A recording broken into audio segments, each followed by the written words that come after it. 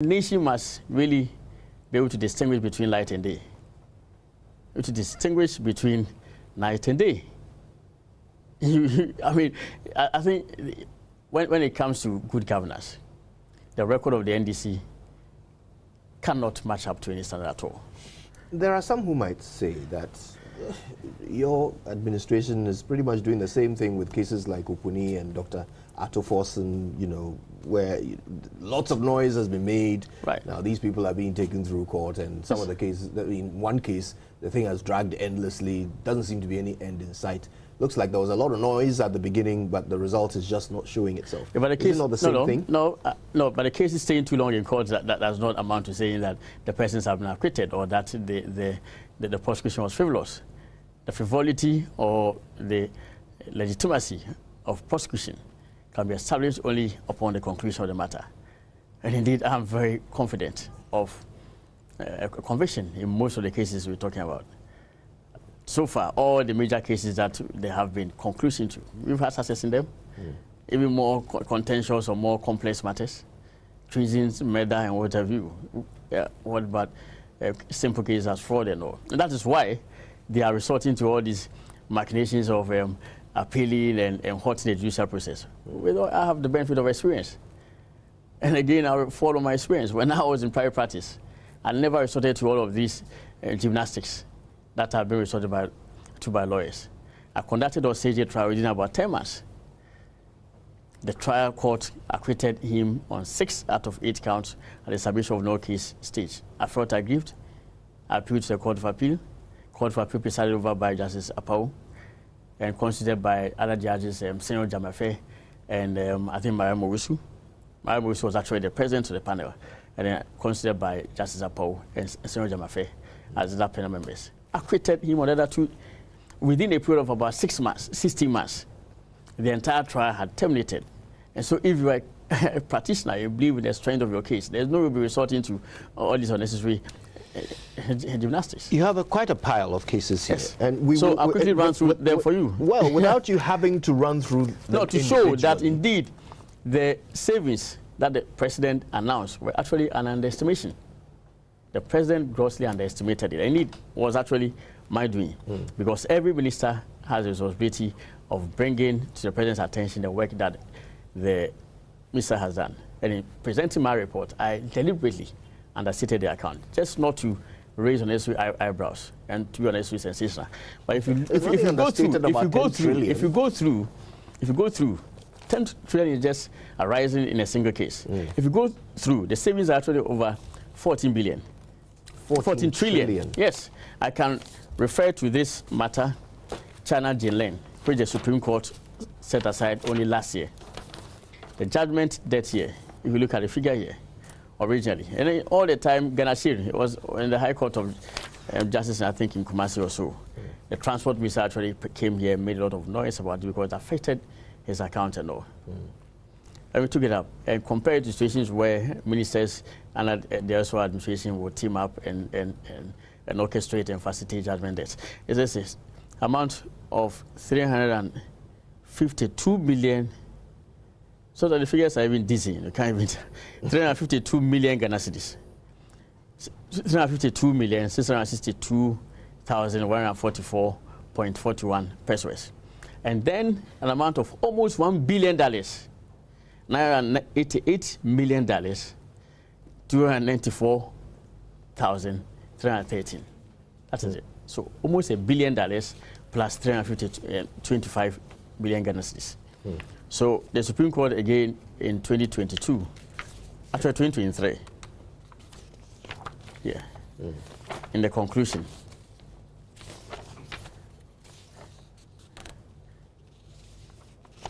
says the application before the court that we have quashed the ruling given was expressly to set aside the Ghana share order and without prejudice making the controversial setting aside order.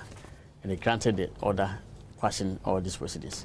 And interestingly, in this judgment, the court actually held that, as we contended, that the persons who had mounted the action even had no capacity whatsoever. The identities could not be made out.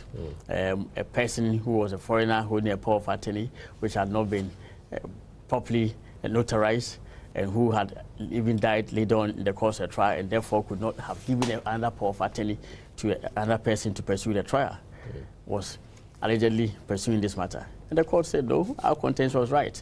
And therefore, if they want to mount the claim, they must come and properly establish their authority. To date, they have not come forward. For all these cases, I have only one question. And then you talk about the numerous international arbitration cases, which the state also has enjoyed remarkable success. And I think that it's a matter of record. Yeah. For the past 2 years, the rest of Ghana has actually been chasing me to come and give a lecture to their LLM people on international arbitration. I have not had the time to do so. I think this is because indeed they are quite impressed by the remarkable rate of success and just want us to enlighten them on what Ghana is doing right. Yeah. Now, $300 million was claimed by a company, Cassius Mining. That was refused by the Permanent Court of Arbitration pursuant to objections that we raised. I have a copy of the judgment here, and if you just would permit me, this is it, the 91-page award of the arbitral tribunal. Now you look at 300 million US dollars. Yes, yes.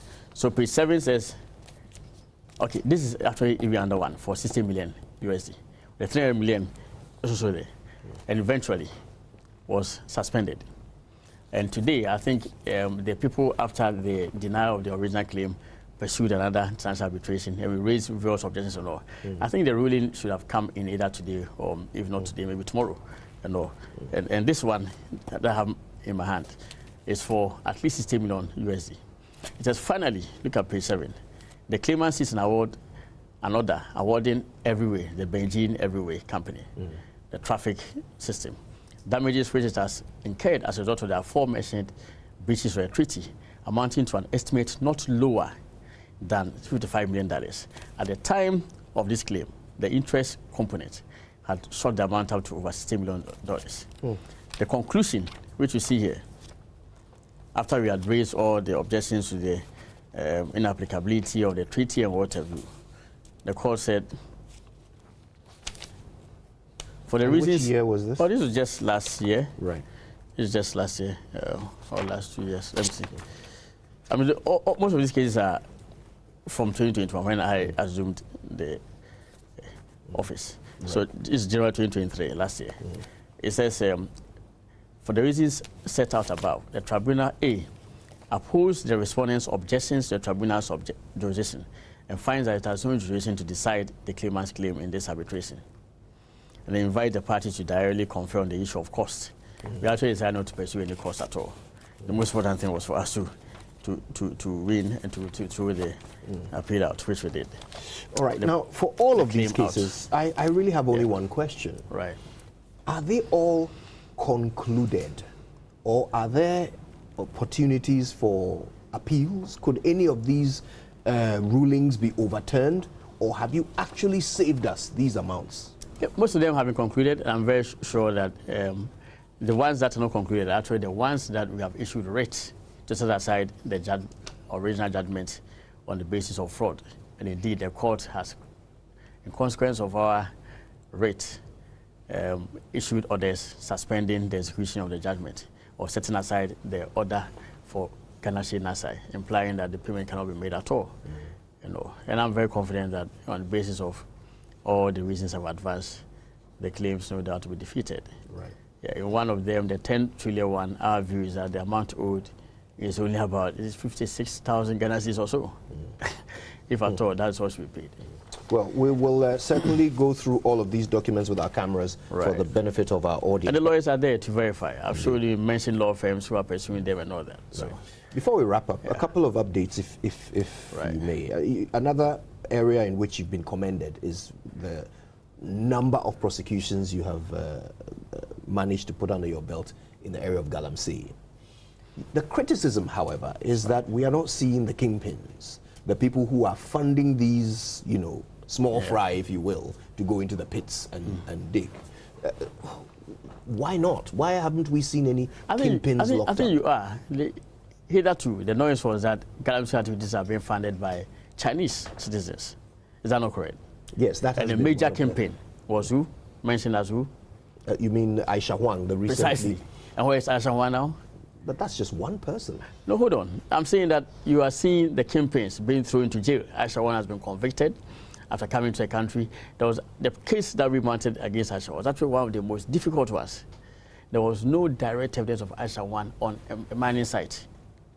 Nonetheless, everybody knew Aisha Huang was engaged in galamsey activities. It tells you that she was actually operating behind the scenes, funding people. We had to actually dig into her arsenal, chase up evidence relating to writs that had been issued against her by various persons who had alleged that she had encroached on her land, on their lands and all that. And then brought up all these witnesses from Bepo Tintin and Bogoso and other places and all to mount the prosecution. It was actually an overwhelming circumstantial evidence. You know the rule in circumstantial evidence where it irresistibly points in one direction and the necessary inference can be made. And that is why Aisha Huang was convicted. Before then, there had been the jailing of various Chinese nationals by the Takwa Circuit Court. We had 2 Chinese nationals thrown in for 25 years. Well, the law, current legal regime requires that if a foreigner is engaged in such activities, the minimum penalty is or punishment is 20 years. And for a Ghanaian, 15 years minimum. And then there was also a conviction by a Takwa Circuit Court of 2 Chinese nationals and some Ghanaians, if you remember, where the punishment existing under the SWA regime was imposed, implying that they could be fined and all. And they were fined and allowed to go. And I actually had to instruct for the filing of an application for certiorari in the Secondary High Court for it to be quashed. So fortunately, National Security, National Security rounded them up, fortunately, when the application was filed, and then the judgment was passed accordingly, and now they're all in jail. Now, because you mentioned Aisha,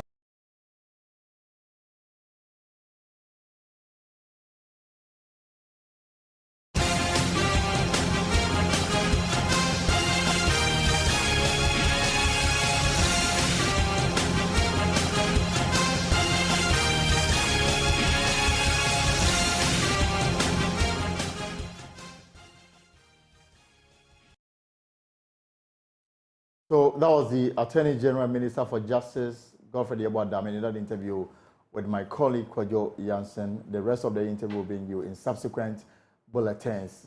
But let me pick a bit of a reaction and then we'll get into your election headquarters, because in the studio right now is the Deputy General Secretary of the NDC, Mustapha Gbande.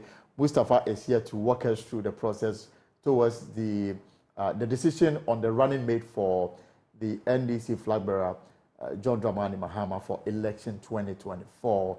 Mustapha, you're welcome. Thank you very much. And you want to react to what we've heard from the Attorney General before we zoom into the very reason why you are here this afternoon. Well, I think in brief, the exercise the Attorney General is engaged in with the full backing and endorsement of His Excellency the President is frivolous. Why do you say so? Unnecessary and uncalled for.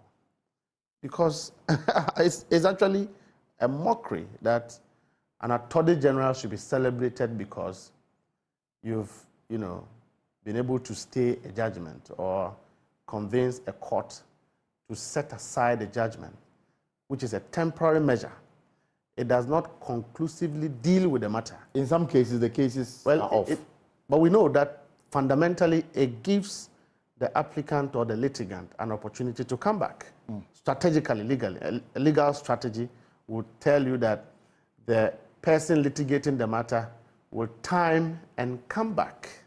And so if you have been able to do that, you compile figures, come to us and say that celebrate my government, celebrate my Attorney General because he have saved, the country some money. I think it's unnecessary and uncalled for. It's simple populism. But you will be condemning him if it was the other way around. The other way around. But I mean, we know that this government is, involved in a lot of things that needlessly will give us judgment depth, whether you like it or not. Was it not the same Attorney General that was in government when they were collapsing banks? What about that? We have senior members of the Akufo-Addo regime and his own family members fronting judgment debts, and yet they want us to celebrate them for setting aside judgment. Are there examples you can provide? Gabi is one. Gabi's law firm actually wrote to the finance minister to pay judgment debts. For work done by an entity. At the time he was writing, did he believe that it was a collusion? Was it a collusion? The Attorney General is trumpeting that legal opinions and concerns by the public is noise. Such, an arrogant posturing of a minister who thinks that opinions, concerns from the public about conduct of the business of government is noise. Really? It's not his fault. The collapse of the bank, has there been established? We all know that wrongdoing. We all know that there's a lot of causing financial loss to the state. The banks were collapsed needlessly. People lost jobs. We all know that. You see, we are not, when you cause a negligent loss of money from state coffers, it doesn't manifest in a day. It takes time to manifest. And I'm saying that the cousin of His Excellency President Akufo-Addo, who is known as the de facto prime minister of the Akufo-Addo regime, actually wrote through his law firm to his other brother at the finance ministry to pay judgment debts. For work done by whether it's work done or not. At the time Gabi was writing that opinion, did he believe that it was a collusion? Or he actually thought that the person deserved some judgment debt? And so if anybody apart from Gabi should write a similar opinion, then it's collusion in the eyes of the Attorney General and in the mind of himself, when it is not a family member of Akufo-Addo writing to justify a judgment debt and any other lawyer does same, it's a collusion, isn't it? He talks about how NDC was in power and made noise about somebody and he prosecuted the case. Is that not the same thing he's doing in the Opuni matter? They are seeking to just use the court to jail people for political cards. And that is unfortunate. That is very unfortunate. If you want to measure the misconduct, public misconduct of this government, reckless termination of contracts, dealings with people that will bring judgment debts in the future, it's unprecedented. But again, on the matter of the Opuni case, I'm sure if he's innocent, the court will establish that. So the Attorney General should wait for the courts. The process of determining the finality of a legal matter is a court. Right. It is not for an Attorney General to either make an intervention or go to the court and set aside. Setting aside a judgment is not a conclusive avenue to redress. It's not conclusive. The person can at all moments come back to the court in another forum to have the matter litigated. So when you have set aside a judgment, don't, out of seeking for populism, trying to hide from public accountability, go and cook figures and say that we should celebrate you for that. Nobody will celebrate the Attorney General and his president for setting aside judgment, because that is frivolous. That in itself does not deal with the matter. And I know that a cousin of the president, whose law firm was justifying judgment debt, was writing and relying on facts. And we should go and peruse the facts other than looking at the procedure or the mechanism. Mustafa, thank you very much on that. And Mustafa Bande is the Deputy General Secretary of the NDC. He's in the studio to walk us through the process towards the, I don't know whether to use the word, the endorsement of the party's running mate for election 2024. And that's exactly what he's here to do. So Mustafa, when we spoke on Tuesday, you indicated that you had opened your doors for lobbying. I don't know whether you've been lobbied for this, perhaps the second most important job in the NDC as we head towards the elections. Well, so this, like I said, this is a season for us, the executives. I mean, we are obviously the kingmakers, so you have to lobby if you want to be a running mate. And I must say, on a more serious note, that the number of people who have expressed interest, including people who are not politically known. The number of people who have expressed interest in partnering the former president. Traditional leaders, society-conserved individuals who believe that this is the time for them to partner with the party to give hope to Ghanaians is quite amazing. And who are these individuals? Well, a lot of them. You know some of the names, a lot of them. And I'm just saying that... No, I'm more interested in those who are outside of politics. It's amazing because, given the position that I sit in, I should be the one mentioning anybody's name because I would be giving leads to who... The president has tied a rope on his envelope and brought it to the General Secretary. We are not opening it until we have that 7th meeting. So me, myself, I don't know what is in the envelope, but I do know. No, but if you don't open it, how then are you available to be lobbied? Yeah, but they will lobby. They know that we are the executive. They know that on the 7th is the D-Day. So you will lobby. If you don't lobby, your name will not make it up to the list. But these individuals hold an impeccable public record, high level of integrity. And I did say yesterday that there is a gap in our governance today. The position of vice president have been deprived by the current vice president. And in fact, when you mention a vice president in the eyes of a lot of young Ghanaians now, it's a mockery. And what comes in their mind is very unfortunate. They believe that the current vice president is not sincere. They believe that they have a cause to believe that the current vice president is not honest. They have a cause to believe that the current vice president was used for all the political wrong reasons. And then rewarded with a flag bearer? Say that again? And then rewarded with a flag bearer? Well, whether he was rewarded or he wasn't rewarded, the most important thing is that the title of vice president, as far as we sit here today, comes with some sentiments of disgrace and reproach by the conduct of the current vice president. Ghanaians believe that he's been used to lie to the public, to deceive the public. He actually held public lectures, giving hope to Ghanaians, telling Ghanaians that his pedigree was a solution to our problem, telling Ghanaians that his competence was what would do the magic, telling Ghanaians that his coming on board was a finality to all the economic challenges that we face because he was capable. Only for him to be given an opportunity, and he turns up to be the most disgraceful, the most incompetent, the vice president, the head of economic management team, who gave Ghanaians the worst economic performance in the history of our country. Nevertheless, so the MPP, they have absolute confidence in him. They'll be able to... But they are beneficiaries from his mess. They used him as a weapon to deceive Ghanaians. So they will be confident. But Ghanaians are not happy. The people of Ghana are not happy. And so people who voted for President Akufo-Addo in 2016 voted largely because they have sold a fake goods to the people of Ghana, and the marketer and the seller of that fake good was Dr. Mahmoud Bawumia, who held public lectures to tell Ghanaians that he was competent. All the deceptive promises that Nana Akufo-Addo gave Ghanaians, apart from the one that he said in Tree, all other policies Nana Akufo-Addo chained out was being told to this public, the people of Ghana, by Dr. Mahmoud Bawumia. So what kind of running mates are you bringing on board? So currently, as I speak, we need to fill in the gap to bring back some sort of credibility to the seat of the vice president. So the NDC is not really, apart from looking at competence, credentials, we are not looking at just that, apart from regional balances.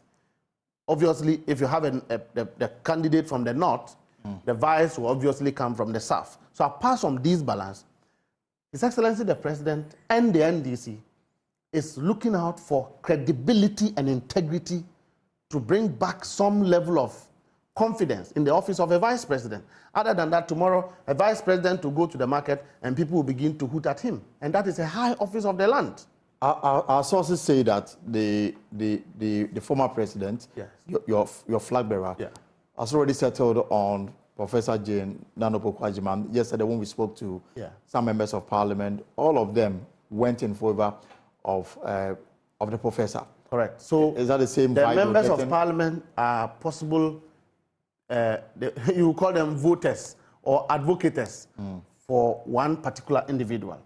But from where I sit as a Deputy General Secretary, I know that quite a number of people are on the list, and that Professor Jane is not short of that list. She actually made it to that list of running mates in the last 2020 election. She was part of the team that bridged the gap of our defeat from 2016. So we went with her, our votes went up. So it does not, there's nothing that suggests that it should be her or it should not be her. If His Excellency the President decides that, okay, given the circumstances that we find ourselves, the kind of problem that we have as a country, step aside for another person to take my running mate slot, I think it's ideal, it's correct.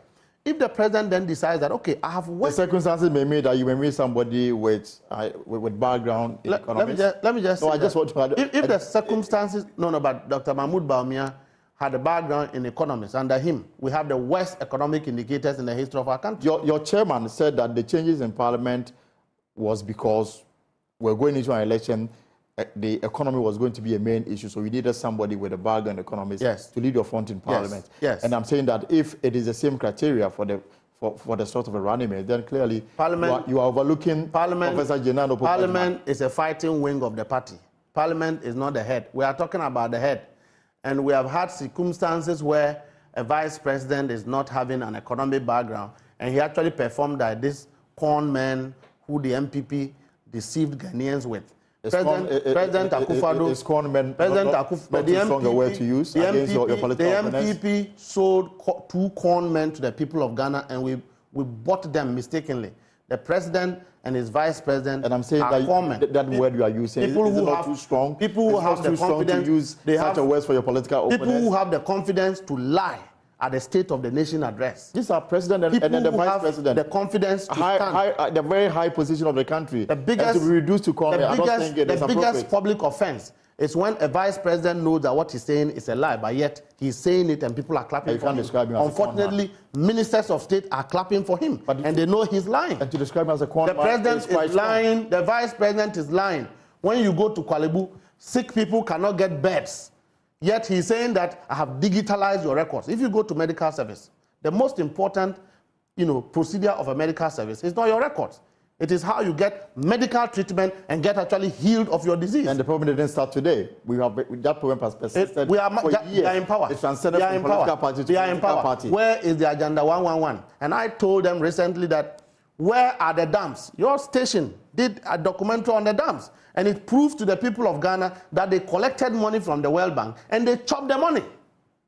And the vice president go to the public to say that we have constructed dams. He says it in front of cameras, without shame, without fear. And he's not a call man. And I have evidence that suggests that it is not true. The vice president says, I've built hospitals in your village. What do they call? Toilets in your villages. You come from a village. Do you see any toilet there? Have you seen any new toilet? Look at the MPP. Do they look like people who perform and keep quiet about it? Look at them trumpeting that an attorney general have set aside judgment that let's clap for him.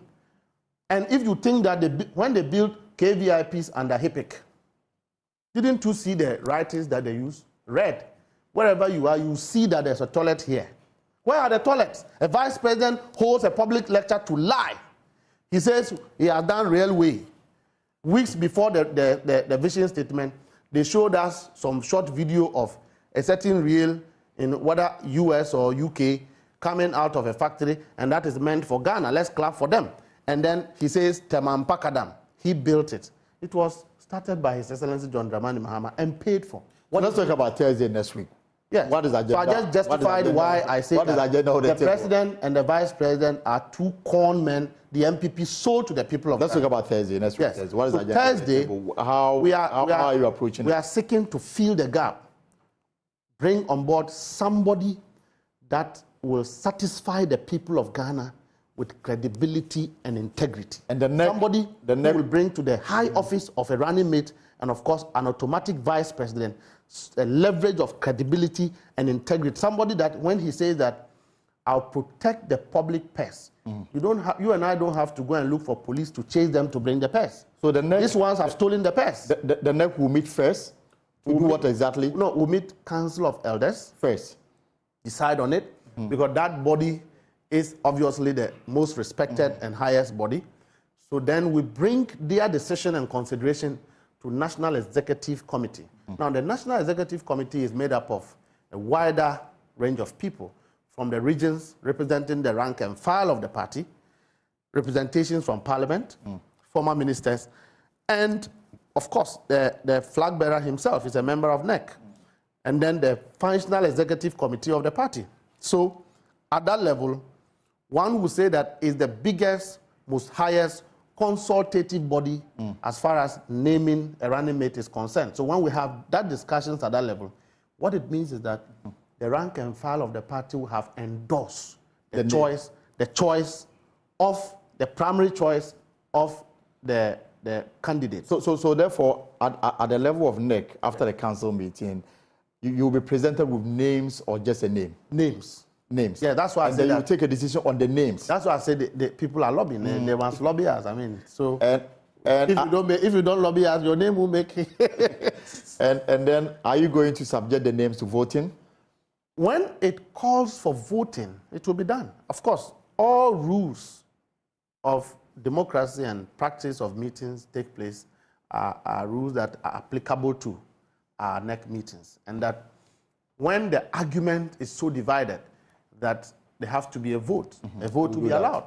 The president is not one, the candidate, His Excellency John Dramani Mahama, is not one who wants to tie the party behind his hands. He says, I have a choice, this is my opinion. Talk about it, decide on what you want to settle on. But I do believe that the rank and file of the party is not more interested in debating what the choice of the candidate is. They are all waiting for a candidate to make it up to the team. Yet we have a very solid political party as compared to our people. They have given birth to another political party. More are going to happen within their party. We have a united executive front led by the General Secretary and the National Chairman, Asidun Ketia. We have a competent, credible flag bearer who has experience. When we have a running mate, then our team is set. This is a team that will manage the message of hope to the people of Ghana. The same team will take responsibility for the best or the performance of the party in government. Unlike these ones who are now metamorphosing and trying to share blames. Who should you blame? An exiting president should take the blame because personally, he is going home. Blame him and whitewash the one that is coming, the one who was used to lie to the people of Ghana, scheme and whitewash him so that he looks white. Finally, and then just 10 seconds. The black paint, we are going to use the whole black paint in this world to paint Dr. Babu Bawumia. Are you for continuity or change in the running mate position of the party? I am for integrity and credibility. That is what is lacking. That is the gap created at the slot of a running mate. Thank you very much. Thank you so much for coming through. Mr. Bogbande is a Deputy General Secretary of the NDC, and we are all looking forward to that Thursday meeting, first between the Council of the Party of Elders and then the National Executive Committee of the party. And then after that, they will adore the running mate for the presidential candidate, John Dramani Mahama, for the December presidential election. So that is the big day, 7th March, next week, Thursday. Before we go, the intermittent power outages witnessed in recent days dominated the first day of debate of the 2024 State of the Nation address, on a day the Chamber of Parliament and the entire House was plunged into darkness. First by Doomsaw and later by ECG disconnection exercise. More on that shortly, but first, the debate started on a family affair note, as John Jinapor and his brother Samuel Abu Jinapor had to go at each other over their respective parties' record in the energy sector. Minority spokesperson on my and John Jinapor spent a considerable amount of his debate time to berate the government for the current power outages. The load shedding is getting worse by the day. The very day His Excellency the President was delivering the State of the Nation address and boasting, at that very period, the utility companies were shedding load. The situation appears to be exacerbating. Yesterday alone, there was a whopping 530 megawatts of deficits, culminating in curtailment of power to Côte d'Ivoire, to Burkina Faso, and to Togo. You would attest that there was some massive darkness yesterday. Today at 12 p.m., load shedding would commence again. Our investigation indicates that some of the thermal plants are down. Specifically, TAPCO is down, TICO is down, and so they are not generating enough power. But more importantly, there's a lack of fuel in the system. Because of the financial constraints, government has not been able to procure adequate fuel to fire some of our thermal plants, culminating in the load shedding that we're experiencing. 1 month of load shedding is more than enough. This is not sporadic, this is continuous, this is persistent, and we think that the handlers of the power sector should do the onerous thing by informing the people of Ghana so they can plan ahead of time. This deliberate fixation on denial and deceiving the people of Ghana can no longer hold. We therefore call on President Akufo-Addo, Dr. Bawumia, and this government to do the needful by telling the people of Ghana the truth. We also call on government to look for money wherever they can find that money to procure heavy fuel oil and other sources of fuel to power the thermal plants. We cannot have this quantum of thermal complementarity and still shed load. Well, his brother Samuel Abujinapo, who is also the Lands and Natural Resources Minister, will have none of that, taking on what he said was NDC's abysmal doomsday record. According to him, whilst he admitted the current outages are frustrating, it is better than what the NDC took Ghanaians through. The MPP has lost its way when it comes to the management of the economy. And you need to go home, take a breather.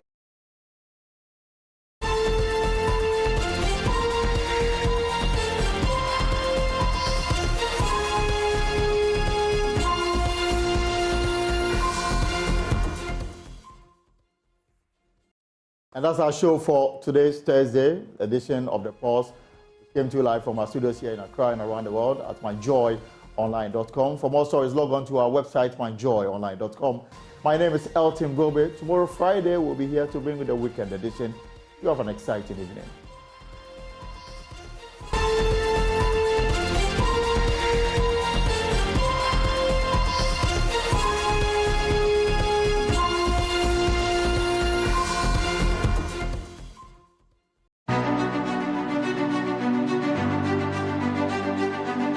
When something happens, you want to know all about it immediately.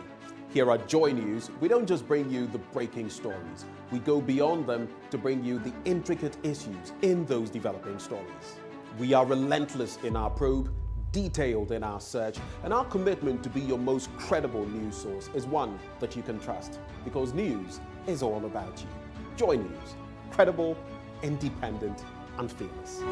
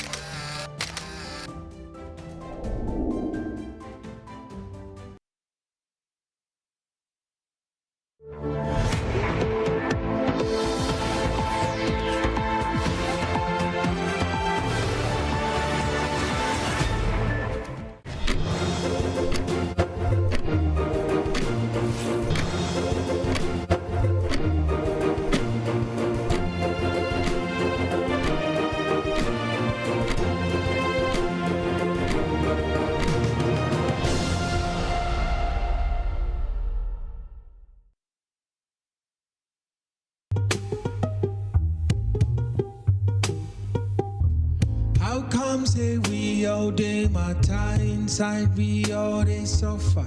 Something they cause me, they cause you, they cause your son and daughter. Where we all feel come together and try to sort each other. Then you go turn around and sell out just because of dollar. Managers, they think how fast he go fetch up something today. Forget about him, people, make them find them our own way. Forgetting, say the same people put on for where he day. He cast too high to see suffering below, he's too far away.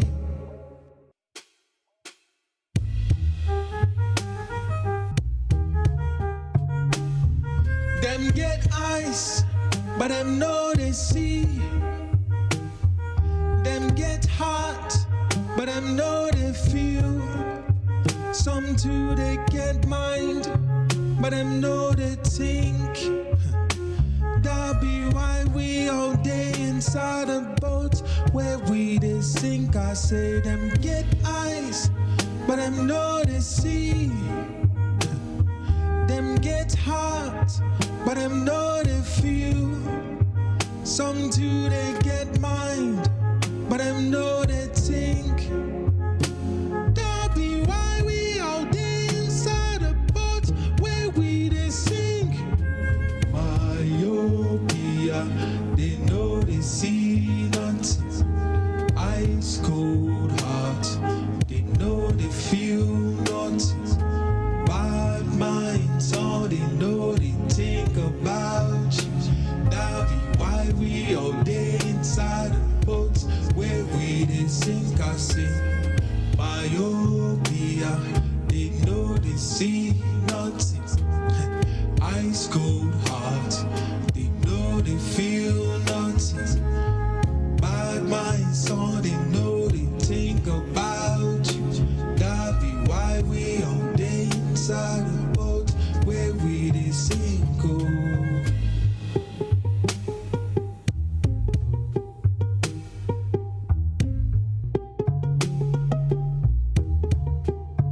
I say them get ice, but them know they see. Them get hot, but them know they feel. Some too they get mind, but them know they think. That be why we all day inside a boat where we they sink. I say them get ice, but them know they see. Them get hot, but them know they feel. Some too they get mind, but them know they think. That be why we all day inside a boat where we they sink.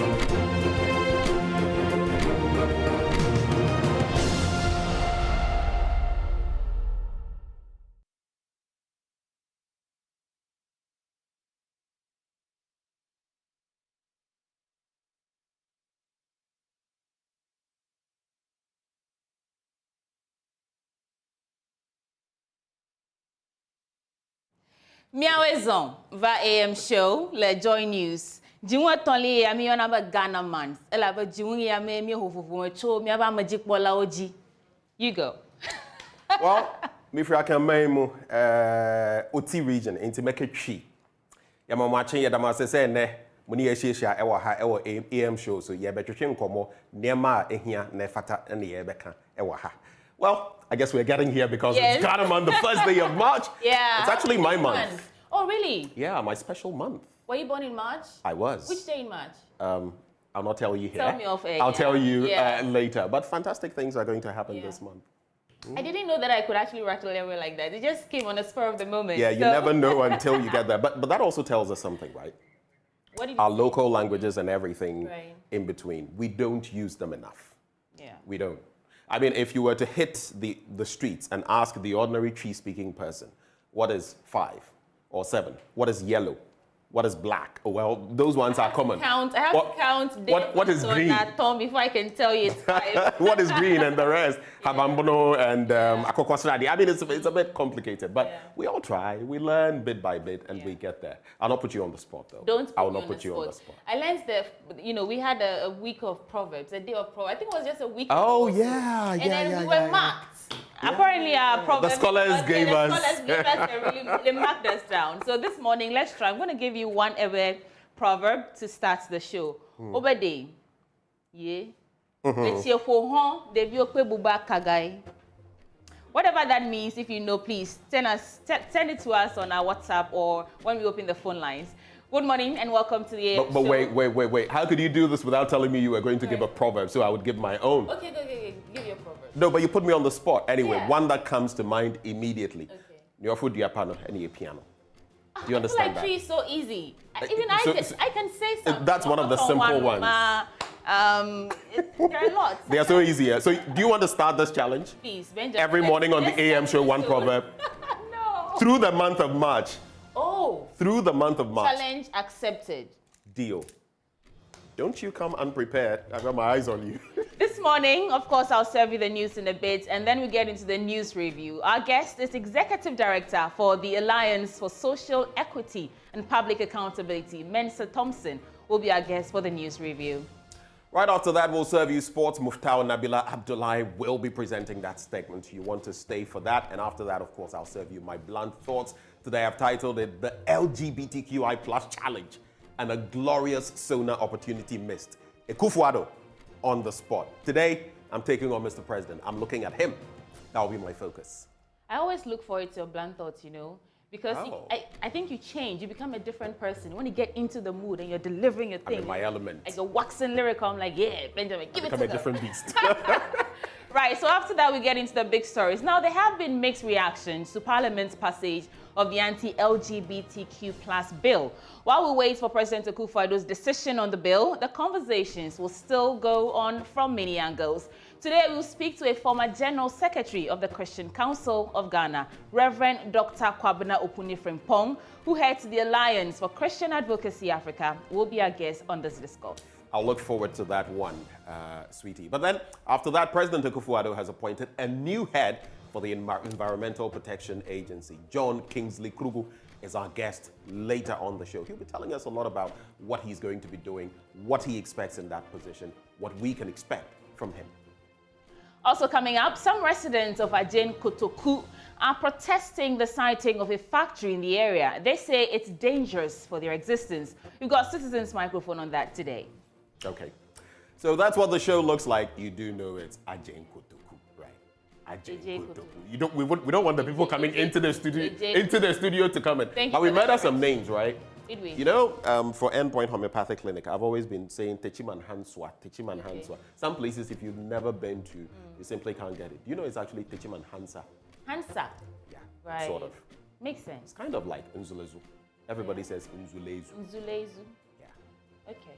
So every day we learn something new. Thanks for teaching me that. Benjamin, you never miss an opportunity to school me, huh? Welcome to the AM show. Let's settle now for the news.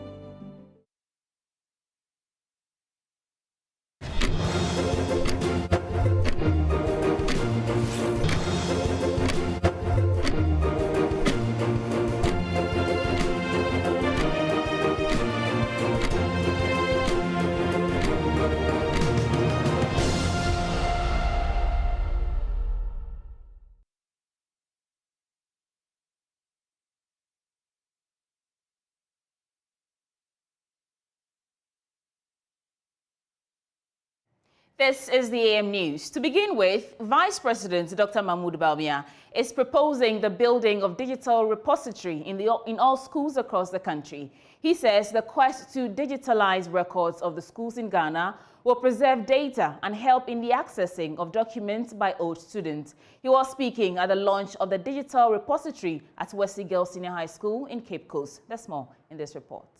The Vice President was excited that Wesley Girls Senior High School found it expedient to collate all the school's data in a digitized form.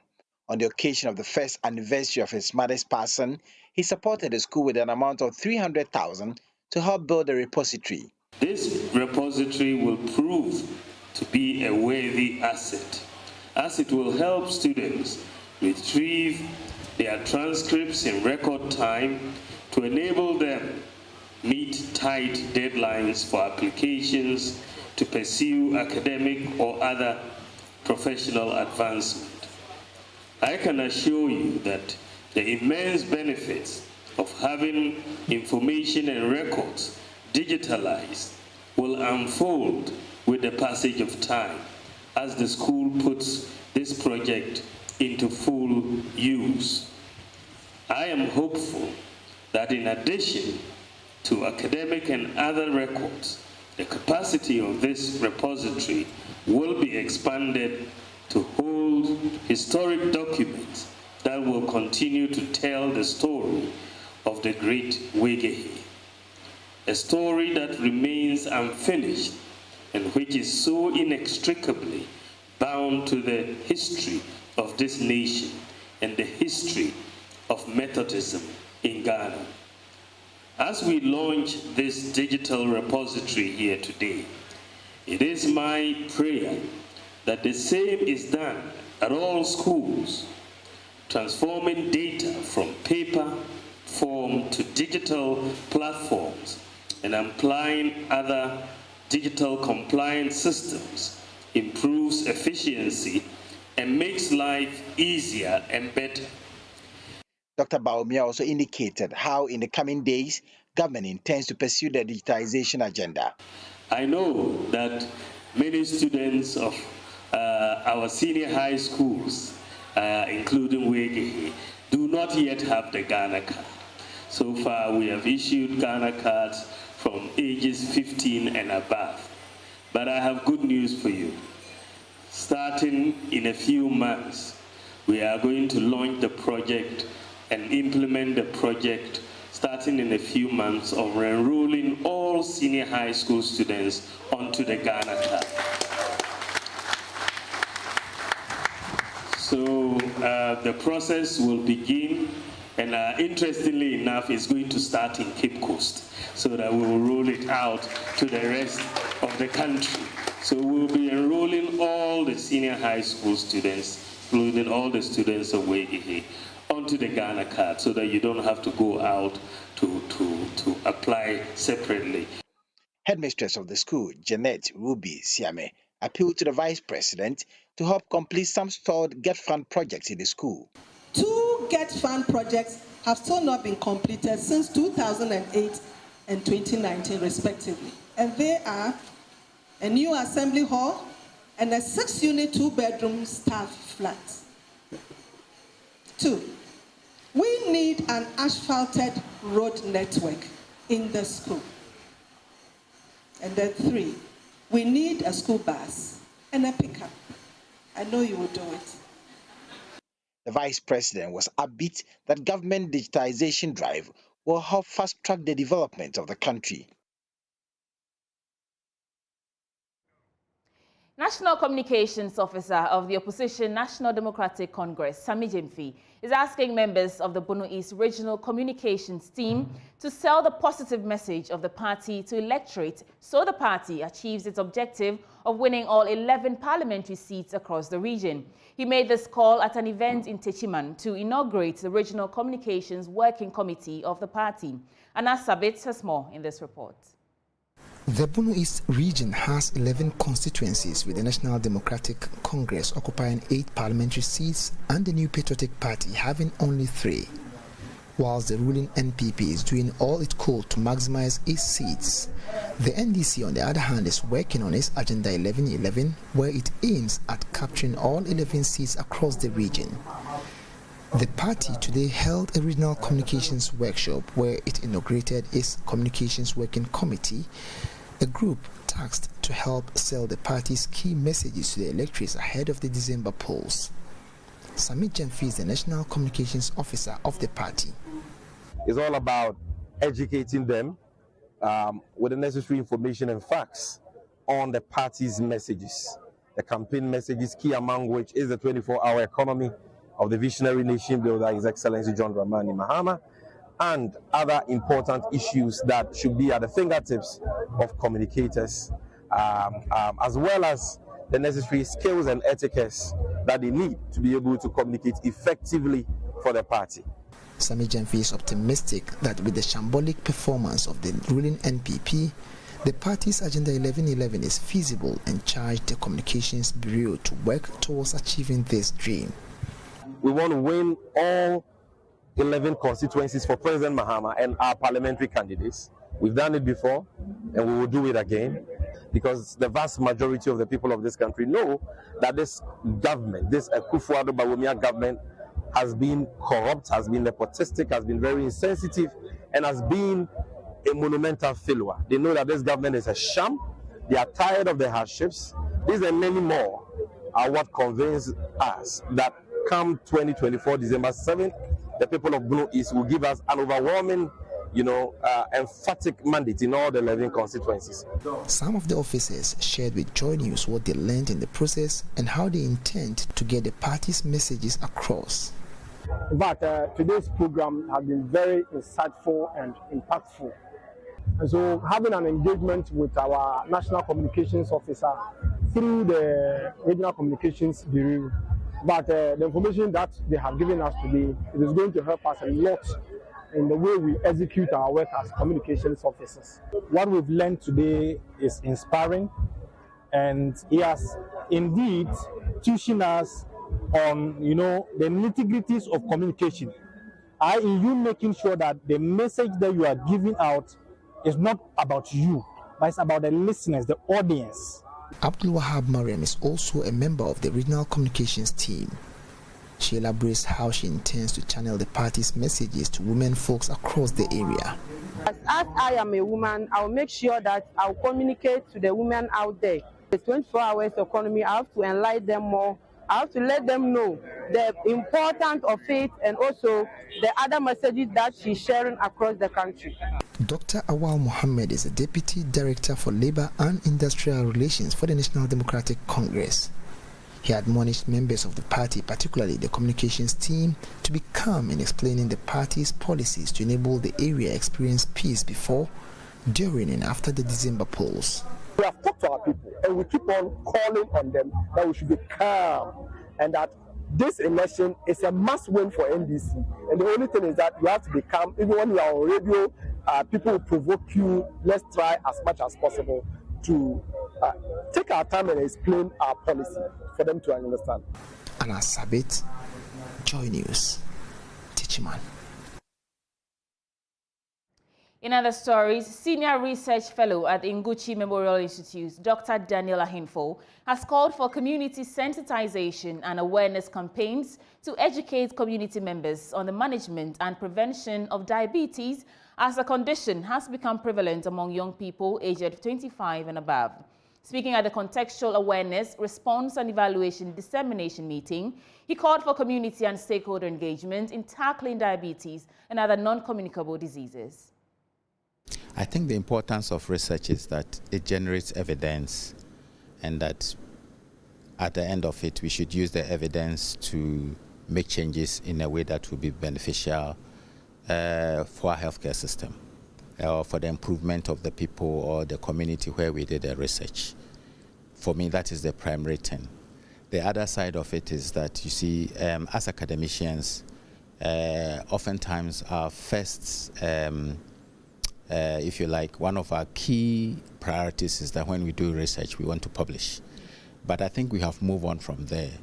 When we do research, We don't do, when you do research like this, we don't do it for research sake, just to put it in the international community for those who want to read about it, to read about it. When you do research, you should engage with the community of partners, and this will include the ministry, the care providers, civil society organizations, other researchers, and in fact, all the people or all the stakeholders that need the research, just so that we get the right solutions, for the right time and for the right people. We have to find more efficient and effective ways. Again, one thing that came up was the need to raise awareness. Oftentimes we take it for granted, but find efficient ways to continue to raise awareness about the problem in the community, because other than that, when they sleep over it, they will forget about everything. They will unlearn everything that they have learned. And I think, so sustainability is very important here. So we would continue to engage with the very little resources we have, just to make sure that people understand the problem of diabetes, people are aware of what diabetes is and what it can do to them, but also to do a lot of the more preventive things like exercise, eating well, and what time of the day not to eat and what to eat, etc., etc. Still on health, medical authorities in the Upper West region are worried about the rise in cerebrospinal meningitis in the area, with 9 out of 11 municipalities recording suspected cases. Some 18 people have lost their lives due to the disease. Deputy Director of Health, Dr. Collins Boateng Dankwa, who disclosed this to JoyNews, said despite the increase in figures, the region has not reached the stage of an outbreak. Rafiq Salam reports. 3 years ago, the Upper West region recorded one of its worst performances in cases of cerebrospinal meningitis, CSM. The region recorded over 300 cases and over 44 deaths, prompting a visit to the region by then Deputy Minister and now Minister of Health designate, Dr. Bernard Okoboy. The Upper West region, due to its hot weather conditions, especially in the dry season, is considered by health practitioners as CSM zone. CSM is an airborne bacterial disease, usually caused by the Neisseria meningitis bacteria. This mainly causes an infection of the meninges, resulting in meningitis. It can also be caused by virus. Speaking in an exclusive interview with JoyNews, Deputy Upper West Regional Director of Health Services in charge of public health, Dr. Collins Boateng Dankwa, disclosed that the region, since the start of January, has recorded 81 suspected cases of the disease, 18 confirmed cases, and 4 deaths. All 11 municipal and districts in the region recorded cases except 2, Sisala West and West districts. We have different strains. Out of the 18, 17 of them are Streptococcus pneumoniae. There's only one that is Neisseria meningitis. And with the Streptococcus pneumoniae, the case fatality, when I say case fatality, what I mean is the way it may cause death is low compared to the Neisseria meningitis, and that one we have reported only 1 case. But the Streptococcus pneumoniae, it spreads faster, so we need to adhere to certain protocols so that we don't get into an outbreak. Yes, so, and we have also recorded 4 deaths. 4 deaths. So with the 18 confirmed cases, if you want me to give you the breakdown, so we have 4 from Nandom, and then we have another 3 from Jirapa, and then we have Wild West 4, and then only 1 case, and then 1 municipal here 6. Despite the cases recorded, Dr. Collins Boateng Dankwa explained that the situation is not alarming. The region is currently not in an outbreak. So before you say you are in an outbreak, we look at certain things. So we look at your population and then your suspected cases. So when you come to Upper West like this, or when you look at it, we have what you call threshold, alert threshold, and then outbreak. So currently we are in the alert threshold. We are not in an outbreak yet. He allayed the fears of the public that plans are afoot to deal with it. No, Ghana Health Service, the interest is for us to detect or identify the cases early and then manage them. So as I'm talking to you now, the region has been supplied with adequate spinal needles. We use the spinal needles to do what we call lumbar puncture, and that is what we use to confirm or to know whether the person is in the probable stage or is having the disease. So we have adequate spinal needles to take cerebrospinal fluid from the spinal cord, which they have provided, and all districts are having them adequately to do the testing. And we have also been supplied with adequate logistics for gram staining before they bring the sample to the regional hospital for the confirmation. We do what we call gram staining at the district and then the health facilities, which they are having adequate logistics for that. We have been provided. Dr. Collins Boateng Dankwa also spoke of preventive measures put in place to deal with it through sensitization and education of the general populace.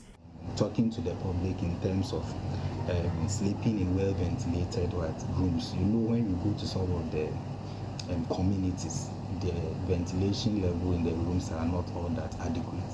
So some of them have even now restructured their building by breaking some holes to create adequate ventilation, adequate fluid intake. You know, when you take the fluid well, that is where it will prevent the cracks. There will be adequate moisturization in your body or skin.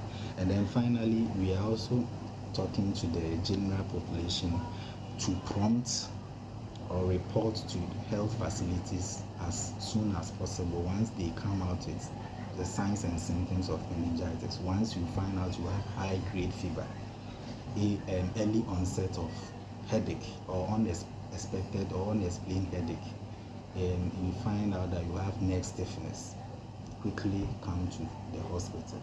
Reporting for JoyNews, Rafiq Salam.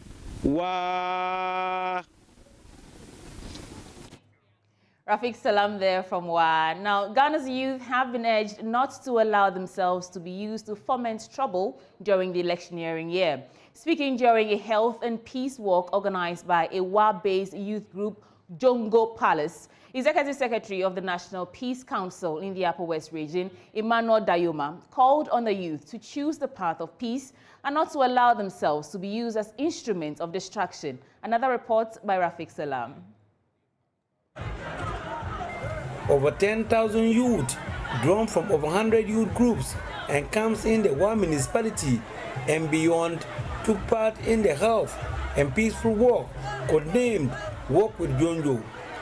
This came on the heels of last year's successful event, which saw 70 youth groups participating in.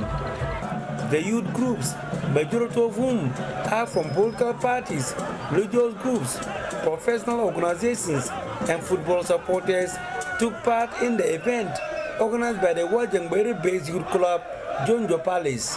The attendance was massive as most of the youth spilled all principal streets in the Wa township. They walk, jog, dance and music played on sound systems, kept on tracks, and also from local drums. Convener of Walk with Jonjo, Baba Sadat, explained why they have embarked on the walk. You know, as election is getting near, this is 2024, the incumbent MPP said they want to retain power and break the 8. The opposition NDC also said they want to wrestle power from the hands of MPP. And we are also in a war zone environment, surrounded by Burkina Faso, Togo, and Niger, and other Francophone countries. And definitely, if peace is not paramount, something must happen. And as we are getting into the election year, we need to position the youth as an agent of peace before, during, and after the elections. And that's the reason why we brought all these youth groups together to drum home the word of peace, so they will know that before election, after election, whatever that happens, happens. And there's no need to, for chaos. People have to go about their normal duties and live in harmony. Other organizers of Walk with Jonjo also too fed a light on the event. We are all aware that if a country can grow, it is the youth that have to drive the peace of the car. That is the more reason why we have invited our security service, so that there will be a sense of harmony during and after elections. In the circle of life, some moments stand out as extraordinary. Today, we explore the unique stories of first-time mothers who have welcomed their bundles of joy on the rarest of days, 29th of February. Joy Prime's Lois Adeyemi-Shola was at the Greater Accra Regional Hospital and has more in the following report.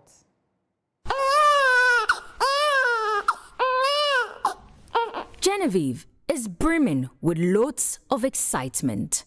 Excitement of being a first-time mother. When I realized I was pregnant, I was so happy. Even my mom, because we wanted a baby. Then he came. But her joy of being ushered into motherhood is tinged with the anticipation of celebrating her daughter's birthday every 4 years. Frank, I didn't want her to give birth on 29th because it's actually a leap year which comes every 4 years. God has reasons for everything, that is what I think. Because everybody is celebrating the birthday on a normal day. Then you alone, you celebrate your birthday every 4 years. It's weird. Abigail yearns for the joy of motherhood. She was due to deliver on 28th of February, but that did not happen. The 29-year-old is eager to welcome her little one on any day except the elusive 29th February. 29th Pandy. Hey, I would love to celebrate every year, a memorable year of the pain I went through during this childbearing and everything. I want to experience it all over again every year. And look at the fact that I have to do that every 4 years. I wouldn't feel that feeling. I need to feel it each and every year. But what if Abigail's baby refuses to be born in March? Hey! 29. Because I'm not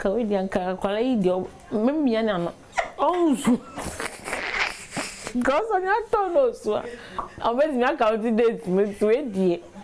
Hey! Because I can't take 29th. Hey! No, she didn't even say that one, that 29th. Yetra, we go to first match. Well, for Sharifa, she cared less about the date. The moment she held her baby, all the pain seemed insignificant. Birthdays, leap years, it's all a background noise to the new mother. What matters to her is this little one in her arms. I was not expecting it, but it happened. And I'm happy with it. They have to see it as a special day, and they have to recognize it as such and be happy that they have delivered on that special day. And for the kids too, you have to accept it and also be happy that you have been delivered on that day, because it happens every 4 years and it's a special day. In this maternity ward, new life begins its journey, and each birth, a chapter in a unique story.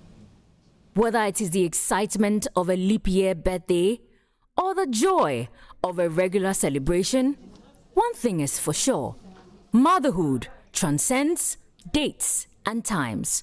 Lois Shola Adeyemi's report for Joy Prime.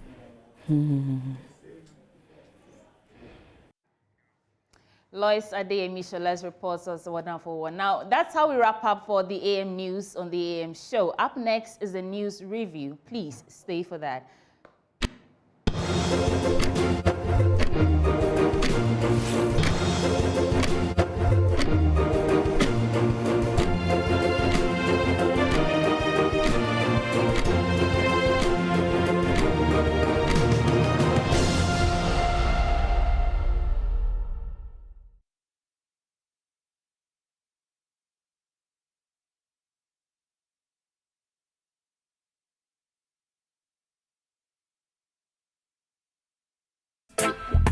I'm personality profile this Friday. I sold Presec uniform and I joined the class.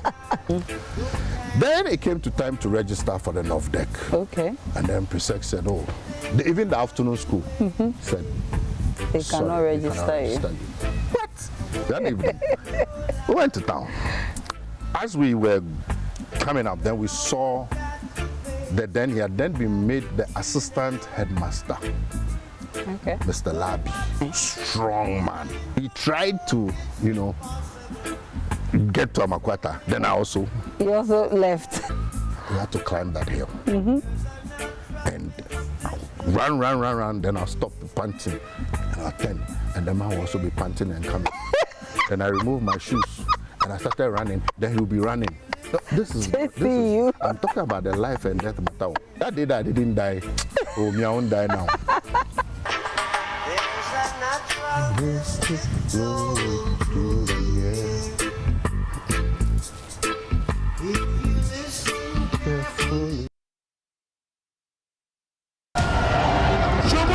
When I look at the economic management team, it is quite clearly a fantastic team. Professor Jambafo, Senior Minister Yao Osafo Maf.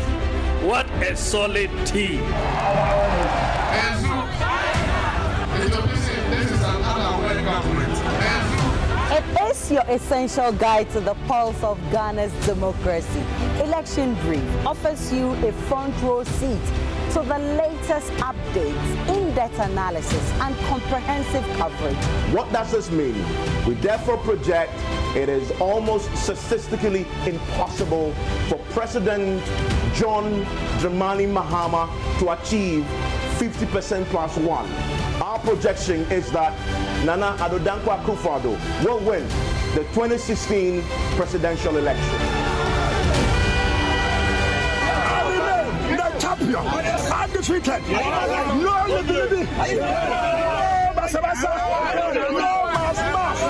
During this campaign season, our experienced team of reporters will bring you exclusive insights, breaking news, and unbiased reporting from every corner of Ghana. The people have met him with excitement and they keep chanting Savior to imply that they believe that he holds the key to turning the economic fortunes of the country. As Vice President, I am like a driver's mate. But by the grace of God, if you make me the president, I will be in the driver's seat with constitutional.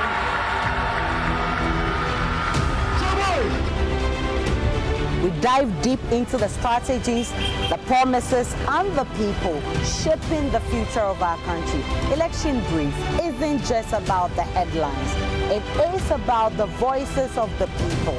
This is an election. These people came to us that they are going to maintain everyone. And here lies the case. We have the videos, evidence. And now they've taken our names out. Look at the number of people here. And you expect us to let the election go on. Never. Join the conversation and have your say. Your voice matters in shaping Ghana's future. Catch the Election Brief every weekday from 2 to 2:30 p.m. only on Joy News. Joy News, your election headquarters.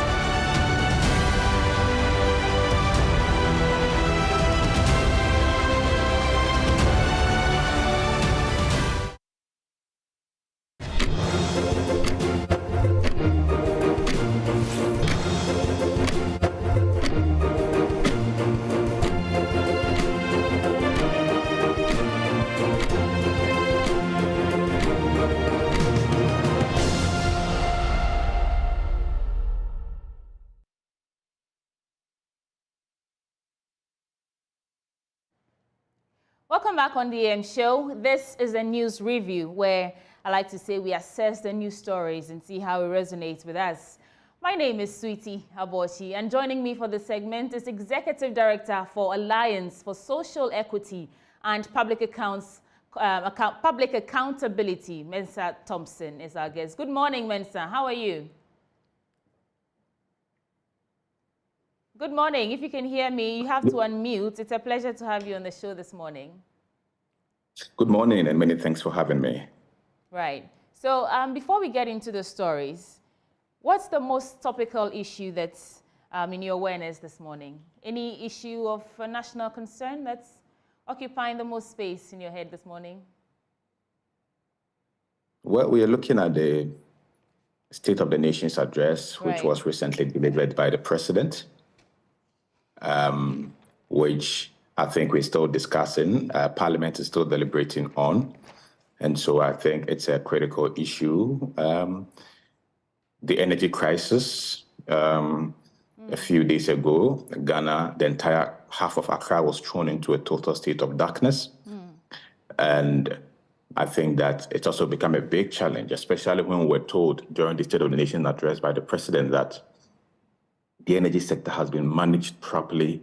There are no debts and there are no doomsor, only for in less than 24 hours for us to be thrown in a state of total darkness. I think that was also, quite a challenge that Ghanaians have to grapple with. And then there's also an interesting conversation happening with the impending nomination of a running mate for the NDC, which is also a very interesting conversation that is also quite making the headlines around here. I think we should just begin from that, because obviously that's what makes the headlines of most of our newspapers and online articles. That yesterday John Dramani Mahama picked Professor J.N. Opoku-Agyeman again as his running mate. The question on my mind is Ghana ready for a female president? Because John Mahama can only go for one more term. Do you think Ghana is ready for that? Should John Mahama win the bid to become president and he completes that one term, there's a possibility that Professor J.N. Opoku-Agyeman would assume his position as president. Do you think we are ready for that? Of course. There's never a good time for anything. As a gender activist myself, I think it's going to be a very, very interesting scenario. We've been grappling with the affirmative action bill in Parliament for quite some time. Again, we've also been grappling with the number of female representation in Parliament, which is always below 30%. In fact, in the last Parliament, it was just about 22%, which we think is poorly inadequate. And so, women participation in our democratic process, women participation in our governance process is very, very key. And so anything that augments that, I think is something that, we firmly support, and we think that, maybe the women will be a bit more compassionate. Then again, we've seen women occupy certain positions and they have not fared quite properly. Several instances I can mention. And so I think the focus is how do we encourage and groom more competent females to be, involved, in our politics, in our democratic process, in governance, to contribute, their quota to national development. And I think that that is what, must be done. A lot of policies needs to be taken, including, reducing the cost burden of politics and elections, to create room for women and, competent women to participate in politics. Also, our politics is a bit too polarized. The insults and the attacks do not also sometimes encourage certain well-meaning, female professionals to also, go into it. But if you look at the trend, you see, the former president, John Mahama, has been a very firm gender and advocate for women for a long time. And if you follow the trend, he's the first president to appoint up to 40% of his appointees to be women. He gave a lot of women opportunities in his government between 2012 and 2016. He had so many women serving in top positions. He appointed the first female electoral commissioner chairperson in the history of the country, and so he appointed so many first females.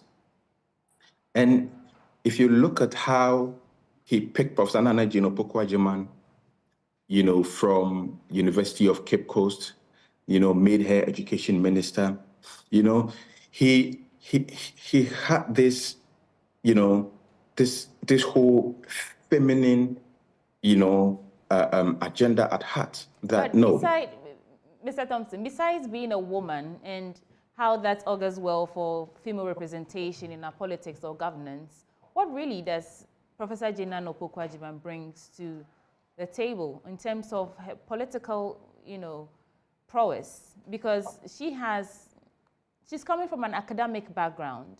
She's an author, she's a professor, and until she was selected to be the running mate for John Dramani Mahama in 2016, she was also Minister for Education, but when it comes to the political landscape, do you think that she has all that she needs to deliver on this mandate?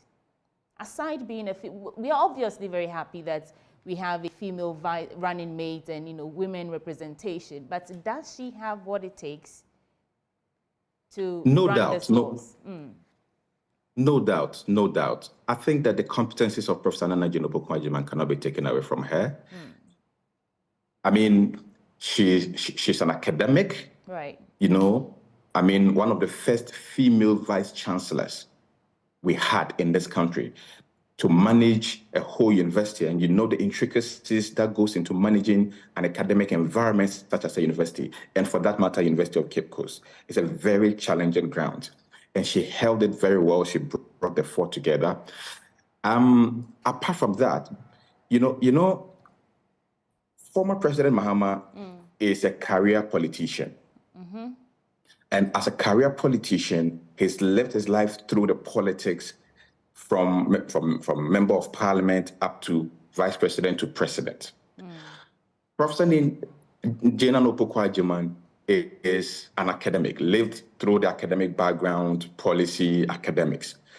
And so he's not a typical political person. And I think most of the time, that's what the consideration has been in terms of choosing a running mate, that if the candidate himself is a purely political party person, then you need to bring somebody who is madly political so that that person can complement, so that person can attract floating voters, the person can attract other interest groups, can attract academia, can attract industry, can attract other generic groups who form a core of our voting class. And I think that is what the consideration has been in terms of choosing Professor Nana Jane Opoku-Agyeman, that we don't need somebody with a lot of collateral damage. We don't need somebody with a lot of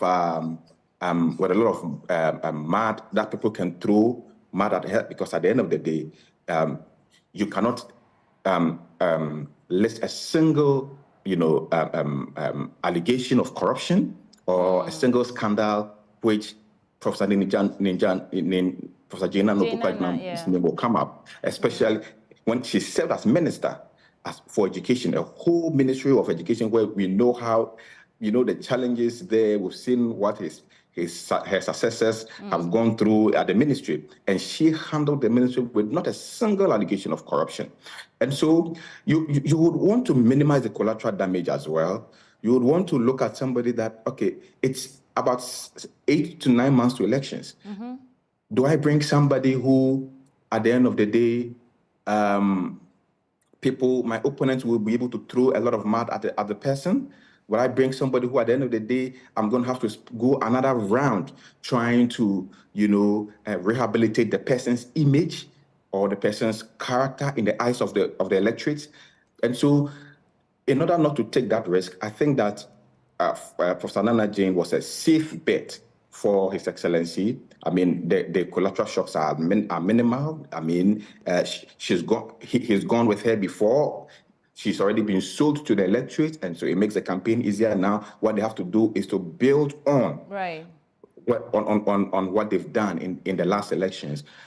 What needs to be done is that the strategies around Professor Nana Jane Opoku-Agyeman should be a bit different this time around, because she's an academic, and we know that in Ghana, a lot more of the electorate, especially the female electorate, are traders and the ordinary women on the streets. And I think that a lot more needs to be done to endear her to the ordinary voters, voting women. I like that you said a lot more needs to be done, because the question what I intended to ask was that, as a vice president, should she be given the opportunity to serve as vice president, she would be required to serve in the capacity of you know, economic roles, you know, make decisions that affect not just the educational sector of the country, but cut across all regions, from health, economy, investment, trade, oil, energy, all that. So do you think that he has the experience, the track record to do that? And can the NDC sell this to win in December 2024? If you know how difficult it is to run a university, running a university is like running a country. Taking economic decisions, taking managerial decisions. You can't compare running a country to a university. A university is no, just you can never compare. You can never compare anything to running a country. But your experiences in your previous jobs will come in handy when the task comes ahead. And so that's why I'm saying that if you look at the intricate nature of running an academic institution, academic environment, which include managing people, managing resources, managing everything. I mean, economics is not a rocket science. We've seen people with PhDs in economics thrown our country into a state of mess. Did you say economics is not rocket science? Yes, but we've seen, you know, head of the EMTs who are not economists, like former President John Mahama. When was that as an EMT? He was not an economist. But we experienced the highest growth in the last 15 to 20 years in our economy under him as head of the economic management team in 2011. And so it is not rocket science. It is not the big English. It's not the economic theories that you can propound. It's about the simple decisions. How do we improve on the lives of the ordinary Ghanaian? How do we make, you know, what do we call it? I mean, the simple things. Putting food on people's tables, creating jobs. And that is why, you know, this 24-hour economic policy by the NDC is quite revolutionary.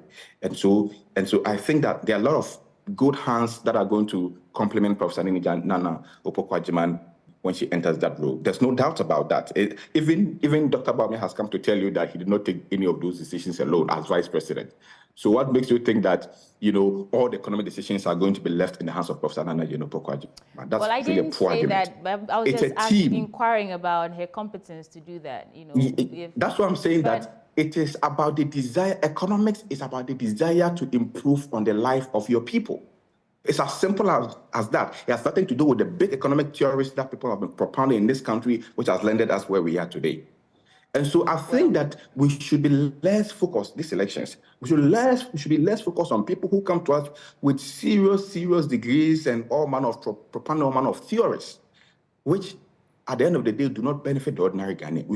We should be listening to people who come with simple economic policies, the basic things that are going to improve the life of the ordinary Ghanaian, to bring the price of goods and services down, to bring the exchange rate, the economic fundamentals down, to create jobs for the people. Those are the things that we want to hear in these elections, not people who come and tell us theories. Let me follow through from where you are in your trail of thoughts, and ask, when you talk about simple economic policies, what did you think about the President's State of the Nation's address and his praises of some of the policies that he says has contributed to the stabilization and growth or reduction of inflation in the country? Specifically, he mentioned the gold for oil policy, that's the reason why inflation has gone down and the country's economy is looking good. Is that a simple economic policy? Is that the sort of policy that you think we need? What did you think about it? Is it? I'm asking you. I think the president has lost sight of reality. I mean, listening to him during the State of the Nation address gave me a very strong impression that this president is either he's not getting the proper briefings, either the people who are writing his speeches are being economical with the truth, or either he himself is very, very detached from the realities of the people and the realities of the country. And for once, I thought it was another country's State of the Nation he was reading.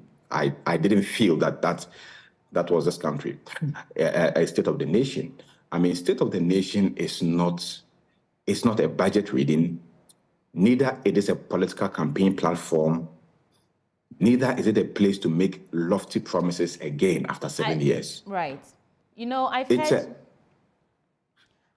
people review the State of the Nation's address, and even Professor Ade yesterday said it's one of the best he's heard Some would argue No. that indeed, the way they're running this gold for oil thing, buying oil, yes, in CDs and completely removing the dollar in the transaction of all that, actually that's good for us. Do you want me to go into the good for oil? I was trying to avoid the good for oil conversation. Well, because you mentioned policies, and I'm just trying to make a point that you cannot say that we need simple economic policy. There's nothing like a simple economic policy. Every economic policy has repercussions on the growth or stability of the economy. So, well, please share your thoughts. I will not interrupt you. Go on. Yeah. Yes. So the fundamentals, right? So the economy.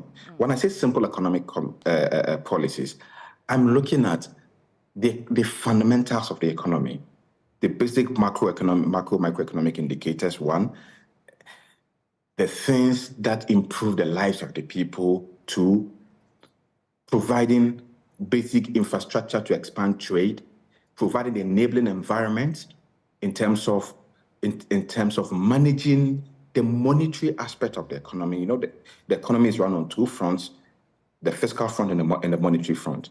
Managing the monetary front well, and then also managing the fiscal well. If you manage the fiscal well, it affects internal trade and its activities. And we've seen consistently in the last 7 years that, you know, this government has been quite contradictory in its economic policy implementations. And I'll give you an example.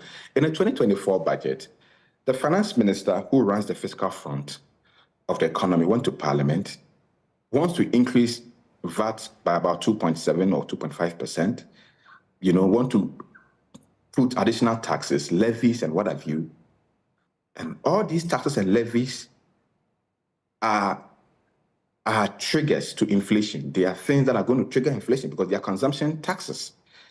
VAT is a consumption tax. Any addition of VAT, you know, will skyrocket, you know, price of goods and services on the market. Now, when price of goods and services goes up on the market, what does the central bank who manages the monetary front do? What they do is that they also then try to manage the inflation by increasing the policy rate. Well, what happens when the central bank increases the policy rate is that interest rates goes up, lending rates goes up. And businesses now do not have access to capital, or they have access to capital at expensive or high cost. That is inimical to businesses. And that is what has created the unprecedented unemployment crisis we are in. Because businesses cannot grow anymore because of the taxes that has been propounded on businesses in this country. Import duties. Go to the port. Today, Jubilee is like a cemetery. People used to do 100 containers a day. Today are not even doing one. And so when we talk about simple economic policies, it's not about the theories you've learned in books that you come and sit and give us in a lecture. It's about understanding the needs of the people. What do the people of Ghana need now at this particular moment? Is it economic theories or is it jobs? If it is jobs, how do I create jobs for the people? And that's why we don't need people whose head is filled with only economic theories, but with no attachment to the realities of the people, who come and stand in front of us and 7 years after being in office still want to propound to us economic theories. We are not going to accept that. And that's why I'm saying that we've seen people who were not economists as head of the economic management team. Right. And they've done very, very better than even the people with economic degrees. Look at Dr. Aliu Mahama as head of the economic management team under President Kufuor, where we enjoy some of the best stability in the history of our country. Interest rates were very low. Our banks were chasing people with loans. Aliu Mahama was an engineer or an architect or so. He wasn't an economist. But he managed, but as head of the economic management team, based on the advice and the team he worked with, he was able to achieve that stability for us in terms of the economy. And so, Professor Jana Nopoko-Agyemang not being an economist, you know, does not in any way affect the management or her ability to understand the needs of the people. Because you don't need an economic degree to understand the needs of Ghanaians as we speak. You don't need an economic degree. Okay. You just need a brain to understand and passion, compassion, be able to be sensitive about the plight, what the ordinary market woman is going through at this stage in the life of our country.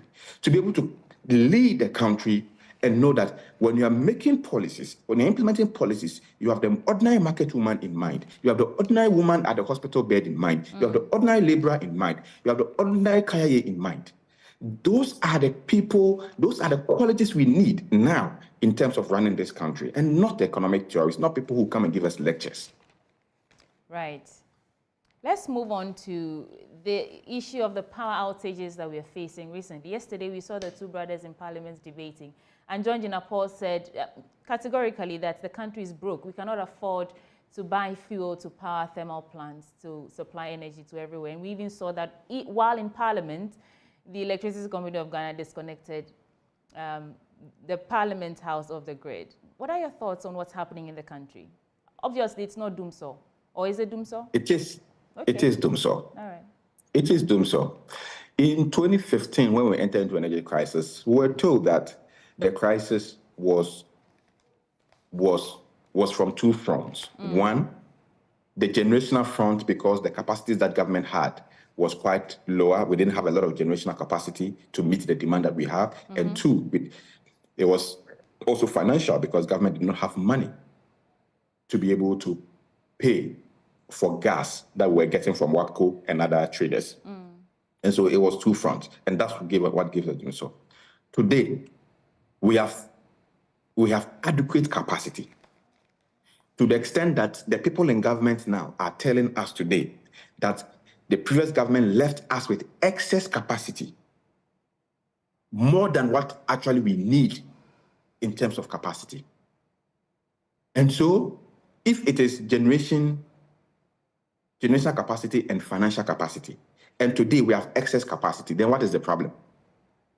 It's only one, it's financial. Yes. ECG is in serious debt. The IPPs are owed to the brim. People and government entities are on top of the creditors list of ECG. Yeah. And I like what they said. This connection is for everybody, whether you're a government, official institution, or an independent, household. These connections are for everybody. Go on. But you know what this tells you?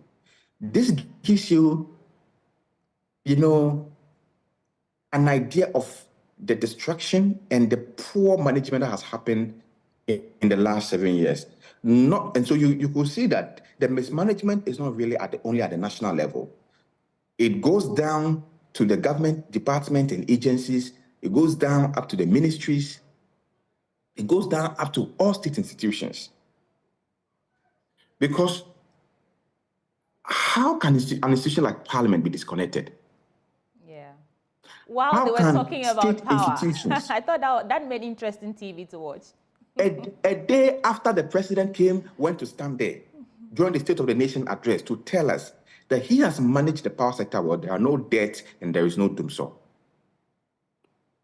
And we are not angry. We are not asking questions. We are not demanding accountability, that Mr. President. Less than 24 hours ago, you came to stand at this place, this same Parliament, to tell us that you have managed the power sector well, there are no debts and there are no doomsday. How then has the institution of Parliament undergone a power disconnection in such a manner that even threatened the lives of some of the staffs of Parliament? I heard some people were trapped in elevators in the House, and it was bizarre. And we need to demand accountability for some of these things. The power sector has been poorly mismanaged. The previous government brought what we call ESLA. The purpose of ESLA was to resolve the legacy debt in the energy sector. When this government came, what they've done was that they've capped the ESLA and they've securitized the ESLA for an upfront loan and chopped the money. And so now the process of ESLA that should be going to pay the legacy debt in the sector is now being used to service loans. ECG is also not collecting enough to be able to service its creditors. They are not collecting enough. Again, the issue of power theft, illegal connections, the inefficiencies in the power distribution sector. And this was what the US government wanted to assist us to solve through the MCC2, to revolutionize the power distribution sector, which was a process that began way before this government came into office. And when they came to change the structure, want to bring their own company, PDS, to come and take over, which landed us into a murky scandal, which disrupted that revolutionary, agenda that would have made our power distribution systems quite efficient. And so today, there are no investment in distributions. Our power transmission lines are obsolete. Transformers are obsolete. There's so many things because ECG doesn't have the capacity and the resources to make the adequate investment to improve efficiency in the power distribution sector. So all our woes are self-inflicted. Our problems are self-inflicted. Because the purpose of that transformation in the power sector was to solve these challenges, was to ensure the US government, through the Millennium Challenge Compact, wanted to help us to avoid Ghana going into another round of doomsday again, which brought our economy on its knees in 2015, and said that since you've gone through an IMF program to kind of stabilize the economy, let's come up with a program that will revolutionize your power distribution sector, that will stabilize power distribution, improve efficiency, improve revenue collection, reduce legacy debt. You came and you tore down all the system, destabilize the system, and in an attempt to profit from what the US government wanted to help us do, want to bring your own company, PDS, assemble some group of people, decided to come and sell our asset to yourselves. Today, we don't know what has happened to the PDS investigations. After we were told that certain people acted inappropriately, as we speak, nobody has been held accountable for that mess that happened that made us lose over $800 million that we were supposed to get from the Millennium Development Compact. Nobody has answered for that. So it is what it is. It is what it is. We are in doomsday because of these inefficiencies, because of the lack of investment in the power sector, because ECG is in serious debt crisis, because government is owing the IPPs to a tune of almost $1 billion, and they cannot pay. The IPPs cannot continue to incur these debts. Recently, when they threatened to shut down, they want to find a paltry sum of money and give it to them. Very soon, the IPPs are also going to rise up again because they need money. Otherwise, they're going to call on the sovereign guarantee that you provided when the energy sector was restructured, and that is going to put another pressure on government. So that is the crisis that we are in. And let nobody attempt to tell us that otherwise, that it is not doomsday, that this is a challenge, that it is a planned maintenance. Which planned maintenance throws half a country into a state of total darkness? Which planned maintenance? Mr. Thompson, you've made a lot of valence points, but this 23 million Ghana cedis that Parliament owes, let's see how it goes, because that's a lot of money, nearly $1.something million. And apparently they promised to pay the debt in a week or so. That is why they were reconnected when they were first disconnected last month. But right, we have to get into the newspapers, do some headlines quickly before we wrap up because we're out of time. On the front page of the Ghanaian Times, it says, Prof. Jane Nanopukwa-Jiman again. It's Jane and John. Mahama picks Jane again on, that is for the Daily Guide newspaper. It says, Mahama picks Jane again on the front page. And the Ghanaian Times is saying it's Prof. Jane Opokwa-Jiman again. NDC has no vision. That's on page 3 of the Daily Guide. That's according to NS Kofi Edu from the Parliament House. Mixed reactions greet anti-gay bill on page 3 of the newspaper. Mr. Speaker shed the political colors. That's an editorial in the Daily Guide newspaper. And defrauding in the name of mobile money. This is a thoughts piece from Kwesi Kojo Kokovi. Now, on the Daily Graphic, it's John and Jane again at the front page. Assent to LGBTQ plus bill, Christian Council and others appeal to the president. The story of John and Jane again is on the page 3 of the newspaper. And it says, Chad opposition leader killed fighting security forces. That story, Inside Africa, is on page 5 of the Daily Graphic. And on the back page, it says 952 children die from road crashes between 2019 and 2021. That's a awfully big number of children to lose in road crashes. But that's all time will allow us for this newspaper review. My guest was Mr. Mensa Thompson, who's the Executive Director for the Alliance for Social Equity and Public Accountability. Thank you so much, Mr. Mensa Thompson, for joining us. But before Thank you so much for having me this morning. Good morning. But before I go, let me tell you about Endpoint Homeopathic Clinic. They're offering free prostate screening and free female fertility screening. Their locations here in Accra, they're on the Spintex Road, opposite the Shell signboard. In Kumasi, they are in Kronum, Abohia, behind Angel Educational Complex. In Takrade, they are in Anaji Estate, and in Tema, Community 22. In Techiman, Hansa. Benjamin told me it's Hansa this morning. You can call them on 0244-867-068 or 0274-234-321. Endpoint Homeopathic Clinic, the end to chronic diseases. That's how we wrap up for this segment, but there's more coming up, sports, and then Benjamin's blunt thoughts. Please stay with us.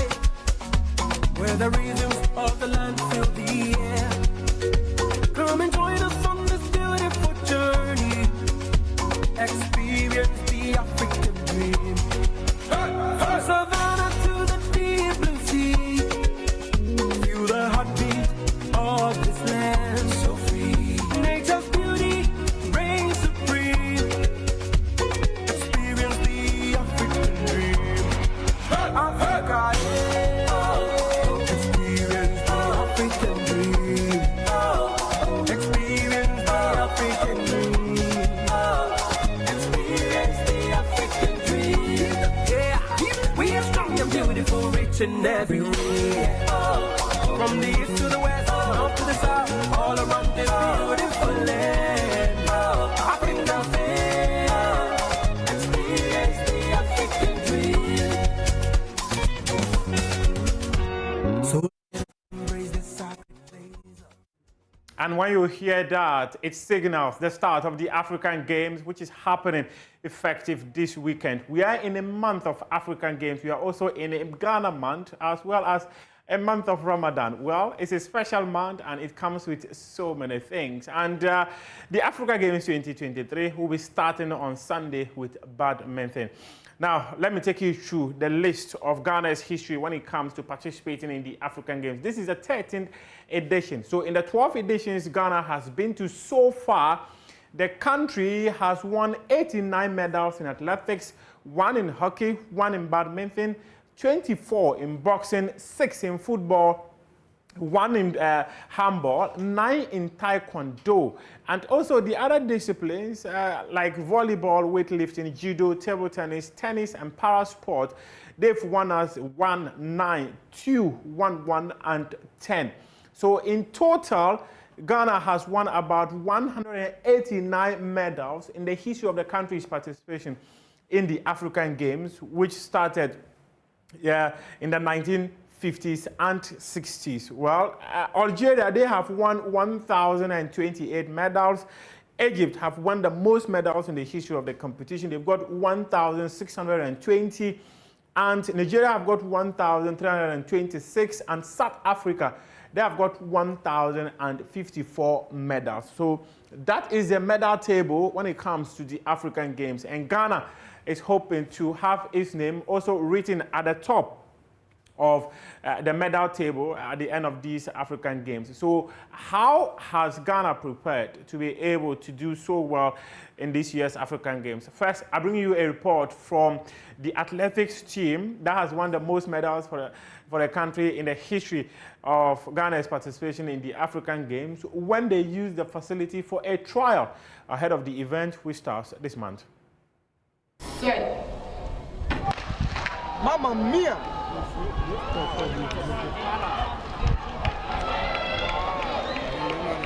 What a heat! For many years, Ghanaian athletes have dreamt, hoping that there would finally be an opportunity for them to race on a track like this one. And tonight, they finally had that opportunity, where the likes of Safo Ansah and Edwin Gadai, who have always dominated local athletics events and championships in the country, have confessed that, yes, indeed, Ghana finally has a track that would aid athletes in terms of their speed. It's a Mundo track here at the Legon Sports Stadium, which has been constructed by the local organizing committee and by extension the government of Ghana to host the African Games 2023. And Ghana Athletics, the athletics governing body for the country, had an opportunity of testing a facility with many events ranging from 100 to 1,500 meters, as well as 200 and 100 meters races.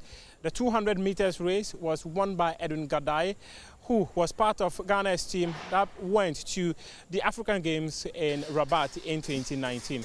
And he says that this is an opportunity for them to have their names written in gold. That's my target.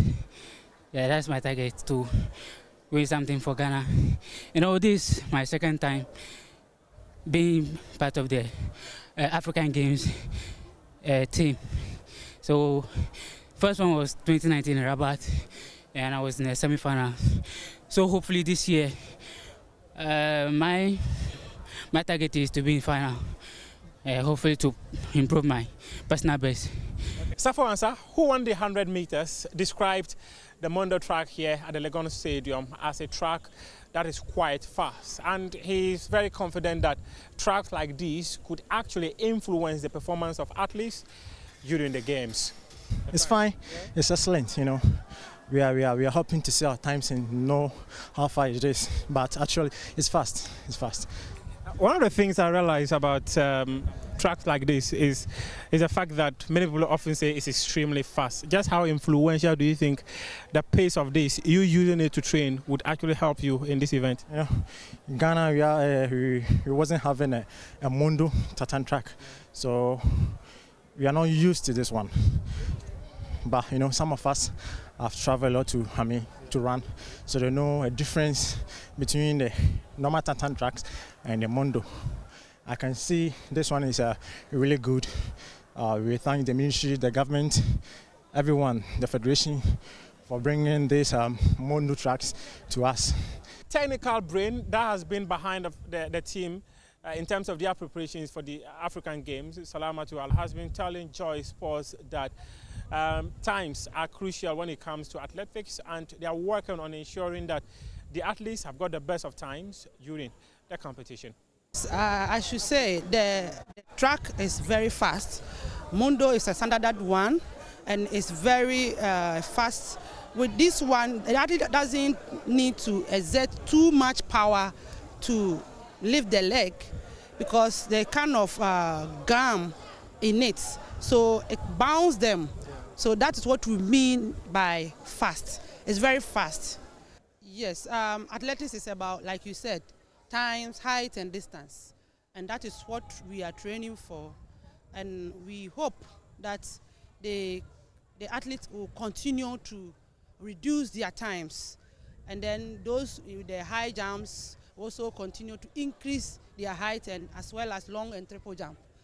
President of Ghana Athletics, Abba Husseini, he is a man determined to rewrite the story of Ghana Athletics. He was voted into office in August last year, and he's a man who did not have the best of starts in terms of his tenure as president of Ghana Athletics, because during the World Championships in Budapest, Ghana unfortunately had to pull out of the relay, but there's an opportunity for them to redeem themselves and defend the gold medal they won in Rabat 5 years ago.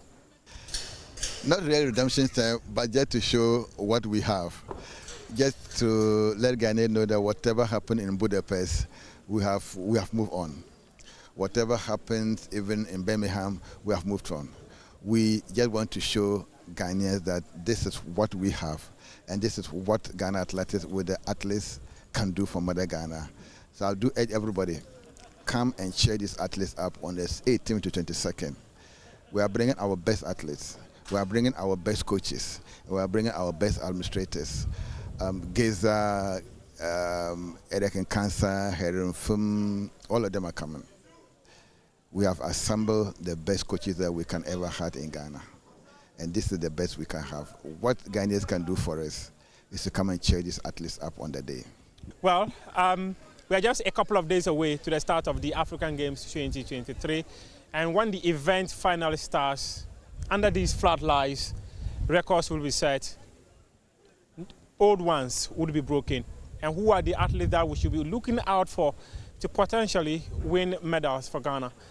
James Darcy, who is a current record holder in the country when it comes to the 200 meters. The likes of Benjamin Azamati, the record holder in the 100 meters. Rose Yeboah, unfortunately, would not be available for the championship due to reasons unexplained by Ghana Athletics. She's the current defending champion when it comes to the high jump. But there's also a place for the man who has always been crucial when it comes to the anchor leg of Ghana's quartet, Joseph Paul Amoah. His role is going to be quite crucial. He's confirmed his participation. So these are medal hopefuls for Ghana when it comes to the track events in the African Games. From Legon Sports Stadium for Joy Sports, I am Muftau Nabila Abdullahi. Let me take you through the list Ghana Athletics has assembled for Team Ghana in this year's African Games. They will be led by the record holder in the 100 meters, Benjamin Azamati, who was part of Ghana's quartet that won the gold medal in the last edition of the African Games in Rabat in 2019. Let's go through that list that Ghana Athletics has put out, and it has Benjamin Azamati. He will be the only athlete competing in the 100 meters in this year's African Games, and also The gentleman who used to hold the 200 meters record, which is Joseph Paul Amoah, he is also in there. He will be competing the 200 and the 4x100 meters relay. So Joseph Paul Amoah and Benjamin Azamati, they have been running together since 2019, and they were part of the quartet that won the gold medal in Rabat 5 years ago. Benjamin Azamati does the back straight, while Joseph Paul Amoah is always at the anchor leg. Solomon Hammond, he's doing 200 and 400, the 4x100 meters. Ibrahim Fuseni, a former student of St. Augustine's College. I'm sure the students of St. Augustine College will be proud to have one of their own running from the bare surface at St. Augustine College to running for Ghana in African Games. And Edwin Kobla Gadai, he's one of the dominant athletes in the local scene for many, many years. He'll also be doing the 200 and the 4x100 meters. Seth Arthur is doing the 20 kilometers race walk, and John Dominic Dazi is doing 20 kilometers race walk as well. Solomon Diafo will do 400 meters and the 4x100 meters relay. Raymond French, who has been dominant in this race, is also in the 400 meters and 4x100 meters. Frank Addo, 400 and 4x100. Whilst Dumpy Barnabas is going to be the only athlete doing the 400 meters hurdles. James Dazi is part of the 4x100 meters.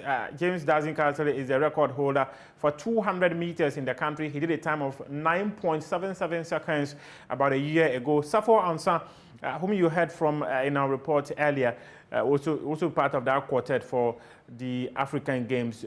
Joshua Bo is for 400 meters. Alex Amankwa, he was part of the team that went to Oregon in 2022 for the World Athletics Championships. He's doing the 800 meters in Oregon. He did the 800 meters, but this time around he's combining 800 and 400 meters. Bugasi Rexford, he's doing discus. There's also Evans Yamua, high jump. Ebenezer Jima, high jump. Abraham Sianike is doing long jump, and Atiedu Peter is also doing 400 meters hurdles. William Amponsa is doing the half marathon. For the women, we have Bendita Kwatima for the 100 and 4x100. Mary Boache is 100 and 4x100. Ho Halutie is doing 100 and 4x100. Janet Mensah is also doing the 4x100. Deborah Echiampon is doing 4x100. And the hurdles is Doris Mensah. She will be coming up against the fastest woman in the 100 meters hurdles in the world, Toby Emusan of Nigeria. She's coming for the world for the African Games, and Latifa Ali is doing 200 4x100 and 4x400, and then Grace Edwintra is doing the 400 and 4x400. Lovina Ewusi 200 and 4x400.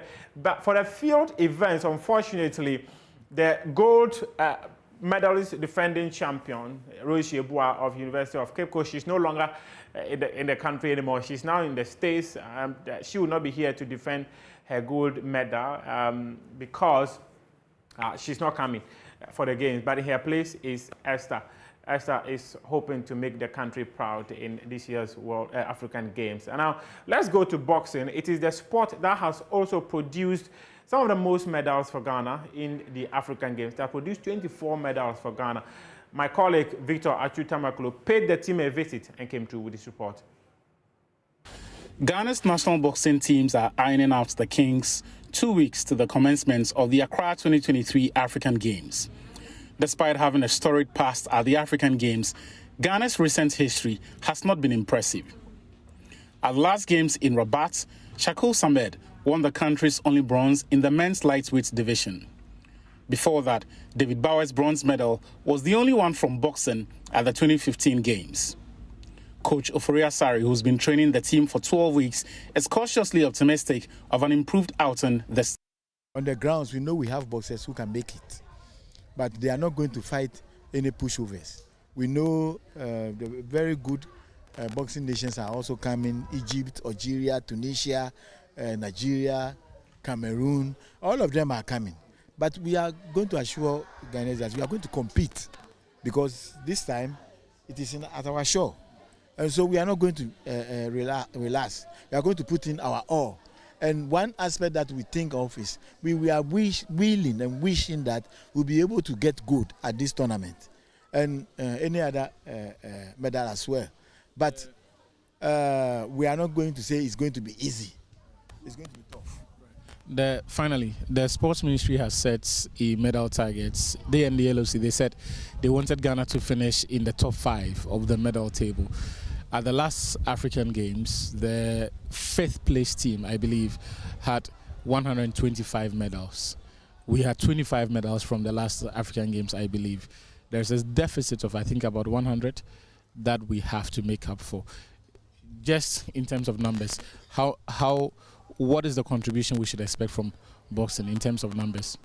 Well, last African Games, we had only 1 medal because things wasn't well for us. Nothing is impossible. When you look at the team that we put across at Morocco, is different from the team that we have now. Most of the team that we put at Morocco were new boxers, but this time we have boxers who have been exposed already, and they have seen the level. We have Commonwealth bronze medalists in the team. We have Commonwealth bronze and silver medalists in the team, and so I believe even Olympian, a boxer who saved the whole show for Africa, is also in the team. And so we are not pushovers, like I said, but there are others also who have prepared. So we need the support. We need both moral and spiritual and whatever support, psychological support. Everybody should come and support the team for this cause, because we need to make a mark. Nothing is impossible. One of Ghana's medal hopefuls is Samuel Techi. The young boxer won gold at the Tokyo 2020 Olympics, but has since plateaued after a failed foray into the professional ranks. Despite a difficult past year, Techi is confident of one last party in the amateur ranks. By God's grace, I'm going to be 2 times Olympian, and every athlete wants to be an Olympian. And even if some of the athletes, even if they go to Olympics games and they do not get medal, they go to professional. So if I've gotten a medal and I've gotten golds, and I think I'm done with amateur, so I have to go back, because in Ghana, all the Olympic medalists, they do not bring us a world title. And as you can see in Ghana professional boxing now, we don't have any world champion representing Ghana. And all eyes is on me, so I have to. It is my time now, like I said, so I have to do what I have to do. Then I come back. Yeah. For the African Games, though, Ghana's team is already in Italy for a Paris 2024 Olympic qualifier. Coach Ofori Asare is leading a team of 7 boxers as Ghana attempts to secure one of 49 slots available for this year's Olympic Games. He's confident the exercise in Italy will serve the Black Bombers well. The tournament, we are only aiming to get into the qualification zone. If you get into the qualification zone, then we have to look back to the African Games, and we'll have some recovery within that time. And it is like going to the Olympics Games. You'll be fighting and fighting and fighting to be able to reach the medal zone. You have a lot of fight. So we know. So we've let me say we've matched the world qualifier to the African Games. So it will be a continuation thing. It definitely is going to be a plus in terms of your preparation. Yeah, that is how it's going to be. But it's a challenge we have to take, because we cannot forgo the Olympic qualification and to the African Games, and we cannot forgo the African Games also to the Olympic qualification. So we match all, and we are going to do our best for that. That's why we need support. For Joy Sports, Victor Achutamaklo.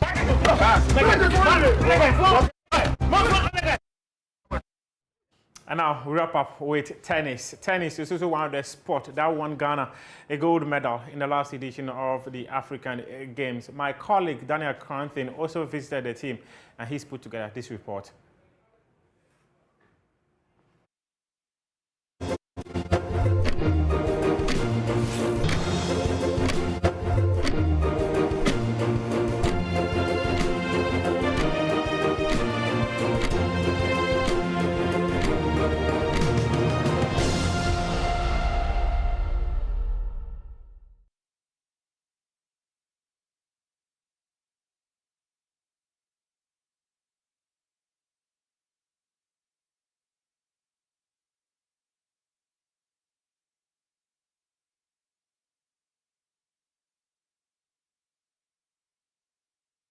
And that is a report we'll be bringing to you as we build up to the African Games 2023 that starts on Sunday. I am Muftau Nabila Abla, and this has been Sports on the AM Show.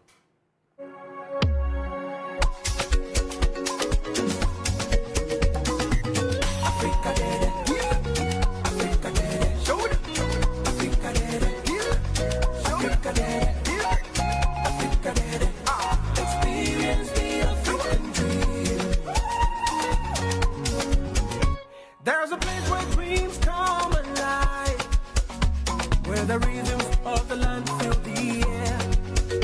Come and join us on this beautiful journey. Experience the African dream. From savannah to the deep blue sea, feel the heartbeat of this land so free. Nature's beauty reigns supreme. Experience the African dream. Africa, yeah. Experience the African dream. Experience the African dream. Experience the African dream. Yeah, we are strong and beautiful, rich in every way. From the east to the west, north to the south, all around this beautiful land. Africa, experience the African dream.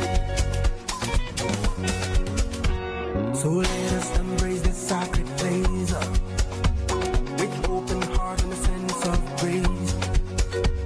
Experience the African dream so divine, forever in our hearts and minds.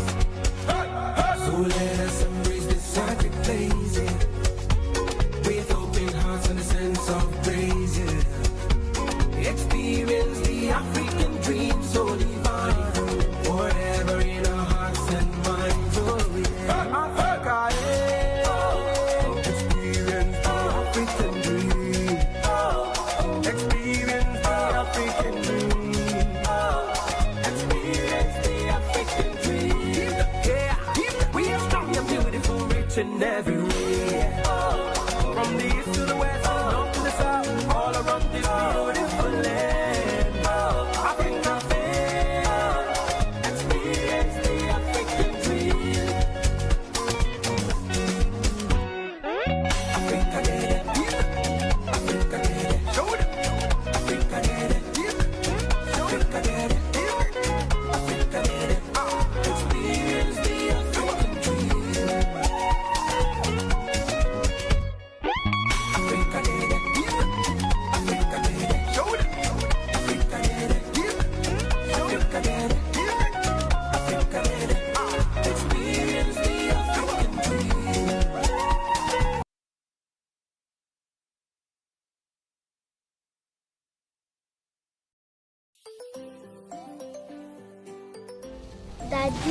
Daddy, this tank is big. Yes, that's true.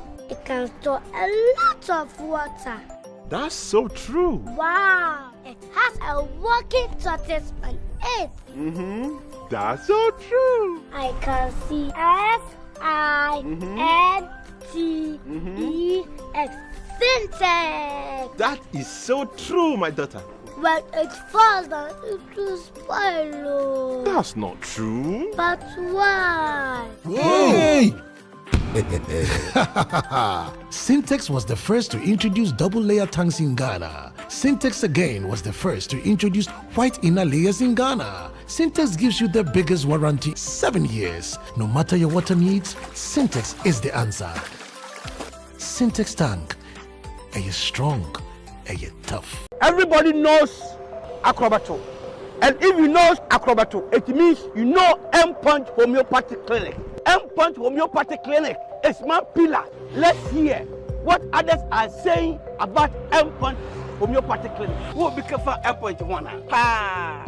Chesena me ankasa me period na say problems wom ntina ma wo ho idea ma me papa chesena nya asem ketewa na me coin point no mo hwe me modem no mo hwe bibia na so mo meduro me fire no ene ma won kra mienu foforo kwa na me coin mu a eba and everything yourself me ma me no adwodwo eda ho a wontumi nante and then call endpoint. Omama numra, and then the white dear, what me sorry ananti. That's endpoint for you. Of Akrobato. Hello. Hey, Oshisho what chair? Okay. A free bra with the endpoint what dance. I'm a choir no. Me Johnson say my name Koye and pass one of my rain and then Magina Sabema. Now me be here for the one in Jarisa. You heard everything. I have secret. Endpoint is my secret. Endpoint homeopathy clinic. I'm free.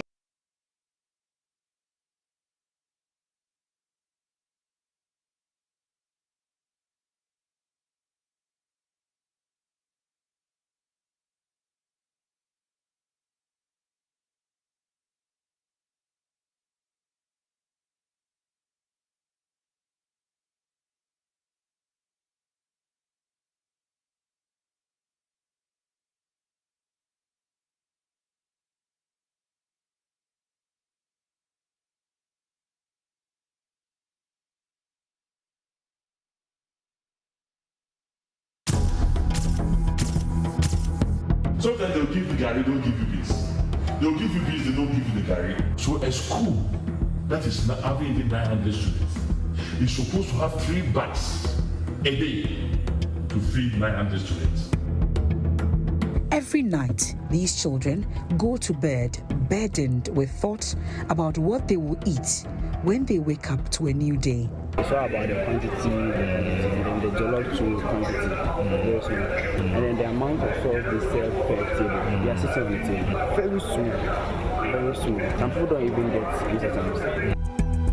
It is no fault of theirs that the government that promised their parents free education is unable to provide enough food to feed their youthful appetites. And sometimes kinky. The kinky they give us stew or shit with blowfish. Empty plate. The free SHS promise. Coming soon on JoyNews.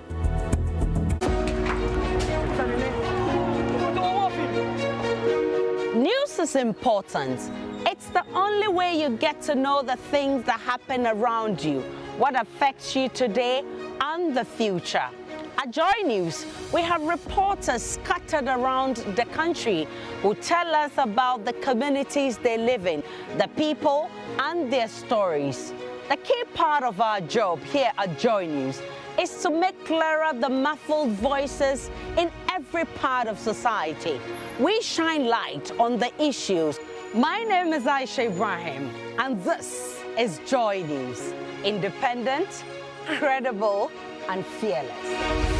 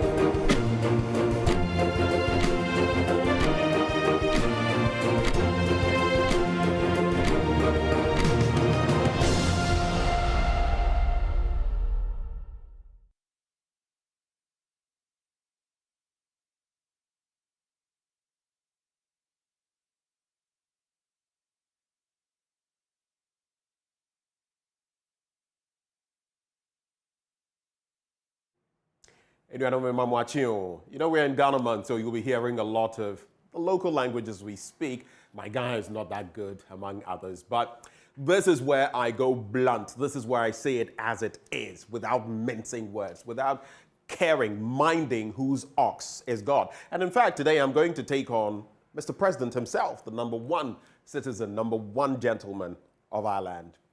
I've titled my blunt thoughts today, The LGBTQI Plus Challenge and the Glorious Sona Opportunity Missed. Ekufuado on the spot. The LGBTQI Plus Challenge and the Glorious Sona Opportunity Missed. Ekufuado on the spot.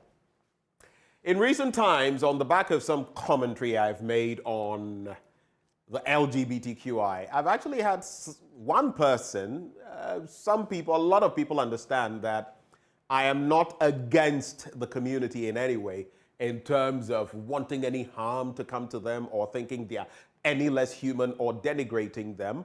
But in Africa, the trend shows that it points in a certain direction when it comes to the intolerance levels. The Afrobarometer put it out a number of years ago when it comes to LGBTQI+. And in simply referencing that and referencing some countries, some people felt aggrieved. But listen, I put it out there as it is without emotions or sentiment. Well, this is where I actually get to express a bit of emotion. But what is fact, right? Without caring whose ox is God and without necessarily aiming at harming anybody. But at the same time, I want to say, as a premise, before I get to the LGBTQI+ conversation, that I do not take pleasure in lampooning Mr. President. I remember meeting him at the Head of State Awards sometime late last year, and he had this look on his face when he saw me. I'm sure he was thinking, that's that naughty little boy who's been giving me a heck of a time. But anyway, to more serious stuff. So the LGBTQI+ challenge. Here's what I think. It's been 3+ years in the running. Let's look at the timelines, and then we'll look at what exactly has happened. The bill that has been passed now by Parliament, well, it proposes, first off, a 3-year jail term for engaging in LGBTQI+ activities. 3 years if you engage in what it terms of as LGBTQI+ activities, no matter what the activity may be. If it is seen to contravene the law, 3 years. 5-year imprisonment for promoting LGBTQI+ activities. If you're seen to be promoting it, whether you're a media person or whatever, you get 5 years. Now, some have said this makes for very curious reading on human rights grounds, but we'll get to that. But let's move on to the timelines and see what exactly happened. The bill that has been passed was introduced to the House in July 2021. You remember Sam George, together with his compadres, actually brought that to bear. Then in August 2021, the first reading by Parliament was held, but since then, processes had stalled. There had been a lot of conversation. In fact, when the American Vice President, Kamala Harris, was in town, Ekufuado would reference it widely. Ekufuado would also reference it, talking about a watered-down, altered version. Then, just this February 2024, the bill has now been passed. Let's go to the next slide. But here are some reactions, yeah? Some have forecast reactions, others are real-time reactions. Now, the U.S. Department of State has said that the bill threatens fundamental freedoms such as speech, press, and assembly for all Ghanaians. Free speech, press, and assembly for all Ghanaians, particularly those identifying as LGBTQI+. Then, they also say that criminalizing the LGBTQI+ individuals and those who do not report them undermines societal rights as a whole. And finally, the United States supports calls for a review of the bill's constitutionality to safeguard the rights of all individuals in Ghana. Let's go to the next slide.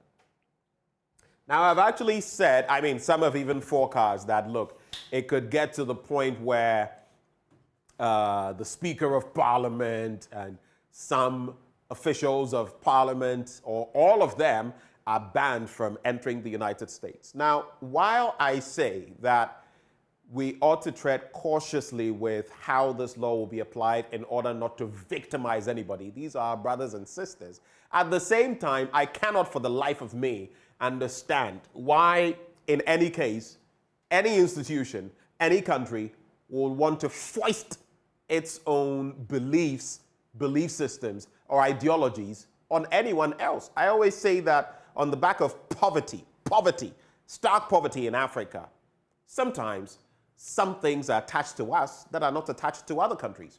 And I know a friend who feels aggrieved by it, but when I speak for one side, I must speak for the other. This will not be done in Saudi Arabia, will it? No, they are well off. They have their own fallbacks when it comes to oil. You can't go there. In fact, when the World Cup was held there, you wouldn't go and tell them that, oh, necessarily we need to drink alcohol. It's a cultural practice, right? So in this instance as well, while I respect everything going on, and as a student of international politics and all of that, sovereignty, where does it end? Because we've lost our financial, economic sovereignty, sometimes we're told on everything what to do. It is not to say that maybe, because things change. In the 2010s, or even before 2010, there was a ruling in the UK about what a man was. You had to have the gonads. You had to have the, the structure of a male anatomy. You had to have certain representative genes and hormones and all of that. It's been a switch. But the fact that some society may feel it has progressed in a certain way does not mean everyone must progress along those lines at the same time. It's not even possible, not economically, not socially, not culturally. Do you get it? But sometimes when you talk, people mistake it and say, oh, you are aiming at this community. I'm not aiming at any community, here or there. So the UNAIDS group has also said, it highlights that while the bill has not yet become law, its potential enactment would impact everyone in Ghana. That Ghana has a reputation as a stable country upholding the rule of law and its commitment to human rights principles, including equality and non-discrimination. Again, if the bill becomes law, it could fuel fear, hatred, and violence against LGBTQ+ citizens, impede access to essential services, and hinder Ghana's development progress, including efforts to combat HIV/AIDS. But let's just go back to the last slide. I wanted to take a look at something. It has also been shown, you see, when these arguments are made, we must look at all angles, a few angles that we can remember. It has also been shown that in the LGBTQI+ community, scientifically, HIV/AIDS, especially among homosexuals, is more prevalent. If you remember, you take your mind back to the 80s and all of that. There are statistics to back it. I'm not saying it. There are statistics to back it. Now, if the bill becomes law, it would fuel fear, hatred, and violence. There is a point in there. You can't take it away. Even here, efforts to combat HIV/AIDS, there is a point. But I'm saying that the reverse is also true. It has been proven, I believe, even in Ghana's case, that that community has a higher prevalence when it comes to HIV/AIDS. So if you make the point, then you must make it from both angles. Now, it could fuel fear, hatred, and violence. I do agree, but how about how we've been with this already? How many attacks have there been on the LGBTQI+ community? Let's not drive anyone into fear. Let's not treat anyone partially, but realistically. How many of such incidents? We highlight the one or two that happen and the shutdown of some office somewhere. So I'm saying let's be practical with it. Let's not go overboard with any of the applications, right? We shouldn't enjoy throwing people in the can. In fact, our jails are bursting at their seams. I would have wanted to opt for more community service rather than or non-custodial sentences. But be that as it may, if we're going to apply the law, it must be applied with a human face. It must. Now, moving on from there, Rightify Ghana.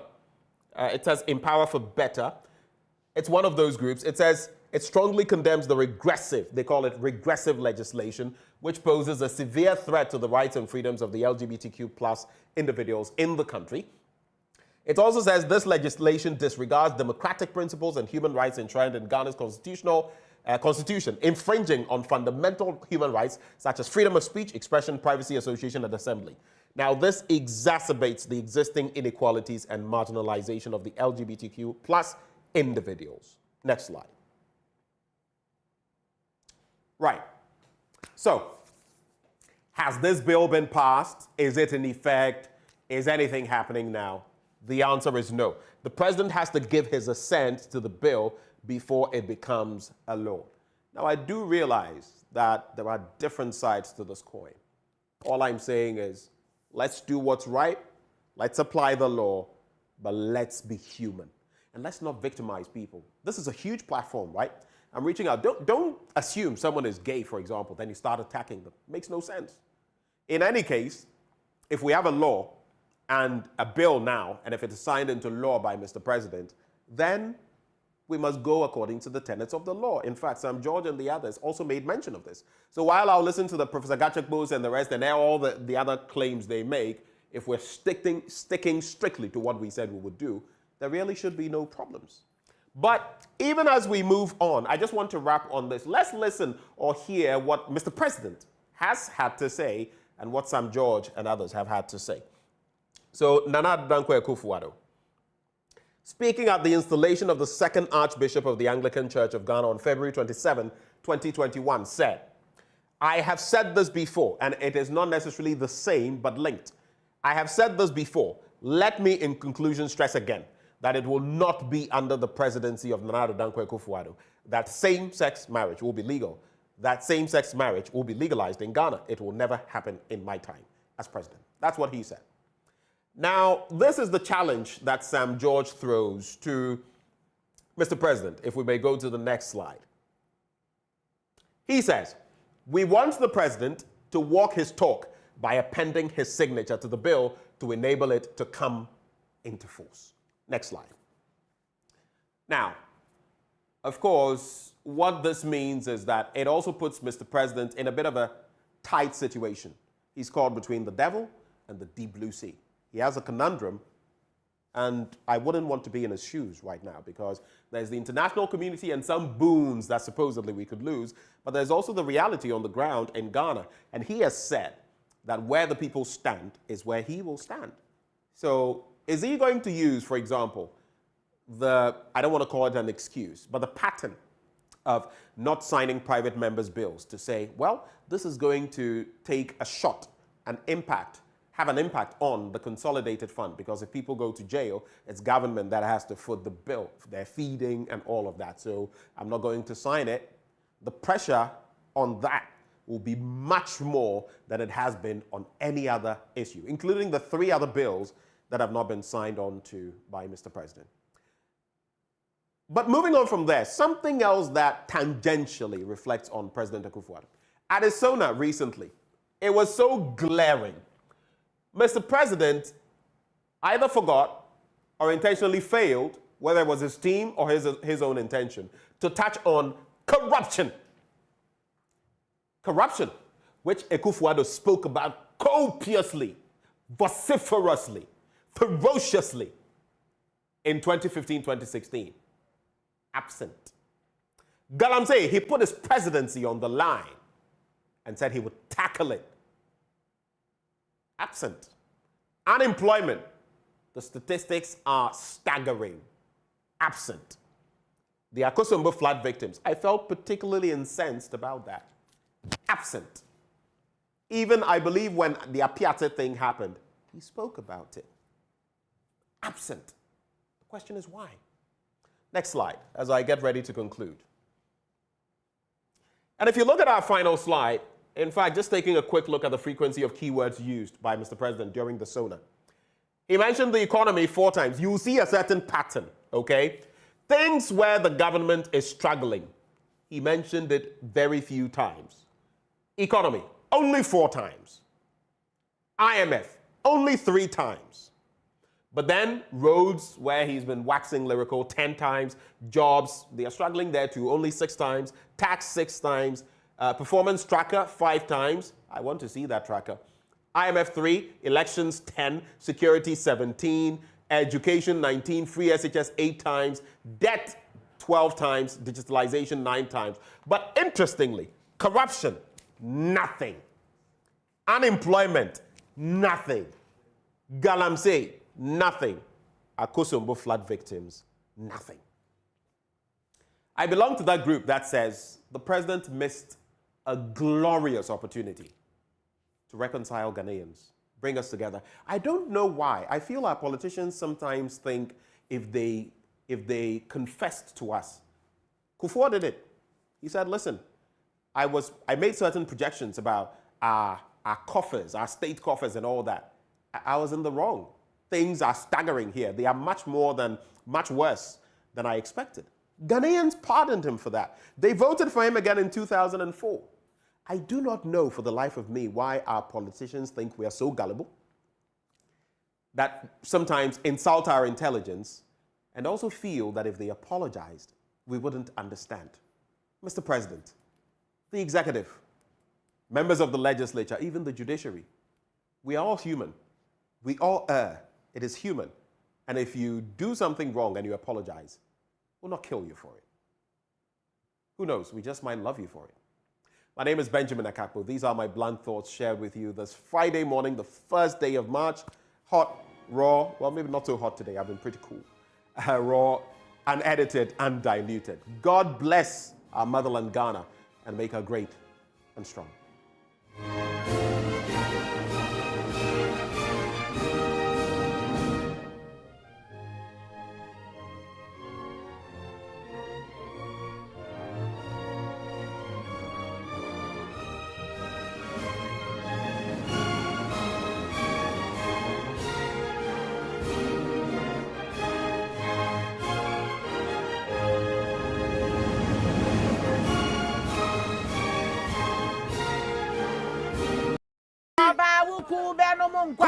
Customer. Nada bena minka me twa papa. Me twa 10 Ghana. 10 Ghana. 10 Ghana cedis. Na no dia, say na obenya. 10 Ghana cedis no. Me dia. Me di 54,000 Ghana cedis. 54,000. 540 million. Here. Pay 2 pounds. Ebia e ma dompe soft. Ebia o de wanu na me twa me di ehun skasa keke. Yeah. Ene na giga keka ade tena we. Tena wa boki. Draw no na asase no we. Mami mi volume no. Wait. Okay. Customer. Wadi. Ene na da wa. Wadi. Hey, me ka big phone. Me ka de you for phone no. For phone no. Dale. Star 946 hash. Now that pick 4 numbers. It's a what that? I can draw when one no. 10 Ghana cedis 54. Mario. Numbers from 0 to 9 up to 3 times daily to become one of our daily lucky winners. Dial star 946 hash to play now. Or you can also play online at www.gamepackgames.com. Game Park is regulated by the National Lottery Authority.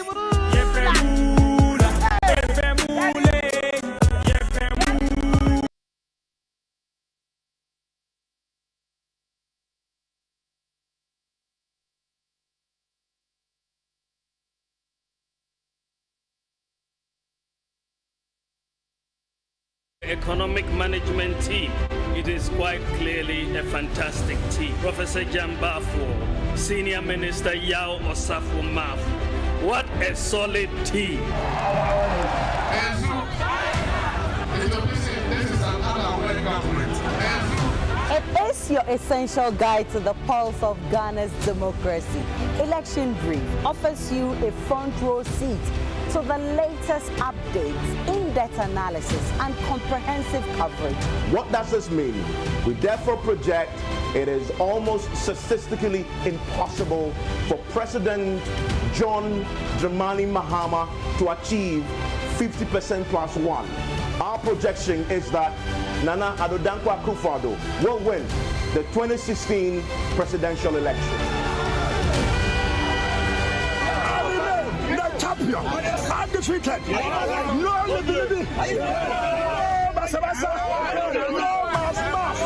During this campaign season, our experienced team of reporters will bring you exclusive insights, breaking news, and unbiased reporting from every corner of Ghana. The people have met him with excitement and they keep chanting Savior to imply that they believe that he holds the key to turning the economic fortunes of the country. As Vice President, I am like a driver's mate. But by the grace of God, If you make me the president, I will be in the driver's seat with constitutional. We dive deep into the strategies, the promises, and the people shaping the future of our country. Election Brief isn't just about the headlines. It is about the voices of the people. This is an election. These people came to us that they are going to maintain everyone. And here lies the case. We have the videos, evidence. And now they've taken our names out. Look at the number of people here. And you expect us to let the election go on. Never. Join the conversation and have your say. Your voice matters in shaping Ghana's future. Catch the Election Brief every weekday from 2 to 2:30 p.m. only on Joy News. Joy News, your election headquarters.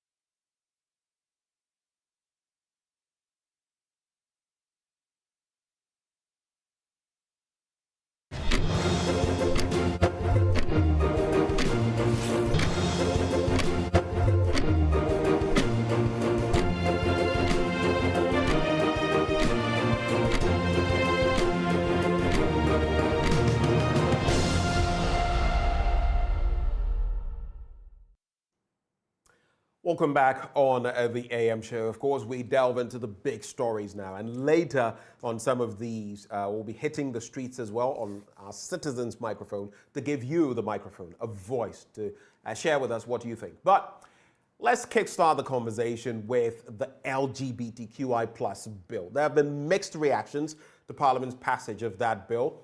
Now, while we await President Akufo-Addo's decision on the bill to give his assent or otherwise, and the processes that could follow that in Parliament, the conversations will still go on from many divided, divergent angles. Today, we're having an interaction with the former General Secretary of the Christian Council of Ghana in the person of Reverend Dr. Kwabena Opune-Frimpong, who heads the Alliance for Christian Advocacy Africa. He is our guest on this discourse. Rev, good morning to you. Thank you so much for joining the conversation. Good morning, Ben, and let me say good morning to your team and your charity viewers. Right. Off the top, right, what was your reaction to the passage of this bill, the LGBTQI plus bill? Yes, Ben, thanks for the opportunity. Last Wednesday was February 28th, and the Parliament of Ghana gave Ghanaians another reason to be proud of ourselves as Ghanaians. I have in mind the great sons and daughters of this country that somewhere around Osu were killed. The Ajetes, the Lamtes, the Atipos, who, working towards the independence of our country, not only for themselves, for unborn generations, rose up against some oppressors and outside forces so powerful at that time, but they stood up for generations unborn, and today we have something to celebrate as a people. That is what it seems to me the parliamentarians did last Wednesday, another February 28th. And to me, that is what the president of this country must continue. We must not disconnect from February 28th. He must sign the bill quickly to complete the process.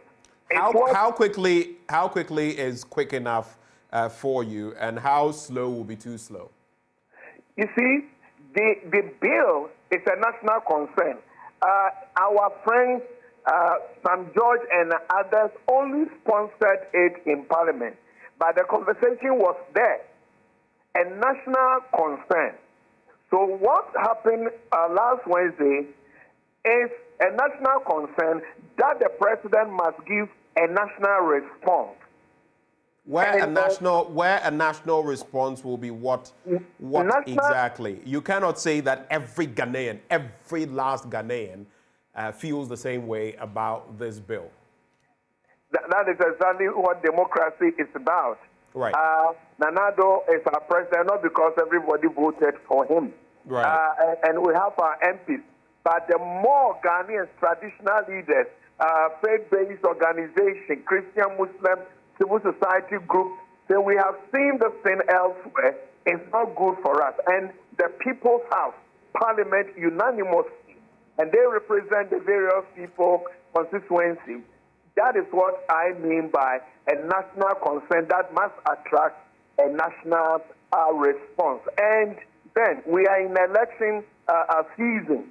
Right. If the president keeps waiting, at Parliament, it receives a national response. If the president doesn't sustain the process, and even there's a long break, before you are aware, the conversation will change, and the way we do our things here, it will become political thing, and it will not help anybody. Are you afraid there's a real possibility of that happening? I won't use afraid, but I am concerned that such family, such moral issues should not divide us. If somebody even wants to go to court, want to go to Parliament and raise the issue again, go on the street, come and sit in your media platform, that is another thing. But for the president, he must sign and complete the process so that at least he will still keep this country together. Now, if he... And so your suggestion then, you say so that we can still keep this country together. By extension, are you saying that the country will fall apart if he doesn't give his assent to the bill? Don't get me wrong, I'm only playing devil's advocate to look at all angles. Actually, that's why you are my friend. You see, before St. George and the others sent the bill to Parliament, you could imagine the conversation, the tension. Some Indian embassies and ambassadors were all coming into the picture. The tension here and there, and people were doing all kinds of things. Now, ever since the past 2.5, 3 years that the issue went to Parliament, you realize that people became a bit calm. Right. And that is the cohesion I'm talking about. Not everybody agree, but there's some level of cohesion.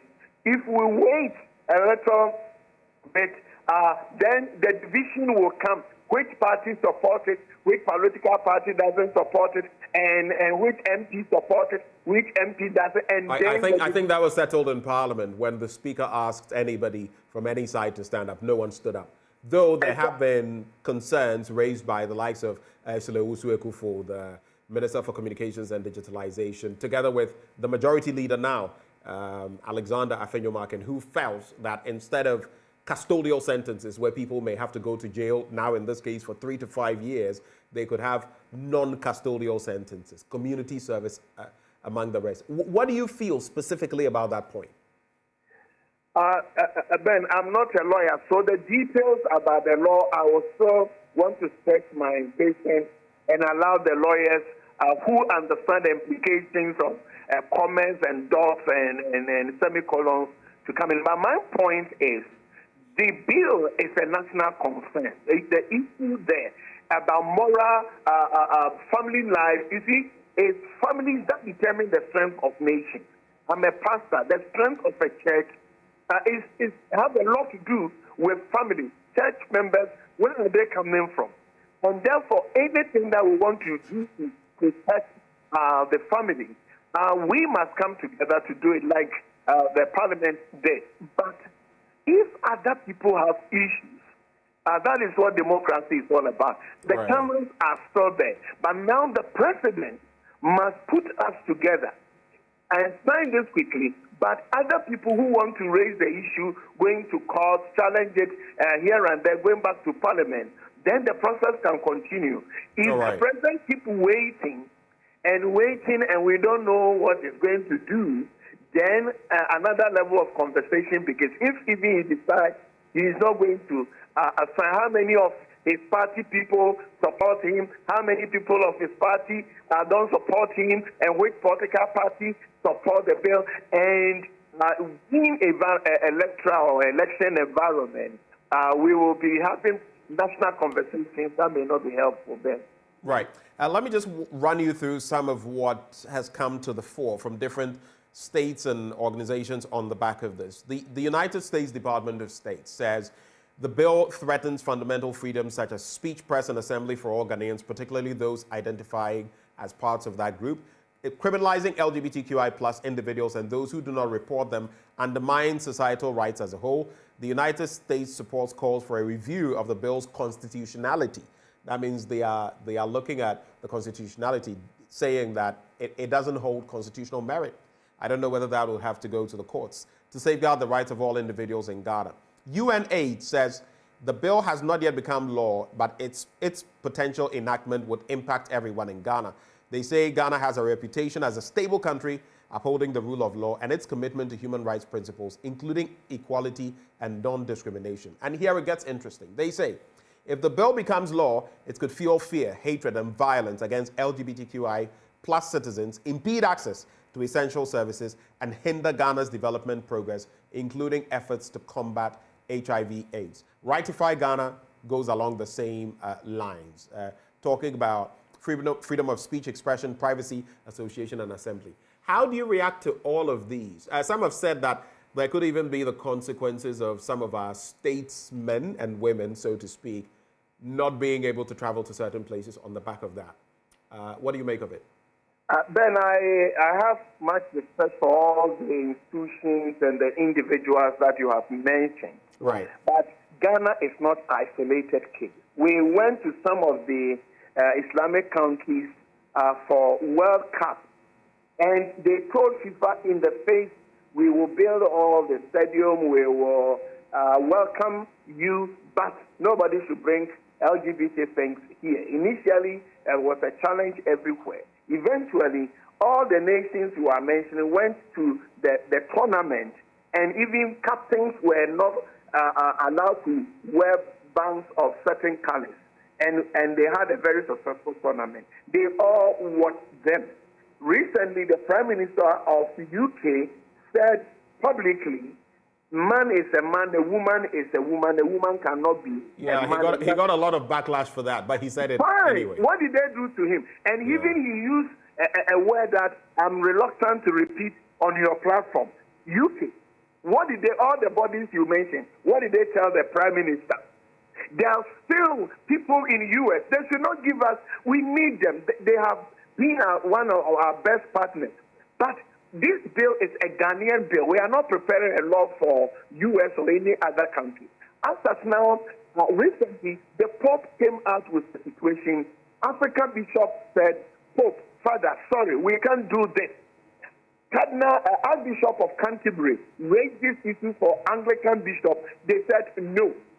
What have they done to all these Americans that are saying trans women cannot enter into bathrooms of women?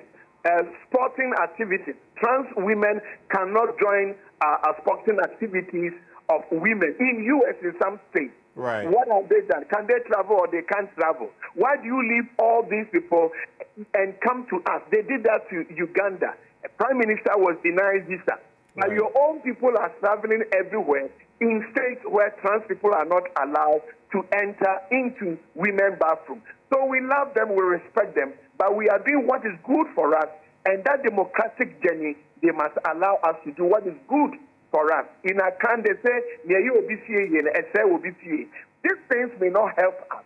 And for the sake of democracy, the sake of our national sovereignty, somebody must not threaten us with aid. At least our president is saying that we must build Ghana beyond aid. And maybe this was the time then. All right. The president is saying we must build a Ghana beyond aid, and maybe this is the time and the opportunity. Rev, thank you so much for joining the conversation. Reverend Dr. Kwabena Opuni-Frimpong heads the Alliance for Christian Advocacy Africa, and he's also been General Secretary of the Christian Council of Ghana. But moving on quickly with our conversation, we're also going to be engaging the new head of the Environmental Protection Agency. His Excellency, the President, has appointed a new head for the EPA. He's in the person of John Kingsley Krugu. He is our guest now on the show. Mr. Krugu, good morning. Good morning. Thanks for joining the conversation. Thank you very much. This is at least the second time or so that we're having an interaction, right? Yes. And it's been good. So congratulations are in order. Thank you. Right. And before we get into that, though, since we've been talking about the LGBTQI thing, what do you think about it? The bill has been passed. The president has to give his assent. And I'm sure I've even gone through some of the divergent opinions on it. What do you make of it before we get to the substantive conversation? I think we are into a new territory altogether, because the line between protecting our family values and our cultural values and respecting and protecting human rights is a very thin line. Okay. And I think one of the questions that whether the bill is translated into law and its implementation and all of that, one of the bigger issues on the table, it is not about the practice of homosexuality, for example, because that is already illegal, punishable by law in our constitution. So, but the challenging questions that all of us are going to get into is this question of promoting the practice. Right. And the limits to what exactly, to draw the line, where does it end in promoting the practice? Right. And that is where human rights people are raising concerns and the possibility of excesses around that. I think that is where it is not clear to all of us how this is going to span out in public, okay? So to what extent does that actually mean? So for example, if I'm a medical practitioner and I attend to someone who is gay or lesbian, will I be construed to promoting the practice? Or I think the bill is clear on that. It doesn't in any way wade into such yes. matters. So the bill is clear, but excesses can happen. True, that I agree with. Can always look for windows to take advantage of certain practices. True. Those are the aspects that it is not clear, because we haven't walked on that path before. So it is not very clear what is going to happen in practice. As to the questions around the human rights questions that has been raised and whether the president would assent to it and all of that, we leave that purely to the lawyers and the legal advisors to the president to decide. Yeah. Well, some have said, like you heard Reverend Opuni from Pong, he was saying, listen, he needs to deal with this and deal with it timeously, quickly. But of course, Mr. President will also have to do his work. And I think he's indicated time and again that he will not be forced or coerced or rushed into anything. So, but in the end, I believe Ghanaians generally will have their own expectations, and it will be up to Mr. President to determine what the way forward is. Recently it's interesting because he mentioned at the SONA that the buck stopped with him. Yes. He said it. The buck stops with me. After he had said it would only be an unwise president who will not listen to the advice of his. And some felt that was a jab at the vice president because the picture has been painted that, oh, me. And he says it's only an unwise president who will not take the advice or counsel of his officials. But in another breath, he then went on to also say, the buck stops with me. So now the LGBTQI bill, the buck stops with him. And don't forget, he's also, all throughout his life, has been a human rights advocate. And so personally, he has. You know, when this comes up, I always have my bigger own appreciation of these issues. You know, he was the same one who superintended. I mean, we saw law students getting beaten, whipped, all kinds of. So let's not the human rights thing. Yes, we can play it, but other reflections on him are not necessarily take away demonstrations and all of that. The contribution of His Excellency the President, right, to expanding the borders of human rights in this country. I see. Whichever way you look at it, so nothing can take away. He's been in the forefront of fighting for our rights for years, for decades, you know. And his contribution, if you check in the records, it's clear and he has a very clear mindset when it comes to matters of human rights. So I have no doubt that he would reach a decision that will be in the interest of the general public. Right. Let's get down to your role as new head of the Environmental Protection Agency. When do you officially take over, or have you already done that? Let me start by thanking the President for the honor done me, and the honor done also for the people of the Upper East region in general. And of course, my revered traditional leader, the Zugurana Bokunava. This is an honor that I intend to take to him. And to thank the President for it. I think that it is a huge responsibility. It's a call to duty, a call to serve. And I take my responsibility very serious. Of course, I would resume work on the 5th of March. So that is just coming Tuesday. But that is very well because this is not too much of a new thing to me. You know that I have been coordinating the landscape restoration and small-scale mining project in the last few years, and I've been working very closely with the Honorable Dr. Kokofu, who has been leading the EPA.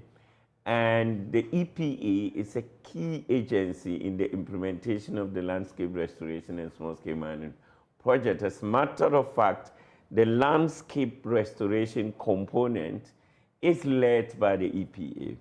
And then the small-scale mining component is led by the Ministry of Lands and Natural Resources.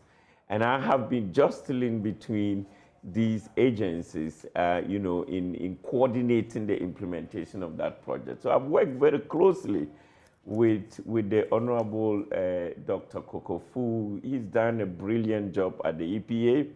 And I've been working with colleagues at the EPA, a cadet of highly skilled professionals who knows exactly what they are doing. And I'm very excited that I am going to work with them to continue the brilliant work that Dr. Kokofu has done in the last few years, and to do the best way to thank the President is to take this job serious and contribute to environmental governance and environmental sustainability, the vision that he wants and to get achieved. And I'm looking forward to that.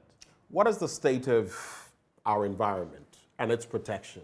In recent times, we've spoken about the air quality in Ghana, Accra, some parts of the country. You look at sanitation issues. People talk about noise pollution, which here we do not take so seriously. I am a staunch Catholic, firm Christian, yet you'll have someone put up a church building right behind your edifice. Who even gave a permit? You can't just cite a church building anywhere, but these people are there. And at night, when you've had a long day and you're trying to get some rest, that is when, you know, they will get spiritual and disturb you for hours and all of that. If you're unfortunate and they are having an all-nighter, you are dead. So all of these are in there, and we don't even see real action on these. All of these go down your alley, right? Yeah. So yes, I mean, it's true. All the things you are saying, they matter, and they have implications for what we call environmental governance and sustainability. You know, it is about the growth and development of a nation in general, and our own culture, where we are coming from. Okay, so you just spoke about the fact that you want to sleep, and then somebody is playing a loud thing next to you, and if you go and try to tell them that, please, I need to sleep, if you are not careful, you might get beaten. They will organize a bigger prayer meeting against your in response to show you some small. So this is where we find ourselves as a nation, but we are growing out of that. And a lot of education is going into that. The EPA has been leading that, you know, a lot of education and getting people to begin to understand that the environment is a public good. It's not a private thing. You cannot just decide that you are going to do this irrespective of what is happening. Your enjoyment of the environment ends where someone else's enjoyment begins. Absolutely, absolutely. And when it comes to public goods, it's a shared responsibility. And all of us will have to be recognized that whatever you do, it has implications for other people as long as it's affecting the environment, whether it is effluent discharge into the water bodies, or it is noise pollution, or it is air pollution, or even it affects agriculture and anything. And that is why my job, and when I resume, it's also about working in collaboration with all the other allied agencies. You know, you can address environmental issues without the Forestry Commission, without the Minerals Commission, without the Water Resources Commission, and other agencies, you know, that you need to work and coordinate, and all of us have to do our bit, especially when it comes to education. Because to be able to appreciate that what I am doing has implications for the environment and it will affect other people. Yeah. That kind of appreciation, you know. Even building on a waterway, exactly, for example, because you know definitely that this thing you're doing is going to have implications. Building on a certain mountainous range, we see that in the Wager McCarthy Hills area. You know that where you are building, there could be a problem, and then when your edifice, if it is affected, and if there's a mudslide or something and it comes down, human life will be lost. Yet people are building. But one quick point is that sometimes, like even with the noise pollution, there are certain decibels that are not even good for humans. Yeah. You're going beyond that, and someone goes to report. Nothing is done, or sometimes something is collected from the back and then case Yamutu. And you have to go through it. So there are plush areas. I know this place in East Legon, where right behind the house. It took the community a long time before these people moved from there. You know this phrase, nothing happens. I got to appreciate it when I became national coordinator for landscape restoration, small scale mining. Because what you hear every day, especially when it comes to issues in the mining sector, you hear people say, no, the government is doing nothing. The government has lost the fight and all of that. So anytime we say that nothing happened, we have to be careful. Because some of the issues we are confronted as a nation, change is not going to happen midnight. You're not going to wake up overnight and then people change their attitude, change their behavior, and then you get the kind of results. But I'll tell you this. I have to make this point. I may forget. Okay. I may forget. Yes. I'll tell you this, though. That change in even the developed economies and all of that, give anybody an opportunity. They will not only avoid tax, they may evade tax. Yes. Avoidance is legal. Yeah. Evasion is illegal. Yeah. Even there. Yeah. Why will they not do it? Because they know that if you are caught, there are certain processes that will follow. Yeah. Now, you spoke about mining. You go to an area where district directors of the Forestry Commission are telling you, we tried to fight this thing. We go into the forest, we find people with this and that, doing this, no permits, no licenses, and this and that. Then you get a call from above, and they'll keep pestering you. Yeah. Even traditional rulers, people in government. So what are you saying? Yes, so that's exactly my point. I'm saying that one of the things that Nanadu would be remembered for is taking a long-term perspective and view to dealing with the gamut of issues in the mining sector, for example.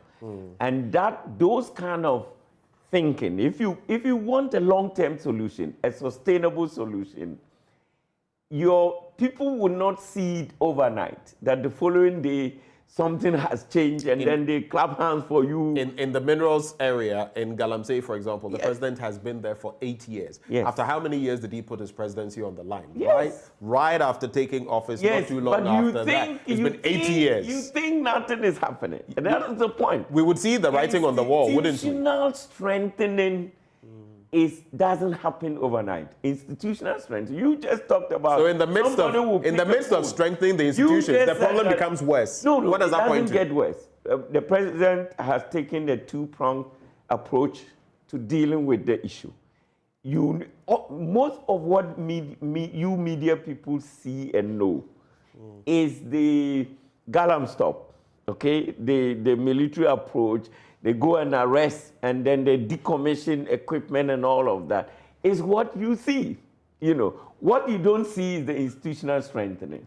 What you don't see is how many vehicles has been procured for the Minerals Commission to strengthen the inspectorate division to make sure that they are able to do their work.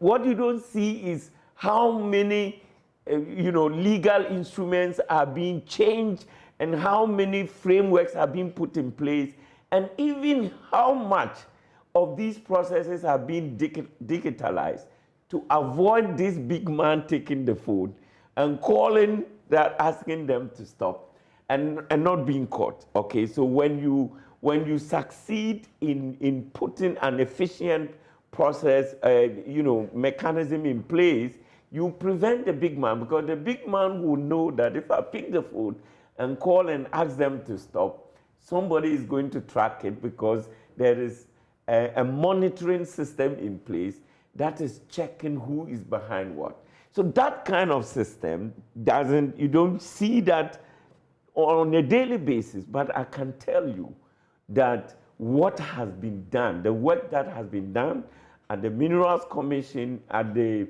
Forestry Commission, at the EPA, which I'm going to lead now, and PMMC and all those agencies, GGSA, all those agencies, the work that has been put into it, and the institutional strengthening activities that are ongoing there. We are getting into, I'm not surprised, getting into the vision of Dr. Bawumia, which is the golden age of natural resource management, where the Ghanaian people to whom the minerals belong to them will benefit, but the environment can be protected for future generations. I have two questions for you. Yeah. One, you're a member of the MPP. Yes. If the former administration, or any other administration for that matter, but usually you are boxed into a corner because it's only NDC and MPP that have ruled in the Fourth Republic. Yeah. If the former president had had 8 years, and within those 8 years, he had made promises like Akufo-Addo had made on Galamsey, and in his 8th year, we were where we were, after all the procurements that you speak of, after all the money that has been spent, and that's another issue altogether. When you look at the millions, tens, hundreds of millions that have been pumped into this, and what we still see. I don't know the last time you saw the Ankobra, the Pra, and all of those other rivers. Yeah. And even some that were not polluted, that now are getting highly polluted.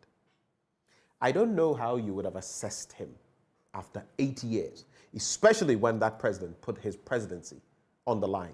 If it weren't someone in this administration, but in the former administration, would you be saying the same things you're saying? Then two, what are you more concerned with? Words, purported actions, or hardcore results? Which one? So 2 questions for you. Yes, so with your first question, if it were the former administration, I think I would have been inadequate to be able to do a thorough assessment. But you would have been able to throw pot shots from outside, I wouldn't have known the kind of work that has gone into institutional strengthening. In this case, where I sit, the kind of work that has gone into institutional strengthening, I would have a positive assessment of him because look, and listen to me carefully.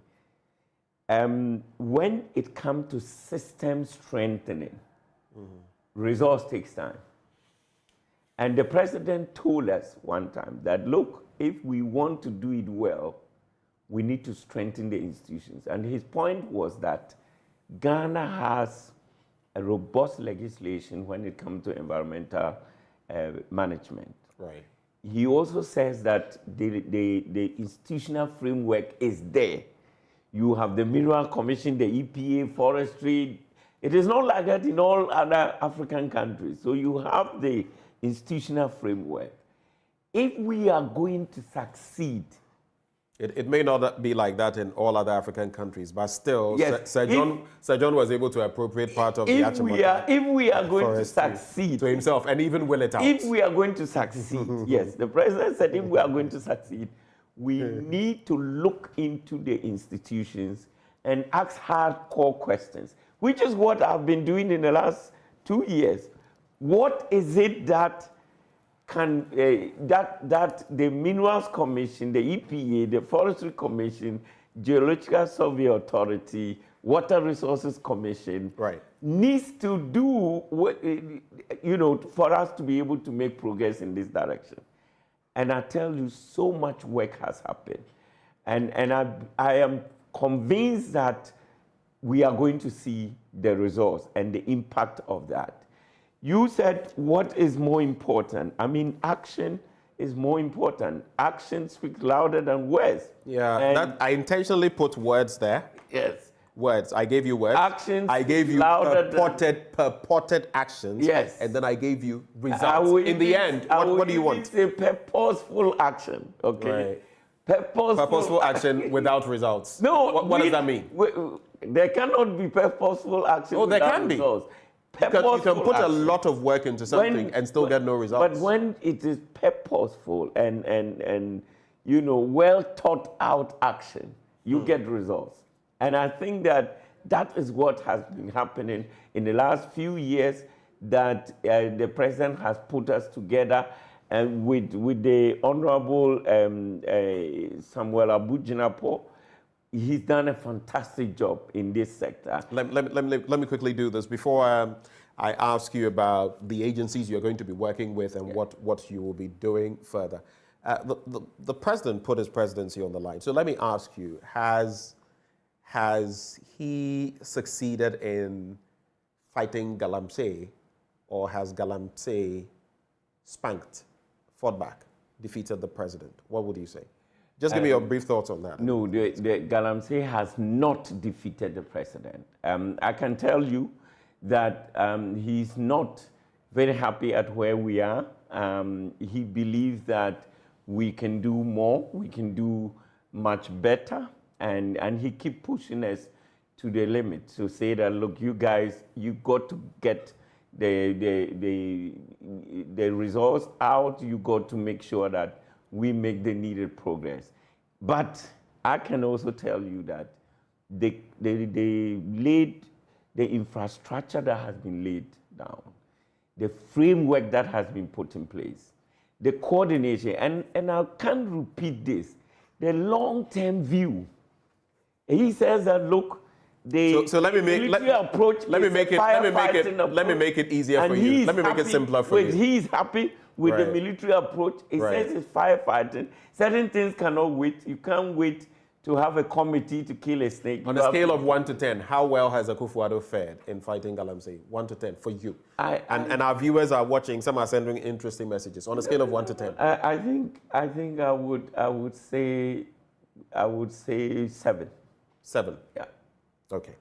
Many Ghanaians would disagree with you, but that's your opinion, and everyone is entitled to one. Yeah. As we conclude the conversation, I'd like to find out from you, so which agencies are you targeting to work hand in glove with to ensure that your term as head of the EPA goes smoothly, and that within this period, you do the best you can for Mother Ghana? And when we are done, lest I forget, just add for me, I know you are the MPP's parliamentary candidate for Zabila. right? Yeah. You can tell us a bit about your constituency. Yes, and, so... what your expectations are come election 2024. Thank you very much. I have already mentioned that it is impossible to look into the environmental governance sphere without collaborating closely with allied agencies and institutions. Critical in this is the Forestry Commission, the Lands Commission, of course, the Ministry of Lands and Natural Resources and all the agencies under that ministry is critical. But the same thing with Ministry of Food and Agriculture, especially Cocoa Board. And when you go to Water and Sanitation, you have the Water Resources Commission. All these agencies, we need to work together, and I look forward to working closely with these agencies that have been coordinating with in the last few years, and now switching role a little bit to be in more of a leadership position, right, and coordinate working with them. I mean, just before I entered into this studio, Mr. Alote, the studio, right? Mr. Alote called me from Kenya, where he's currently, on an official visit, and he called me to congratulate me and said he's looking forward for us to working together. Right. And that is the way I look at it, that it is more of collaboration, and that is the beauty of the project I've been coordinating. Right. It's actually among the first projects that was designed in such a way that you have no option but to work with other agencies. Right. So it's one of the deep thinking that the president put into this whole how we can formalize this informal sector, right, to make sure that we do that. In terms of my candidature, yes, I thank the good people of Zebila and the Electoral College. And Zebila, remind me, whom are you going against again? The name just escapes me. The NDC's contestant. The Honorable Ebenezer Ndebila. Yes. My opponent from the NDC. But we are not just two. I know there are others, but there's a third one. It's his name I had forgotten. But there's a third important, because you remember the late John Debugri. In Debugri, our respected icon who passed on. His daughter, Patience. I see where you're going. You feel she's going to pour sand into the Gary of the NDC. No, I see, but we know that's what you're suggesting. I don't believe so. We know that's what you're suggesting. She's a threat to me as she is a threat to Ndebila. So I see. We're all going to fight for TEF. Right. So I look forward to a very healthy contest. We are mutually, we respect each other very much. So we look forward, especially Mr. Ndebila and I came from development work. We share a common profile, and we look forward to telling the people of Zebila what each of us can offer, and allow the electorate to make a decision. Okay. And I believe strongly that they would choose me for what I have done and what I intend to do. I think we've spoken about what you've done a bit. Maybe next time we'll get to speak more about you as a parliamentary candidate instead of you as head of the EPA. But thank you so much. Thank you. Mr. Krugu, for joining us in the studio. It's been great having you. And that is John Kingsley Krugu. He is head of the newly appointed head of the Environmental Protection Agency. He says from the 5th of March, right? Yeah. The 5th of March. That would be a Tuesday. Yeah. He is actually taking office fully, and he has interesting plans for Ghana. But stay with us. When we return, something else will be Abeka say, our environment be environment. Yesterday, I had a power outage. It went through the night up to a certain point. Many people have been experiencing power outages. And it is said it is not doomsday, but the question is, what is it? If you've experienced power outages, the next conversation is for you. We just might activate the phone lines at a point. So stay with us. We'll be right back.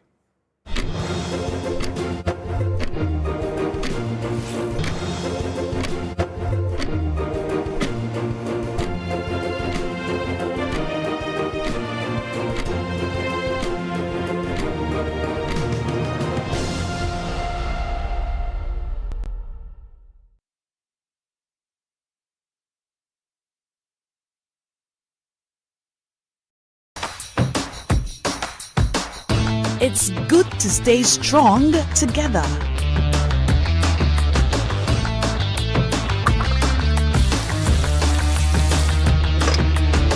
It's good to share nutritious meals cooked with Fritol, a vitamin A fortified oil. Fritol, you deserve a life of goodness. This advert is... Across Africa, a new era has begun. Shifting our focus to a new horizon, connecting us with one purpose: to create and share opportunities to grow.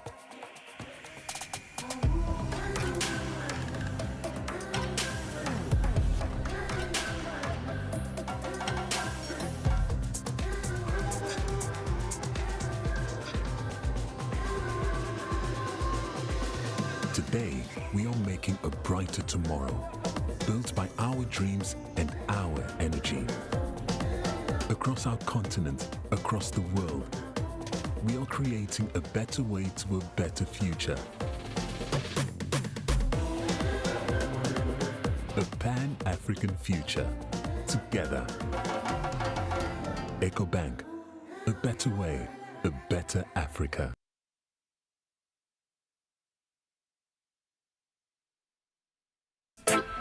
Ambian personality profile this Friday. I sold Presec uniform and I joined the class.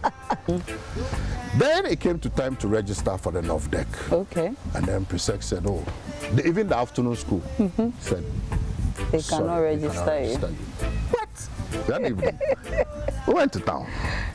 As we were coming up, then we saw that then he had then been made the assistant headmaster.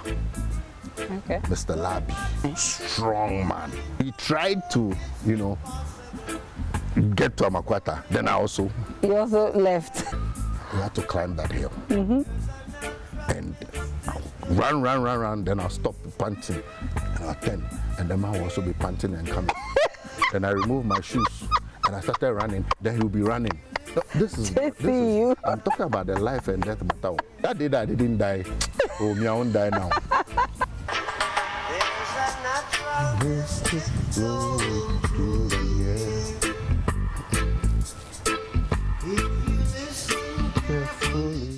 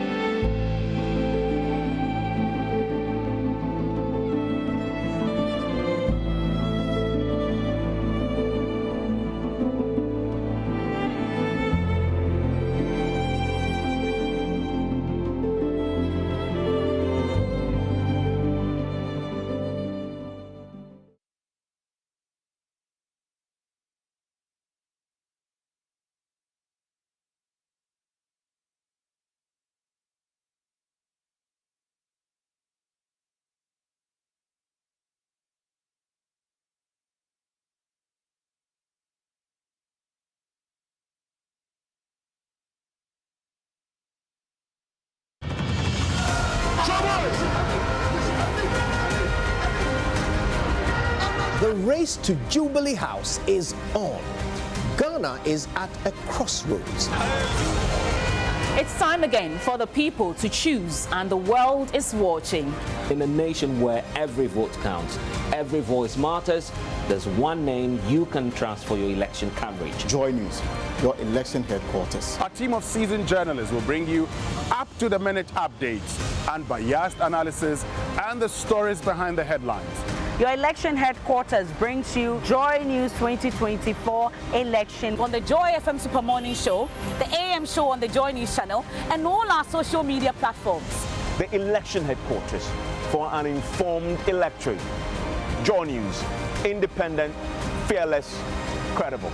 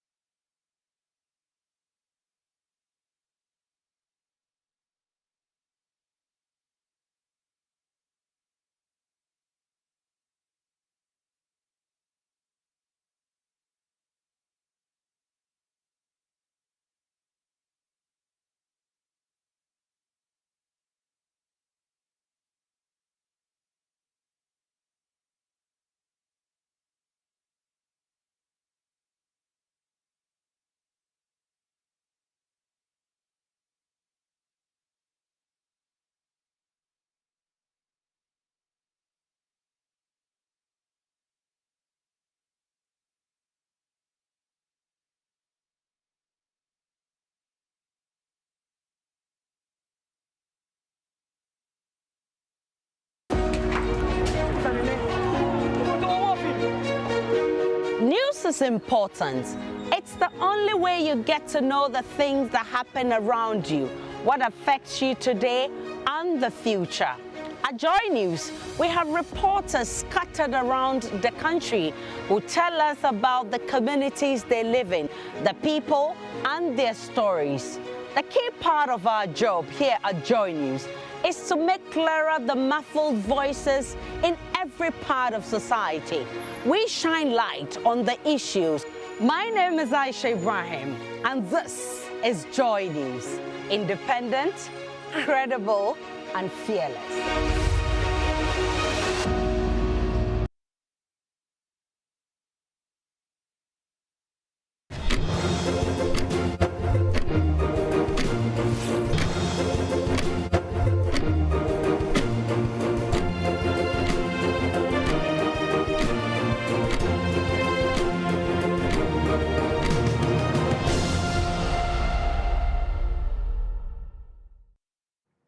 Thank you for staying with us. On this angle of the conversation, we'll talk about power. Have your lights been on? And if not, what has the situation been? And how would you characterize it? Doomsday or something else? I slept in darkness for some great lengths yesterday after returning from church.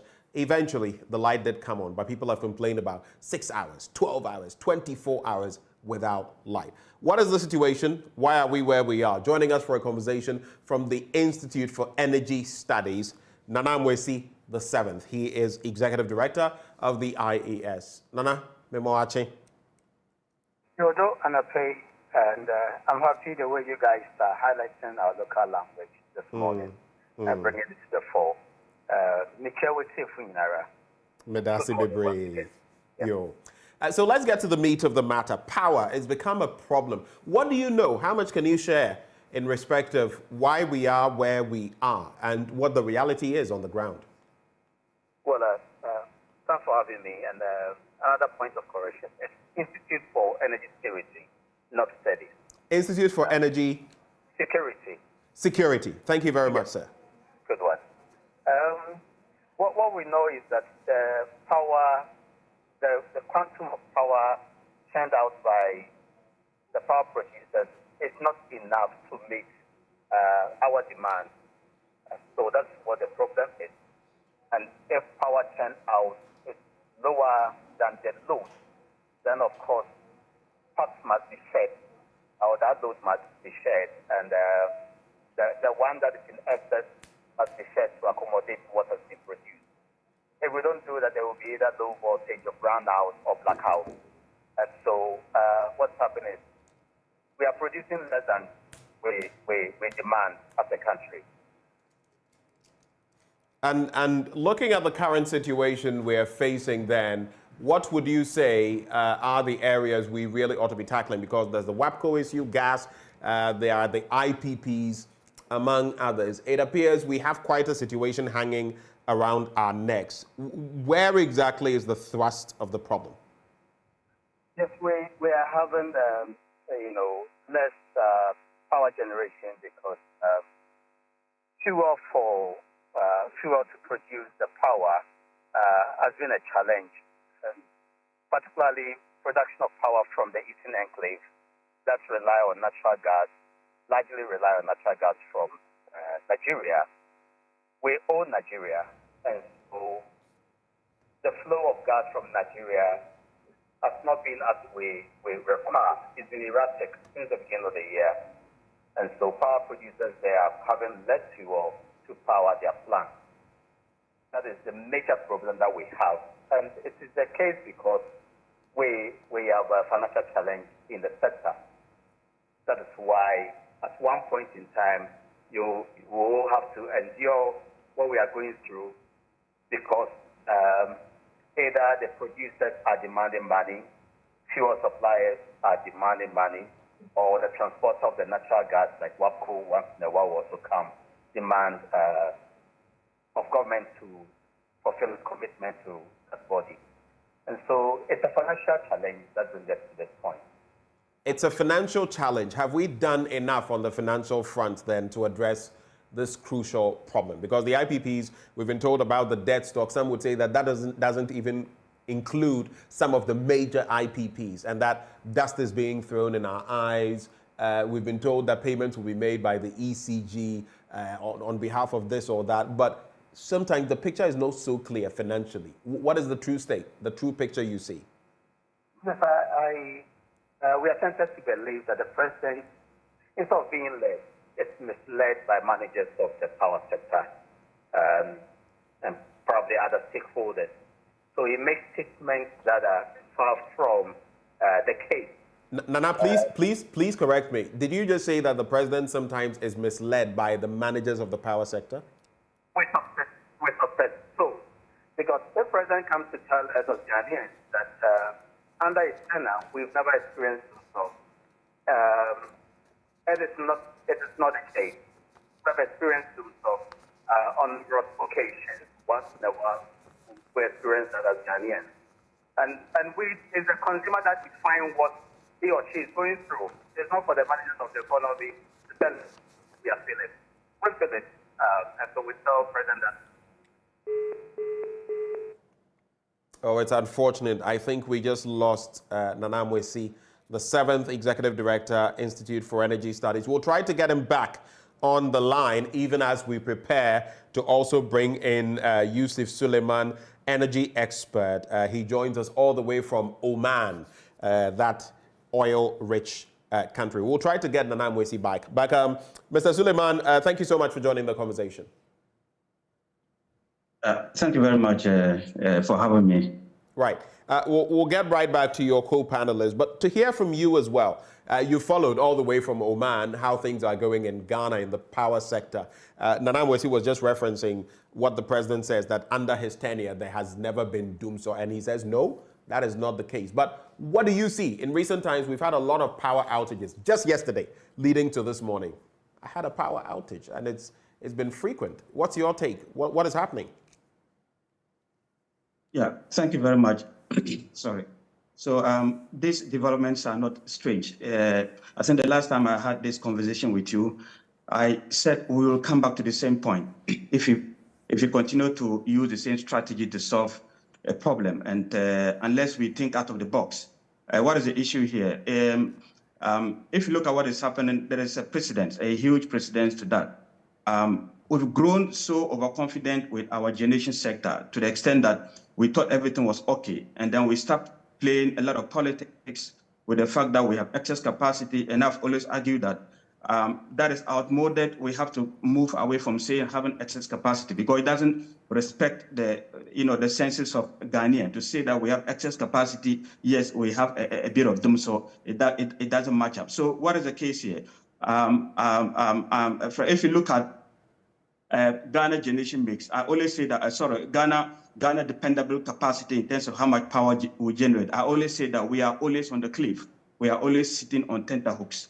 Why? Because if you look at what is the dependable capacity that we have, about 3,500, and our peak demand, especially somewhere in the evenings, they are almost at a point in time touching that figure. And so we knew about this. And so it's just going to take a little bit of a problem or a hitch from one place to the other to send us into erratic power supply that we have. And we have a couple of them, a couple of warning signs that were waiting for us by the end of the year, and we move into the new year. So it's not surprising. What were the problems? I can tell you on authority that if you don't make concerted effort to add a little bit of more capacity within our generation, it's going to be very difficult. Any slight glitch on any of the problems, be it gas supply, be it any technical issue on the supply point, be it money to fire this, thermal plants, we're going to have ourselves to blame because of how closeness the dependable capacity to what we are able to what the consumer needs at the end of on peak demand period. So yes, and then we've had beautiful opportunities that we let them slip by. For instance, Ghana is an oil producing country. And then we treat our energy and power sector as segregated entities. That is not a good strategy. In fact, the power sector thrives on petroleum sector, especially our kind of generation mix, where we have the thermal component composing a huge sum of our generation mix, with the renewables not coming up. We should have had a very firm handle on our gas supply, where we can ensure that we're able to supply gas from east to the west, and we develop our gas infrastructure to be able to do. We haven't done that. If you remember, we had something called foundation gas. Foundation gas was with us. Talo was supplying us with foundation gas, over 200 billion cubic feet of gas supplied to Ghana free of charge for a considerable period of time. What did we do? We failed to take huge advantage of that. So I say that we failed in our strategy phenomenally or abysmally, and so we have to rethink and stop doing politics with energy sector. Other than that, it will come back to hit you. So what are the way forward? The whole thing is about finances. Finances has been the issue, and the way this, these various generations, these various power, value chains are streamlined. They are so intricately linked, seamlessly, that if there is an inherent problem within one generation, one component, the cascading impact on the other components are going to be dire. And here, our weak link has always been the distribution component of it. And so, because that's where the cash flow comes. If you don't maintain appreciable cash flow within the distribution arm of the value chain, then the transmission and then the generation, we are always going to have ourselves to blame. IPPs are standing, WAPCO is standing. If we have technical issues, with a bit of some pockets of technical issues, if you don't solve these issues, and they are solvable, it's not that they are not solvable. We just have to take the bull by the horn, make concerted effort, and be deliberate. That power is key to our energy security. Our economic survival. And if you don't do that, and we keep complaining about problems, here and there, without having this pragmatic solution, bringing them on board to solve them, then we will have ourselves to blame. And at this moment in time, Ghana cannot afford to knock out even a megawatt. I can say that. We can't afford to let even a single megawatt out of the power pool basket because of what I just painted. We haven't added anything substantial within our generation mix because we're so much overconfident championing that we have excess capacity, and we haven't done that. That requires investment. Where will the investment come in? Where the investment will come in is when we are able to maintain appreciable, sustainable cash flow from the distribution arm. That is where we need to do a lot of work. Hold for me. Let me bring back Nana Mwesi, the 7th Executive Director, Institute for Energy Security. Nana Mwesi, I lost you. You were making a point. Yes, we got to the point where I did conclude that we are going through this situation because of financial constraints, and that until that is solved, we are going to continue to do so for a very long time. It's not just this year alone. Next year we may be experiencing more of doomsday, because there are two things beyond ensuring that you have a good or robust transmission and distribution grid. Install capacity, adequacy in install capacity counts so much. Then, of course, fuel supply issue. Yes, I have concluded that even for install capacity, the previous government dealt with that adequately, and to the point where today our install capacity is in excess of 5,200 megawatts. Our dependable capacity is somewhere around 4,900. However, available capacity has become an issue. That's one point. Then the fuel supply challenge comes in. Are you able to pay the suppliers for the fuel? Are you able to pay the transporters of the fuel? If you don't manage your revenue in the sector, your revenue collection, and ensure that we have cost-reflective tariffs, the debt in the sector will be increasing day by day. And then your financial challenge will be worsened. And so we see that this is what is playing out. Because we shouldn't have been where we are today. We shouldn't have been seeing doomsday at all. Because you have enough installed capacity at close 2019. Then, of course, at close 2016, you have EFLA generating almost $650 million a year. So by 2023, EFLA have generated for you that free cash flow of more than $3.5 billion. It could defray the legacy debt at close to 2015. But today, we still have some of the debt, and our debt in the sector is increasing. Yeah. Today, I'm sure by next year, our available capacity will not be, even our dependable capacity will not be enough. We Even our what capacity will not be enough? Our installed capacity. Installed capacity, right, by we next year. Down for 3 years complaining about excess capacity, and we still invest to bring on board other plants. Trust me, by next year, mid of next year, our power issue will be worse. Whoever inherits or forms the next government will have to struggle to deal with this power sector challenge we have. Mr. Suleiman, is that something you share, a sentiment you share, that by next year, by the middle of next year, our power situation would be even worse, regardless of who takes power? Is that directed to me? Sorry. Yes, it is directed to you. Yes, exactly what I said. Whoever takes,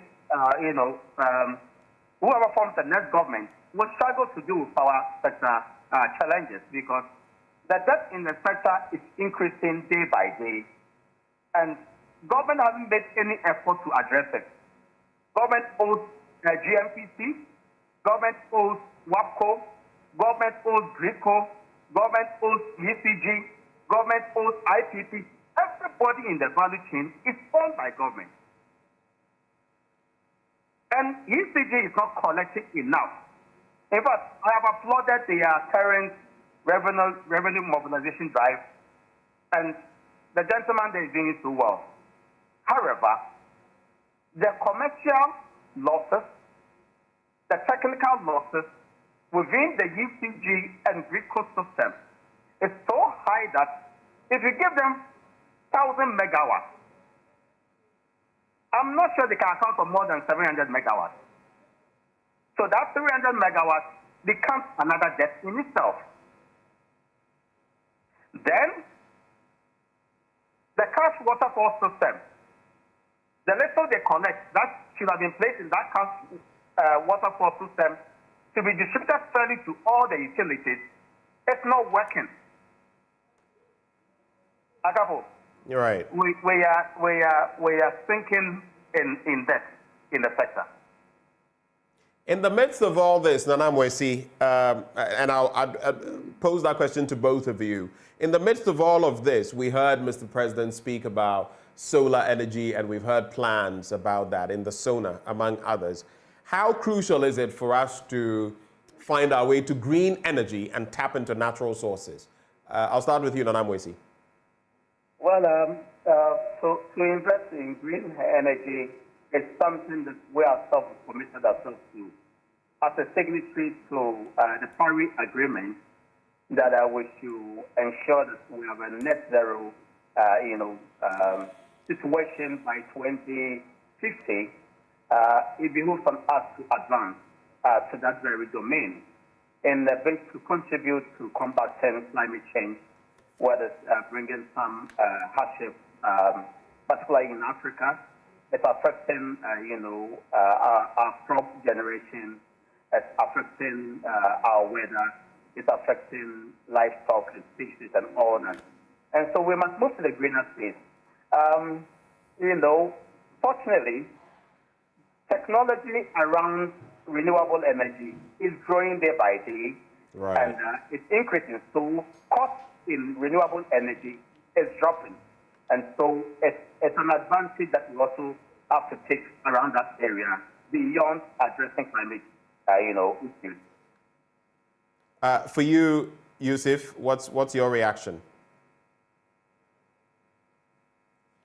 Hello, Mr. Suleiman. What's your reaction on that? Yeah, so yes, I pretty support that. I straightforward support that. I always mention the fact that in this power sector, we have to be able to diversify our generation portfolio to be able to encapsulate that of renewables. We've set ourselves targets upon targets, but we haven't been deliberate. We haven't made any concerted effort, to meet those targets. If you quite remember, somewhere 2010, we said by 10 years, let's say 2020, we're going to be able to increase our renewables. Our generation mix coming from renewables should have grown drastically, let's say to 10%. We haven't done that. 2020 came, we couldn't do that. We had to extend the deadline to 2030. So yes, it is a huge advantage, and we have the potential to do that.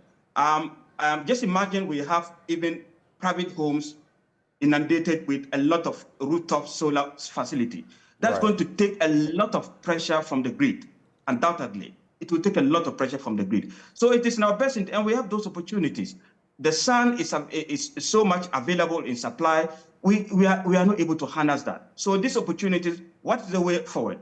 Ghana government will have to just open the space. Sometimes I thought the talking was that, we don't want investment to be there and then it will knock out the conventional generation mix or to compete with the conventional generation. We have moved beyond that. Now we need competitive power. And renewables, they are coming in record speed. With innovation, we can have solar. They have their challenges because of the seasonal nature of them. But with concerted investment and innovation, we can have competitive power supply that can guarantee us our power security within the sector. So yes, I pretty much 100% support the fact that if you get our acts right in the space of renewables and we have the potential, yes, we'll be able to solve most of this problem. If it's not going to solve any problem, but it will take a lot of pressure from the grid. Right now, there's a lot of pressure from the grid. And where we have competitive advantage, we are not utilizing it to our optimum ability. And that's where we are. So yes, I believe renewables are something that can guarantee us, the security that we need. We only need to open the space for private sector participation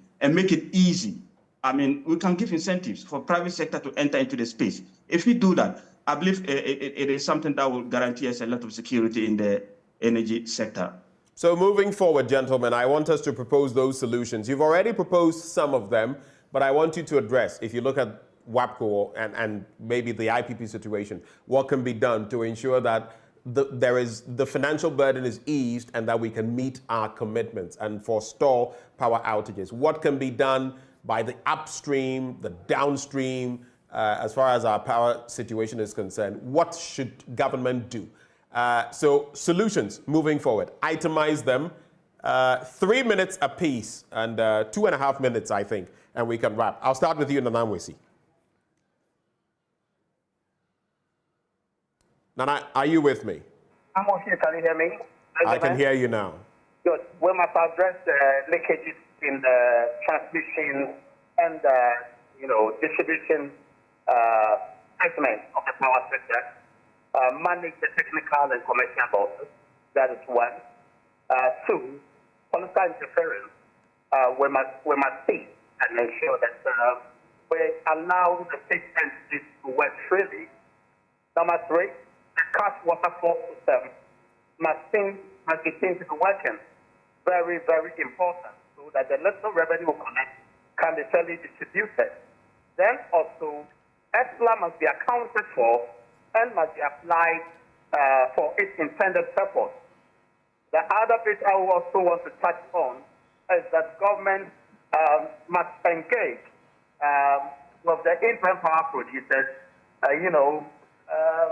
on a very good footing, so that the sector debt can be brought to the fore. If you take their revenue and conclude that this is the amount you owe them, when you know very well that there are exchange losses, foreign exchange losses to be dealt with, and there are idle capacity charges to be dealt with, then of course you are not being, open enough to accept your problems and address them adequately. All right. I see a message coming through that says, so after all this excess capacity talk, we'll be running into Dumso again. And I can't read the end of what you write. It's not good for Ghana, but someone not being very optimistic about the situation. For you, Yusuf, what will be your concluding words on that? Hello, Yusuf Suleiman. Yes. Yes. My concluding words will I'll just add to what Nana said. The point that he mentioned, I pretty much support that. I think we need to get our acts right with respect to our generation, our revenue generation. What we need to do there, we have, I can say we have short to medium term and we have long term. The short to medium term or the short term that I can say is to get our revenue generation right, because that is what we can do now. That is what is available for us to be able to do. And how can we get it right? I think ECG needs a bit of autonomy. And I think the kind of strategies that they have put in place in recent times. I commend them, and I think their leadership and the MD is doing pretty well. He just had to get, he needs support, and the support that he needs, we need to minimize a bit of, I think Nana mentioned that already, we need to minimize a bit of one way or the other interference as much as possible. Because at the end of the day, the distribution chain is our heart. If we get it wrong, all the other chains, we are going to get them wrong. So yes, just imagine we are told Parliament of Ghana owing about 23 million Ghana cedis. That is so humongous, if you ask it. And then there are other allied institutions that are owing that much, that is linked to government. So I proposed some time ago that if ECG even is finding it very difficult to tackle agencies that are linked to the government, they can privatize that portion of the revenue generation to private hands, ensuring that they'll be able to take that money from those who owe. Other than that, if you don't make concerted effort to retrieve the money with the power supplied to ECG and we cannot get the money, I think we're going to have ourselves to blame. Long-term solutions, I always say that, well, I started with the fact that we can't keep doing the same thing, and expect different results. Look at our power pool. Over 60 to 70% thermal generation mix. Where is the thermal coming from? Gas is our conduit. Now, we are operating our sector like the power and petroleum sector like segregated entities. Right. I recommend that a long time that we link the two, where the power sector will supply, the petroleum sector will always supply gas to the power sector on commercial basis. If we do that, I think we're going to have the long-term solution to these issues that we have. Ghana gas has to be retooled and made vibrant to be able to supply gas on commercial basis, competitive basis to the power generation mix. If not that, we're going to have ourselves to blame. Thank you, gentlemen, for joining the conversation. Nana Mwesi the 7th is Executive Director, Institute for Energy Security. He joined us. We also had Yusuf Suleiman, an energy expert, joining us all the way from Oman. Do stay with us. We'll be back with more action on the AM show. Action, pertinent, germane, relevant to your life. We'll be right back.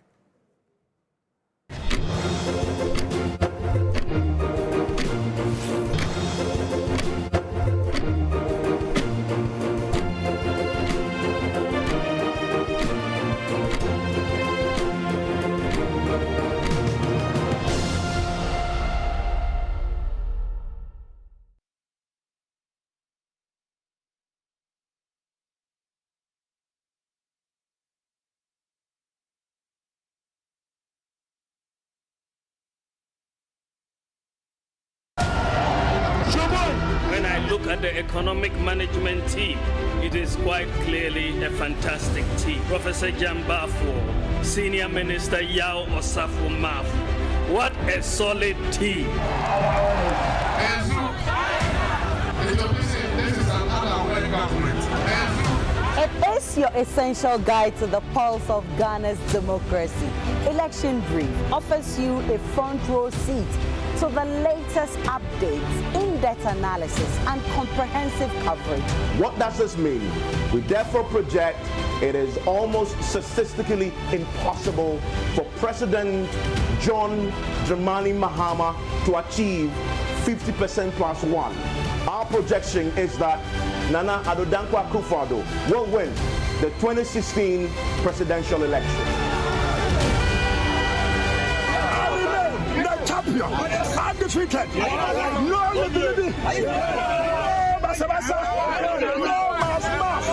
During this campaign season, our experienced team of reporters will bring you exclusive insights, breaking news, and unbiased reporting from every corner of Ghana. The people have met him with excitement and they keep chanting savior to imply that they believe that he holds the key to turning the economic fortunes of the country. As vice president, I am like a driver's mate. But by the grace of God, if you make me the president, I will be in the driver's seat with constitutional.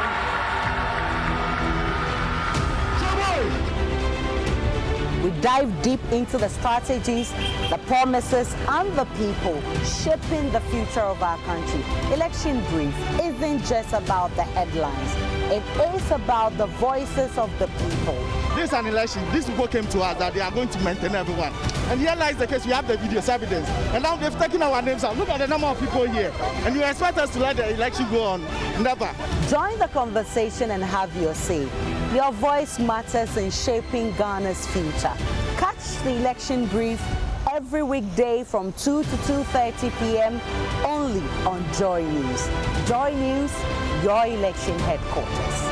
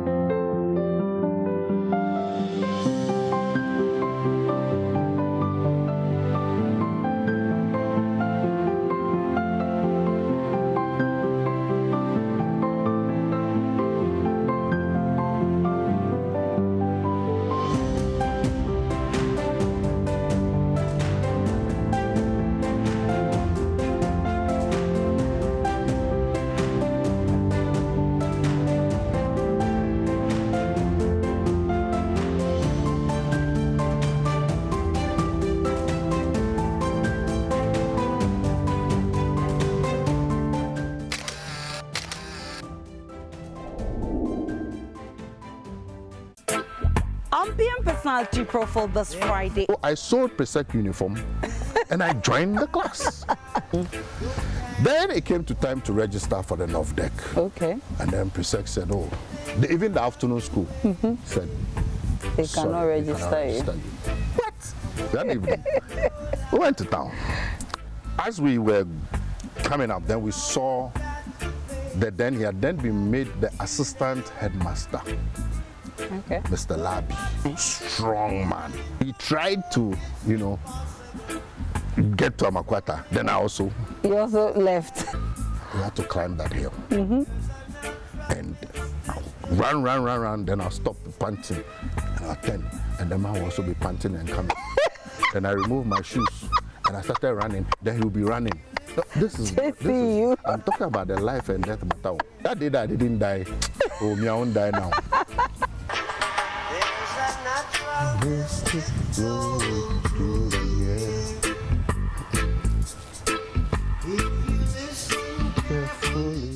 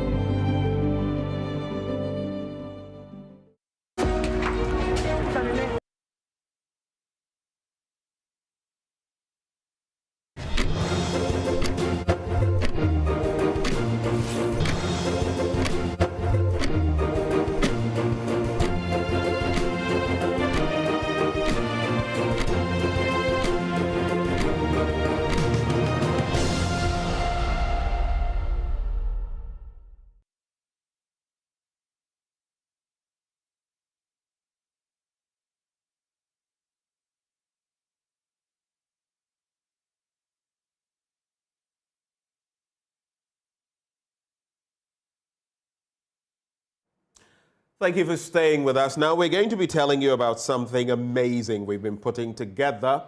It's that latest grouping of professional bodies putting together a public speaking event, which we've gladly been sponsoring. And the topic, has the Fourth Republic delivered? Faith leaders and good governance. It comes off on the 5th of March, that is Tuesday 2024, at the British Council at 6:30 p.m. The main speaker, Theodore Albright, the panelists, Abe Kusego and Susan Edu Amankwa. But joining me in the studio, one of the coordinators, Samuel Nkum Tenkrang. He joins the conversation with me in the studio. Mr. Tenkrang, thank you so much for joining us. Thank you. Right. Thank you. Just explain to us what birthed this idea to speak on, to have this event, first of all, and to speak on this topic. Why this topic? This arrangement, if I may put it that way, started last year. True. And we were fortunate to organize 3 of such public lectures at the same venue. Yes, and the overarching theme is the question of as to whether our 4th Republic has delivered to the expectation of the citizenry. Yeah, that's a huge question. Right. And it has, multiple dimensions to actually look at such a question. Last year, as I said, we organized 3 lectures. The first one was on neoliberalism, as to whether the emphasis on, if you like, encouraging the private sector to take over, the economy, not take over, but to play the leading or dominant role in the private sector, whilst the state, the government, actually provides the enablement, as to whether we have managed to make some progress there. The second one was on mindset revolution. And the first one was delivered by Yao Nsako. The second one on mindset revolution, mindset change, looking at attitudinal, aspects of the, of the subject as to whether we have made some progress there. And that lecture was delivered by Akusi Abame. Then the final one was in November, and the topic was, towards a common manifesto for the nation. It was quite an exciting one. We had the political parties representatives to be there, and I think you've done well in helping us, collaborating with us in this agenda. This year, of course, we've enjoyed being a partner and joining this collaborative we are very, very grateful. effort. We are very, very grateful, and I think it's just the beginning. Right. This year, the plan is to organize a lecture quarterly. So this is the first of the series. And the idea of looking at the faith leadership and their involvement in governance, good governance for that matter, that should be a topic to look at. Because the lawyers will say that matters of religion are also matters of state. It is the same citizenry, the same followership of the churches and the mosques. We know the 2 dominant, if you like, religions in the country. Christianity, about 71% or so, and then Islam, about 20%. What they do in their, their churches and the mosques, ideally, after the preaching, we should see the same, preaching and the message reflected in our body, politicking. But you and I, or you agree with me that we don't see that impact. There's no necessary correlation. We don't see that reflection. There's no correlation. So this lecture is more or less to throw out some, ideas for public discourse. And as a democratic society, the kind of, if you like, democracy we are practicing Kembi. Open up points or discussion points for the citizenry to also have a say. And, when we judge, probably something useful will come out. So ultimately, we want to impact society or our, governance system and help direct it from within. We are looking at developing our country from within. Let's get our professionals, for that matter, to feel obliged to be involved. Right. Because personally, speaking for myself, I am not happy about events as to how professionals are staying aloof and leaving others to work. And so it's a way of also getting all professionals involved. You can't be out there pissing in and saying that. Let me also add that others are not doing it well when you yourself are not contributing. Professionals have been involved in the past. Right. Yes, in the 80s, even earlier, when we were under military, for which some were incarcerated, others had to leave the country. Yes. And we started this, if you like, to reinvigorate that agenda of getting professionals into the public space, getting involved in public dialogue. In the 90s, we tried to, bring them together. We didn't succeed. So this latest attempt is just to, if you like, rekindle that agenda. So let's quickly go for it. I've already mentioned the title, Has the Fourth Republic Delivered? Faith Leaders and Good Governance. But let's talk about where it's happening, what time it's happening, who is speaking. Yes, that's on Tuesday, the 5th of March, at the British Council Hall. The main speaker is one Theodore Albright. He is a thought leader, he's a lawyer, strategist, and the managing consultant of the Family Office Africa. This is a multidisciplinary consulting firm. Okay. He helps, corporate bodies, if you like, structure as a thought leader and a strategist. His involvement is to actually support, corporate bodies to grow and achieve their goals and objectives. Right. And we have two, he's the main speaker. Then after the lecture, two panelists will join him. Abeku Sego and Susan. Sego, we know him as an international award winner, an actor, and then a producer. Then Susan Edriamankwa. She is a public health pharmacist, a colleague, and if you know her, she's a very well accomplished social commentator, very interesting person. So that's how things will go, and we hope that. Let me add that it's apolitical. This arrangement is apolitical. We want to involve everyone. Everyone has a stake in national affairs. And when it comes to good governance, we want to stand for values that will bring everybody on board. Okay. Yes. All right. The time is 6:30, British Council, Tuesday. It will be hosted by our very own Philip Osei Bonsu Obi, as we popularly call him. Can anyone attend this event? Is it going to have virtual ends to it so that people can join on social media or what? What is the... There will be no virtual. We haven't made that arrangement. But then anyone, it is open to the public.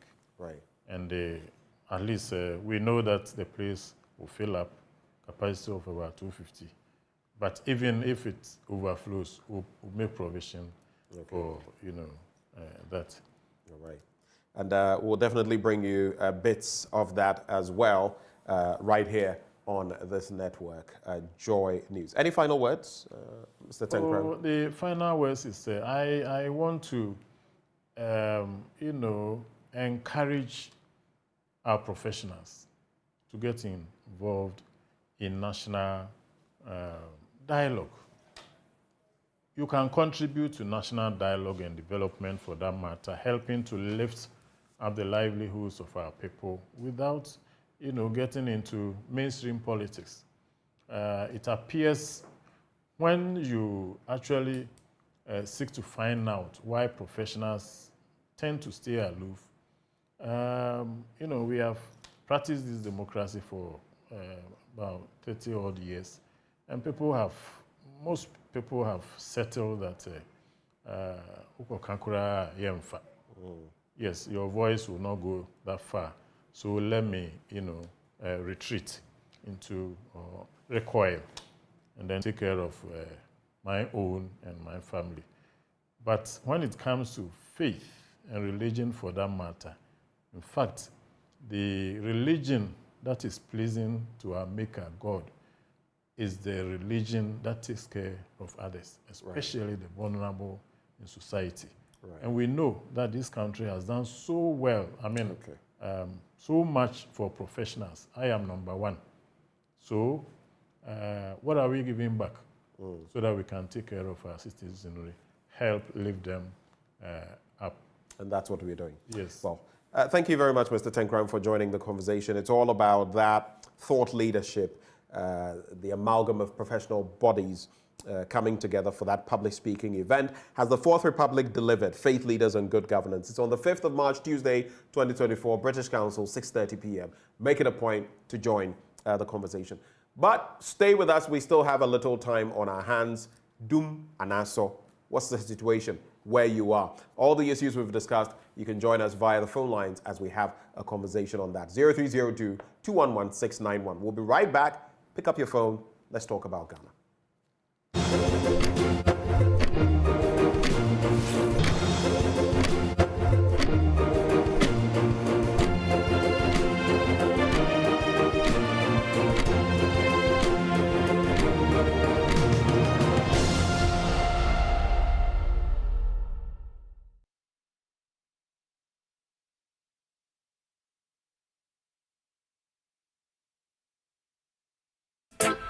Ambient personality profile this Friday. So I sold Presec uniform and I joined the class.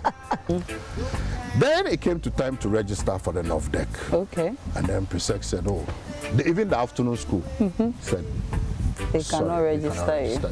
What? That evening, we went to town.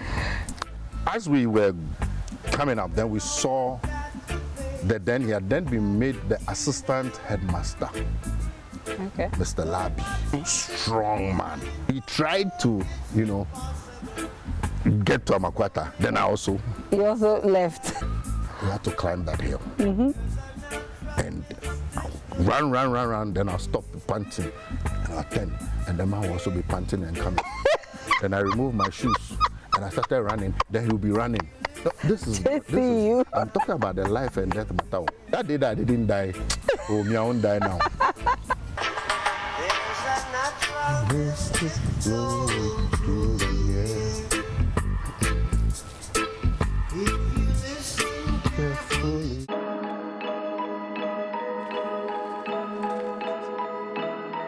Okay, as far as music, as long as I can remember, I was exposed to African music. Did my own thing when it came to making music. It's your boy DJ Razor on the 1 and 2s right now. Still musician, rapper, and then a dancer. Same Slumboy Soccer did, they're doing big things. Yeah. Overall, if people just enjoy good music and they respect your opinion on music, I think it'll be successful, and that's the plan right now. That's the plan.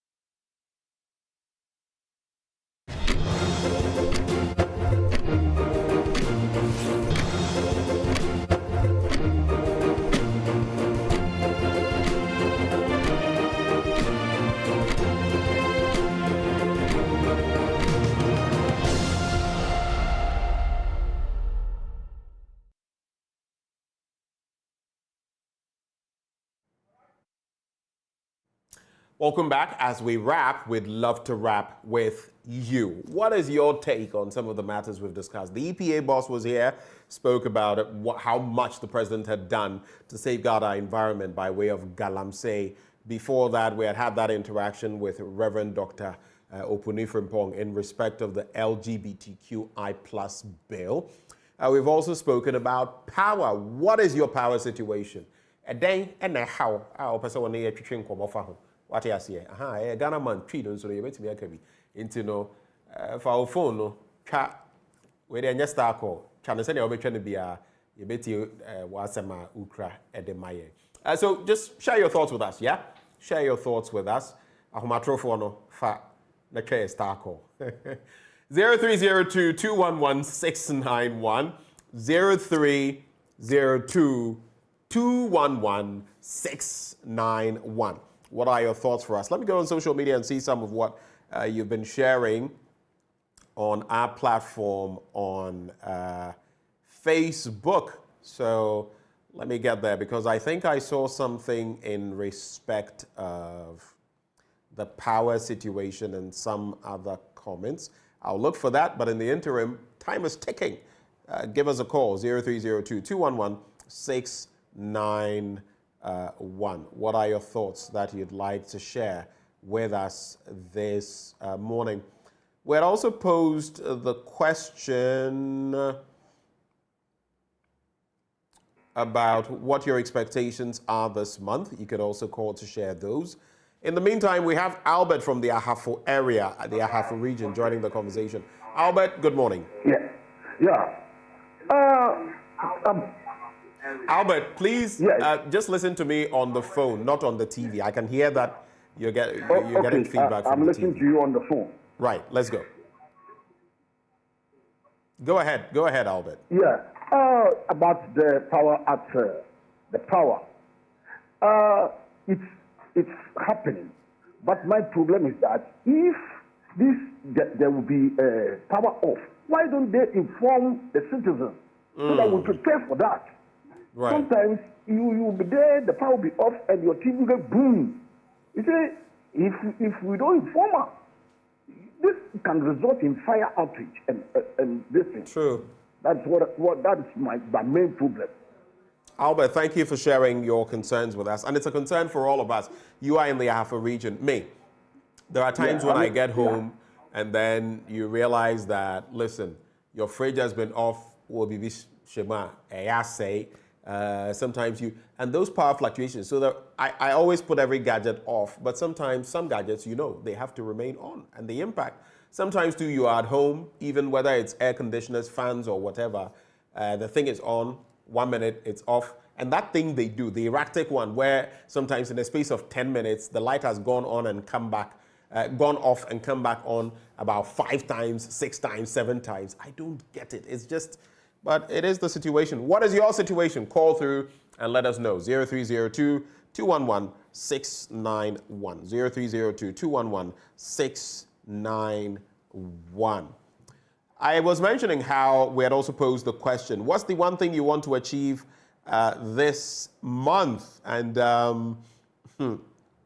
some interesting comments that came through. One person said, financial freedom. But in these times, it's not the easiest thing to do. If you get a good job, even with that, you look at the remuneration and everything in between and the bills, and you realize that it's not an easy task. It's a tall order. That was from Christian and Chroma. Benny Tom says, I want to relocate the Independence Square to the Cathedral venue and the Osu Castle to Pokwase. I found that one interesting. He wants to relocate the Independence Square to the Cathedral venue and the Osu Castle to Pokwase. Anyway, we have Raphael on the line from Takrade. Is it Takrade you're in? Fine, Raphael from Takrade. All right. Raphael, what are your thoughts for us? Are you experiencing the power situation? No, I want to, it's like, within the week, I touched on the power situation. It's like, it's a bit improved in the Takrade community, but I want to touch on the LGBT. On the what? LGBT, right. Yeah. Go ahead. I want to caution some of us, and mostly the parents, who think that LGBTQ is far from them because they are confined their children, they don't go out, they don't practice. But is a misconception. You know, something miraculously happened in Sodom and Gomorrah. To me, I think that one of the 7 wonders in the world happened in Sodom and Gomorrah. Do you know something? When Lot and his family were living in Sodom and Gomorrah, the daughters of Lot, they were virgins. And to me, to live in Sodom and Gomorrah to attain at the age of 25 to 30 and still a virgin is one of the 7 wonders in the world. It's a great achievement that the doctors were able to achieve for their father. Because the father may think that even though the environment, they are practicing immoral activities, but he has confined his children not to practice those immoral activities. But in the end, what happened to the kids? They committed the most abominable act in the world. They have an affair with their father. How were they able to get that knowledge? Because when they were in Sodom and Gomorrah, they were hearing, but they were not practicing. So it is like what they were hearing is being said in their subconscious. So when the critical moment when the critical moment happens to them, they have to apply what they have heard previously. So I'm causing everyone, this LGBT should be a concern to every Ghanaian. Right. Thank you for sharing your thoughts with us. Thank all of you who called. If you're celebrating anything today, birthday and other anniversary, we celebrate with you. God bless you. Happy new month to you, and know that from us to you, we deeply love you. We are grateful that you join us every day on this network. Well, time for Sweetie Abochi and yours truly to move off. Up next is Joy News Desk right here on this channel. Do stay.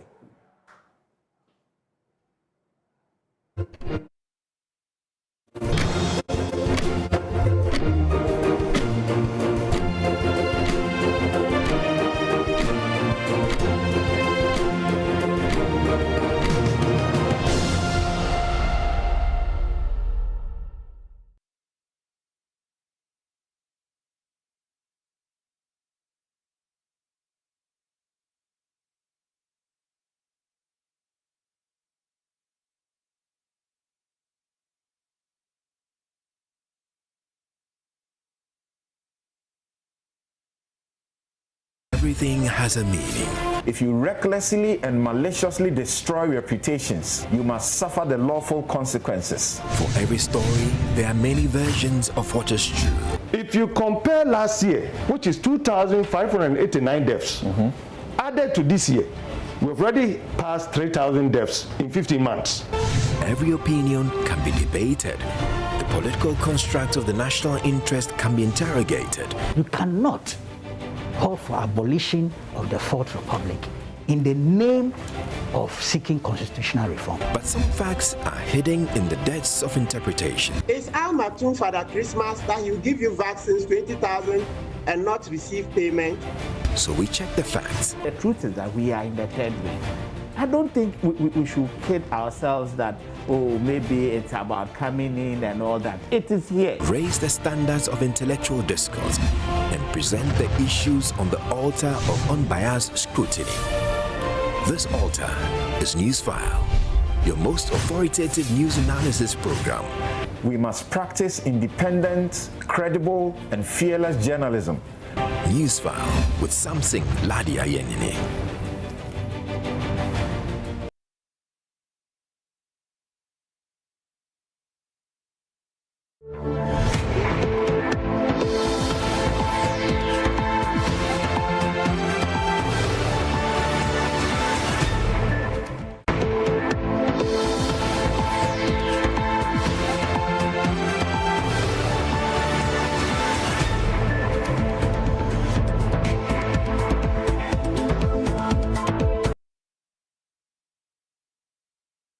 Hello, good morning. Happy Ghana month. Coming up this morning on Joy News Desk. Parliament still in darkness after it paid 13 million cedis out of its 23 million cedis indebtedness to ECG. And as we start the Ghana month today, we ask, what does this period mean to Ghanaians and what should inform our reflections as a nation? We have a conversation coming up. Last former Youth and Sports Minister Free Ankra opens up 10 years after the Brazil fiasco. They said, no, unless we see physical cash. Before they will train. Before they will train. And that broke you. So we took the money to them, and you saw them, they were kissing the money. You saw them, you saw the videos. They were kissing the money. No player, no Ghanaian should be allowed to hold the country to ransom in this way.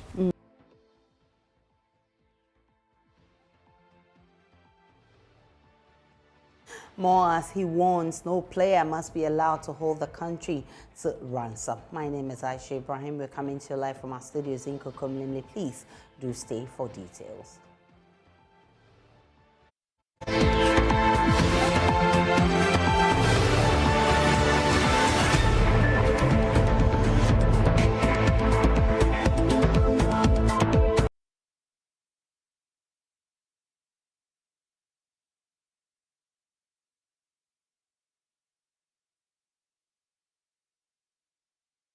The intermittent power outages witnessed in recent days dominated the first day of debate of the 2024 State of the Nation address on a day the Chamber of Parliament and the entire House was plunged into darkness, first by Dumso and later by an ECG disconnection exercise.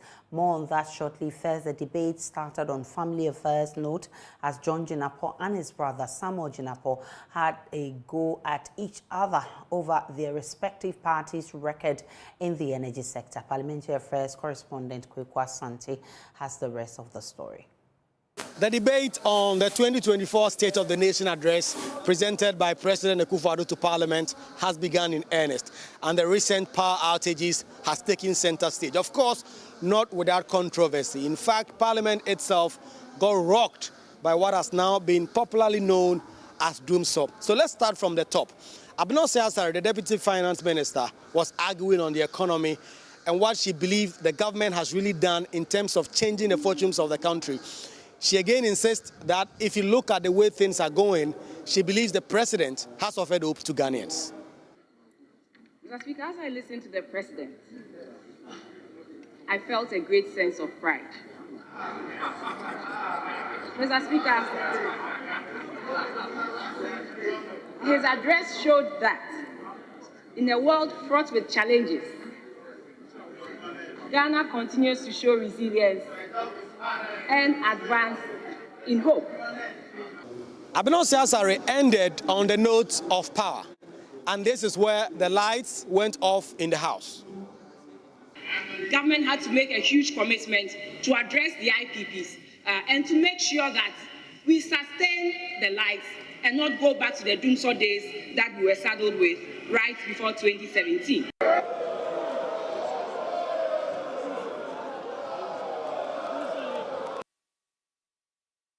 Well, the conversation on the power outages became a family affair on the floor.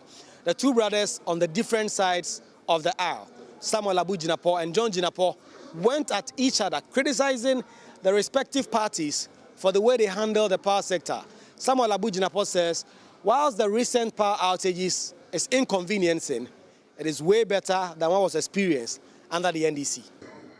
For the past 3 weeks to 4 weeks, they've been shedding load on a daily basis. Yesterday alone, they shed 530 megawatts. This afternoon, exactly 12 o'clock, the lights went off. That is why people are stuck in the elevator. Yes. And you still have the temerity to tell us that the lights are on. Mr. Speaker, that cannot be the case. Mr. Speaker, for 4 years, the Honorable John Jinapo, Member of Parliament for Yape Kosogo, talks about lights going off yesterday and talks about lights going off this afternoon. Mr. Speaker, lights went off yesterday. That is correct. Lights went off this afternoon. That is correct. Ghanaians went through inconveniences yesterday. That is correct. They will go through inconveniences as a result of lights off this afternoon. Mr. Speaker, that is correct. But Mr. Speaker, Ghanaians certainly do not have a short memory. They do not have a short memory. Well, the entirety of Parliament was, for a large part of today, disconnected from the national grid. Initially, it was the normal power outages, but at some point, Parliament had to put on its generators because the Electricity Company of Ghana had been on the premise of Parliament to disconnect the entire house because of the 23 million Ghana cedis debt it owes the power distributor.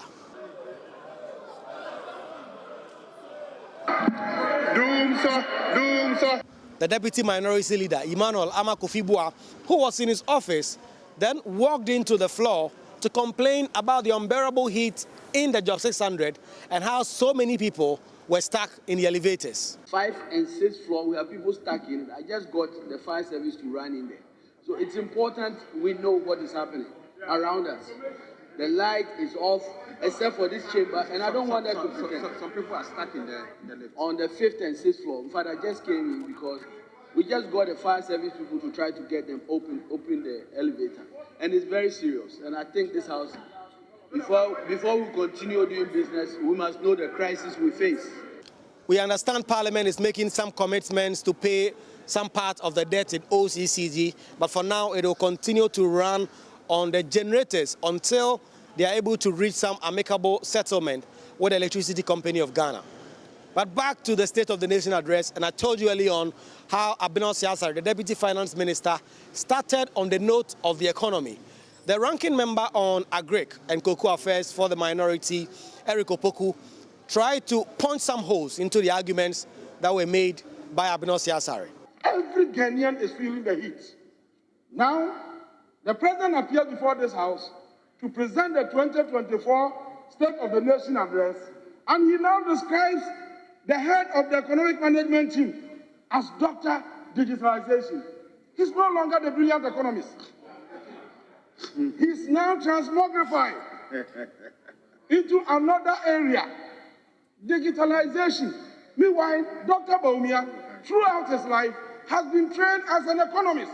The State of the Nation address debate is going to continue for the next few days in Parliament up until next week, when leadership on both sides of the aisles will conclude the debate and thank the President, Nana Dankwa Akufo-Addo, for the message he has delivered. Obviously, this has turned into a political footballing game where the political parties going at each other, citing their respective economic prowess.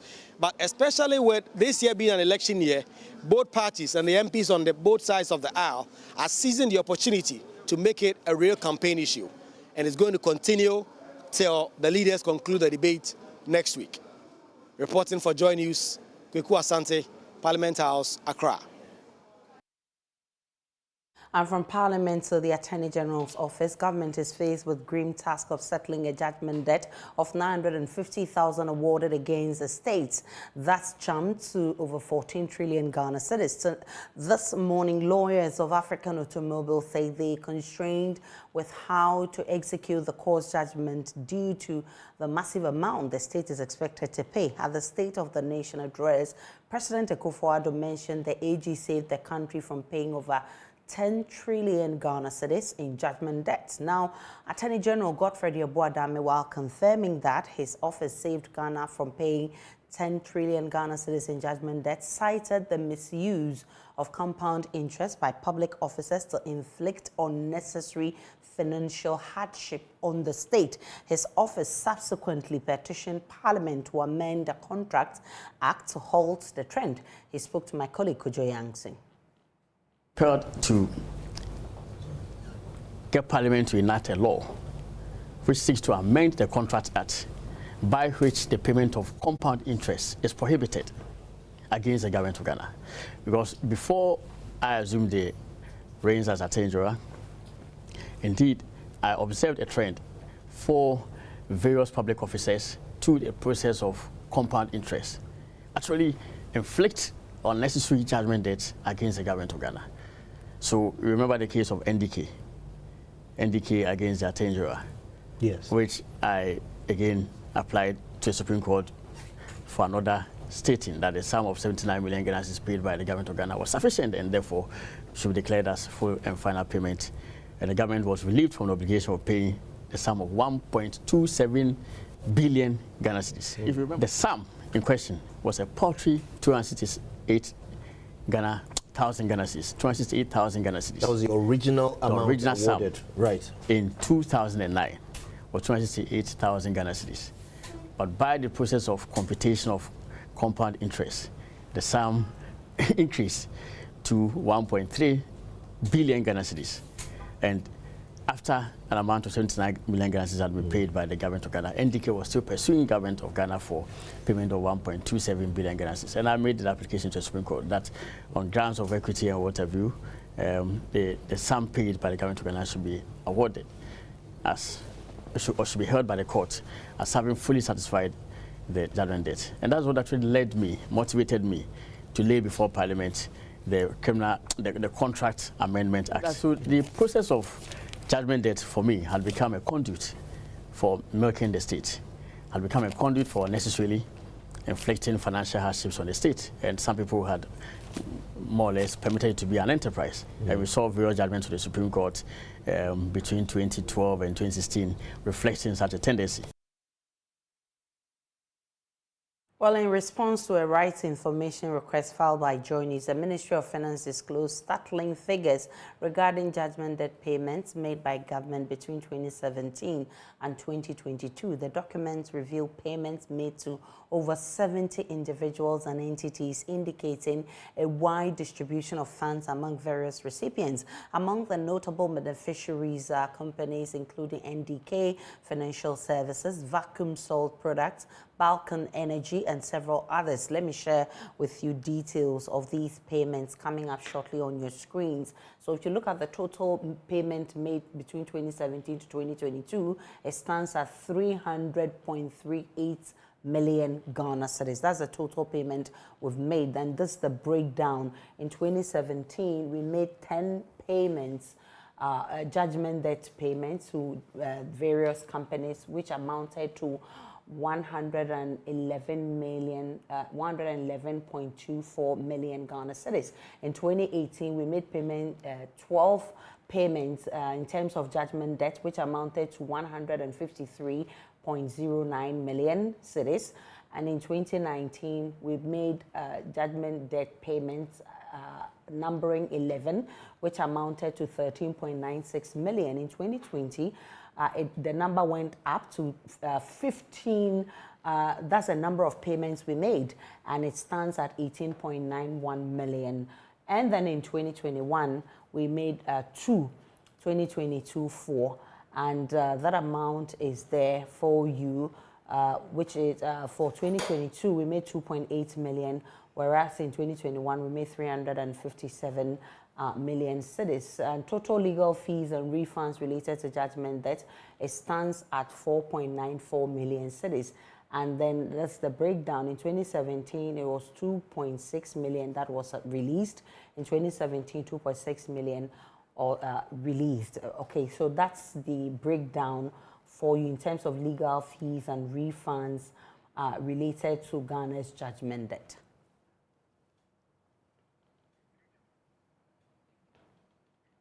Let's still talk about the country Ghana, because Ghana Month is a period used to recognize the rich cultural heritage of the nation. It's also to teach the younger generation the morals and values upheld in the Ghanaian society. This month of March will be no different, but has the observation of the Ghana Month living up to its billing. What can be done differently, and what should be the takeaway in this month of March? I've been joined by Nana Nsakwao, who is chief of Edumasa in the Eastern region. Nana, thank you so much for joining us. You live tradition, you're a custodian. Tell us what you make of the whole idea of a Ghana Month. Kindly unmute for me, Nana. Yeah, there you go. Yeah. Sorry about that. But thank you for having me on your platform, Aisha. Well, I think this is one of the most exciting months, and Allah will be smiling on us today. I say that I say that because, you see, unless we believe God made a mistake, then we have to carry on the same way we are carrying. I think the foreign influence and dominance on our lives and our culture is way too much. And there is not a single country, a people, a tribe, a community in this world that has ever made anything significant or meaningful by copying somebody else.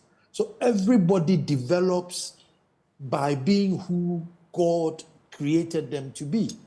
yes, you advance, yes, technologies come, but you find your terrain and you advance within your terrain. But we seem to have completely sidestepped ours and mimicking others. And so you realize that every time you and I, everybody just complains, why Ghana? Why Ghana? Why can't we move forward in the, in the face of all this abundance, culture, and on top of that, peace?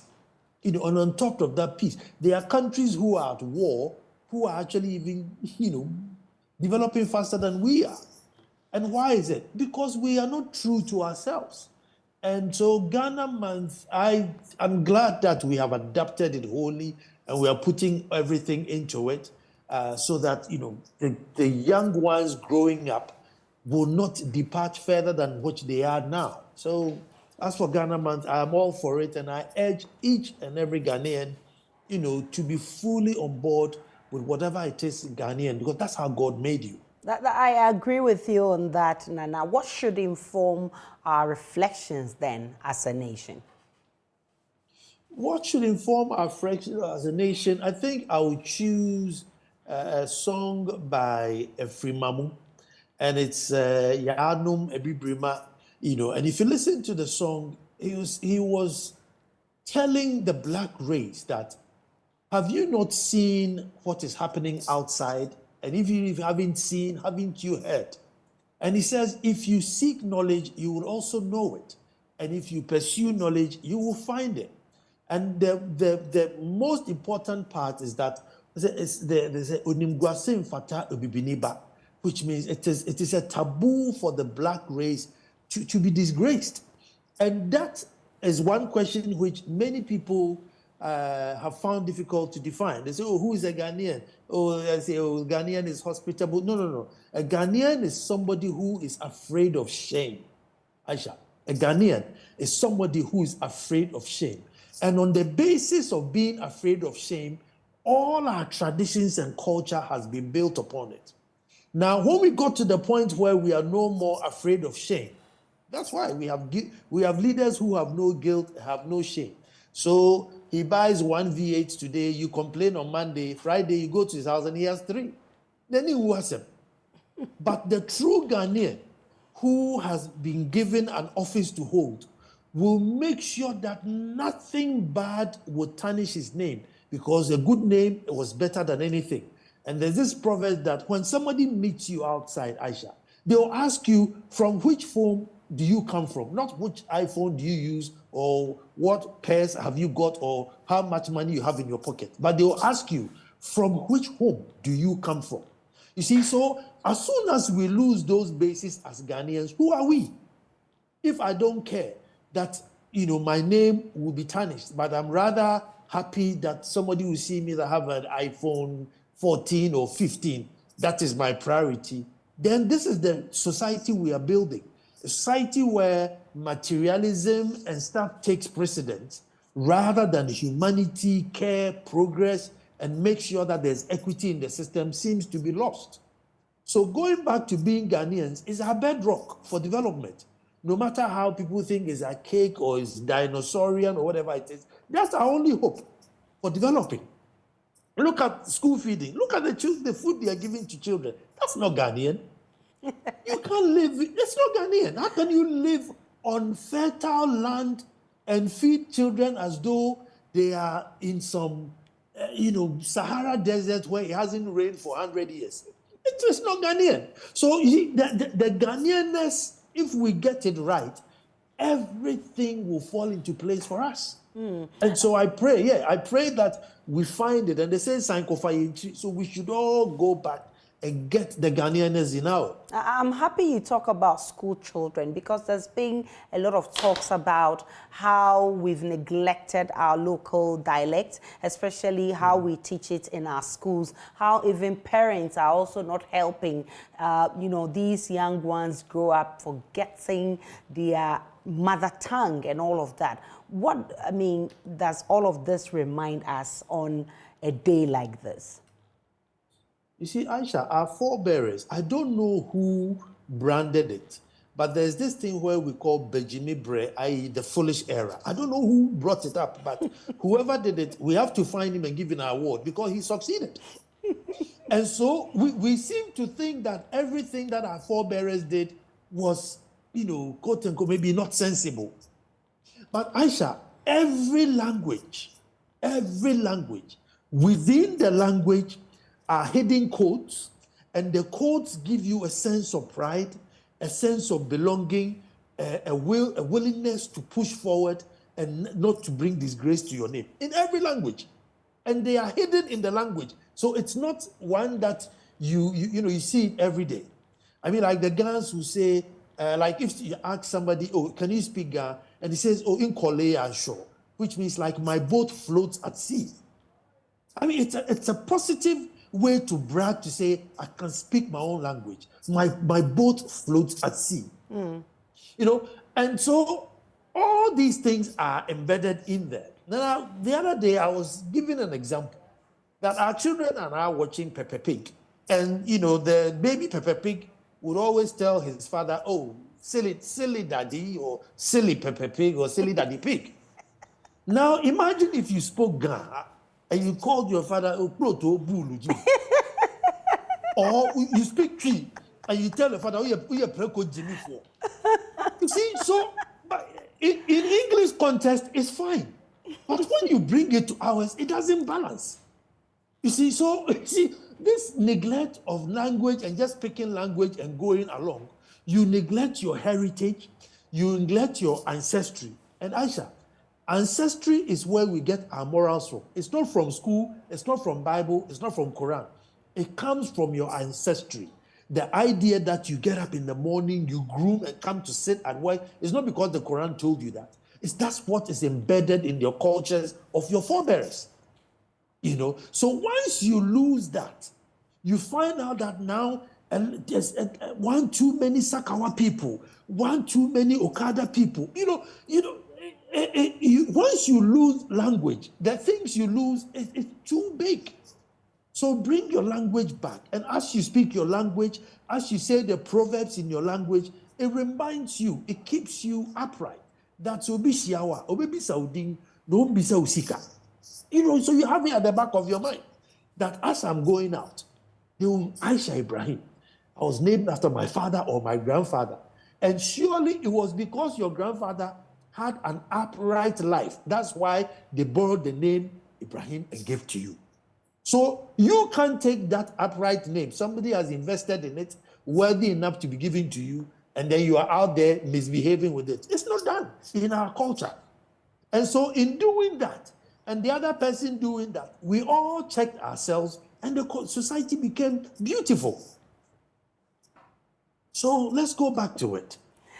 Of course, this is food for thought. And as we begin Ghana Month, definitely we're hoping that the month whole celebration would remind us of some of these things. Nana and Sakwao, I'm grateful for your time this morning. If you give me just a minute, that 1 o'clock, we're launching the Ghana Month on radio. I'll be hosting it. It's going to be really, really interesting. Sure. So I urge people to tune in to Joy 99.7. FM at 1 o'clock, where I'll be hosting and launching the Ghana Month. It's going to be really exciting. And really, we'll be on. Okay, go ahead, Nana. Well, this month, you see, sometimes we are afraid of the truth. It's a bit too heavy for us. But this month, I think I'm going to go really heavy. Aisha, things like Lucifer and all those things, we inherited it. It is not our culture. So if somebody believes in Lucifer, fine. We are not chastising them. We have our own way of correcting ourselves. And I think this month, we need to really go heavy. Witchcraft, all those things, Aisha, they are foreign. They are foreign to us. But we have owned it. Nowadays, we have brandy, fat. But it is not ours. Ours is not witchcraft. Lucifer, hell, all those things. That wasn't us. Ours is to live, and then, Aisha, you are of use to this world today. Not live a useless life and say that when I die, I'll be useful in heaven. And in the meantime, what is your benefit to humanity? That is African.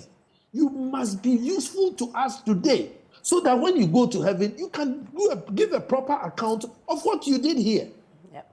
You know, yeah, you can't just live an empty life here and say,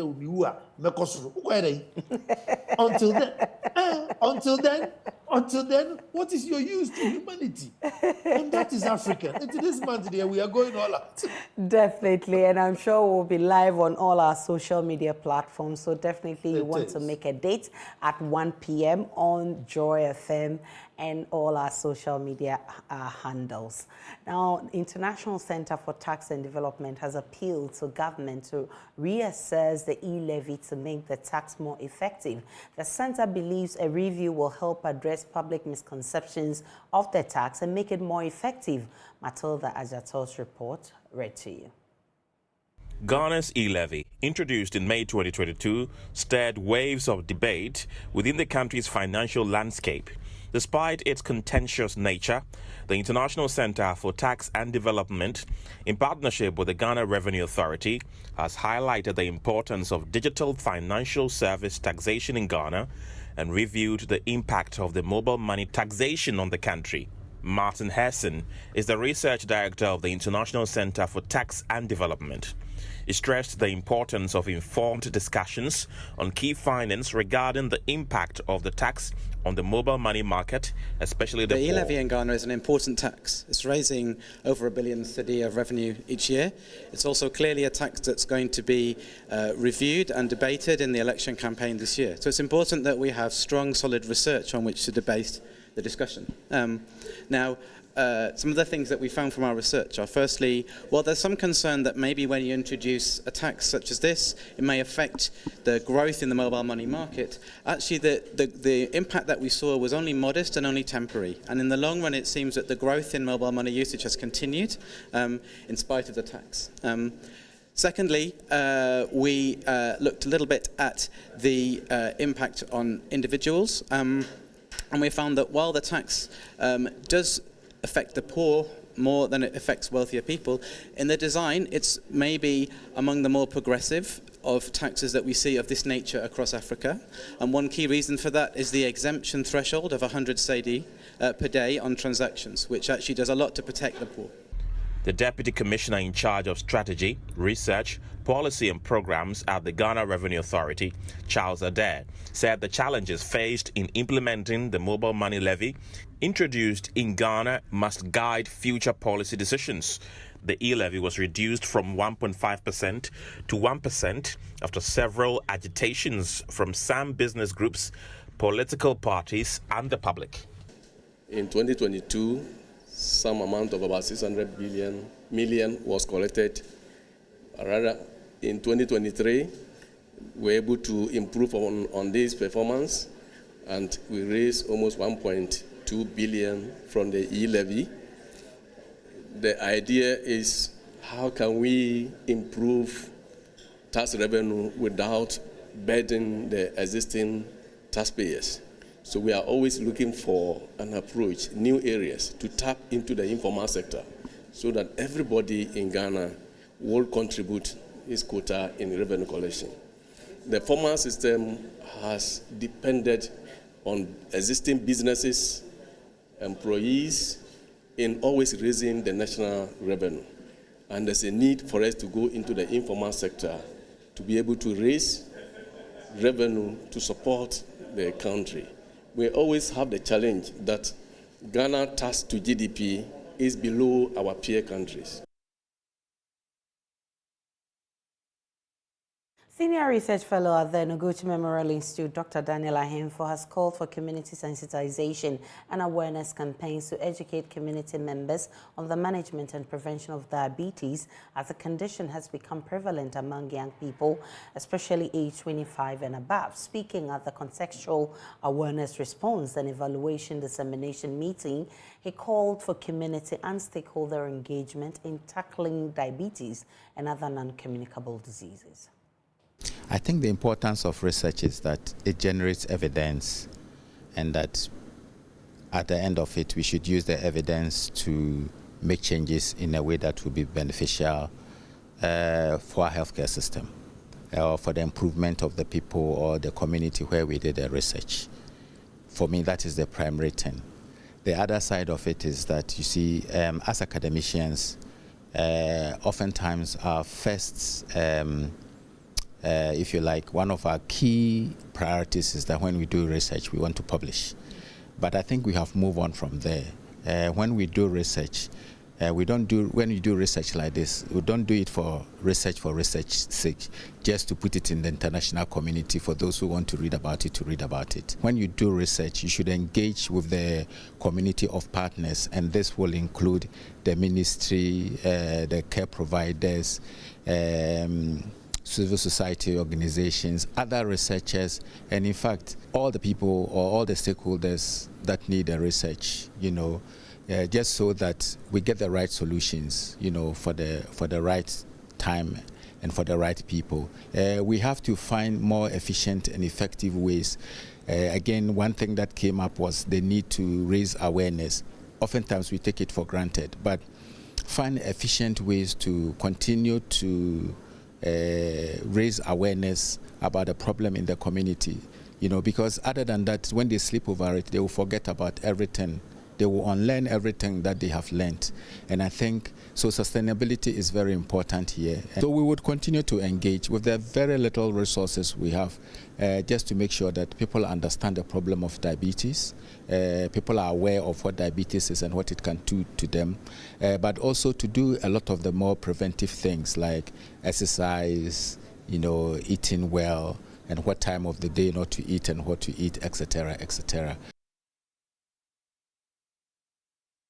Professor at the University of Ghana and President of the Ghana Academy of Arts and Sciences, Isabel Anyemba Kwachi, has underscored the importance of channeling efforts to inspire and engage girls in the field of chemistry. Speaking at the launch of the Women in Chemistry Network, she emphasized the pressing need for educational institutions and stakeholders to forge explicit strategies geared towards fostering the participation and advancement of women in the sciences. Rejoice Semifakpesu's report. The Women in Chemistry Network is a professional setup for women in the chemical sciences at all stages of their careers. It is a platform for women who have worked, are working, or are hoping to work in chemistry-related fields. Professor of Immunology and Parasitology and President of the Ghana Academy of Arts and Sciences, Isabella Anyemba Kwachi, says it is important to channel efforts to inspire and engage girls in the field of chemistry by recognizing the gender disparity that exists in scientific disciplines. The efforts to get women into science, it's not only government, but I'm one of the UNESCO, you have governors there who are represented from various departments. That's one of UNESCO's big program, is to promote not only basic science, sustainable development, but also women in science. So I think that the efforts are not seen because you need drivers and you need champions. But the notion of recognizing that there's a dearth of women in science is there. And there's so many things that detract the women from getting further, domestic issues, reproductive health issues, family issues, and often the woman just becomes the caregiver. She could be brilliant, but she gets to a point where she's only the caregiver in the home. Whether she likes it or not, she drops them. But, and now that it's become obvious that women bring a certain sensitivity to science. So in promoting women into science, it's not only to benefit them, but it benefits society because we bring a special insight, So all efforts are now to find champions, both in academia, in industry. So it's up to the universities, both public and private, for them to also champion, So it's multifaceted. Founder of the Women in Chemistry Network and Associate Professor at the Department of Chemistry of the Kwame Nkrumah University of Science and Technology, Marianne Nkansa, explained that there is a need to give special attention to women in the sciences and hook their interests for impact. I have not come across any document that specifically singles out women in chemistry. Generally, it's women in STEM, science, technology, engineering, and mathematics, which I'm also part of. Wisdom is an organization which started somewhere in 2018, and I've been part of it since. And so most of the national agenda towards women inclusion and science in the public space has been general. But we think there are specific slots that women in chemistry can occupy, because chemistry is very central to all the sciences. As you heard the speakers say, irrespective of whatever science you're doing, from medicine, pharmacy, engineering, materials, you do chemistry. So we believe that in the midst of all the agenda for STEM education, some peculiar attention should be given to chemistry, particularly the way it is taught, so that the interest will be built right from the grassroots for people to actually grow up and say, I would want to be a chemist when I grow up. I believe the way it is taught puts a lot of fear in the young people, and by the time they grow, they are not able to grow out of that fear. And that's how come we don't have many in chemistry in Ghana. The network stands as a pivotal initiative aimed at reshaping the narrative and breaking down barriers that hinder the progression of women in the sciences.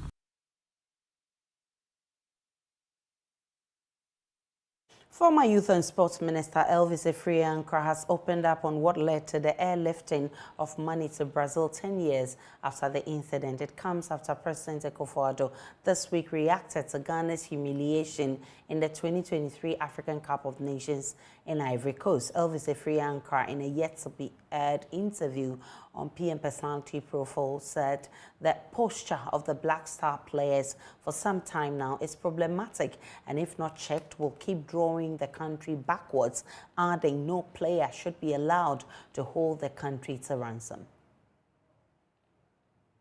No, and I'm saying this on record. This is the first time I'm saying this publicly, and I have evidence, pictures, videos, you know.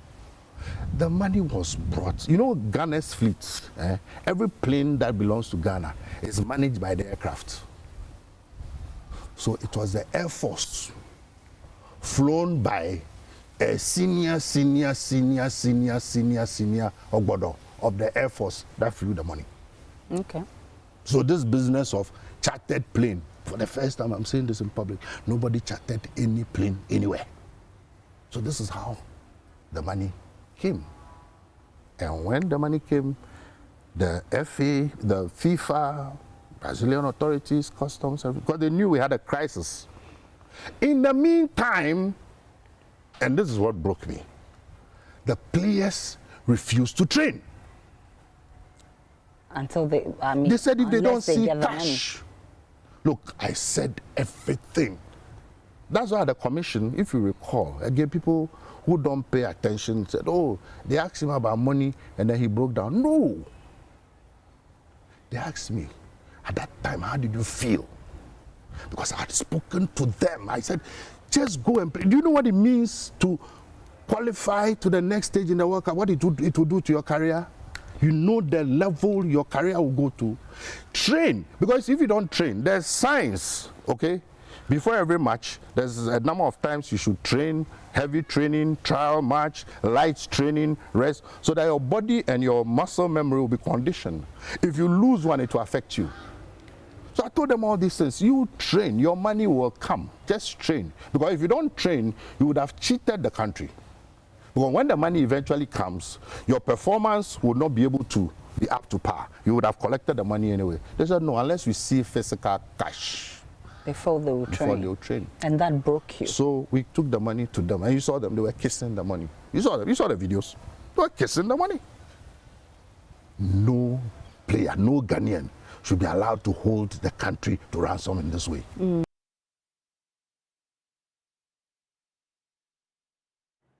The full interview airs at 9 p.m. on the JoyNews channel. Do make a date. Let's take a break on JoyNews desk. When we return, we'll bring you business.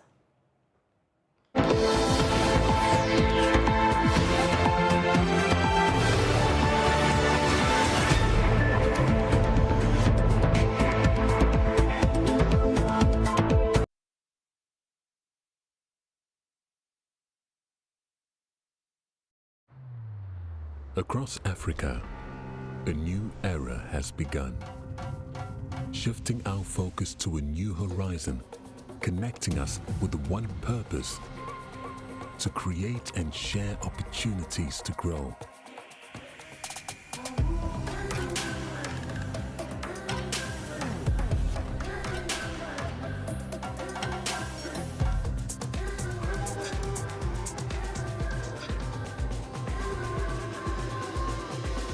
Today, we are making a brighter tomorrow, built by our dreams and our energy. Across our continent, across the world, we are creating a better way to a better future. A Pan-African future, together. EcoBank, a better way, a better Africa.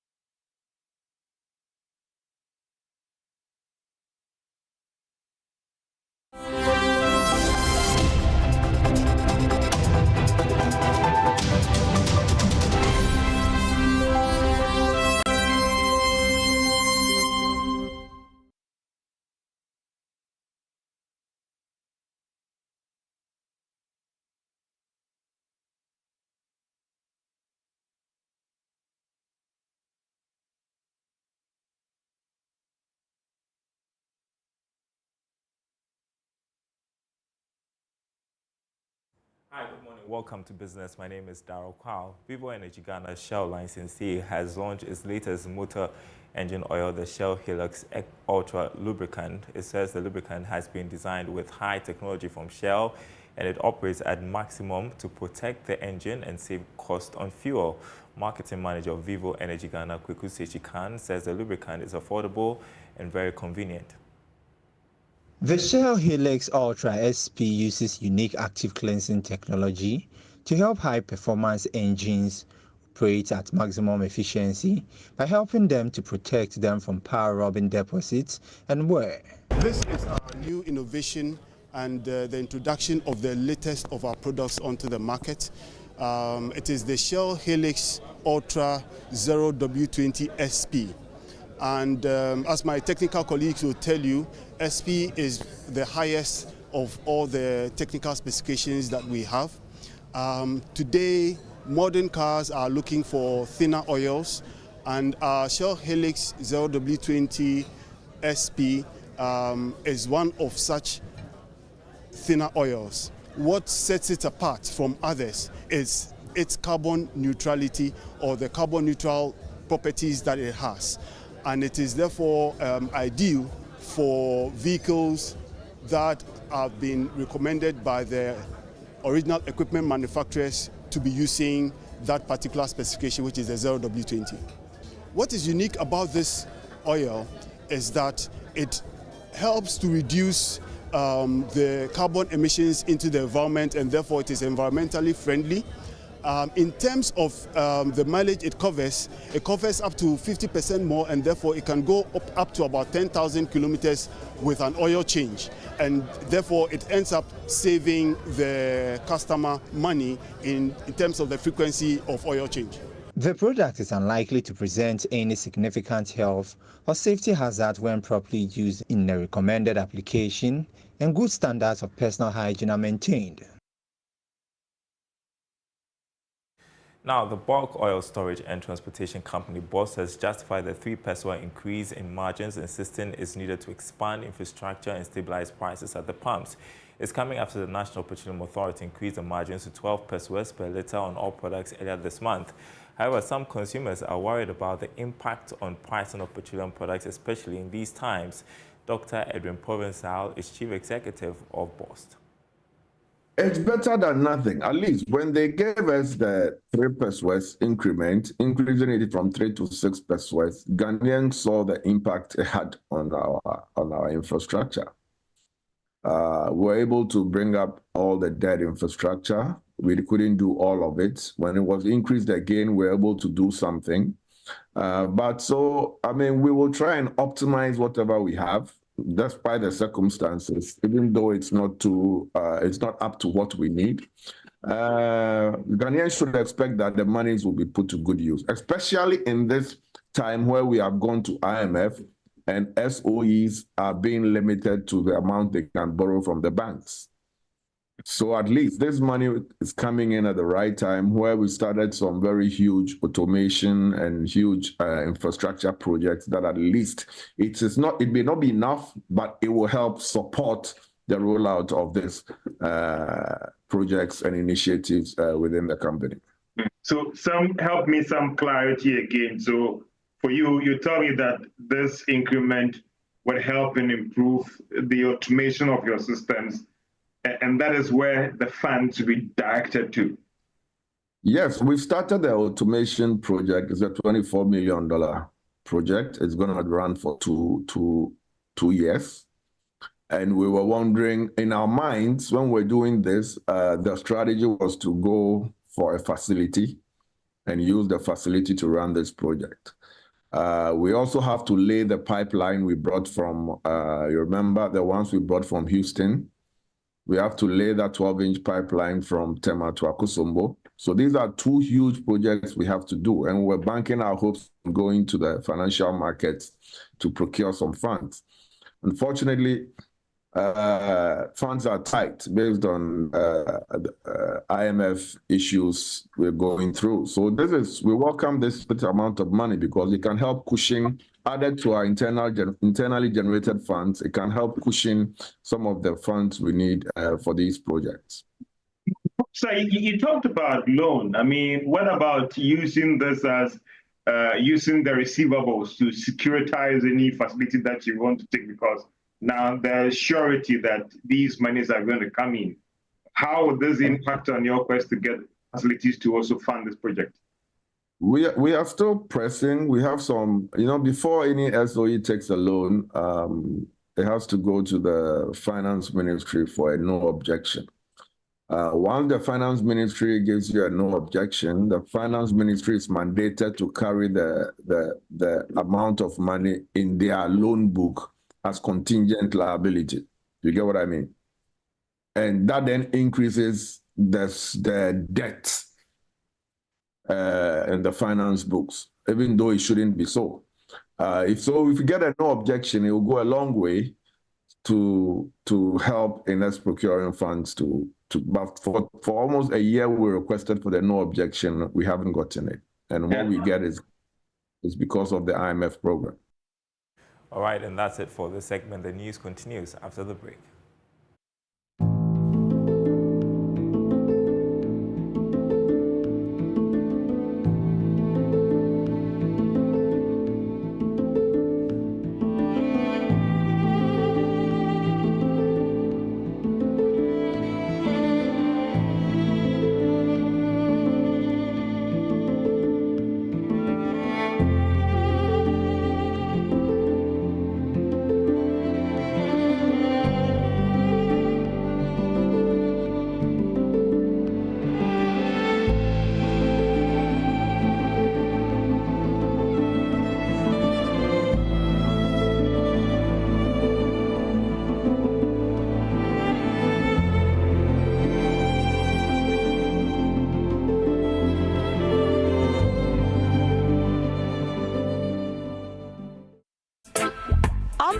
personality profile this Friday. So I sold Presec uniform and I joined the class.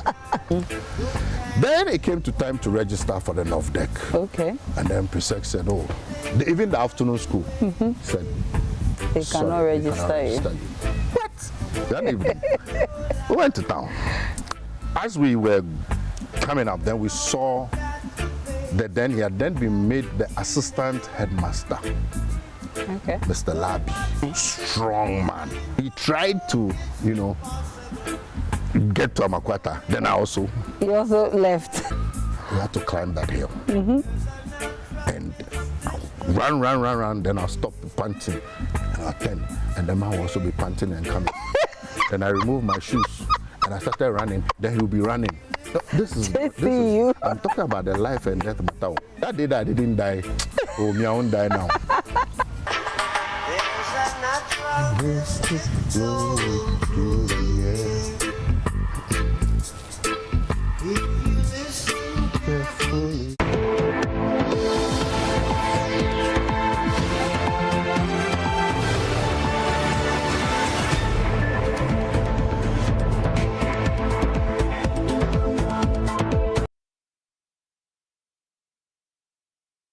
Welcome back to JoyNews Desk. To the rest of our stories, Ghana's efforts to achieve the Sustainable Development Goals have received a boost as a non-governmental organization helping Africa Foundation is pledging to empower people living with disability through their Yamransa Model initiative. The model is aimed at equipping these individuals, including students and teachers, with modern STEM education skills. Rahmat Bashir has more. That's her report read to you. 17-year-old Mausi Nitriga and 20-year-old Thomas Jabete both have hearing impairment and students of Chebi School of Death who had dreams of becoming engineers. Without any funds, they were just dreams. Past, honestly, we're not made to be there, but now we have the opportunity to visit the robotics. But initially, he never knew, but when he visited the place and then practiced more, he has actually been very skillful in the use of, robotics or the assembly of the robots. Even when they managed to go to school, it was difficult to fully participate in academics. However, with the help of the Yamransa Model initiative, their dream is becoming a reality. According to them, this initiative have given them access to laboratory tools and adaptive equipment, which has enabled them engage fully in hands-on experiment and design technical project. Through an interpreter, Thomas Chapete and Mausi Nitriga explained their experience so far and encourage other students to make use of such opportunity. One of the benefits is the opportunity of really coming for such a program over here and then making the projects on the periodic table as well. Yes. Honestly, I'll encourage all the groups to, do well to, have an interest in the robotics, because she going there, she has actually been enlightened more about, the activities at the lab. But honestly, some of the children were not actually interested, but my motivation for them is to, visit the place, and then they will end up, developing interest. ML Kofi is the GES rep for Yamransa Lab 5 at the Municipal Education Office at Chebi. He pleaded with government and other stakeholders to pay critical attention to persons with disability and support the Yamransa Model initiative to help provide modern STEM education skills to every child. The Yamransa Lab has actually helped them to develop their skills. People think they are not, excuse me to say, some think because of their disability they are not worth anything. But when they started visiting the lab, I realized they were having some potentials. So I also made sure they were given the needed assistance to help them develop. And you can see what they brought as their project. And it is because of their visit to the lab. That is how come they were able to develop this. And it has also helped their teacher, who has been bringing them there. And it has helped the teacher to also develop the skills in ICT and other things. Helping Africa Foundation is pledging to partner with the Ghana Education Service to provide a comprehensive STEM education training to students and equip them with modern technological instruments. Ramat Bashiru's report read to you. Well, in the circle of life, some moments stand out as extraordinary. We explore the unique stories of first-time mothers who have welcomed their bundles of joy on the rarest day, 29th February. Joy News, Joy Prime's Lois Adeyemi was at the Greater Accra Regional Hospital and has more in this report.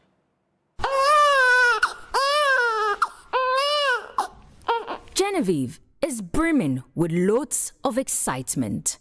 Excitement of being a first-time mother. I realized I was pregnant. I was so happy. Even my mom. Because we wanted a baby. Then he came.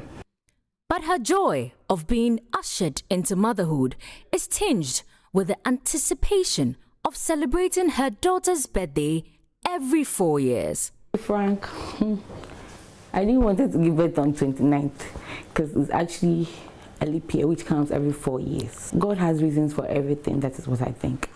Because everybody is celebrating the birthday on a normal day. Then you alone, you celebrate your birthday every 4 years. It's weird. Abigail yearns for the joy of motherhood. She was due to deliver on 28th of February, but that did not happen. The 29-year-old is eager to welcome her little one on any day except the elusive 29th February. 29th Pandy. Hey, I would love to celebrate every year, a memorable year of the pain I went through during this childbearing and everything. I want to experience it all over again every year. And look at the fact that I have to do that every 4 years. I wouldn't feel that feeling. I need to feel it each and every year. But what if Abigail's baby refuses to be born in March? Hey. 29.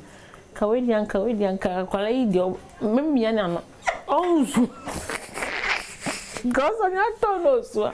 I'm waiting to count the dates with 20. Hey. Because I can't take 29th. Hey. No, shouldn't even say that one, that 29th. Yetra.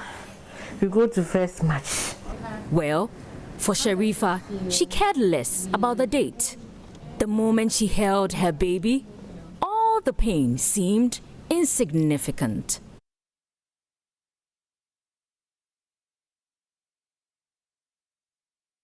And on that note, we wrap up the show this morning. My name is Aisha Ibrahim. Log on to myjoyonline.com. There's more of the news and updates of all the developing stories. See you again at 12.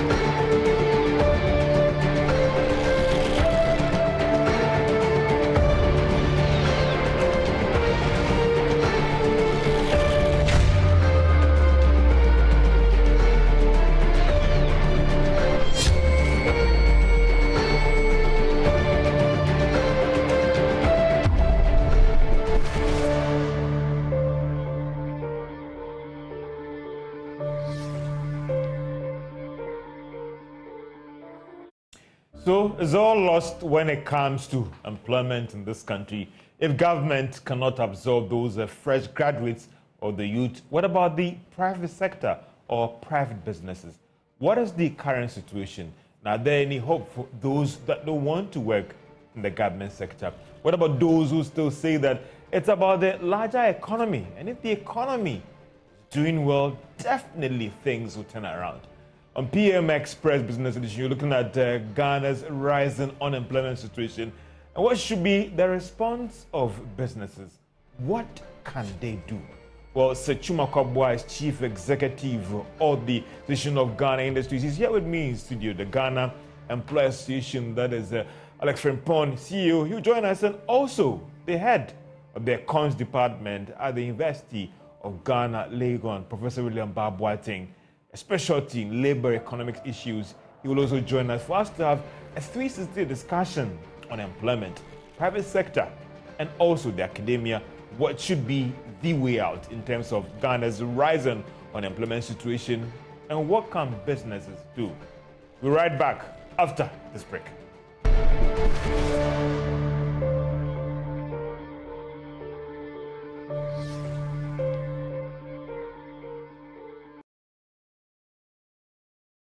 So, welcome back to PM Express Business Edition as we talk about unemployment situation in Ghana today. And what can the private sector do? If government can employ these people, what are the causal factors? What about those who say that, listen, it's about the economy? If the economy is not doing well, definitely they cannot employ. Let's do just a quick run through of some of the data based on what the Ghana Statistical Service released when it comes to the unemployment situation in the country. Just to refresh it, and it says that 1.85 million Ghanaians are unemployed. That is what the Ghana Statistical Service is saying.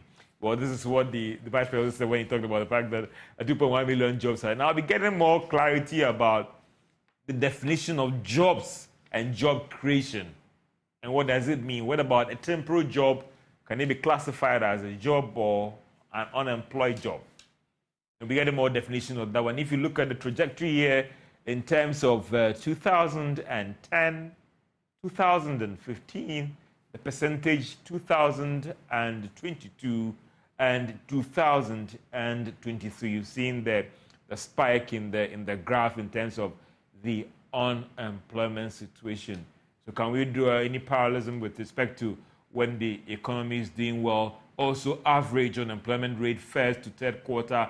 In 2022, we look at the 13.36. In 2023, from first to third quarter, 14.73%, and an increment of 1.10%. So breaking it down in terms of the level, look at secondary level, that's a percentage, other levels, and also tertiary. So it appears that the more people are educated, and there's another challenge there in terms of, so those are the basic in terms of the graphs, area-wise and all those. And we'll be getting more detailed analysis of this, but Sechuma Kwabwa is the Chief Executive of the Association of Ghana Industries. A lot of things have happened in the economic space, and before I bring in Professor William Boateng, he's the head of the Econs Department at the University of Ghana, Legon, and also when it comes to a brain on labor economic issues, well, if you've passed through that department, you know what he stands for on all these issues, and also those who employ the Association of, that is Ghana Employers Association, Alex Frimpong, CEO, will also be joining us. But before I bring in all these distinguished guests, let me come back to you, Sechuma Kwabwa. I mean, we've heard about recovery. What is the situation now in terms of industry, and how are things doing right now? Well, thank you very much, and good evening to your viewers.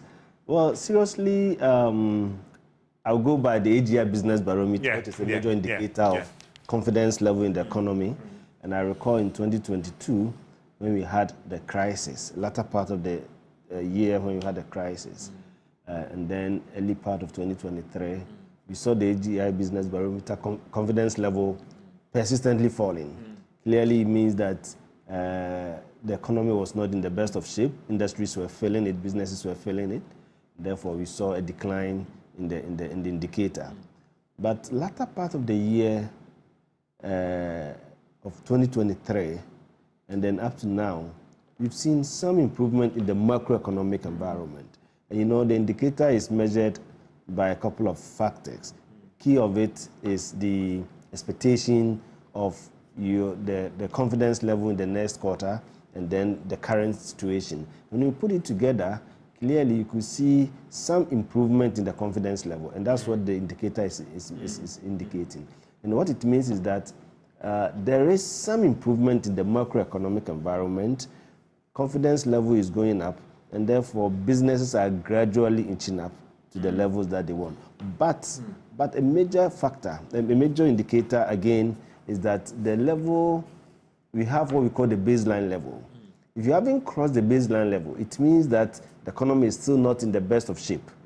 Below the baseline level, it means you are not performing that well. Above it, you are doing well.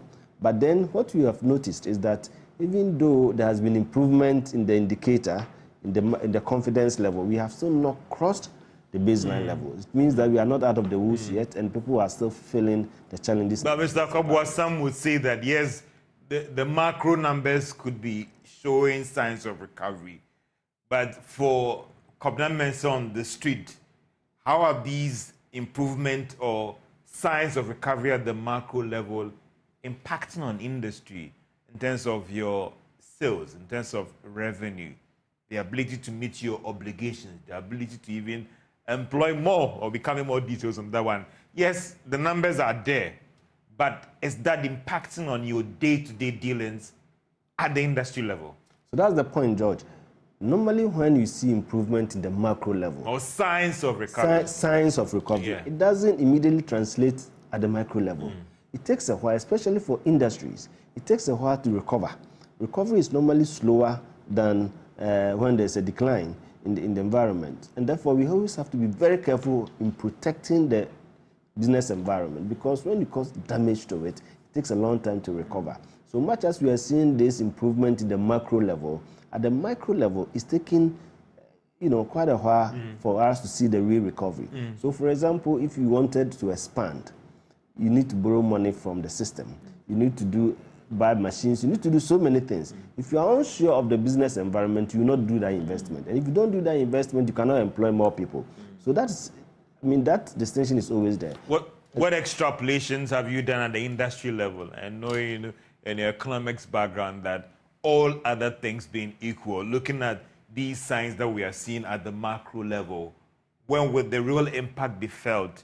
Because for somebody who is a contract worker with an industry, if government claims that the situation is turning around, I've not been called back. And so what numbers, timelines are you working that all other things being equal? If you are going on this path, then by the next 6 months or a year, these things will start impacting on us as to start calling those contract workers back. It depends. I mean, there's different scenarios exist for different companies. For some, immediately they want to see some recovery. Others, it will take a while. But these projections are also based on certain other factors. And that's why you said all things being equal. Yeah. So there must be consistency in the gradual improvement that we are seeing. If we are unable to consolidate the gains we've made and allow other factors to come in, for example, between now and the end of the year, because it's an election year, one would expect that all things being equal, there will be more injection of resources into the system, so businesses will be booming. But if we overspend, next year it's going to hit us. So we need to be sure that the measures we've put in place as a country in governing the country and making sure that we are seeing some of these recoveries and macroeconomic stability, we have to consolidate it. If we're able to do so, I'm sure within a year or so, people will then see gradual improvement. It's quite slow. I mean, so we are working, let's look at maybe like within a year. Yeah, within a year or so. If we go on this trajectory of the macro situation improving. But before then, bear in mind that the economy of the structure of the Ghanaian economy hasn't changed significantly since independence. Okay. A slight change here and there, but we've not changed significantly. And therefore, even if you expect to see some improvement, expecting a drastic change in the structure may not happen immediately. And that will take a while, because we are talking of industry, for example, taking a certain commanding height, changing the contribution of the various key sectors to GDP. That kind of change, it will take a while. That one is not a year matter. It's going to take a while. Let me bring in Alex Frimpong, he's Chief Executive of the Ghana Employers Association. And Mr. Frimpong, for you, what is the situation now like for you, those who employ, those who pay the bills, those I can walk to say I need a salary increment and all the rest, some improvement in my situation. We've heard that we are seeing signs of recovery. When it comes to employers, what is the situation now as we speak? Thank you, God. Good evening to your viewers, and also good evening to Prof. Mabwat and my good friend Seth Akogwa. I think Seth has laid a very important foundation here. Business confidence is growing because they are seeing signs of recovery. But that is only one step. How are we able to ensure that consistently we are able to look at stabilization of the economy so that business can predict, business can forecast, business can plan, and also make sure that they are able to do what they can do best by ensuring that they are able to produce and also make money at the end, and at the same time ensure that they are able to expand and increase employment. So it will take time before we can see signs of real progress, but the signs are on the wall, and we need to work together to ensure businesses, government, everybody bringing the ideas together to make sure that we're able to stabilize the situation. It has not been easy in the last 5 years, but I can assure you that if we are able to work together, bringing or cross-fertilizing all ideas, I'm sure we should be able to make it. It's been quite tough in the last 4 years, and we can only collectively work together to ensure that we're able to recover. So for you, that sign up there is yet to impact positively on your dealings and operations?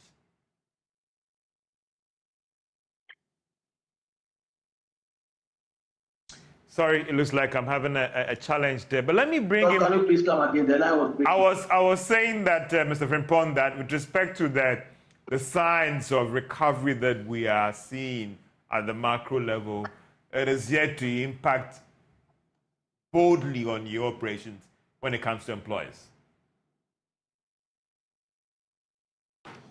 Let me bring in Professor Babwati. He's the head of the Econs Department at the University of Ghana, Legon, and a big brain when it comes to labor economy. Prof, help us appreciate the situation. I mean, yeah, the Scott Service published this data.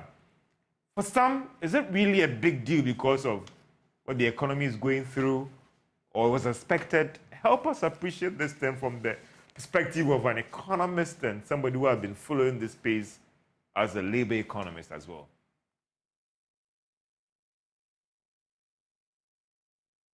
Are we struggling to connect to Professor William Babwati, Prof? If you can hear me, I was trying to find out from you that were you surprised at the data that the Scott Service put out on the unemployment situation, or was expected? I mean, help us appreciate the situation, please, Prof.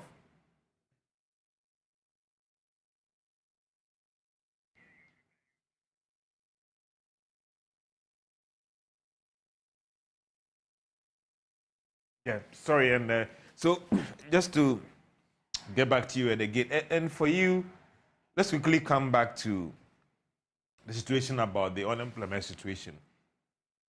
How bad is the situation for you at the private sector level? Because we're thinking that, okay, if government cannot employ me, what about the private sector? Well, honestly speaking, we all know that government is not even employing that many. The bulk of the employment is generated by the private sector. In Ghana, the informal sector is quite big and it employs a significant number of our people. But then one would expect that if there's proper growth in business, in agriculture, in manufacturing, in industry, then the growth of employment will also follow. Unfortunately, because of the challenges we've had, I speak to a lot of our companies, and clearly expansion is not in the horizon immediately. What most of them are trying to do is to consolidate what they have, at least. But what they are against is sacking people or reducing. But isn't that taking place? Because there are some industries who are allowing their people to go. Some it have is even happening. Closed down. Some have even closed down. But I'm talking of generality. Some. Yes. I mean, we understand more have closed down. Some might be an understatement. Well, some have closed down. Some are relocating. Some are relocation. I wouldn't say, the way the businesses operate, especially for the big companies that we work with, some of them have plants in other countries. And and they have different products that they produce from the different plants. Depending on where cost reduction is the best and they are getting the best of returns on investment, they do more of that product in that country and then import from other countries. So what some of them are doing, they realize that for a particular brand or a particular product type, local environment is becoming too expensive to produce it, and bringing it from outside will become cheaper. Then they will do so. But then the fact is that it is expensive to do that product line here. And that is why they are realigning the operation. So they have to realign. But it also means that there are some that we are producing more here. So it works in both ways. But what, as a country, and I mean to be selfish here, would have loved that we do more of the products, whichever products in Ghana, and rather shift the investment from elsewhere to Ghana. But it's not really happening. But the underlying issue here is about the cost of doing business. Because 5 years ago, they were here. If now they are moving their service to Côte d'Ivoire because it's more cheaper there, then the underlying reason here is that it has become more expensive to produce that good here. That's why they are moving out. Yes, competitiveness is key, and there are so many factors of competitiveness. You have to look at your cost of capital, your cost of energy, the cost of raw materials. So many of these things come into play. And I think that Ghana, we are quite an expensive country in terms of cost of production. There are certain areas we have a bit of competitive advantage. Quite might be an understatement. We are expensive. We are, depending on which countries you are comparing to. I mean, if you compare to our peers in the region. Our peers in the region, we are one of the most expensive countries. And it looks like we are not improving in that area because increasingly... Unfortunately, we are not improving that much. Why are we not improving? We are not improving that much, but I think that the potential is there. But we are not improving because we have not been able to develop the key major raw materials that help the supply chain. If you want to reduce cost of production, you have to look at the entire range of your cost of production. For those who are manufacturing, you need to have consistent, reliable supply of raw materials at the cheapest possible cost. Otherwise, if your input cost is high, it will translate into your final cost of production and then the price that you sell the products at. So once we haven't been able to develop that, every effort that goes in, you still bring the imports of the materials from somewhere. Other cost of production also comes into play. Cost of finance today is so high, it's unbearable. And people, even if you give them the funds, they probably will not borrow. Because we are talking of policy rate of 29%, lending rate to be 30-something plus. Who can do serious business, especially if it's medium to long term, borrowing at this interest rate? So these factors come into play, and it makes cost of production quite high. And that rise in cost of production is driving some of these businesses to realign their operations by moving elsewhere because, listen, they can't continue to be. Let me bring in Professor William Babwati as we get some understanding from him. He's the head of the Econs Department, the University of Ghana, Legon Econs Department. Prof, for you, were you surprised by the numbers or it was expected when it comes to the rising unemployment situation? It looks like we are having a challenge to... No, I can hear you. Prof, I was saying that were you surprised by the numbers put out by the Statistical Service when it comes to our unemployment situation? Or, listen, it was expected. The economy was struggling, and employment is a reflection of a moving economy.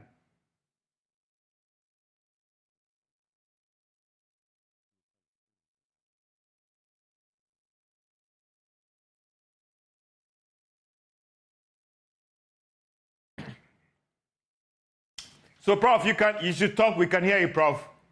Yes. Okay.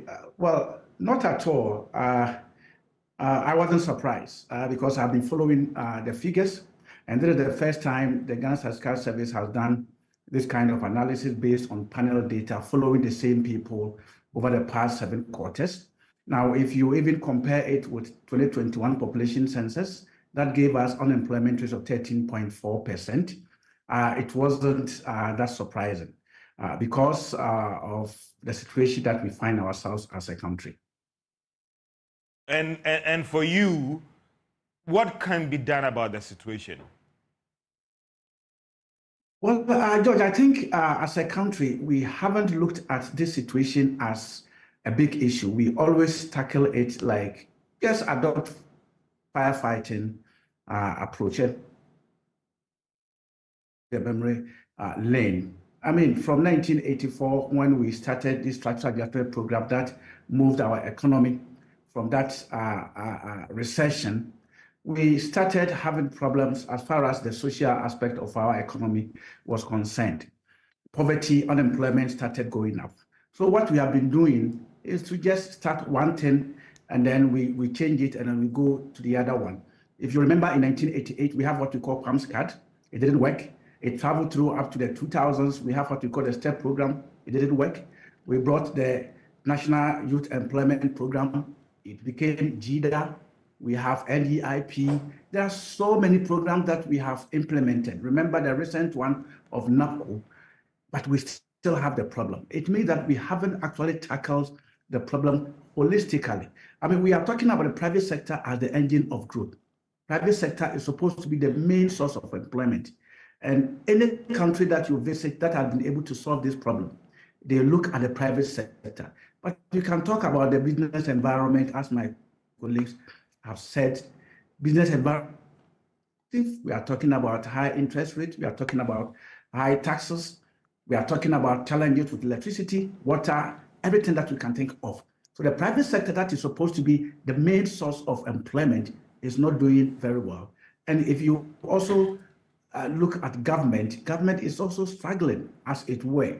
And therefore, we continue to have that kind of problem. Unless we look at the problem of creating employment as the main thing to focus on, we can bring everything along. Otherwise, we will still come back and have the figures the same way as we see it.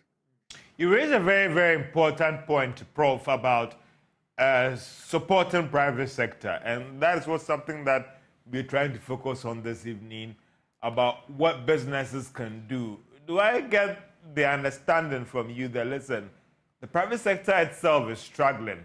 Businesses themselves are struggling. So listen, it's a doomed situation for us. If government cannot employ, if the current macro situation is that bad, even the private sector can't absorb the situation? Well, the private sector, as I've said, is supposed to be the main source of employment. But we need to bring everything on board. If you want to tackle problem of unemployment and, for that matter, quality of employment, you look at it from the two major angles, and then you bring in the middle one. You look at the demand side. So when I talk about the private sector, as my colleagues have said, that is the demand side of the equation. You also need to talk about the supply side. I will be a liar to say that we have any employment over the past 5, 6, 7, 8, 9, 10 years. If you look at Tasker Service data, it tells you that between over the 7 quarters that we looked at, employment has gone up.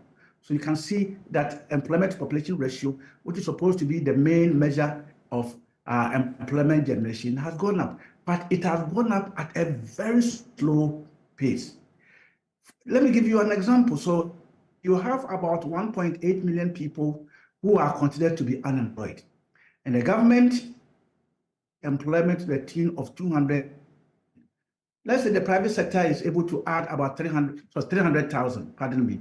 If the private sector is also able to come up with, let's say, additional 300,000, you have 500,000. But you are looking at 1.8 million people who are looking for employment. In that case, then the employment that you are creating is not enough to meet the number of people who are looking for employment. That's the first thing that we normally see when we look at the data. The second part of it is that you may create employment, but it will not go to those who are looking for employment. It might even go to people who already have employment and have moved from one point to the other. So from your data, you think you have created 500,000 employment, but it only benefited 400,000 people.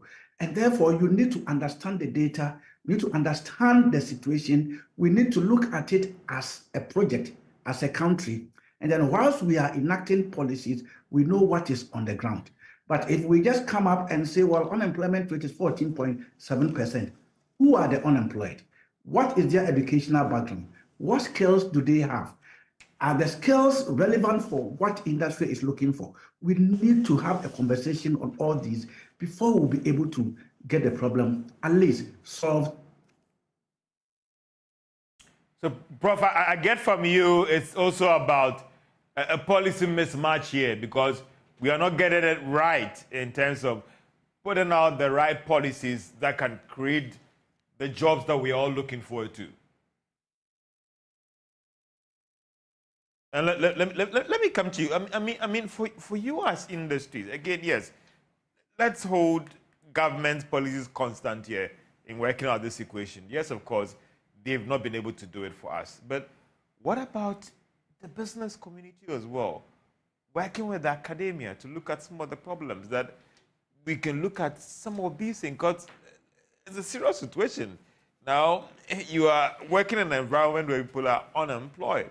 The security of your industries is at risk here. I mean, the business community would always love to employ and employ more, because the essence of employing is that you are growing, you are expanding, and as you are expanding, you need more people to work with.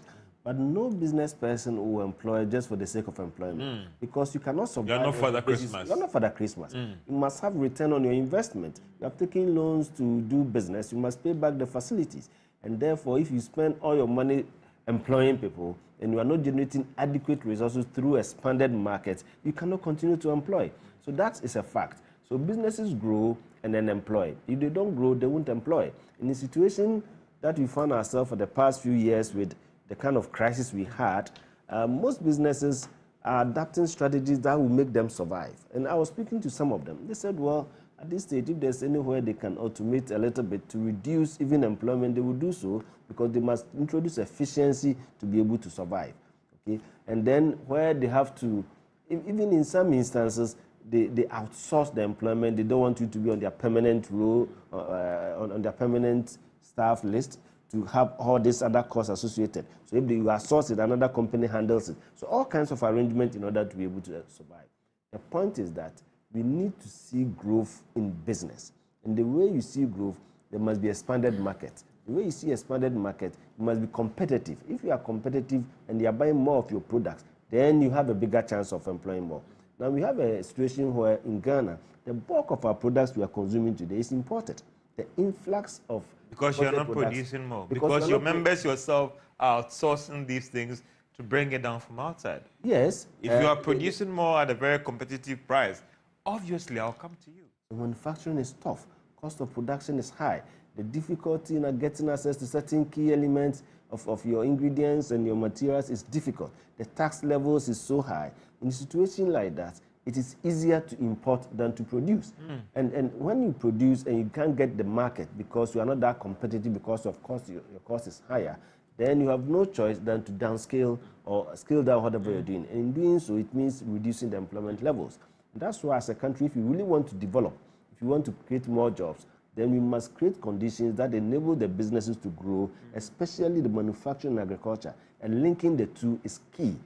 Some of the manufacturing firms are doing well, but they can do better if they get the input supply on a reliable basis at a cheaper cost from local sources. And in doing so, if you also grow your agriculture and its feeding industry, that's another kind of employment you can create. Today, agriculture is not employing that many.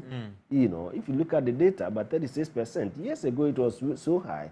We are not saying that we should continue to push people into agriculture. We must modernize agriculture. But the once you're doing so, you are also increasing output for industry, and you are making industry more competitive. So these chains must work. If it doesn't work that well, industry will not be that competitive, because if you depend so much on imported raw materials, for example, you are virtually always needing forex to be able to do so. Access to foreign currency itself is a problem.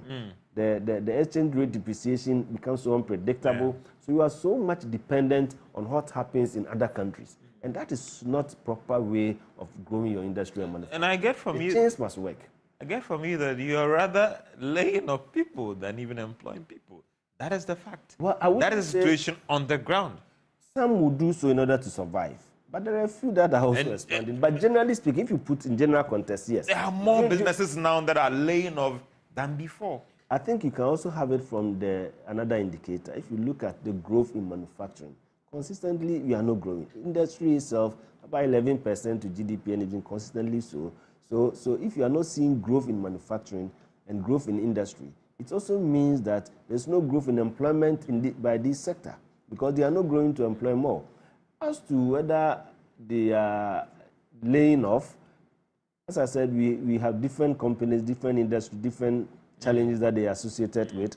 Some would lay off, some will maintain, a few will employ. But if you talk about it generally speaking, I don't think we are seeing significant growth in manufacturing, and that's a fact. And that is contributing to all of this. Let me try and bring in Alex Frimpong, Chief Executive of the Ghana Employers Association, whether we have our connection better now. So, Mr. Frimpong, for you at the employers level, what do you want to incentivize you to get more people into the business than even asking those who are there to go home?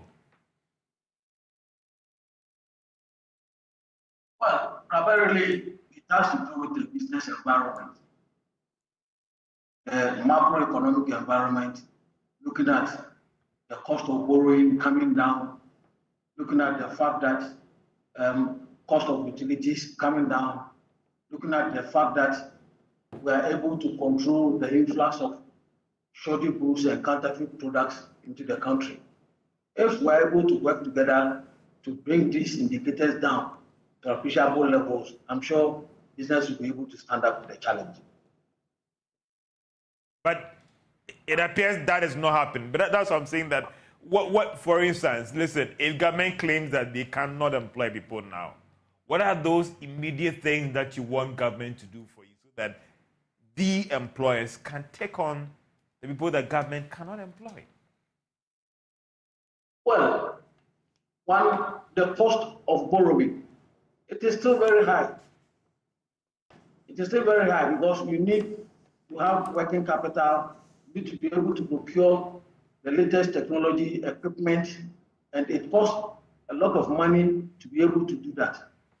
So we need to ensure that if really we want to ensure that businesses are able to stand on their feet and compete and also employ, then we need to look at the cost of borrowing, which is very, very, very important. Then we may also have to look at how we can reduce, if not control, the influx of shoddy goods, shoddy products, and counterfeits into the country. I can assure you that we have a lot of Ghanaian entrepreneurs who can compete and compete favorably.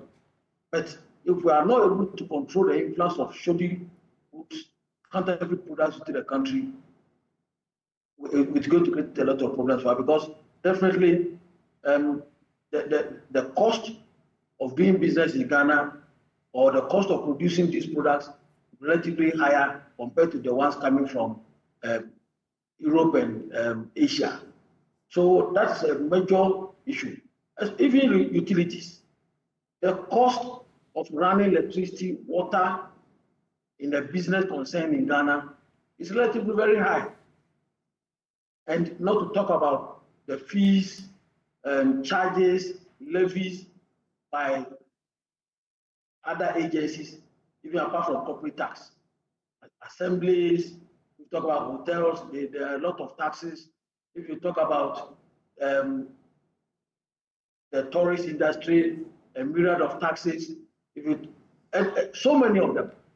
So altogether, you realize that if we are not able to handle the cost of production and also how we are able to use the cost of borrowing, inflation, the forex issues, then we'll be in a challenge. But if we're able to overcome these challenges, I'm sure businesses will be able to step up. But ultimately, we need to dialogue. Dialogue is the way.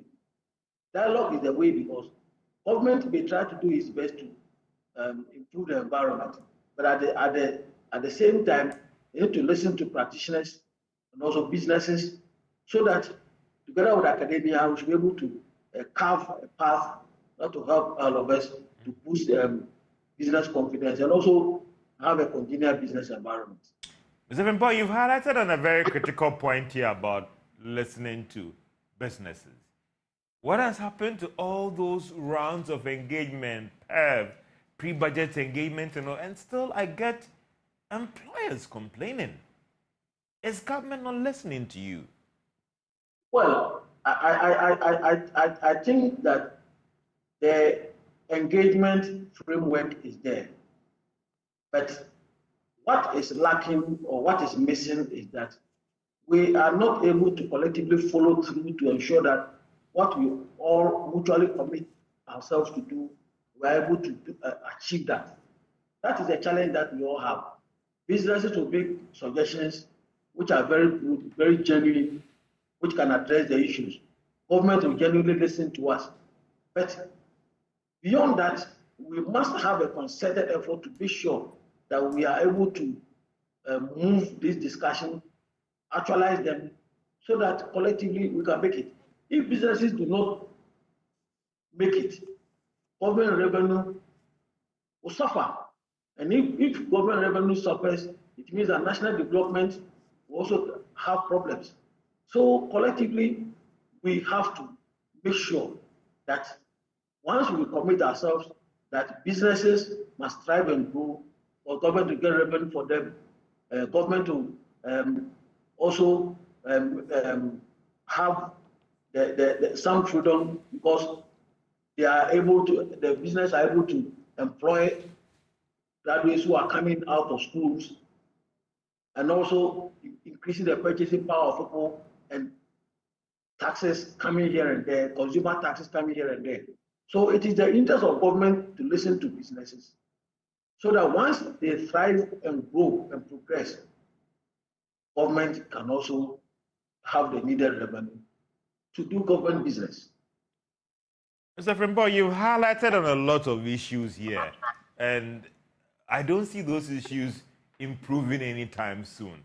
It appears that for a lot of us who are trying to run for solace in private sector and employers like you, if it is bad in the public sector, it appears that we have to go and sleep, because there isn't even hope in the private space for employers like you to take us on. Well, I think that businesses thrive on optimism. And for me, I'm a consummate optimist, because if you are doing business, you must always have hope. You must always be optimistic, and you must always be hopeful, in the hope that things will progress. You don't just throw your hands in the air. In whatever situation, I believe that we can come out of this. And this is not the first time we are going through these challenges. In the last 50 years, Ghana has gone through ups and downs in terms of improving the business environment for businesses to thrive and grow. And I'm sure lessons learned that can help us to progress if we are able to collectively ensure that this is the way we want to go. I think we should be able to do that. But primarily, I believe that there should be optimism. We need to be more hopeful for a brighter future for the country. We cannot just throw our hands in the air. Let me bring in Professor William Babwatin here. Prof, for some, I get the understanding that, listen, it's all about, in business they'll say sometimes it's all about the bottom line. Do I also get from you that it's all about the economy? As long as the economy is struggling, listen, we will see these numbers. Do we have a situation where even developed economies where they are doing so well, the unemployment situation is not that good? Or let me frame it well. George, it's all about the economy. If the economy performs, listen, we can go and sleep. Well, the economy will perform well if businesses are also doing very well. So the economy is not standing somewhere. The economy is made up of sectors. We have agriculture, we have industry, which is made up of manufacturing, mining, construction, and so on. We have services and so on. So when you say the economy is doing well, it means that all these sectors are also doing well. businesses are doing well, and then they are employing people. The only missing link is that you may have economic growth being high, but if indeed it is not coming from, as Chuma Kwabwa said, if it is not coming from agriculture and manufacturing, where labor absorption capacity is high, you may have the economy doing well in terms of growth, but it will not reflect on creating employment for the people. So it is not just about the economy, it is also about all the sectors, it is also about all industries within the sectors, and it's also about all economic activities. I see. Prof, I'll come back to you on the way forward and the immediate actions we should take. But let me come to you, Mr. Chuma Kwabwa. For you, what are the things that needs to be done right now? Because when I read the report card of industry, I am worried. The relocation, the cutting down, and all the rest. And every day things doesn't look that good. There are some who are just pay as you go and all the rest. I can do that. What can be done now so that in the next 2 quarters, the next year, we can see the situation improving when it comes to graduates who are finishing and getting first class, knowing that, listen, I have a hope in being employed by Lever and the other members? Thank you. George, economic structure doesn't change overnight. Business and industrialization doesn't happen overnight. So you can't immediately say the next quarter and suddenly there's a boom within a quarter. 1 year. It doesn't happen like that. The signs. Signs are good, and therefore let's work at it. There are low-hanging fruits though. So you have to plan differently. You have to plan for the immediate term, you have to plan for the medium term, and then the long term. We should have all these plans in place. In the immediate term, there are certain things we can do, which I'll call the low-hanging fruits. Why are manufacturers complaining? There are various products that are coming into the country competing unfairly with you because they are maneuvering, they are not paying the right taxes, they are not policing the borders well. So those ones, they are immediate things we can do. And I can tell you, some of the companies that we work with, they will tell you they are struggling. If you take the textile company, I'll cite them as an example. If you take the textile companies, the major problem they have is not about competition in terms of cost of production. It is more about the unfair trading that is going on.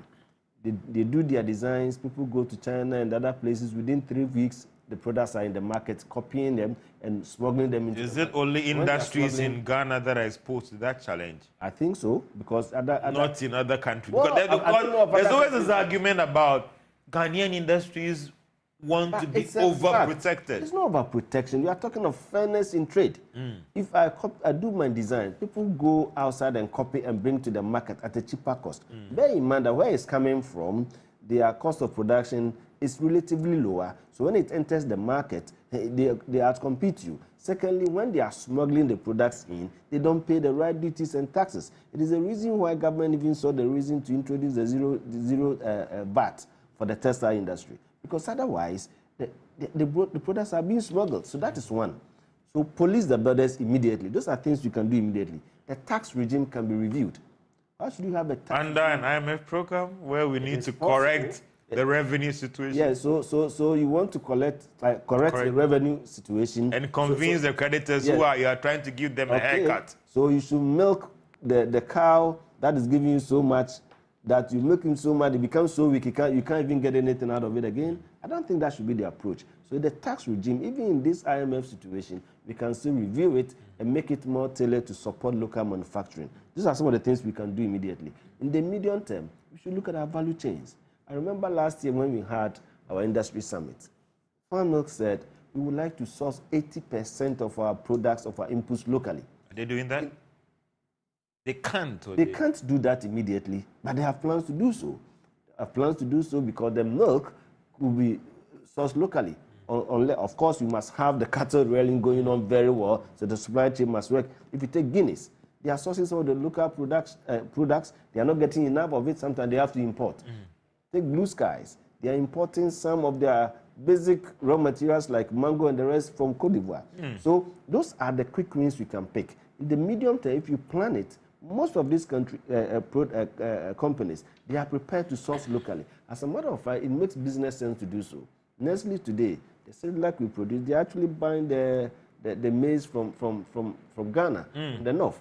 If you're able to grow the maize adequately to feed them, the cost of production will go down, and then they'll produce more of it. They will employ more people. So some of these big companies are prepared to do local sourcing, but they can only do it when the products are available and at a competitive price. So in the medium term, we should plan it that way. And then in the long term... And that is a policy decision of then government to help improve the supply chain, because then if you then get these things, it cuts down your cost of production, you can then employ more as the business expands. Exactly. So policy can drive it. You can even have policies that give incentives to companies that are buying locally. In fact, there's something we call the sliding scale, which is a policy that was developed by AGI and its members, where if you use, for example, cassava, local cassava, or some local input to produce beer, you get customs, what do we call it?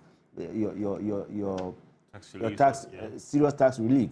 So those are specific measures you can take to give incentives to local producers to source locally for their inputs. And in doing so, you're also giving opportunity for the farmers to grow it. There's always an off-taker arrangement, which when it comes in, banks are even prepared to give you more resources because they know that when you produce, there's an off-taker. That kind of thing should all be supported by policy. And when you have a policy-driven arrangement, you can grow some of it. It's not rocket science. So within a year or two, you can actually make significant changes. And then in the long term, you plan with the technology introduction and so on and so forth. So there's a lot that can be done. So I'm very hopeful. I think that if you have stability in the economy, but at the very onset, you need to have reasonable stability. If you have stability, you should be able to plan and predict. And then we need to also sort out the issue of finance. Finance is a major headache for most of the businesses. I know you set up the DBG, but how much money have we given to the development bank? Are they supporting industries? Not enough. Not enough. They've started, but the source of their funding is still an issue. So because of that, their interest rate is still high. DBG was supposed to provide funds at the cheapest possible cost so that people can borrow and do medium to long-term investment in the manufacturing and in agriculture. But unfortunately, their cost of funding is still high. So we need to be able to give them adequate funding. I'm not sure they got in adequate funding. I know development funds have come in from World Bank, GIZ, and the rest, but then these are all dollar denominated. And to keep it at the face value, you must necessarily increase the interest rate to keep even if it's given to you at 0%. So therefore, the source of funding for doing development projects, doing medium to long-term funding arrangements has to be good in order to be able to sustain it. So funding has to be sorted out because most of the Ghanaian entrepreneurs, access to funding is a major problem. So they can't upskill. And once you operate in a very small scale, you can't enjoy economies of scale. That's why most of the indigenous Ghanaian businesses are not doing that well. Funding is a major, major problem. And if we consider manufacturing as a strategic and linking manufacturing to agric as a strategic way to create employment, then we need to push more of our resources in there. But the percentage of resources that go into this area, I don't think it's that much. It's not sufficient. So really, there's a lot that can be done. And I'm very hopeful that if we put proper measures in place and plan well, we can grow the manufacturing and the agricultural sector. Prof. William Babwatin, some would say there's a huge elephant in the room, the IMF program, where it's more of looking at correction, contraction, fiscal prudence, and all those things. And all those things has an impact on employment, where even some would say in the government sector, freeze on employment until maybe it's essential service. That is a very big problem in trying to undertake this correction of the economy and giving some hope to the youth and the graduates that are coming out of universities that you can get employed in the public sector. Well, I think a lot has been said, and within the IMF program, one would say that government may need more revenue, and therefore talking about taxes may be a problem. But where I sit, I think government needs to look at the tax charges, levies regime to be able to know that there are a lot of leakages in the charges and fees and levies, which do not go to government, but the public, and for that matter, businesses are paying. If you look at the tourism industry, I can tell you there are 14 different taxes, levies, fees, and charges. Now, the only one that go, the few that go to government come up to give out a 13% of GDP. However, a lot of them go to what they call authority, as far as the structure of our governance structure is concerned. So tourist authority will be entitled to 1% of net turnover of conference facilities and hotels and so on. And these revenue that go to these authorities, how is the government able to monitor them? So government only looks at what comes to the consolidated fund, but those who are paying as many as 14. Can we look at this and consolidate them and know how much people are paying and how much government could have gotten to be able to get what we want? We are talking about exemptions, and I think this doesn't need to be repeated. I guess we have passed the exemption bill. If I'm wrong, you can forgive me, but we're still giving exemptions to a lot of businesses. I want to find out if these exemptions are going to manufacturers. If it's going to manufacturing companies that are employing more, one would say that, well, we are trying to swap tax revenue for employment. But when you go deeper into it, you may realize that that is not the truth. So it is not about just being within the IMF framework, but breaking it down into the micro to be able to know where we are going to get the money from, where are the leakages, are we doing what is right to be able to get the necessary revenue, or we are just looking at the aggregate and therefore pouring on taxes and taxes. I think we need to interrogate the tax regime. That is the low-hanging fruit, as I can say. But we can go to the medium and longer term, where you look at our education system, you look at our land tenure system to be able to produce more, mechanize our agriculture, link agriculture to manufacturing, to be able to get more people employed. That will be the medium to long term. Prof, you've spoken about the educational system, and that is where I'll push you against the wall. And there are some also saying that the educational institutions, the higher educational institutions, they have not helped the situation when it comes to dealing with the unemployment situation, the collaboration between academia and the business community. If government has failed us, what about academia and the business community? There's a huge challenge there, Prof. The educational system needs to be revamped, and it must start from the basic education through to secondary education and tertiary education. If you look at the numbers, I think I shared with you some numbers, and when you look at it, you realize that unemployment rate is highest among those with secondary and senior high school. Why is it so? It is because of the fact that we came up with a policy which is good for everybody. Free SHS, excellent.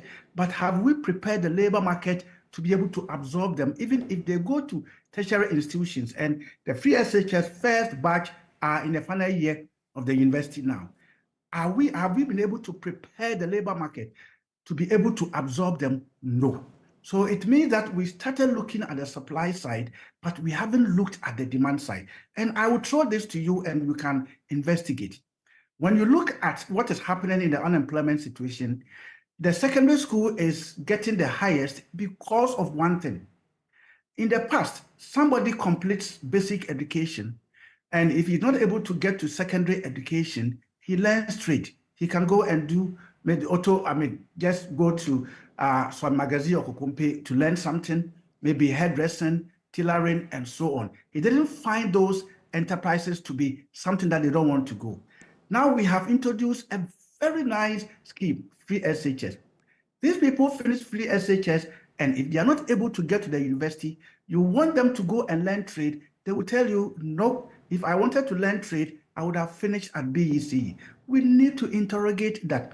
So long as we introduce policy, we have to make it holistic. We are preparing these children.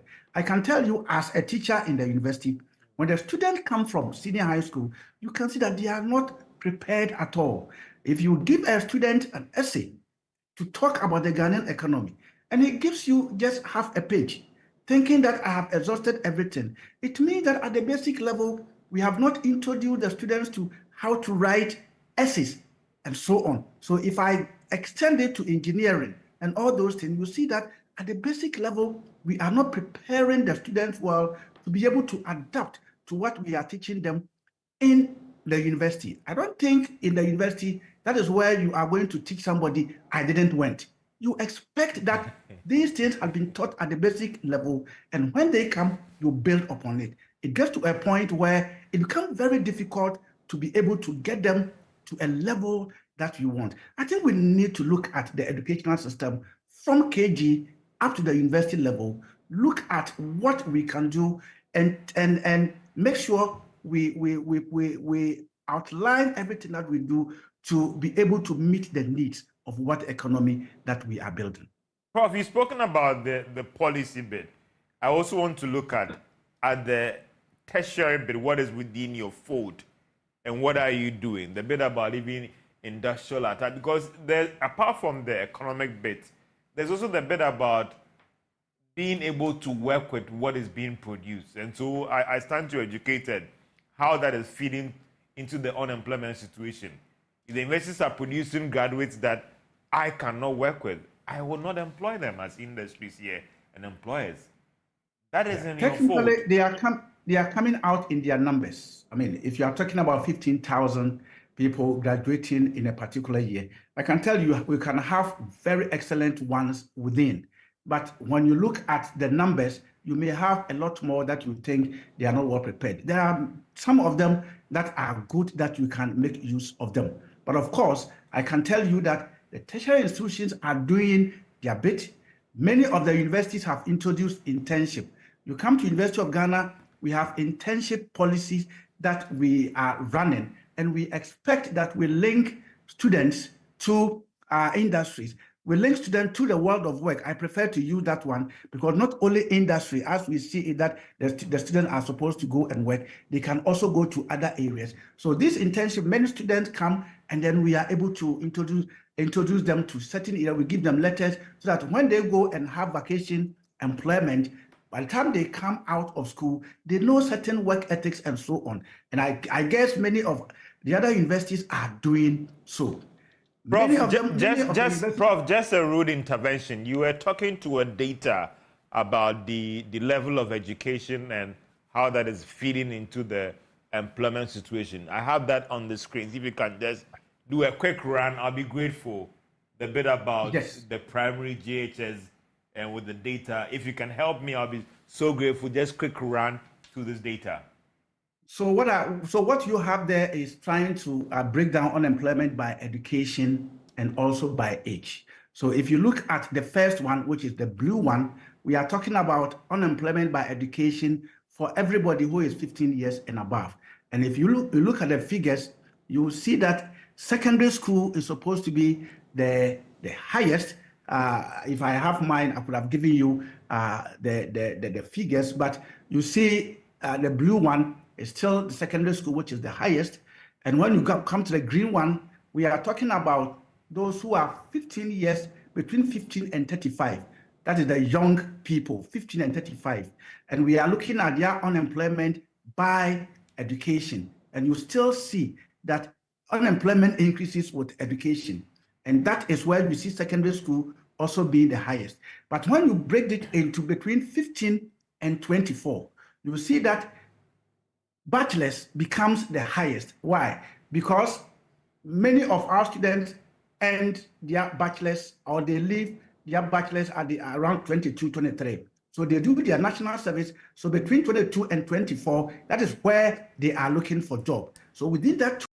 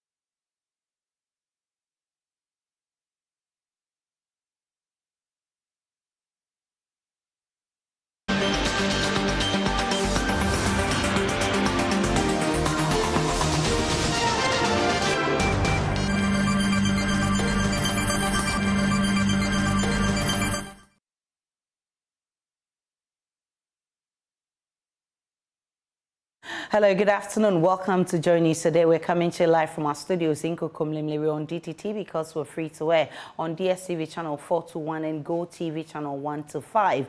We are your home of independent, fearless and credible journalism. Coming up this afternoon, Parliament reconnected to the national grid after settling more than 10 million of the 23 million cedis debt it owed ECG. Following yesterday's disconnection, we are live in Parliament for details. Meanwhile, importers and exporters say they are bearing the brunt of the current erratic power supply as the frequent power cuts affect port administration. Also, Asante Otumfo said two calls on government to complete the Sewa Hospital. More as he inspects state of hospital projects in the Ashanti region. Plus, as we start the Ghana Month today, we ask, what does this spirit mean to Ghanaians and what should inform our reflections as a nation? We have a reminder for you. We're also live on Facebook, YouTube, Instagram, and X Spaces at JoyNews on TV. My personal handle is @Denana Aisha. Please do stay for details.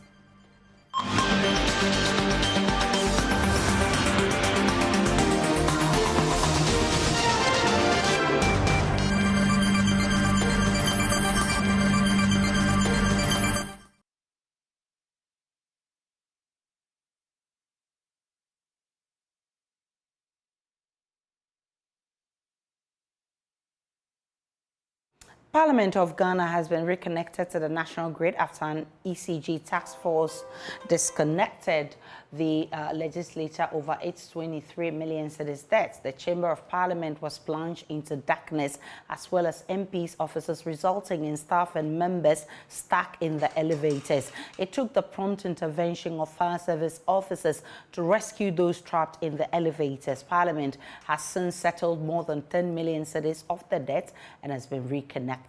Parliamentary Affairs correspondent Kweku Asante has joined us from Parliament with more. Kweku, is Parliament confirming when it intends to settle the rest of the debt? Well, this has become such an issue on the floor this morning because some members of Parliament are not really enthused about the actions that the ECG took. According to the Minority Chief with Government Kwame Agbodza, ECG should not be allowed to disconnect Parliament every now and then because Parliament is not an institution that generates funds on its own.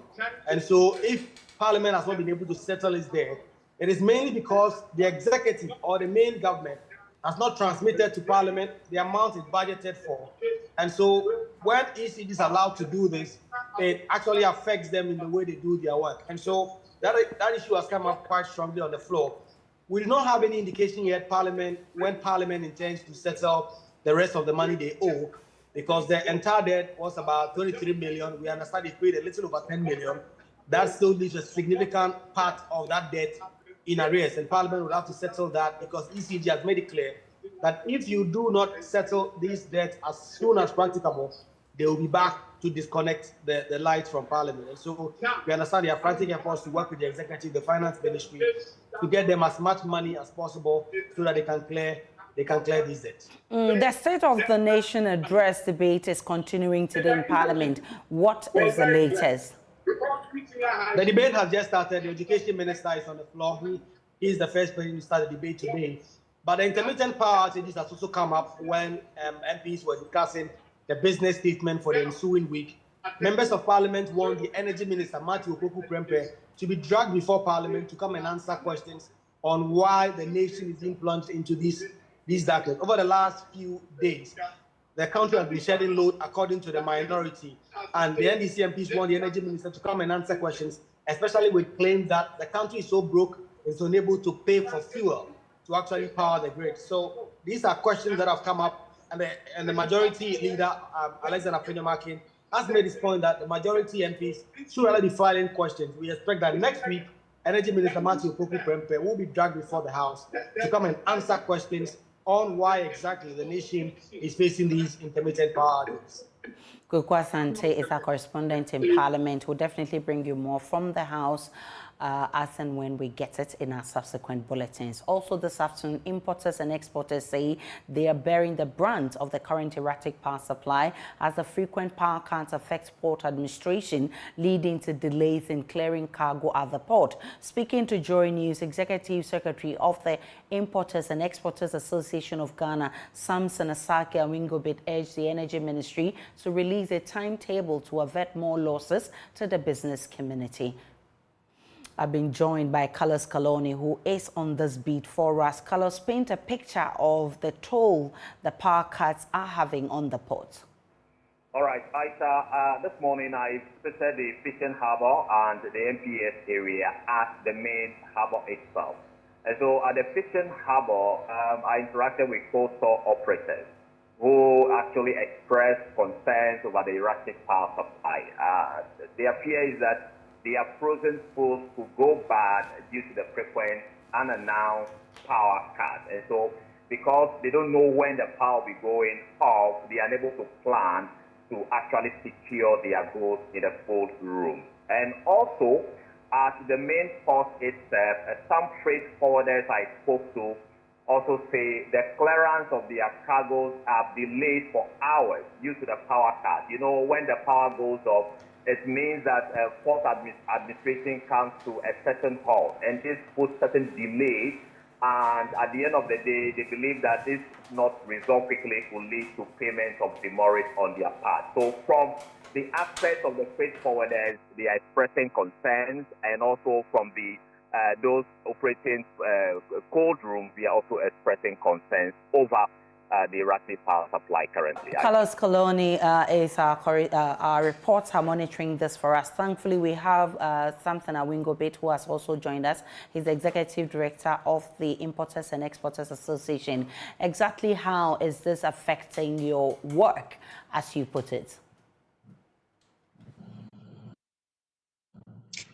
Well, thank you very much. I think it's not too far. What I'm going to say will not be too distant from what Kaloni is reporting. I think I remember on our platform, since last 2 weeks or last week, the complaints was that even there were containers that a vessel that has arrived at MPS and container were supposed to be transferred to other outside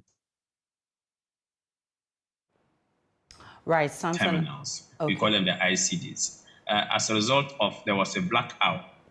It affected the MPA.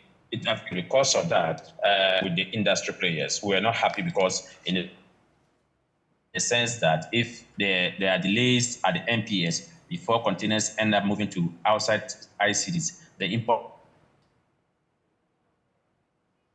will end up paying the mortgage and rent, and that is not the make of the importer. So quite clearly, of course, and he made mention of the cool rooms. Of course, assuming you are not aware of any power rush sharing, you've closed your work, you've gone home, and the night, then boom, the whole light went off.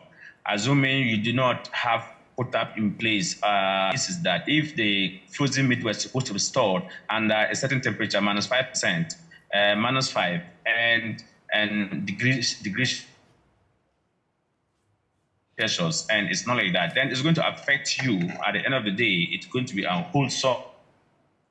Right, Samson Awingobit is Executive Director, Secretary of the Importers and Exporters Association. They want the Energy Ministry to share a timetable for the load shedding so that it will avert more losses, as he puts it. Let's go to Kumasi, away from the power outages. The Asante Hino Tumfose II has toured some health project sites in the Ashanti region, which are either stalled or under construction.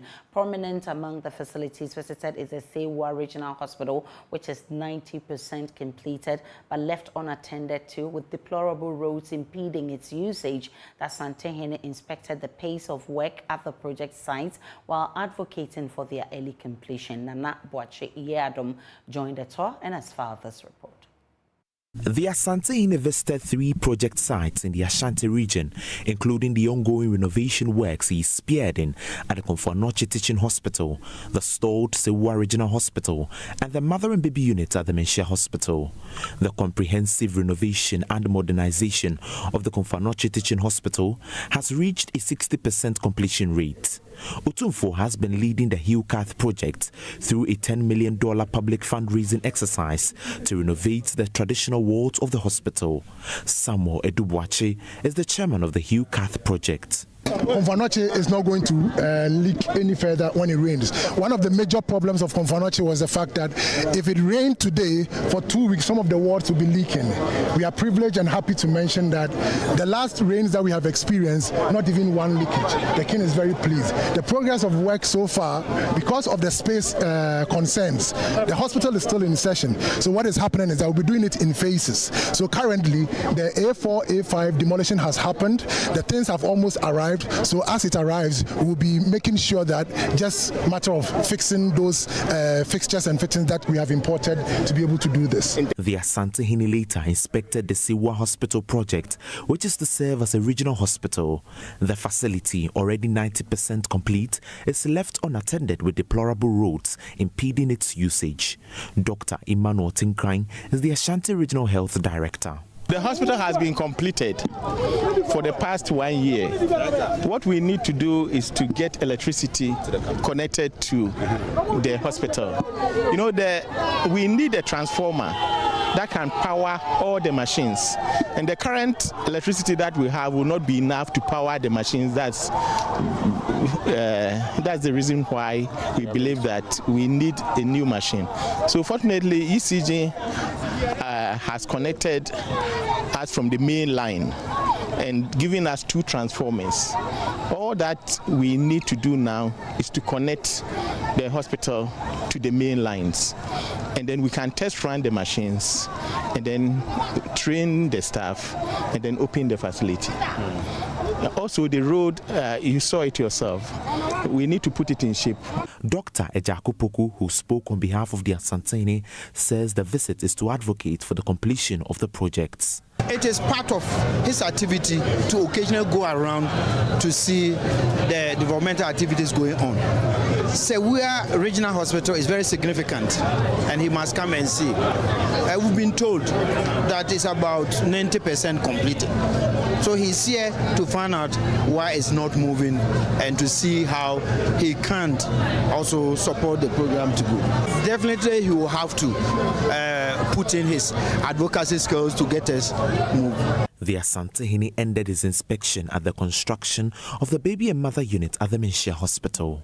Well, the Asantehene is expected to add up his voice and call on government to speed up its work on these sites to ensure that these projects are completed in no time.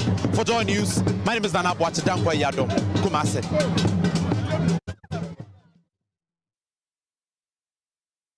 Well, Ghana Month is a period used to recognize the rich cultural heritage of the nation. It's also to teach the younger generation the morals and values upheld in Ghanaian society. This month of March will be no different, but has the observation of the Ghana Month lived up to its billing? What can be done differently, and what should be the takeaway in this month of March? Chief of Edumasan, Nana Nsakwao, has been reminding us of who we are as Ghanaians.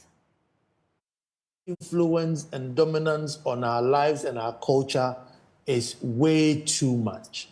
And there is not a single country, a people, a tribe, a community in this world that has ever made anything significant or meaningful by copying somebody else. So everybody develops by being who God created them to be. Yes, you advance. Yes, technologies come.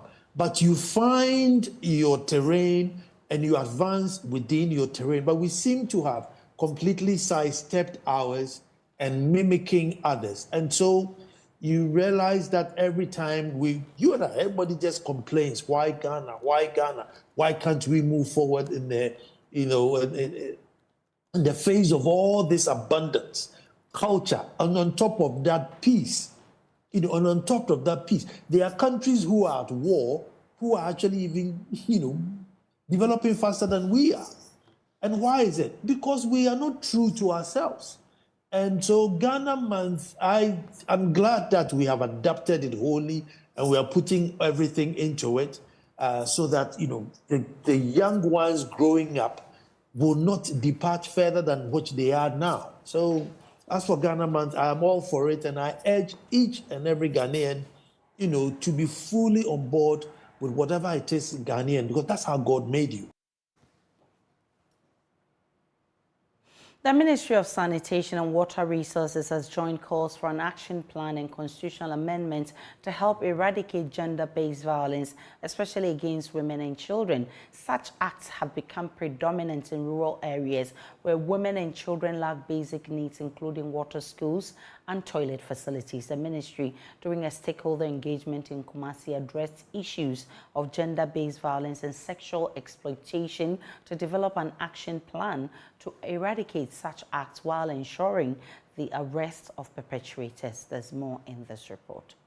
In Ghana, women face risk of sexual violence, according to a report on domestic violence by the Institute of Development Studies 2016. An important feature of such incidents is the nature of the power relations created by parties, perpetrators and victims of this practice, and the context that draws them together. This has necessitated an action plan by the Ministry of Sanitation and Water Resources to subdue such offences to facilitate inclusive delivery of water and sanitation services. Justice Gloria Mensah-Bonsu is in charge of the Gender-Based Violence Court at the Kumasi High Court. She underscores the need for an action plan and a constitutional amendment to curb such acts. The law is that if there is an established defilement, the minimum punishment is 7 years imprisonment and the maximum is 25 years imprisonment, and it's a strict liability law. So there's no option of a fine. Therefore, why would we come to court for somebody to be sent to prison whilst we get nothing out of it?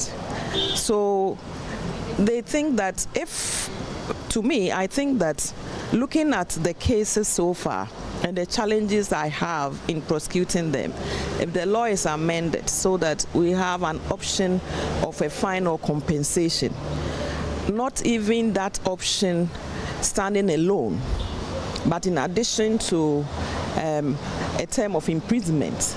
Justice Mensah-Bonsu encouraged parents to report cases of GBV, sexual exploitation and sexual harassment to ensure perpetrators are brought to book.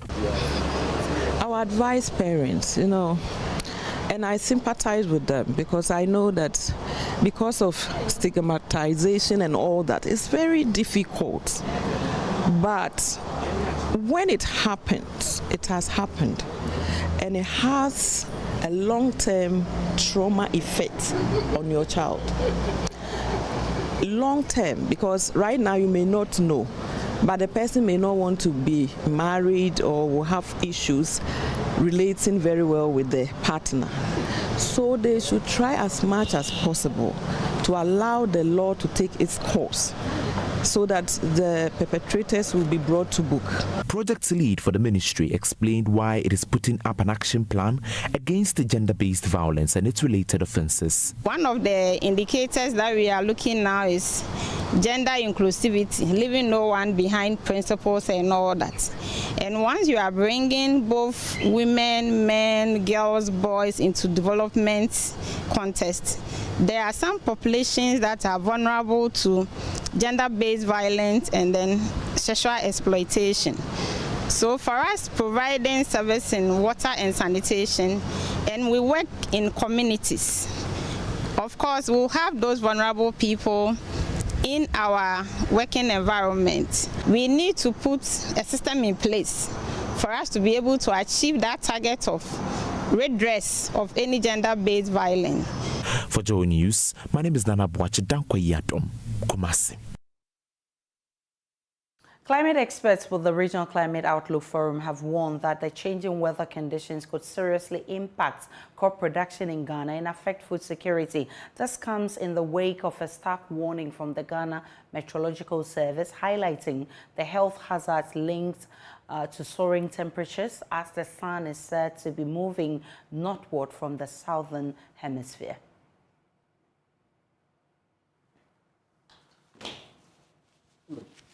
But factors including high cost of credit, non-availability of improved seedlings, and the lack of mechanized irrigation facilities have significantly dwindled the fortunes of the sector. Speaking to Joy News on the sideline of the Regional Climate Outlook Forum in Accra, the head of research and information at the Agriculture, Hydrology and Meteorological Regional Center in Niger, Dr. Abdul Ali, wants local farmers to resort to the cultivation of crops that are resistant to drought in this period to sustain their production. If you know that for the upcoming seasons, you are going to have a lot of rainfall, so this information is very strategic for farmers. They can choose the right land, the right crop varieties, so that they can make benefit from this upcoming rainy seasons. If they know that the upcoming seasons is going to be dry, this is also very beneficial for them. So from this information, they can cope with these dry situations. So for example, they can choose an area which is more resistant against drought. Instead of going to highland, they can do their crops into lowland, because lowland is more resistant to drought situations. And also, for example, if they are going to face drought situations, then they can choose crop varieties that are relevant for drought situations. So this helps them to cope with drought situations. With these climate change issues, you are going to have an increasing in the extreme. So you will have more and more heat wave, and you will have more and more extreme rainfall situation. So you need to cope with this one. For example, if you are producing tomatoes and then you know that the heat is very high, so this can really lead to big damage of your tomato productions. So I think we should provide advice, and we should sensitize the farmers that this is a situation we are going to face more and more because of this climate change situations. The weather will become more and more hotter compared to what we know in the past.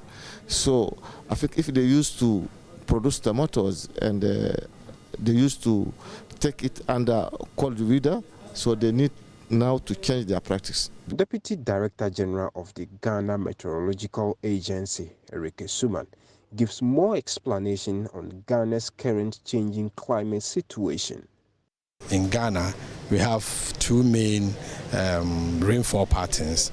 We have the major season and the minor season for the middle and the southern sector, and then we have one season for the northern sector.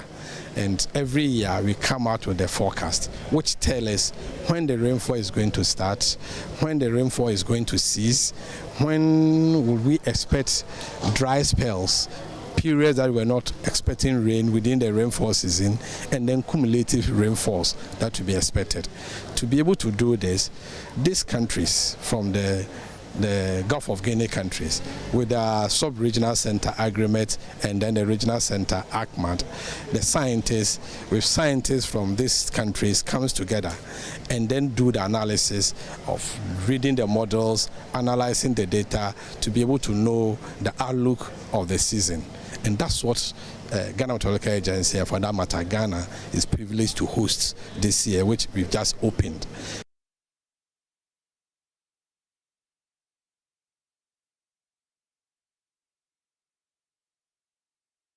And it's so critical for decision makers.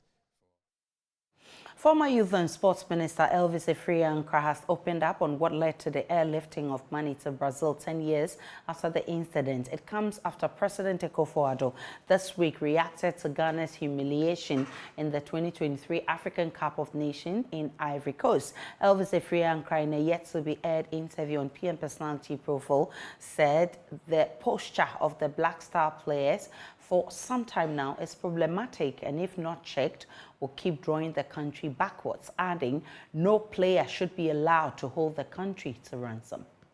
Not charter an aircraft, no. And I'm saying this on record. This is the first time I'm saying this publicly. And I have evidence, pictures, videos, you know. The money was brought. You know, Ghana's fleet, every plane that belongs to Ghana is managed by the aircraft. So it was the Air Force flown by a senior Ogbodo of the Air Force that flew the money. Okay. So this business of chartered plane, for the first time I'm saying this in public, nobody chartered any plane anywhere. So this is how the money came. And when the money came, the FA, the FIFA, Brazilian authorities, customs, because they knew we had a crisis. In the meantime, and this is what broke me, the players refused to train. Until they said if they don't see cash. Look, I said everything. That's why the commission, if you recall, again, people who don't pay attention said, oh, they asked him about money and then he broke down. No.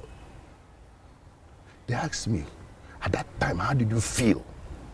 Because I had spoken to them. I said, just go and play. Do you know what it means to qualify to the next stage in the World Cup? What it will do to your career? You know the level your career will go to. Train, because if you don't train, there's science, okay? Before every match, there's a number of times you should train, heavy training, trial match, light training, rest, so that your body and your muscle memory will be conditioned. If you lose one, it will affect you. So I told them all these things. You train, your money will come. Just train. Because if you don't train, you would have cheated the country. Because when the money eventually comes, your performance will not be able to be up to par. You would have collected the money anyway. They said, no, unless we see physical cash. Before they would train. And that broke you. So we took the money to them. And you saw them, they were kissing the money. You saw them, you saw the videos. They were kissing the money. No player, no Ghanaian should be allowed to hold the country to ransom in this way.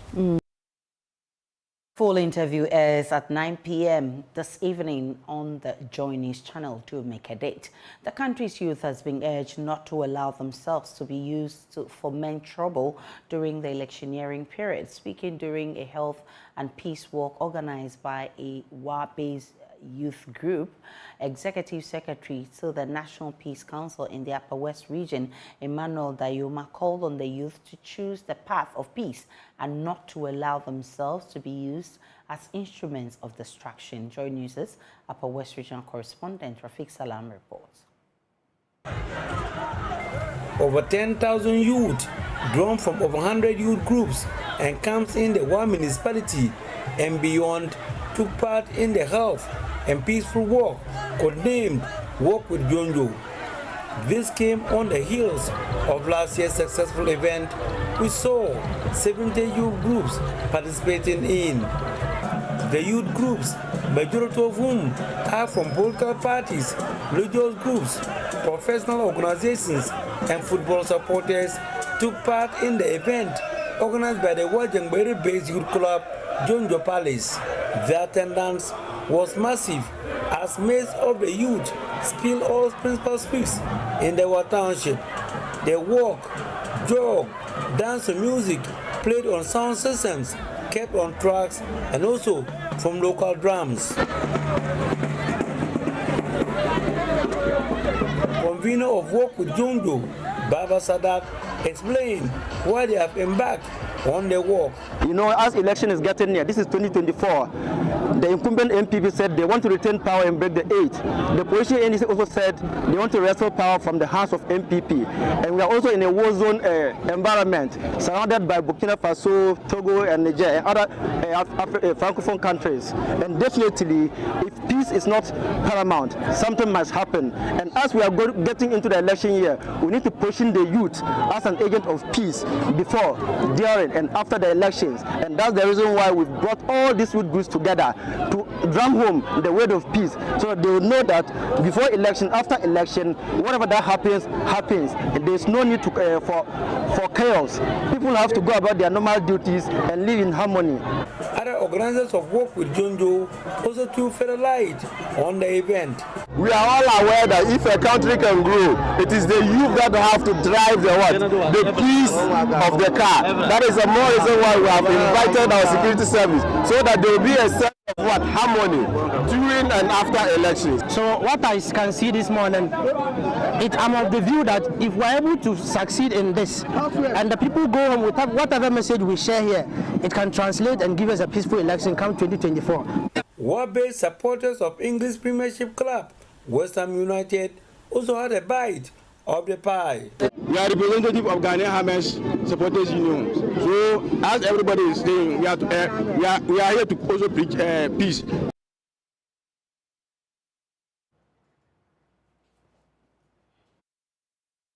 Ministry of Education says government is working at improving the standards of food provided in the various senior high schools. While admitting the challenges associated with the school feeding program, the Education Ministry's Public Relations Officer, Kwesi Kwarteng, says the food served to the students are of good quality and allayed fears of parents who are worried about what their wards consume while in school. Let's now cross over and speak with my colleague Kenneth JC, who's on this beat for us. Kenneth, what can you report from where you are?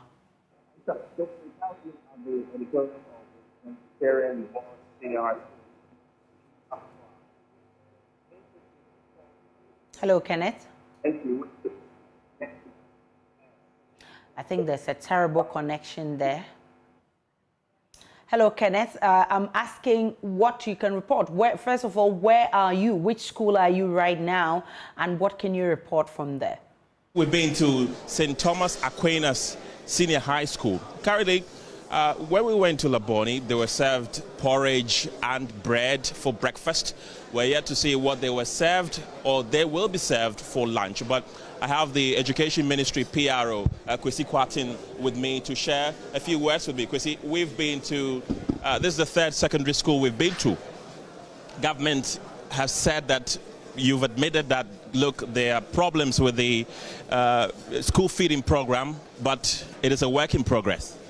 No, we never said there are problems with it. What we are saying is that you have no problem with it? No, obviously, I mean, generally, any sector may be having their own challenges, because anything that you have a human interface with, certainly you may have your own challenges.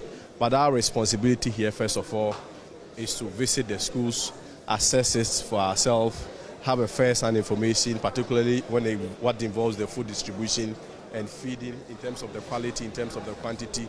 Then from there, we should be able to provide any intervention where necessary. And when they are also require some level of improvements, then we take the necessary actions.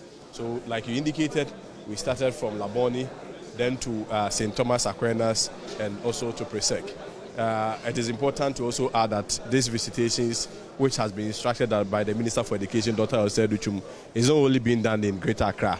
All across the other regions, there are also personnel from the Ministry of Education, Free Secretariat, with the media to also visit the schools and assess the situation. I mean, one would say that these are sort of Category A schools, Presbyterian Boys Secondary School, St. Thomas Aquinas, Laboni. These are top schools that may not be having the issues that we highlighted in our documentary.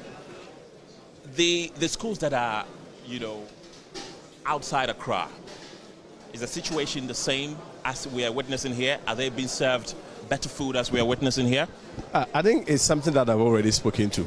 That in order not to situate the conversation only in Accra, even other regions, there are also most of our people there from the Ministry of Education, from the Free Secretariat, from GES, who are also on grounds with media people like you. And of course, I mean, like you stated, the evidence always speaks for itself. I mean, we are not here to manipulate anyone. We are not here to tell the journalists what to do, but just to have a fair idea of what is really going on. Even beyond Presec, you can suggest a school. We'll make an unannounced visit and go there. Okay. Thank you very much. So, Aisha, as I mentioned earlier, we are at the dining hall, one of the dining halls of Presbyterian Boys Senior High School, and we see the boss of the Free Senior High School Secretariat interacting with some of the students. We've been on tour with you to 3 schools. What have been your observation? I mean, the JoyNews documentary that is coming out highlighting the issues confronting feeding in the secondary schools. Is that really what's happening, or it's a different picture? It's a different picture altogether. You yourself can attest to the fact that all the schools that we visited, I think there's food over there. All the 18 items that have been supplied to the school, at least we've supplied 15 out of 18. So this shows that the picture that is painted out there is false. Yeah, thank you. Thank you very much. Aisha, so there you have it. We've spoken to the Can I just say with that report, let's take a break on Joy News. Today, we'll return with business.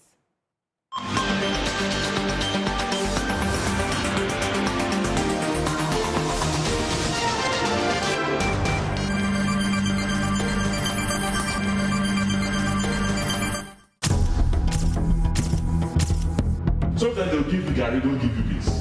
They'll give you beans, they don't give you the Gary. So a school that is not having even 900 students is supposed to have 3 bags a day to feed 900 students. Every night, these children go to bed burdened with thoughts about what they will eat when they wake up to a new day. It's all about the quantity and the jollof too quantity, very small. And then the amount of sauce they serve per table, they are sitting on the table. Very small, very small. Some people don't even get used to it. It is no fault of theirs that the government that promised their parents free education is unable to provide enough food to feed their youthful appetites. And sometimes kinky. The kinky they give us stew or sugar with blowfish. Empty plate. The free as you just promised. Coming soon on JoyNews.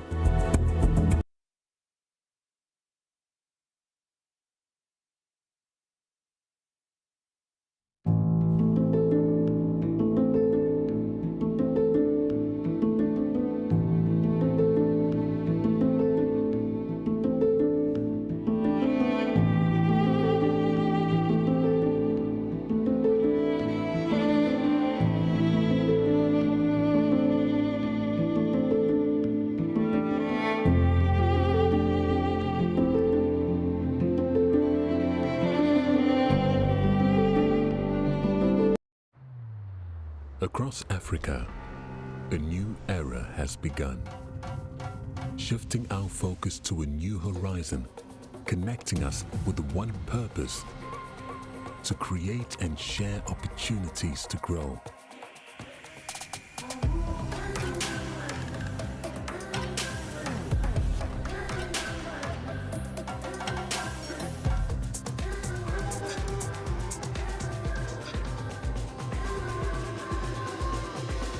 Today, we are making a brighter tomorrow, built by our dreams and our energy. Across our continent, across the world, we are creating a better way to a better future.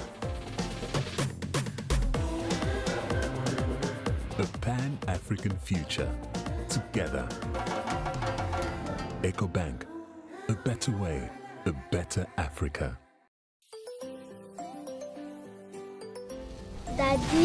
Daddy, this tank is big. Yes, that's true. It can store a lot of water.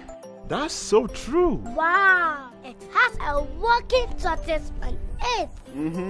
That's so true. I can see S-I-N-T-E-X. Syntax. That is so true, my daughter.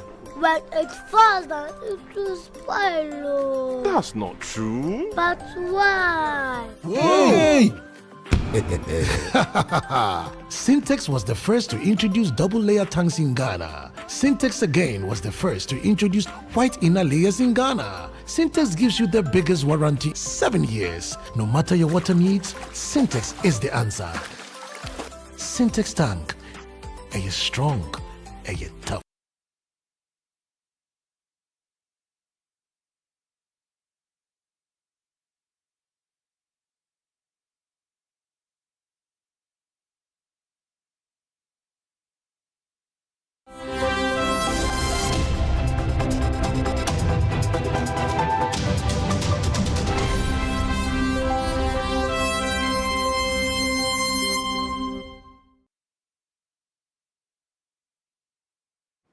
Hello, good afternoon. Welcome to the business segment on JoyNews today with me, Pius Kojo Baka. Tax partner KPMG Michael Boateng is pushing for the rationalization of the country's tax laws to lessen the burden on businesses in order to make them sustainable. According to him, irrespective of the fact that some taxes have been passed, the government has a greater role to play in ensuring businesses are not overburdened. There is more in this report. Businesses in Ghana have in recent times been inundated with numerous taxes, adversely impacting the operations, profits, as well as ability to fulfill tax obligations. This has unfortunately forced many out of business, with majority of them barely surviving. In a bid to assist its members stay afloat and thrive, the Accra Regional Chapter of the Ghana National Chamber of Commerce and Industry, in partnership with auditing firms KPMG and JS Molu, has organized a workshop on efficient tax planning for all members. Speaking to Joy Business, tax partner at KPMG, Michael Boateng, said it is imperative to rationalize the country's tax laws to lessen the burden on businesses. I believe that as we are going through this process, a time will come that they need to have rationalized some of these taxes based on the burden on companies and to make them sustainable. I think this is a discussion that we need to have, because the issue has been that, and it's been there, that with the expansion of the taxes and others, some companies, are bearing the brunt. But at the end of the day, that discussion needs to be looked at, to make sure that companies are sustainable. Treasurer of the Accra Regional Branch of the Ghana National Chamber of Commerce and Industry, Kwame Boidi, stated that tax planning is a critical aspect of business management that directly imparts financial performance and compliance, hence the need for the workshop. A tax is a big thing. If we were all to pay our taxes, we won't be crying. So we thought we'll make our members aware that if you pay tax, it's good for government revenue, and it's a legal thing, so it's binding. But on the corporate side of it too, when you pay your taxes, it makes your finances, at the end of the day, your financials look more credible. You're able to upscale, you'll be able to get proper people to partner you, and so on and so forth. So that's a key reason why we are doing this, to allow our members to grow and to be good corporate citizens. On his part, managing partner of auditing firm JS Molu, Bernard Bimpon, stressed that effective tax planning strategies enable businesses to optimize their tax liabilities while ensuring compliance with relevant regulations. Tax laws has already been, passed. It's into act, it's into force. So fighting with GRA or implementing authority will not solve any problem. What you can do is look at what has been passed, the taxes that has been passed, and see how you can benefit from it, or how you can effectively manage your business within the taxes that has been passed. The workshop aims to unlock the secrets of tax efficiency. For Joy Business, Pius Kojobaka. And that's it for business for now. I am Pius Kojobaka. Sports is next.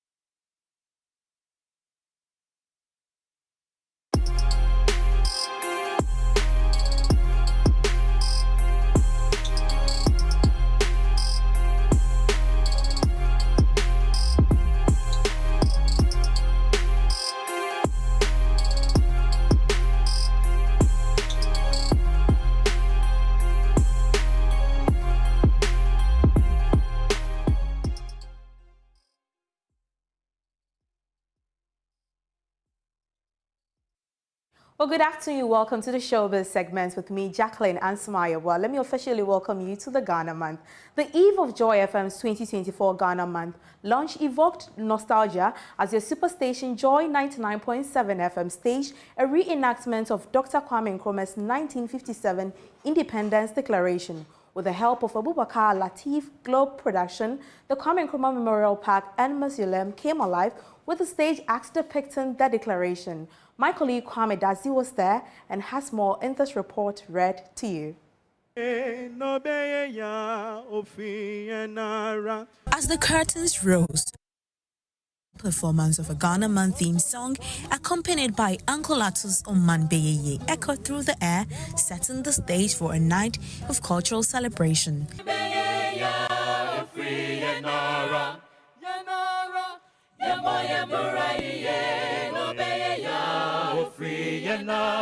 A narrator who guided the event with a delightful mix of singing, dancing, and enthralling storytelling. The Soul Lady spun a captivating yarn that had the audience hooked. At Joy 99.7 are here to introduce you to the Ghana Month with open arms. We are here to celebrate our culture. Yes, a deep and vast culture.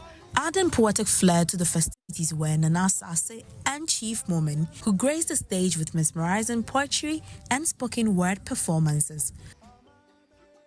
I have come from the place of distant dreams into memory, holding to step into time, and then we can begin a telling, a retelling, and then a reliving of all the essences that make us a people. The Great Africa Heritage Dance Ensemble then took the spotlight, showcasing an array of traditional music, dance forms including Kete, Funtumfrom, Balogo, and Bamaya, to name a few.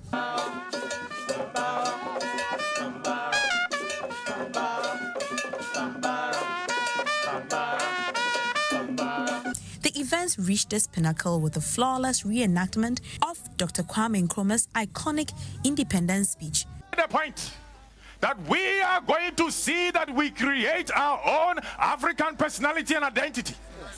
It is the only way we can show the world that we are ready to fight our own battles. Yes. Ghana is free forever.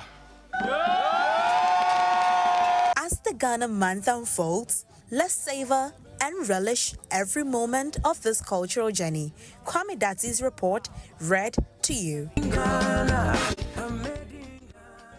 Now, all is set for the launch of Ghana Month on Joy FM at exactly 2 p.m. today. Chief of Akwamu Adumasa Nana Ansakwao and his guests will fill you in on what they'll be doing for this month as we celebrate Ghana. Let's listen to Programs Manager Adam Naite in an interview on the Focus on Ghana show with Maxwell. Launch of the Ghana Month. Yes, we're launching the Ghana Month here. Joy, and basically talking about all the things, the highlights of Ghana Month for me on Joy, apart from the trip, it's also the fact that we're doing 99, in fact it's like 100, but some 1 or 2 ups here, so we're doing 99.7% of Ghanaian music, like you have started. Yes. You haven't loved before. Lions Den. Father Bernard Promas. I tell you, Nana Nsakwao will be hosting the launch, and he will be joined by our special guest, Chief Executive Officer of Heritage Development, Stakunu Dake, will be here. The President of the Musicians Union of Ghana, Bessa Simons, will be here as well. Mrs. Rosemond A. Amuzu, Director, Culture and Creative Arts, National Commission on Culture, will be here as well. And if Philip gives me a seat, I will be here as well. Action packed. We can't wait for that. Away from the Ghana Month, for the second time, Ghanaian musician Black Sherif has dipped his feet into fashion. In this latest feat, the 21-year-old model for another fashion brand at the 2024 Fashion Paris Week. He walked the runway for Off-White, the clothing brand launched in 2012 by the late American designer Virgil Abloh.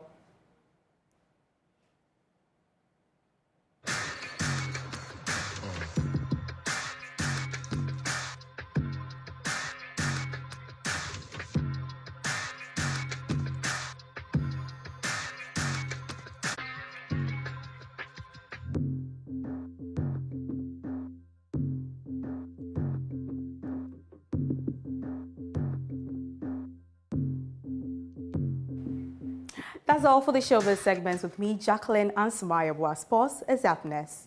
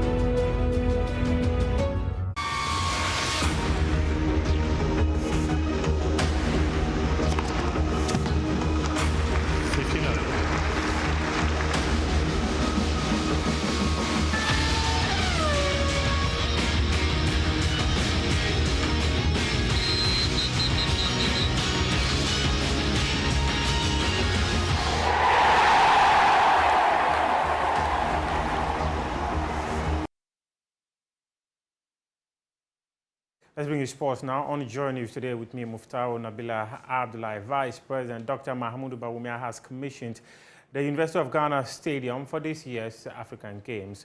The facility, which will house about 11,000 spectators during the Games, has been commissioned by the Vice President, paving the way for it to be officially used for the 13th edition of the competition.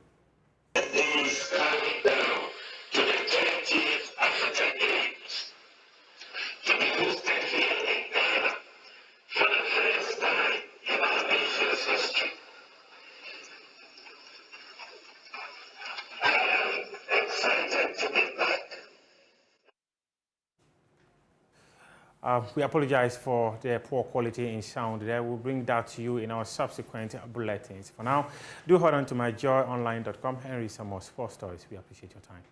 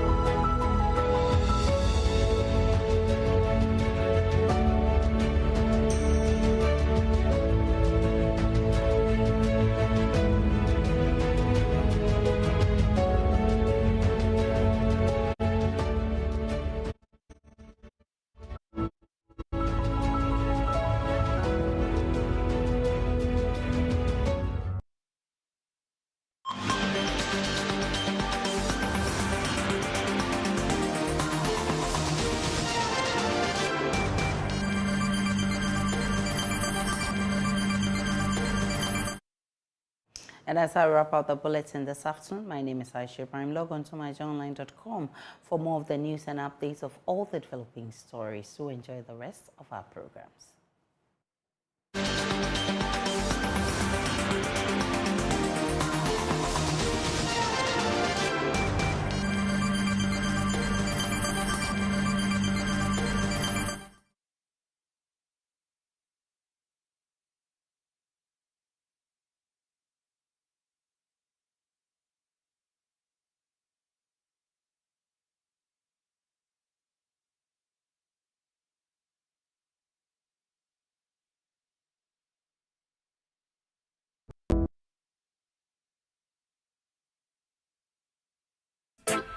Ambient personality profile this Friday. So I sold Presec uniform and I joined the class.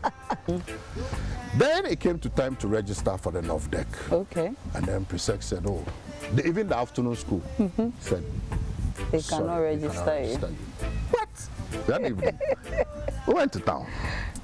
As we were coming up, then we saw that then he had then been made the assistant headmaster. Okay. Mr. Labi, strong man. He tried to, get to Amakwata. Then You also left. We had to climb that hill. And run. Then I'll stop panting and I'll turn. And the man will also be panting and coming. Then I remove my shoes and I started running. Then he'll be running. This is you. I'm talking about the life and death matter. That day that I didn't die, oh, me I won't die now.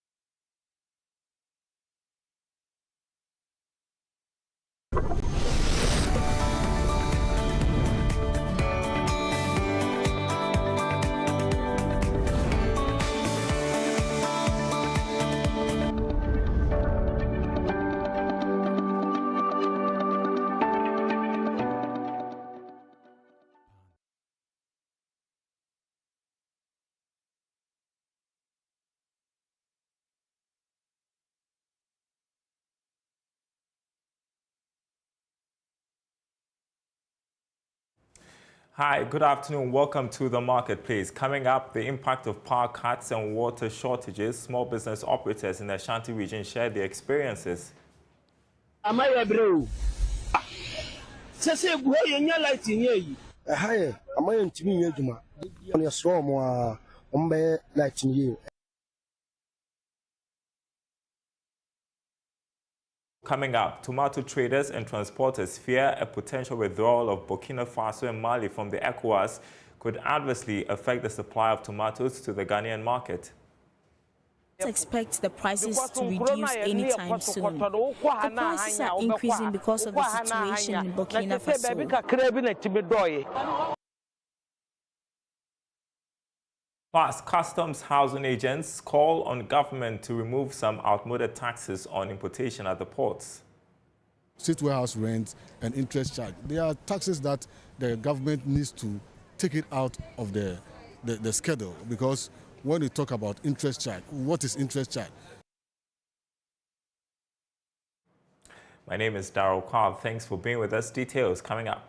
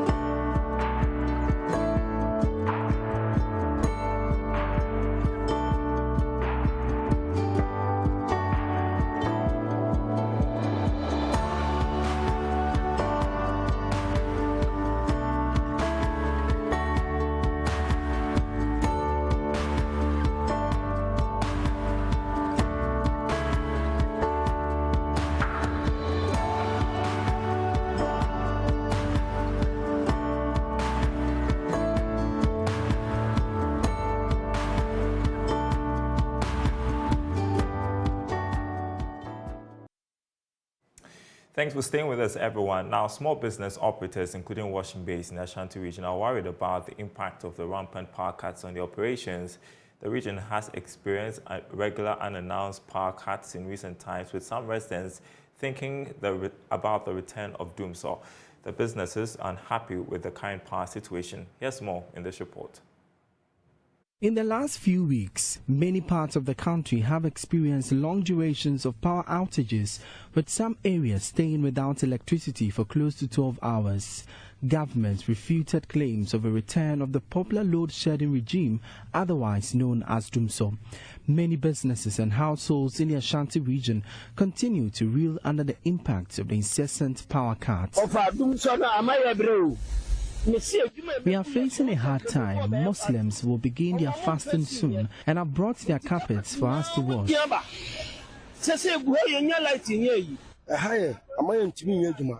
Some customers refuse to do business with us when we say there are no lights. Therefore, we are pleading with the government to come to our aid.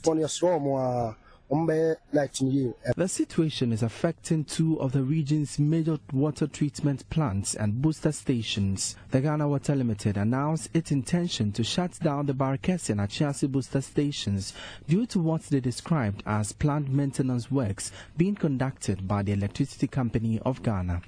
Here is PRO of the water company, Ebenezer Padina. The release is in reference to ECG's planned maintenance schedule that it has released as a sister company where we would also be affected because Barakesi and Achiasi will be going off. It is needed that we also inform our customers so that we all plan and then save water, store water, use water judiciously, so that during these times or dates there wouldn't be any impact on us.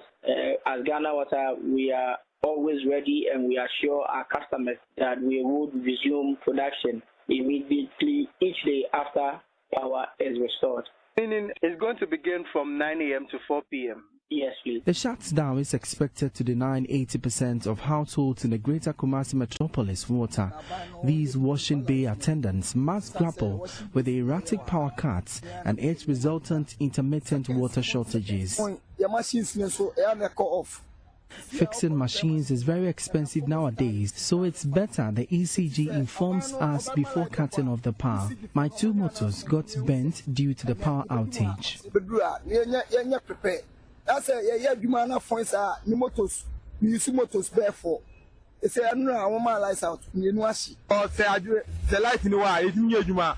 In the absence of lights, we are unable to work to make money at the end of the day, since we do not get water for use.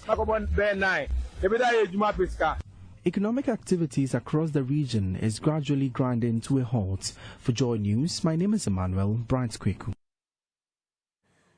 Now, the Ghana National Tomato Traders and Transporters Association fears a potential withdrawal of Burkina Faso and Mali from the ECOWAS could adversely affect the supply of tomatoes to the Ghanaian market, following the announcement by the two junta-led countries to exit the regional bloc. The traders say strict demands, including their ID cards, are now required at the checkpoints. Already, there's a threefold upsurge in prices of tomato owing to the high exchange rate of the CFA franc, scarcity of tomatoes, and influx of unauthorized sale of other brands. Emmanuel Bright Kweko reports. 50 100. Madia sells tomatoes at the racecourse market in Kumasi. She explains the prices of the commodity aggregated into smaller quantities on the markets. It depends on the price. If the price is reduced, I will aggregate more of the tomatoes to sell at a lower price. 20 something 20 cities. The price of the commodity has in recent times seen an astronomical increase on the local markets. A box of tomatoes sold at 600 Ghana cedis in the preceding year now goes for a minimum of 2,100 Ghana cedis per the imported box. Retailers of the commodity continue to blame the price hikes to high exchange rates. We do not expect the prices to reduce anytime soon. The prices are increasing because of the situation in Burkina Faso. Other vendors are attributing the price upsurge to the influx of some unauthorized sale of the commodity. They explain the sale of the tomato fruits, usually packaged in paper boxes as these, is affecting the market. Because of those who sell the paper boxes, I have no money now. We can't find tomatoes to buy from any part of the country.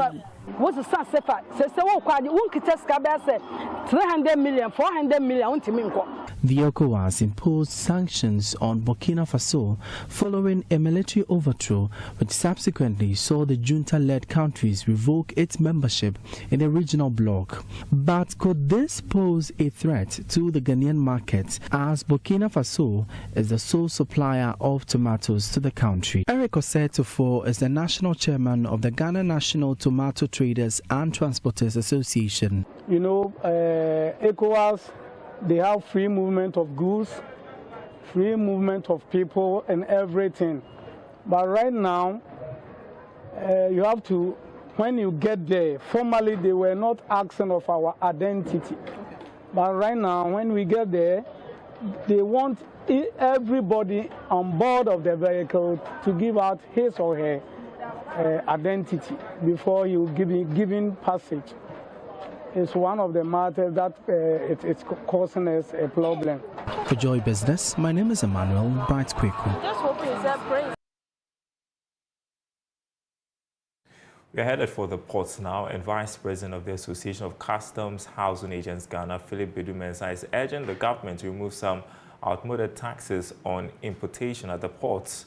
According to him, the removal of state warehouse rent, interest charges, and the COVID-19 levy charged on importations will enhance the ease of doing business whilst making port operations competitive within the sub-region. He spoke to Joy Business after the Customs Division of the Ghana Revenue Authority made public its first-time released study report in Accra.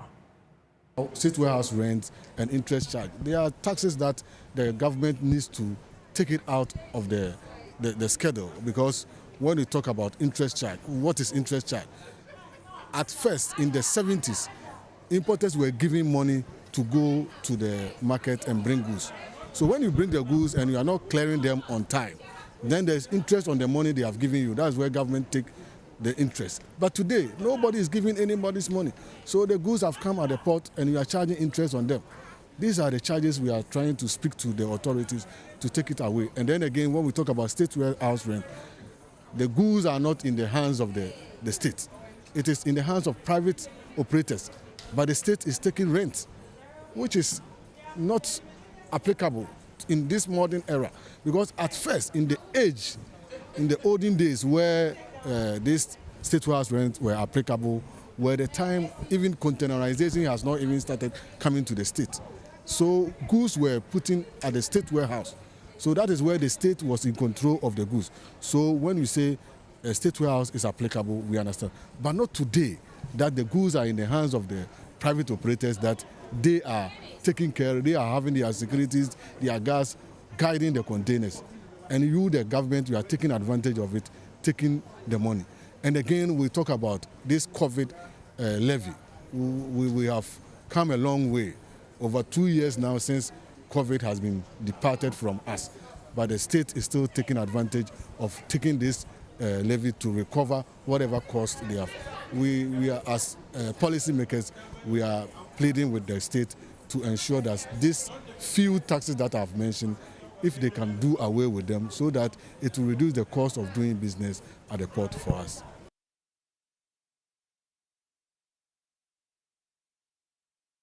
Now, Chief Executive Officer of the Association of Ghana Industry, Sechim Okwabwa, has underscored the need for more research to put the industry sector in the right direction. His hopeful research work could be commercialized to drive private sector development. He spoke at the Africa Research and Innovation Commercialization Summit held in Accra. The Africa Research and Innovation Commercialization Summit is aimed at bringing the gap between research and tangible market-ready product and service. The maiden edition was held on the theme From Labs to Market, Creating Viable and Inclusive Change and Innovation Market for Sustainable Socio-Economic Development. Speaking at the summit, the Chief Executive Officer of the Association of Ghana Industries, Seth Chuma-Kobwa, said government can lead in research for industry.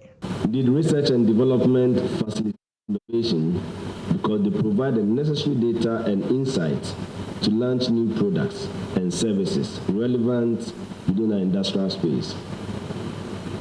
A number of businesses today run simulations and model data through research and development. This can save a lot of money.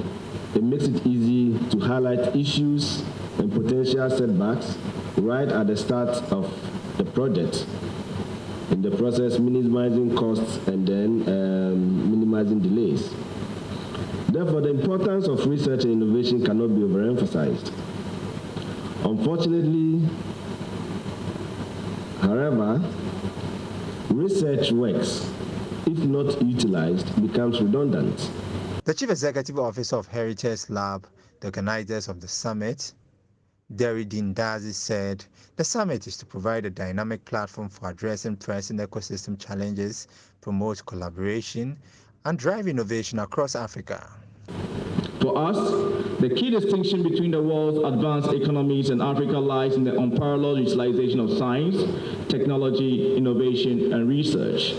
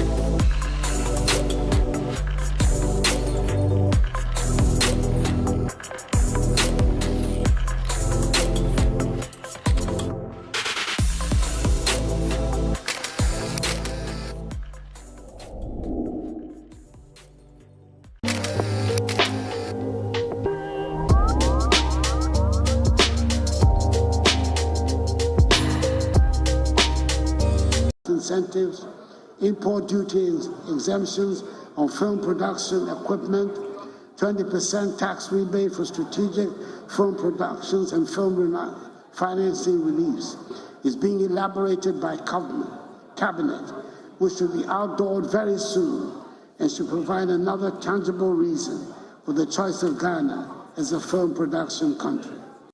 All right, President Akufo-Addo, they're announcing a series of tax incentives for the film industry, but how does this tie into the demands of industry players who have long called for a much more robust ecosystem for them to thrive? Country journalist with myjoyonline.com, Kenneth Aujudako, joins me with some analysis on this edition of Show Business. Ken, great to have you in the studio. So the president clearly recognizes the challenges, has made pronouncements as a measure. But does this put the industry problems to bed?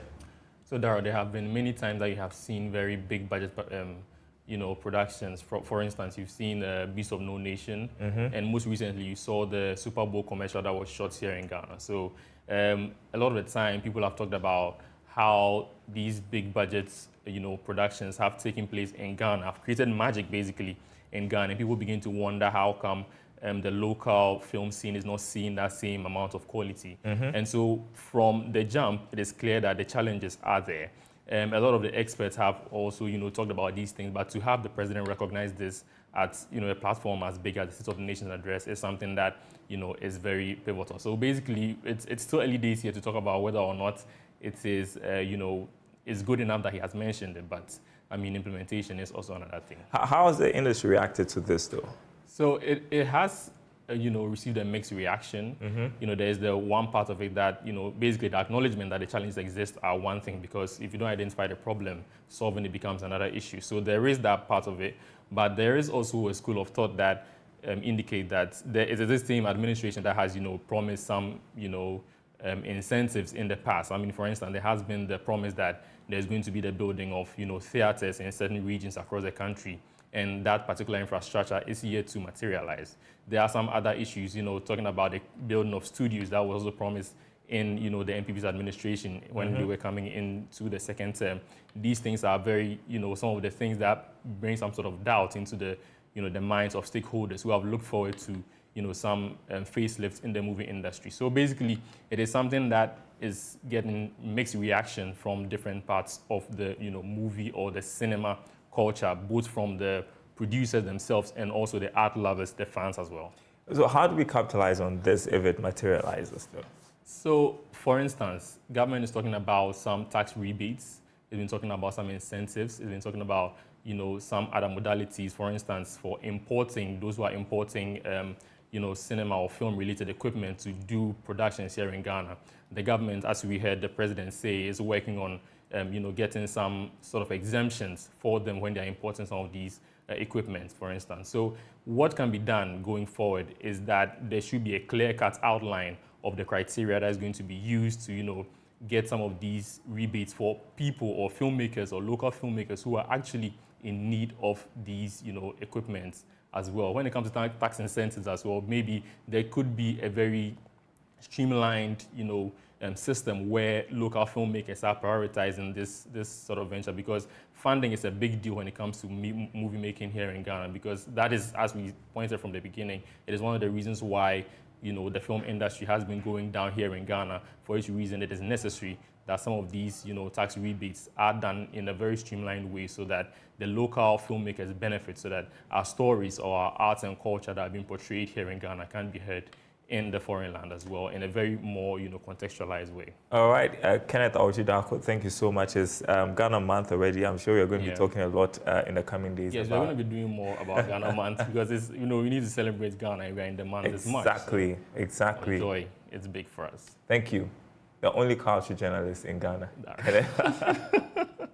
Kenneth Awujidako with Show Business. I appreciate it. Well, more news for you on the marketplace. As part of measures to increase financing in their great value chain, Agri-Impact Council says there is a need for more sensitization programs for farmers. According to Deputy Chief Executive Julie Asante-Date, this is key to addressing unemployment within the economy. She spoke to Joy Business at the signing of an MOU with the Kwame Nkrumah University of Science and Technology.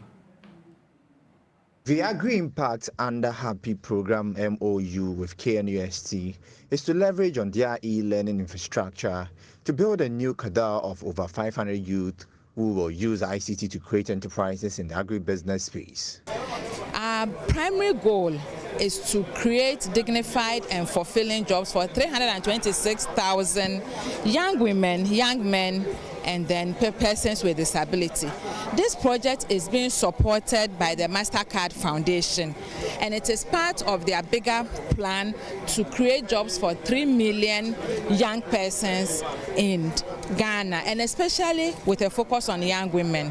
So we are picking these 4 value chains, which is rice, soya, poultry and tomatoes, and we've brought together these partners who have years of experience working in all these 4 value chains to work together to increase production and productivity, to also increase value addition, market access, and enterprise development. And then lastly, we're also looking at policy issues. So we are looking at policy issues that will address youth involvement in agric. We are looking at policy issues that will address the role of persons with disability in the agricultural space. And we are also looking at policies that can transform the four value chains. The harnessing agricultural productivity and prosperity for youth will create over 300,000 jobs. Over 100,000 tons of food will be produced as part of the project. Now, the Ghanaian youth would need to look beyond academic qualifications and be equipped with entrepreneurial skills to be gainfully employed. Human capital expert and coordinator of the Kufuor Scholars Program, Dr. Pascal Brenya, says overcoming the complexities of the world of work will require additional skill set. He is leading a youth-oriented program under the auspices of former President Kufuor to engage students in tertiary institutions in developing career and leadership skills. Clinton Yeboah has more in the following report. The Statistical Service, over 1.5 million youth between the ages of 15 and 24 are classified as neither employed, educated nor trained.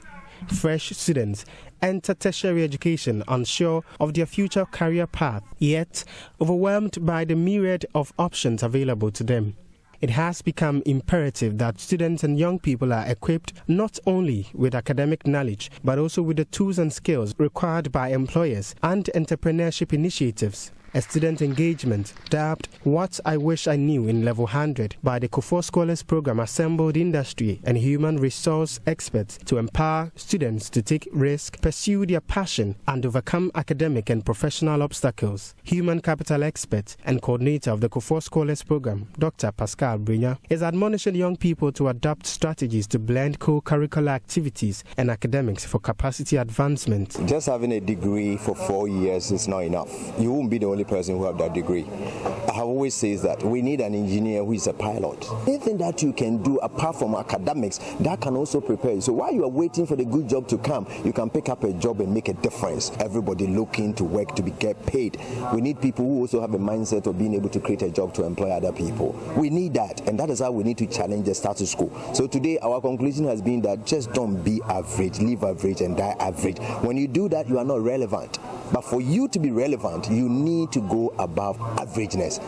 The program, in partnership with the KNUST School of Business, also equipped beneficiaries with assertiveness, communication skills, and leadership qualities. Rahel Alabila is the president of the Kufuor Scholars Program, KNUST chapter.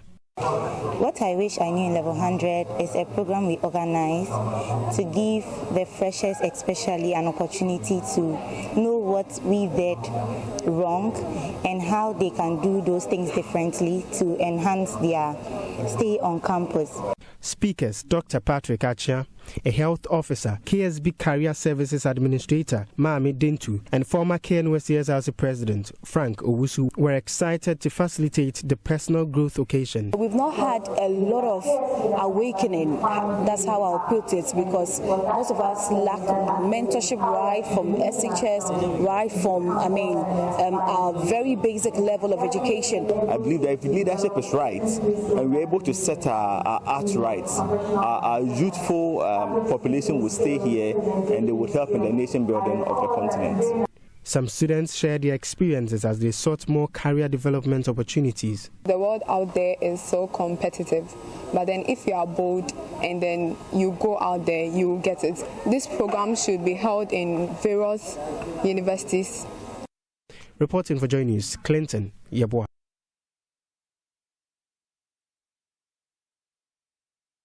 And there's more news on our website, plenty to read over the weekend, myjoyonline.com/business. We don't have space to accommodate graduates from tertiary institutions. That's according to the Ghana Employers Association. There's been so much noise about unemployment in the country this week. Also, Ghana is losing competitiveness in West Africa due to rising costs of doing business. That's according to the AGI. I think that from the PM Express Business Edition program, you should catch that program on our YouTube channels. And so the latest stories on myjoyonline.com/business. My name is Darryl Kwang. Thanks for watching. We will be back same time next week.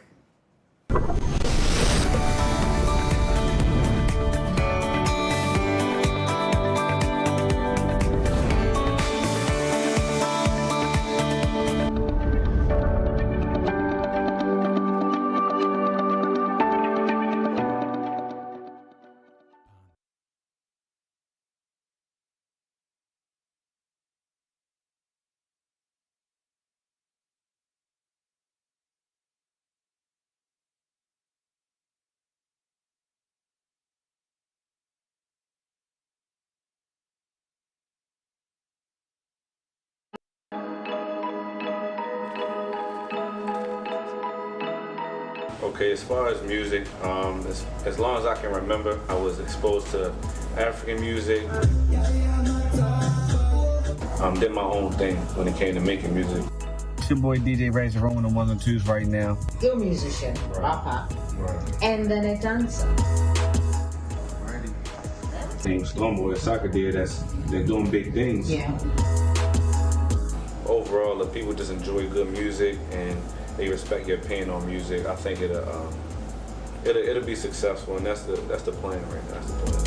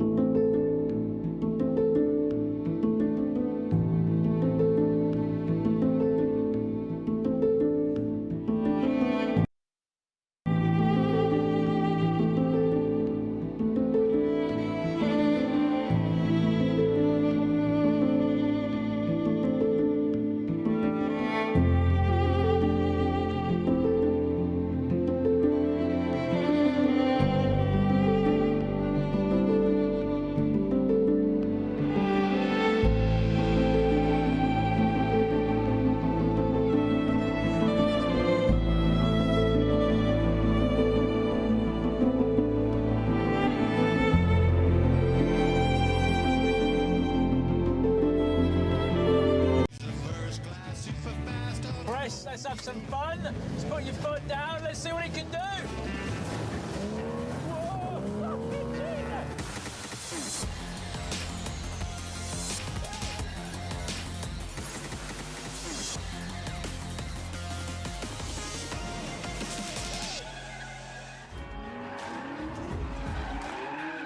The BMW 3 Series. Pure driving pleasure for everyone. Freedom. That's what it means for me. A global phenomenon made in Germany. Once you start driving it, you get addicted to it. It's not like you're driving a car, but it's just like you are, a part of it.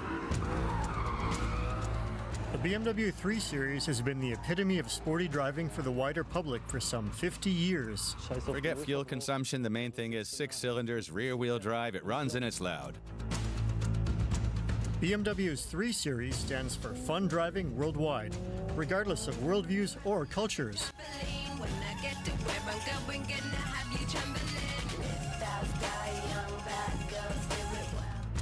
Spanning 7 generations, from the E21 to the G20, the 3 Series is the most successful car BMW has ever built. This car captured the zeitgeist.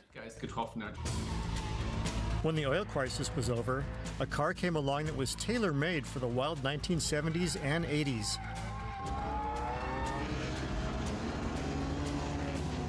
I can still feel the thrill when the 6-cylinder engine revs up, silky smooth and very fast in the first 2 gears. It's a real feeling of happiness. It doesn't matter what you do, the car brings you joy. It's always fun. 5 decades of automotive adventure. The 3 Series is a reflection of the times. I think the E30 is becoming a cultural phenomenon, and I think one that's growing worldwide.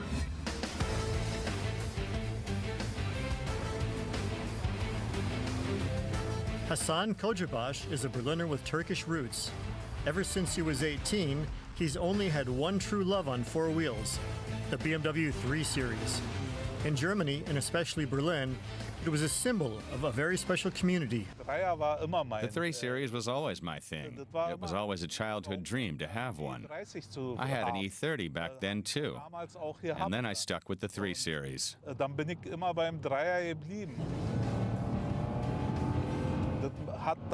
It's always a thrill when you step on the gas and the car starts to move and pushes you into the seats. That's a thrill. But it's always a matter of money. If you have a lot of money, you can afford the fastest car. Who drives the fastest BMW 3 Series? Like many others, Hassan tried to test the limits of this car when he was young. I never touched the engine. I didn't have the money for that. I bought rims once with the very last of my money, 2,000 marks, without tires. A buddy once gave me tires, but they were the wrong size.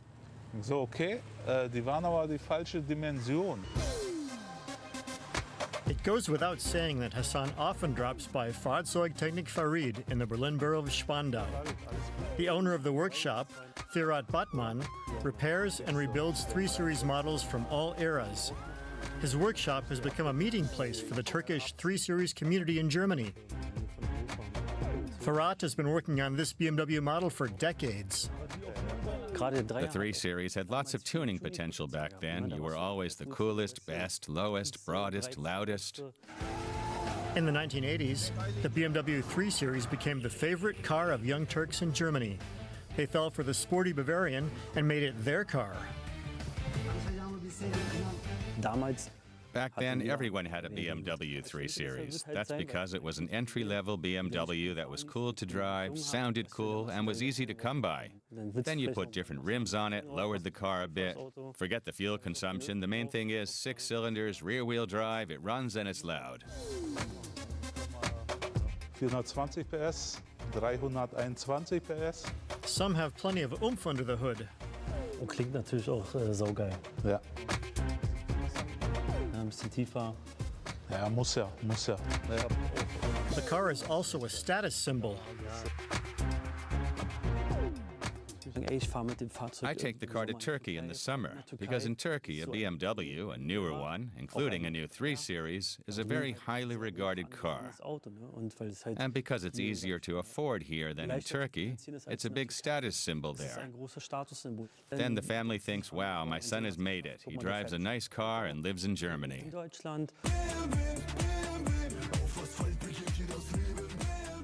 The 3 Series has even found its way into the German-Turkish music scene as a symbol of independence and nonconformity.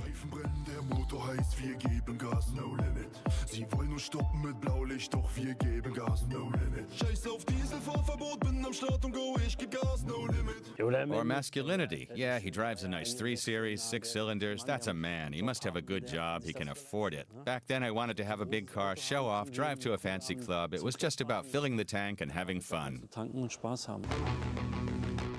British YouTube star Colin Furze celebrates the cult of the BMW 3 Series in even zanier ways than the Turks in Germany. And in the US too, a crazy life, pop culture, and the BMW 3 Series simply go together somehow. In Las Vegas, Chris Willett maintains a lifestyle that is inextricably linked to the 3 Series.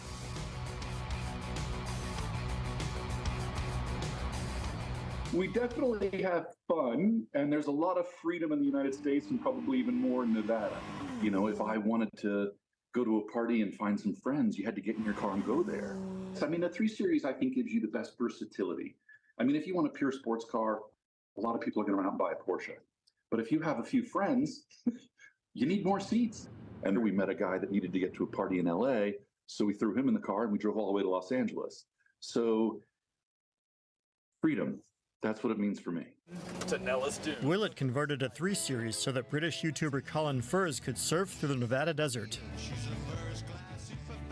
Chris, let's have some fun. Let's put your foot down. Let's see what it can do. All right, here we go. Quicker, quicker.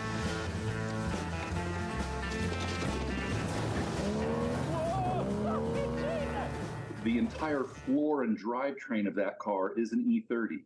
It came out of a 325iX, which is the all-wheel drive version. So we simply took the body off the O2 and the floor of the E30 and put them together. Chris Willett runs the company Sin City BMW in Las Vegas, specializing entirely in the BMW 3 Series. Models from all eras are repaired, restored, and rebuilt here. Willett has dedicated his life to a vehicle that changed the American car world. You had these big V8 lumbering, American cars. And then this little M10 four-cylinder single-barrel carburetor car came along. It was, designed so perfectly for being lightweight, and, that power-to-weight ratio was perfect. In America in the 80s and 90s, that car was all the rage. The compact German car also has a huge fan base in Thailand. In a country characterized by opulent shapes, the sleek, angular 3 Series is especially well-liked. Pongchet Chodlada drives an E21, the very first 3 Series model, with right-hand drive. The first thing that came to my mind was the design of the shark nose, because it's very unique design. The design of the BMW E21 is quite ahead of time. The E21 was designed by Paul Brock. The Frenchman was also behind the design of the Mercedes 600, the legendary limousine from the 1960s and 70s. Then he marked another milestone in automotive history when the E21, the first BMW 3 Series, hit the road in 1975. After 40-something years, the car design is still so unique. You can tell it right away. Everything is so unique, the exterior and the interior. Pongchet Chodlada shares his passion for the 3 Series with people around the world via the internet. He's in close contact with Jeroen de Laat, a Dutchman who launched one of the most popular 3 Series websites decades ago. It brings me different perspectives on how to go about in a car, and it's nice to see how this car is being loved all over the world, and that people, they do have different ways of treating a car. Some people are giving the car optical tuning. Some people are driving it on a low budget. One of those people is Hassan Kojabash, who pursues his longtime passion on a shoestring budget. That brings back memories of my old E30. I had 2 of them. I can show you the photos. My 323i, which had seen better days, and the 325i, with 2 40-centimeter subwoofers, 3 amplifiers, and a 50 CD changer. The E30 was the second generation of the 3 Series and boasted many technical innovations when it hit the streets in 1982, like a curved cockpit that forms an arc around the driver. So you have everything in view, a total overview. You only need to glance at it, not even for a second, to know what's where. And you don't get distracted while driving the car. In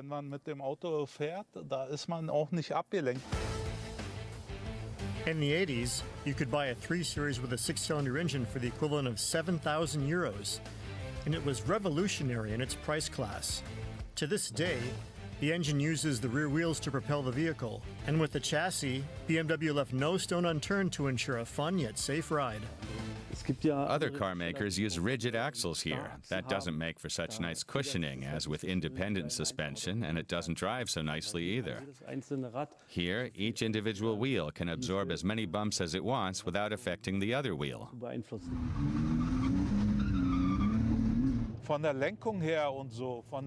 As far as steering and agility goes, for me, the 3 Series has always been optimal. And if you turn the wheel a little, like this, it just stays on course. But if the ground is icy or there's frost, you really need to be careful because the tail can swing right out.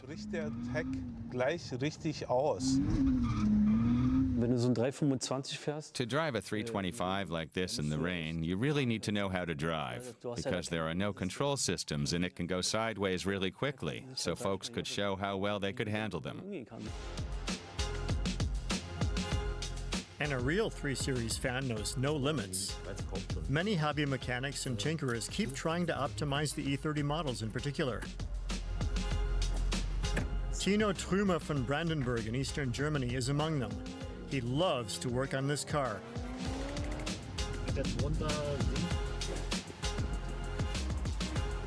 It's hobby mechanic friendly, and the community is also not to be sneezed at. Many people basically tear the whole E30 apart, rechrome every single screw, and rebuild it. Due to their complexity, you can't do that with many other models. The hobby mechanics all seem to know one another. Florian Arnhardt lives in Bavaria and operates a workshop that specializes in 3 Series BMWs from the E30 generation. He's in constant contact with Tino Trümer regarding his latest project, how to fit a 12-cylinder engine into an old E30.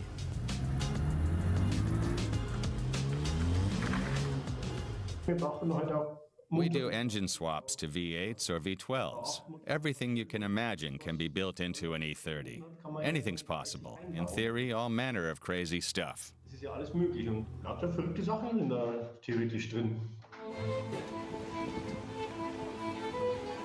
But some 3 Series fans are strictly purists, like Daniel Falkenberg, who stores one of the largest private collections of 3 Series BMWs in a barn in southern Germany.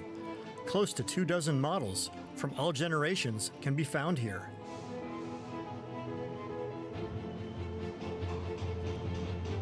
But most are E30s, which were built between 1982 and 1994.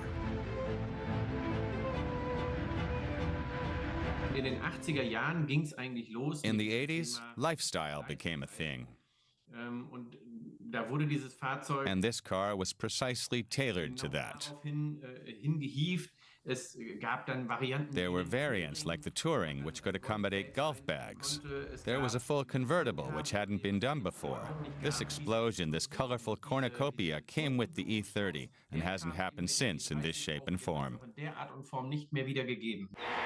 Plus, the 3 Series was offered as an M-Sport model for the first time. Hochleistungstechnologie im Sportwagenbau hat Tradition bei BMW.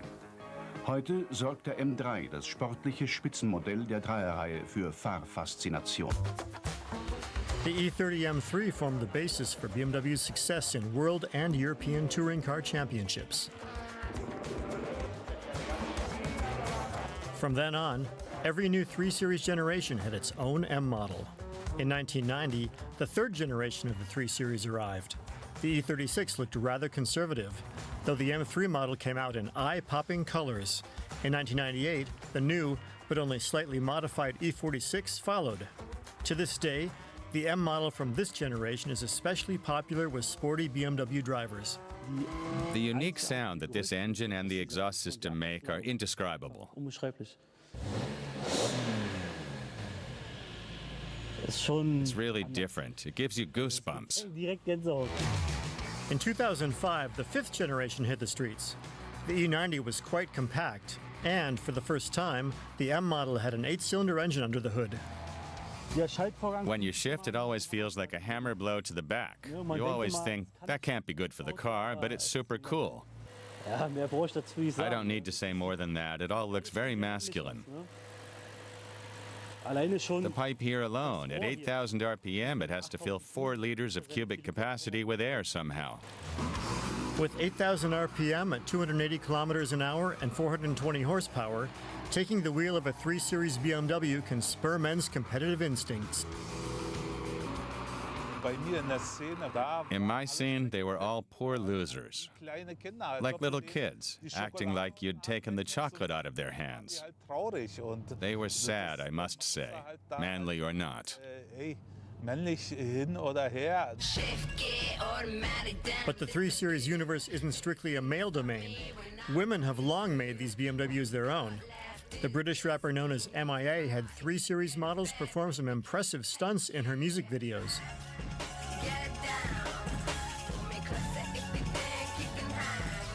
And in the songs of fellow British musician Lapsley, This BMW model is the stuff of dreams. To have the opportunity to realize your dreams in cars, and that's nothing to do with gender. When I was 16, it was my teen dream to have an E30, and I've remained true to the 3 Series ever since. It's always been my thing.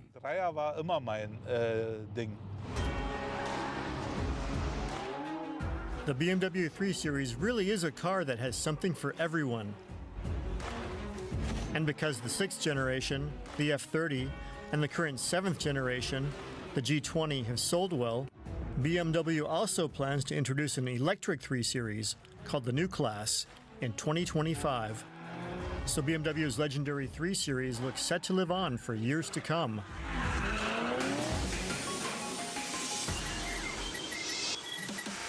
Cars that drive through the city with no one at the wheel? Trucks without truckers? Not long ago it would have sounded like science fiction, but today it's everyday life. The drivers work from an office a few kilometers away. 2 startups from Germany are developing the technology. Fernride from Munich is one of them and focuses on long-haul trucks for the logistics industry. The other startup is Vey from Berlin and focuses on passenger transport by car. These ideas are door-to-door service. A teledriver pilots the electric car to the customer. The customer takes it over and drives himself to his destination and then hands the car back to the teledriver. This eliminates the need for parking. The idea is that the service costs the customer less than using a cab or Uber. Thomas van der Ohe founded Vey. He used to help develop autonomous robot cabs in the US. Now he's focusing on teledriving. It's a different approach to autonomous driving that allows us to get to market much faster and realize a lot of benefits for us as a society. We can't just hope that self-driving technology will work one day. Alina Presti is one of the first teledrivers. She steers the car in the office, but it's just like being in the car itself. Cameras allow a 360-degree view on the screen. The communication is via radio. The car is connected to several networks in case one fails. In an emergency, Presti can stop the car with this button. Teledriving is just like normal driving, she says. It's like I'm right there. We have microphones installed on the car, and I can hear the sounds of an ambulance coming or the police driving by. I hear it all through my headphones. While Vey is testing cars, Fernride is already doing field studies with its trucks, like here in Mugaport in Estonia. 80% of the time, the vehicles drive autonomously. Only when loading and unloading does the teledriver take over for the delicate moves. That's why he can monitor up to 4 trucks at the same time. Very soon, 24 Schenker and Volkswagen will also deploy the first remote control vehicles on their factory premises. Hendrik Kramer is one of the founders of Fernride. Germany has a shortage of tens of thousands of truck drivers, so his development is highly welcome at logistics companies. The pressure on the industry is huge, and our customers are giving us feedback that they're very, very grateful that the technology already works. But they want us to roll it out so fast that we almost can't keep up with the deliveries. It's great having a situation like that as a company. Fernride has no problem finding enough truck drivers. Josef Manke is one of the first 40 teletruckers. The Bavarians stopped driving long distance because of back problems. The constant jolts on the road had taken their toll on him. He says his life is much more relaxed now. I was on the road alone in the truck for weeks at a time. Your family, your friends, everyone suffers. And now I have my weekends to myself. Don't have to clean up a truck somewhere on a Saturday before going home. I just leave the company on time. In perspective, Fernride also wants to drive its trucks on highways. But how safe would teledriving be on public roads? Siegfried Bruckmann had a look. He's an accident researcher. It has to be said that in city traffic it's extremely complex because the driver has to have a 360-degree all-around view. I'm not sure that anyone can actually do that on a computer and be attentive all the time. On the highway, though, it's much easier because the traffic is much less complex. So there, I think it's actually an approach that's feasible and can also bridge the gap to fully automated driving. They is still waiting for approval from the German authorities, but the outcome is not certain. That's why Vey set up a branch in the U.S. city of Las Vegas. If necessary, Vey will start there, but that's exactly what Funda Oa wants to avoid. His vision is to make Europe the pioneer of teledriving.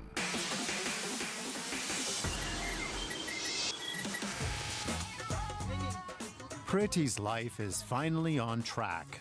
For years, the transgender woman was forced to beg on the streets, where she suffered abuse and even violence.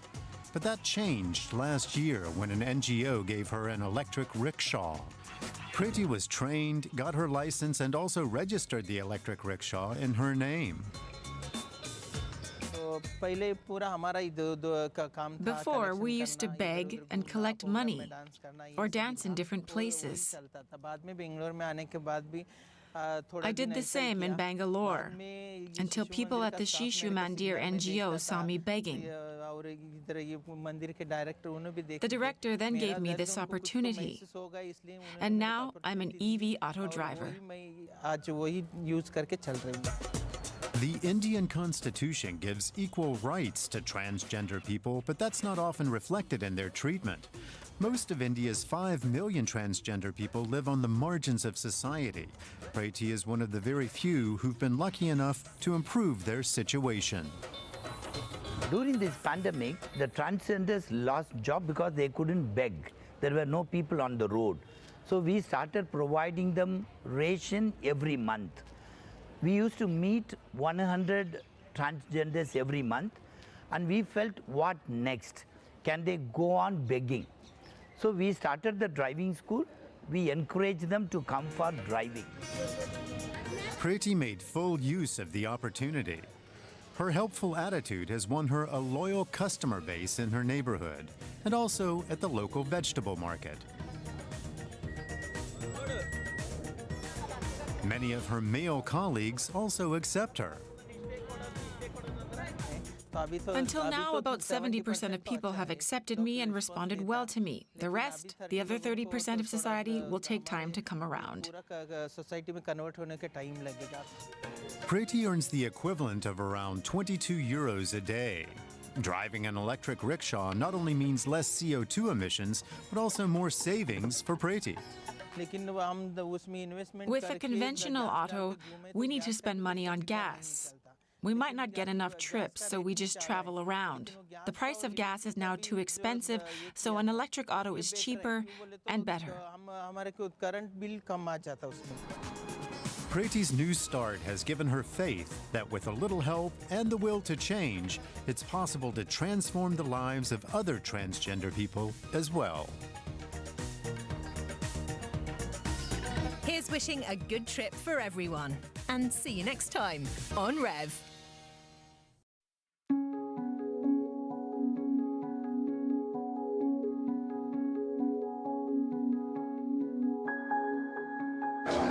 Kasi kwa police station na traffic light no bi sere na semo o kwa ndi hawo yi papa hawo yi papa na sa traffic light na semo wo de wonyi ni na won hwese fe wo bedi mira so anas wo ri mira ni mira so na hwe ba ko bi wo airport uka airport first one second one na ro ko say Shangri-La so red na red no jina so ya nti wo green ba wo green na ma na go is red na dey aba na house distance ni mu ware wo be wuram pepepe na motor riders ni offend biana se wo so ngai dey wo ha chiro wo be kan red ni so yellow ma green green ni so yellow ni ma na red na ba at once. Okay, o shot yeah juma na say no traffic bi dey bia pay bia traffic at times enye juma wo do one no police na fe obi abeto problem e do cause accident all the time.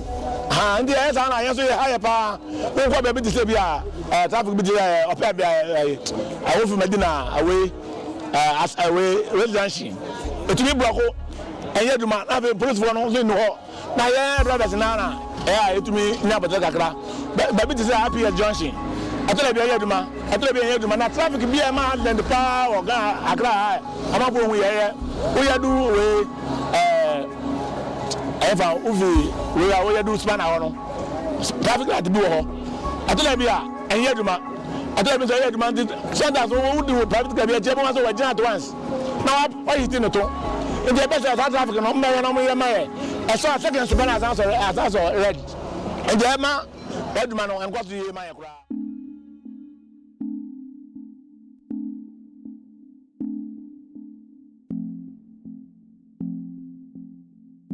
I think we need more overpasses and zebra crossings, especially during rush hour.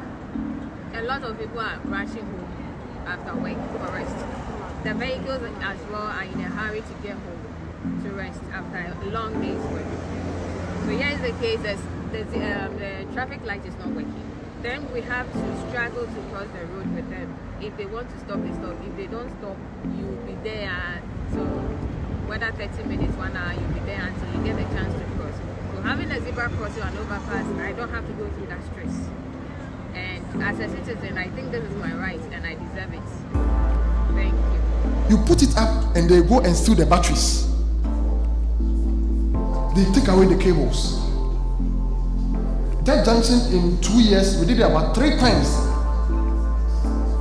And they go and do that. If you drive on that stretch, almost all the signals are off. Not as a result of the department negligence, but stolen equipment.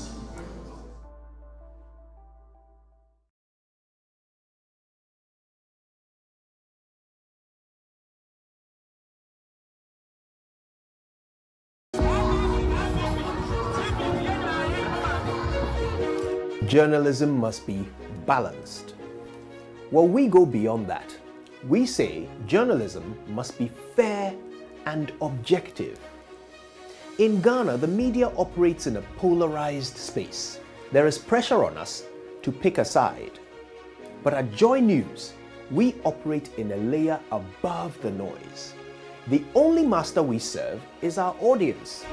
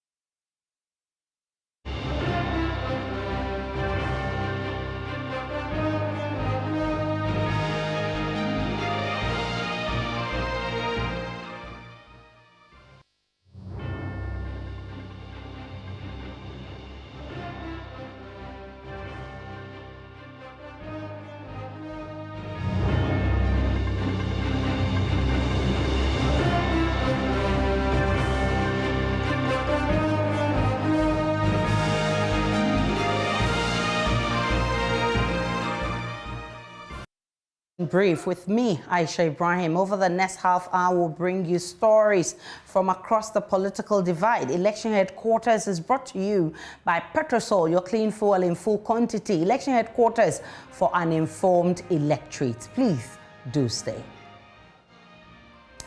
Tell Cordia.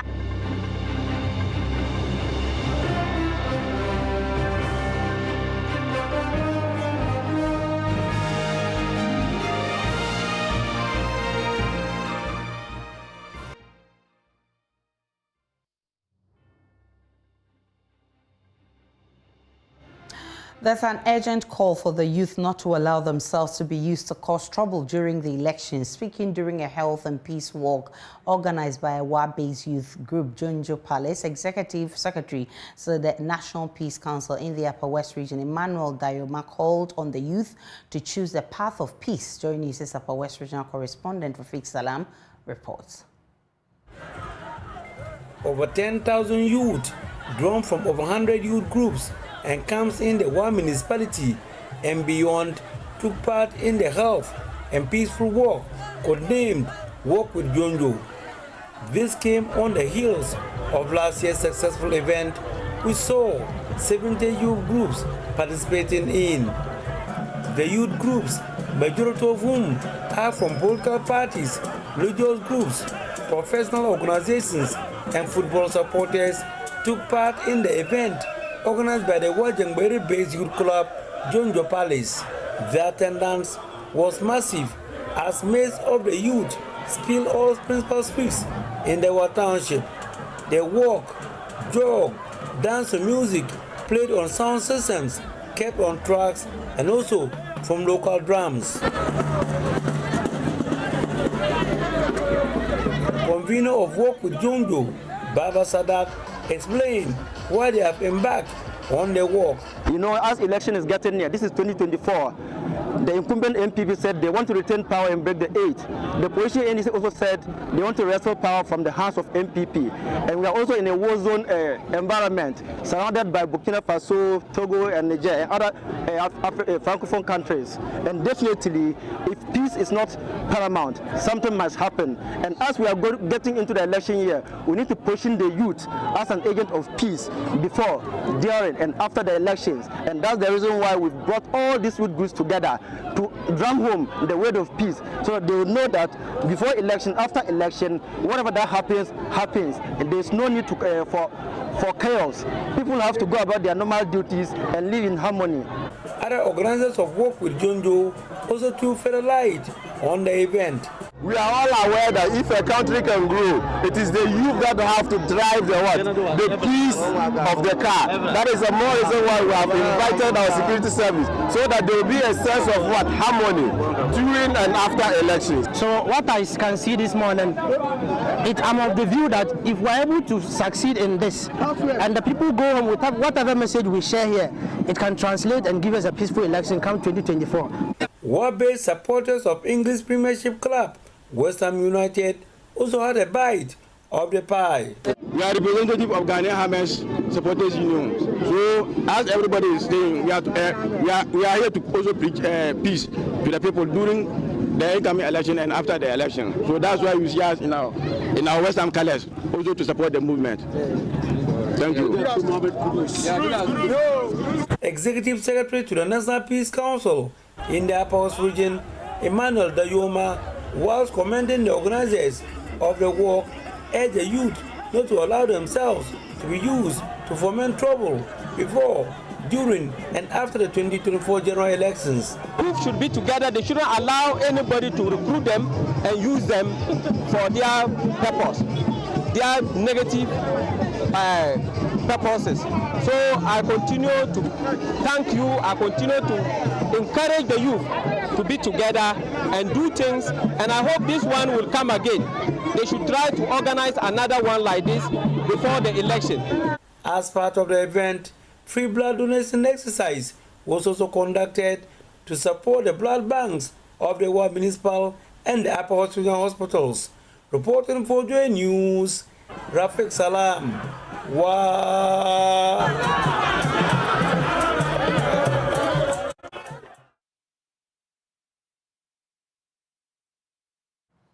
Now let's turn to voters' voice. Today we turn our attention to the Malamata market on what will influence their vote.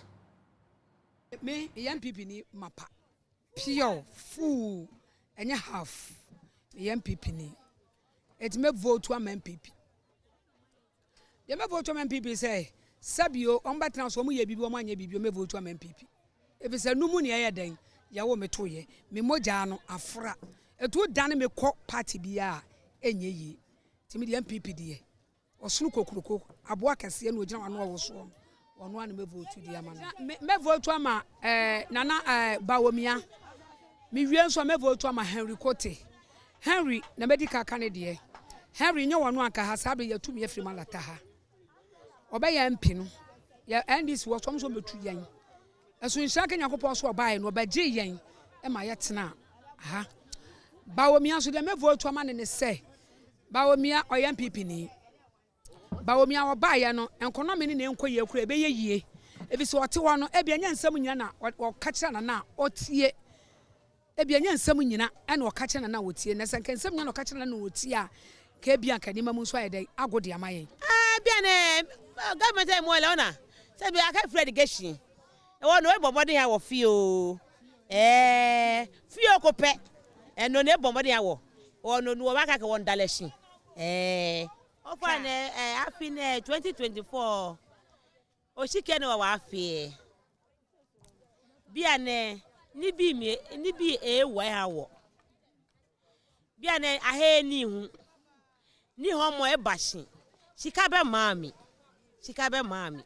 mo e ton e ba he ni shika ne ka he be ko one ton wo ke ga be da ka shi na be na many shika ba mami ni se kemo hu ke no ko be die ke ton ne ko de ba he ba nya he be na ni e ba shika ehie shika ne ka ba he ni ba yi be no fe no jele wa be na wo lo yo no ka ba nte ahe watashe na ka ahe ni ha wo ahe ni se ebeto abadia omomboa ye kokromoti ye ne de ma omo nyeso omo ba na omo abaye de omo pe ye to abana ye to no for improvement nyeso omo be kaya sha na omo abaye de omo pe eti 2024 de enweta so se MPP o se NDC o se gumo se ekwadonko se chedao se hwan na beba ye sre no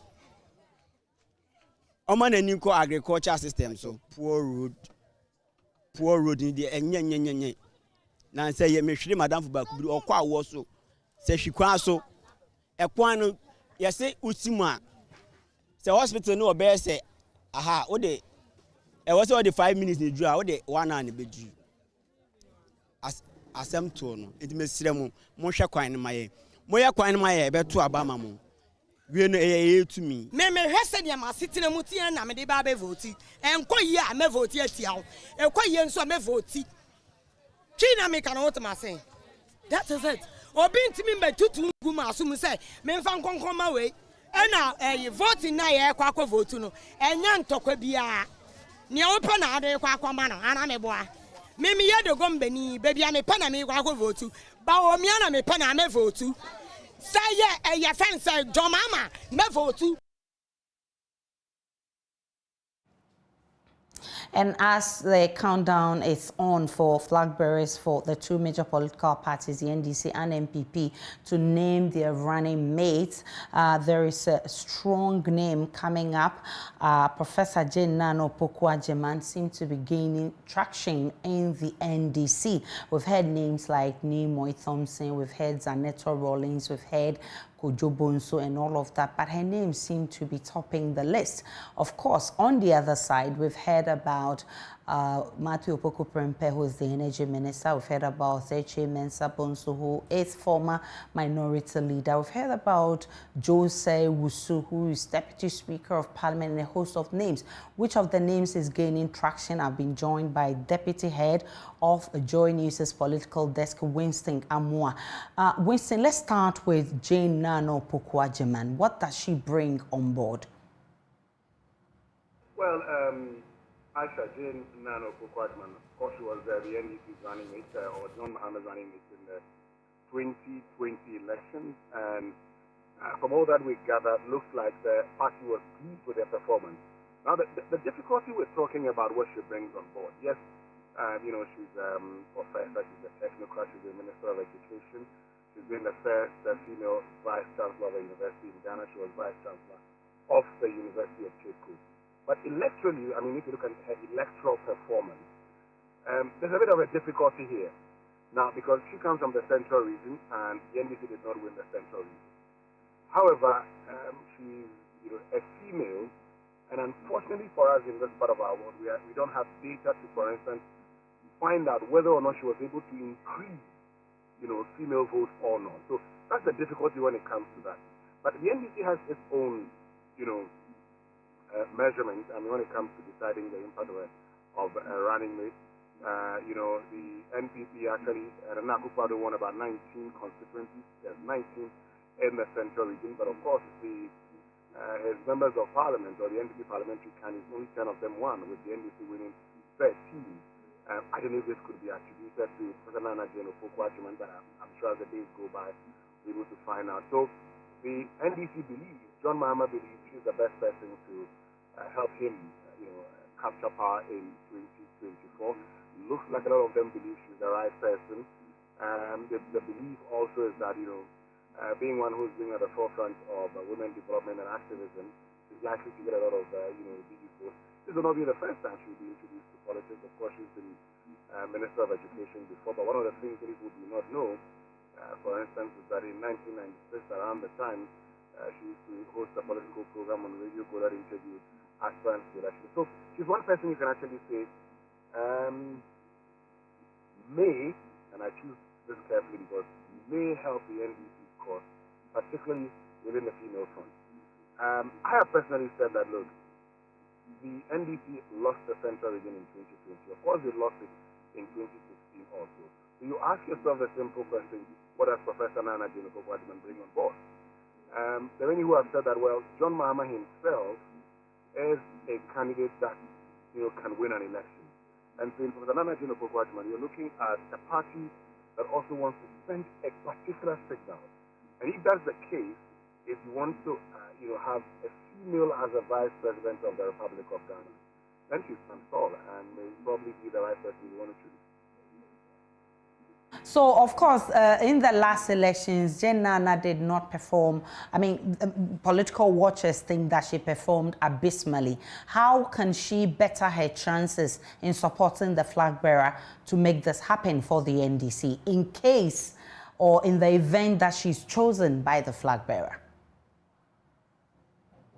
You're right, many people feel that she didn't really do well. But this is the point. I'm sure if you went into 2008 and spoke to a lot of persons within the NPP, they say Bawumia added nothing to the party's ticket. But in 2012, they probably would have thought he had improved, and by then they could see the impact of Dr. Mahmoud Bawumia. So she was there in 2020. She may have learned a thing or two. She's been more at the forefront now than she was in 2020.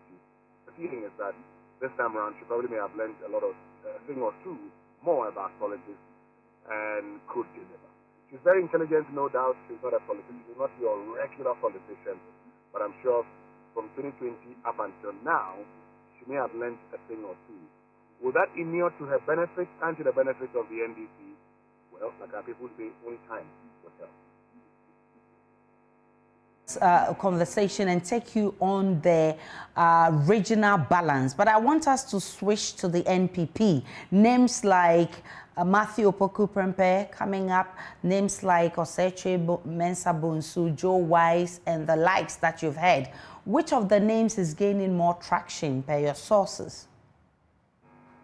Well, the challenge with the NPP bit is that, unlike the NDC where you can probably say, oh, it looks like this person, it looks like that person.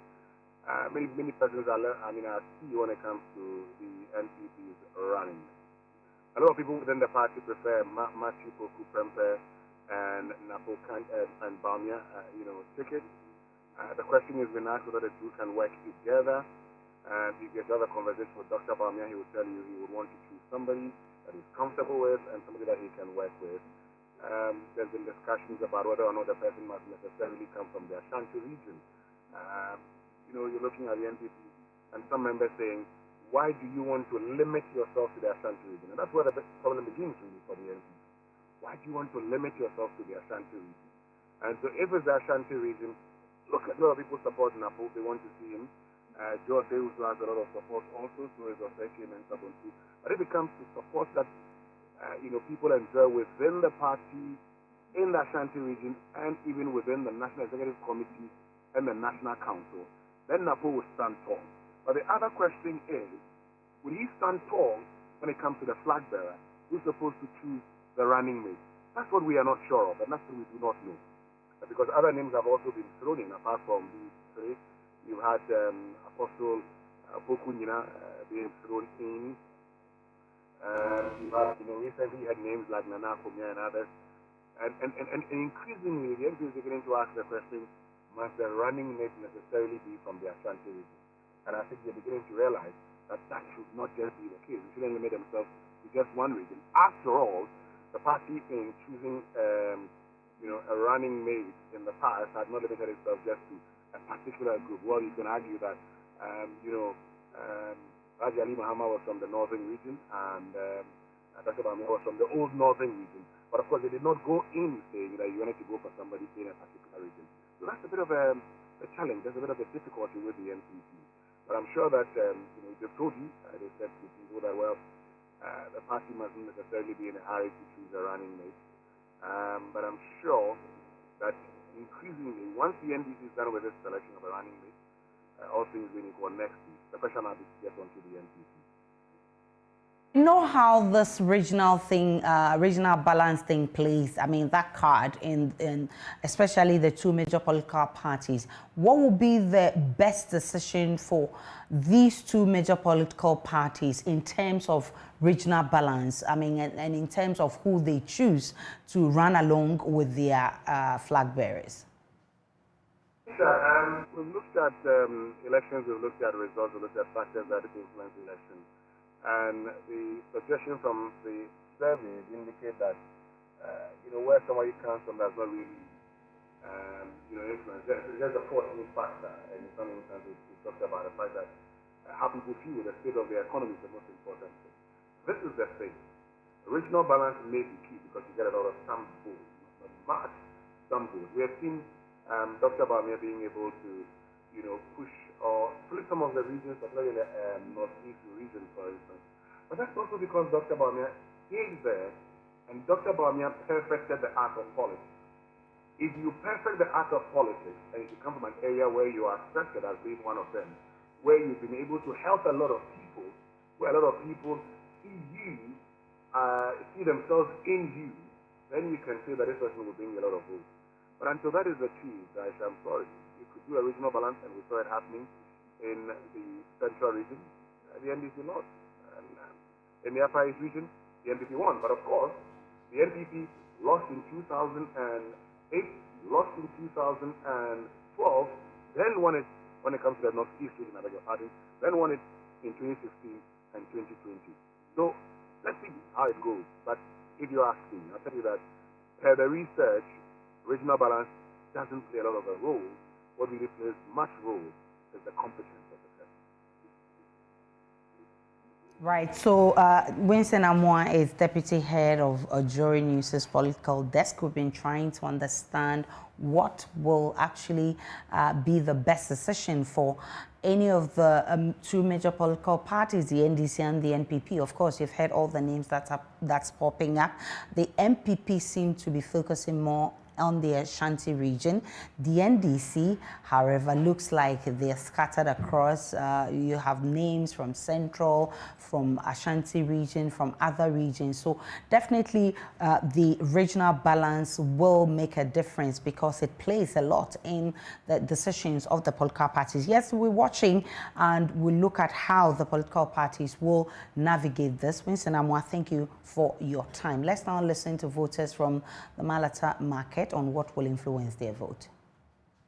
Abatu nyamese nkan ko ye brankasa boys aye ba yenya eduma ye huhwe na nado ba ya bre nti na nado pa de afiwe pa de se ye beto amane de bosu ye nkan dada ye to ama mahama ono ana ye ko afiwe na ejina so ya to amane nti na nado ye ble o manu mu aye basa bebi ati kwa pipe mbai 1 week na enwale nti ye ho keke nti bosu ti afiwe mu system mai. My decision to vote is about their programs and their policies. And if you are in a country and some activities are going, by all means you have to take part so that you be a decision maker. Now to me, Ghana ha me wuni sa about one. And for so was so mame. Me the about and for so ni so mame. And on my penny for no money na ye pet. On money na If you don't vote, somebody will vote for you and take decision, and by all means it will bind you. So as a Ghanaian and a citizen, I'm waiting to listen their programs and their activities, those who bring it, and I will stand there, I'll stand it and vote. So by all means, the voting, I will vote. What to my what to my be a being? No offer, say no wakasa. Say, oh, whooshy. So, say, oh, whooshy. Mintiase, who are and a normal coso. By all means, I will take it part of decision making. So, see, she wow, Omina pedia. Papa, you to the bread. So, you to know, you to know, you to know, I will say, no posting. What just school we are young still now it's fear. And now your bed and other parents so. Nina and she said, say a castle will be any or Becana Samoa, Obekukura Dinuma Besiwo, or the Mre and a Bay Sardian. Papa, what's it about? Sana Yenya Shassi, Mimi Bocola, and I'm call class 1. That time name more than me Bocola, and I'm call class 1. Name more than that time. Etienne, obviously, more cola, obviously, shoe or school. That is a generation. Politicians,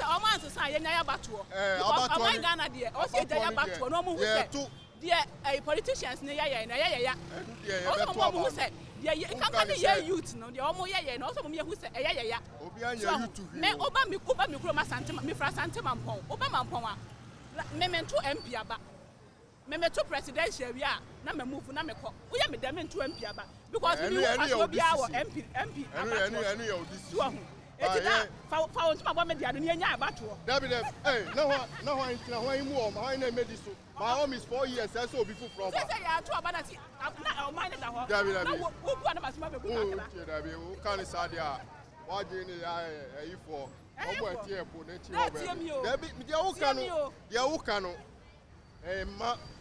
Logic because in even a house where we live in Ukraine, there was a decision-making body in the house. It's about to it is a mind. Okay.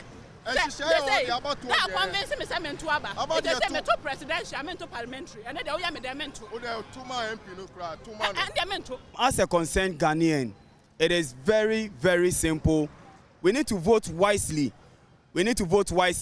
This time around, it's not about MPP, NDC, no. These two parties, I think they've disappointed Ghanaians. So we need to vote them out of power and also vote very wisely. Choose someone who can handle the nation, who can help the youth.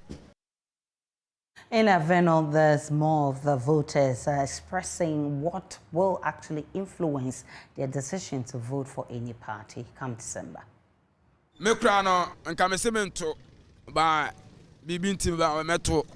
Yeah. Serebe my papa pinyi papa baba den ababa ama niama den aba form na niama boaye na bibia akoso yesramo yedikotodwegu form yesramo pa momoaye na yitune ble city Accra baby abekobia Accra de ni kwanse yitune ble anado no oho ontumi nsori anopa enka koko ana ontumi nsori anopa nyi sika mbechechema obia o debi nti musum blame obi your mama pena de ye twen no ono na ma bibia aba form 2012 12 royal na 1002 nana they say royal ko busa royal e ko be 10,000 so what I say what to awie ni mpokura no afena ni amaketenkete bi wo no nana yesremo MPP yesremo aban yesremo montete ni ama so na yesu yitu no so entimi ntobi esemu bia adwuma ma ye de yenye yesu adwuma no so a yakopɛ landed so a wesi say they say aban no wan nye bibia amfan wa bena yitu no so ye wan toye anado wayebi pa wayebi ode yenhwe yentu ye nimfa nkohwe baabi obi ohono ma na wofo oni sika kra ode ye dey ode kotwa na school fees free education aba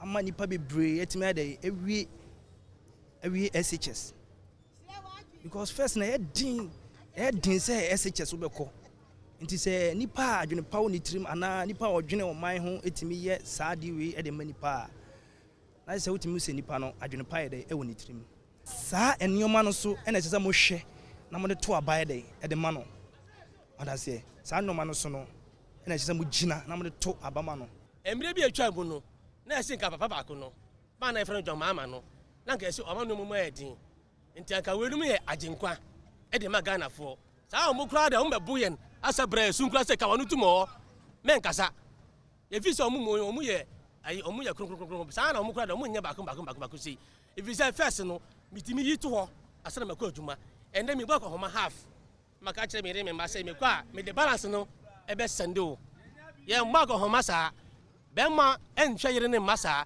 first no me yi to ho a na me koma adwuma me tu moto a me ba madwuma mu ba ne say me bako homa 100 cedi a me ma no 40 50 me say na ka no ene kwa ji say twe me saa ansa na balance na akọ tumochi mutan a oyo mampanyi no owaba ono so ne wo so enti wonto abama na you don't need to insult him. Why insult him?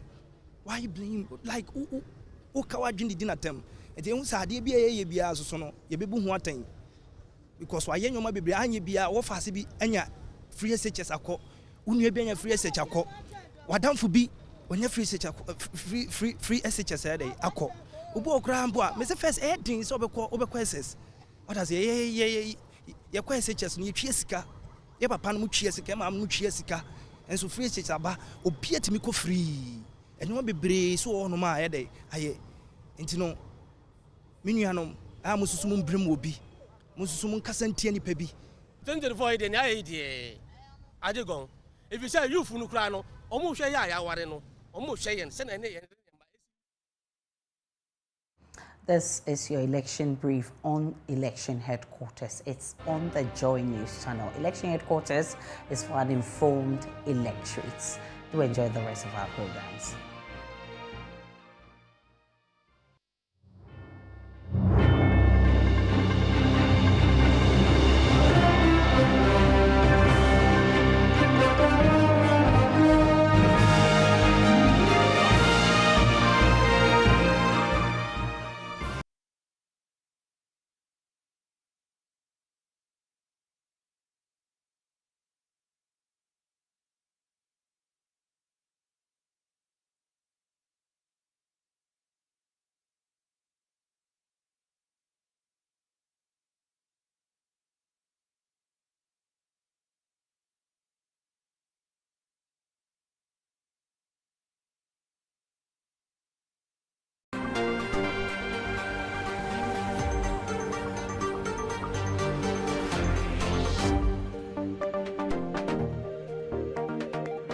Today is part of our Clean Ghana campaign, and since we started this week, we are on food safety.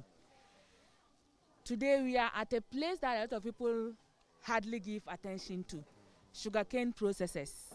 Sugarcane is something most people consume, and how it is being processed. People don't know the way what it goes through before we see it on the roadside to purchase.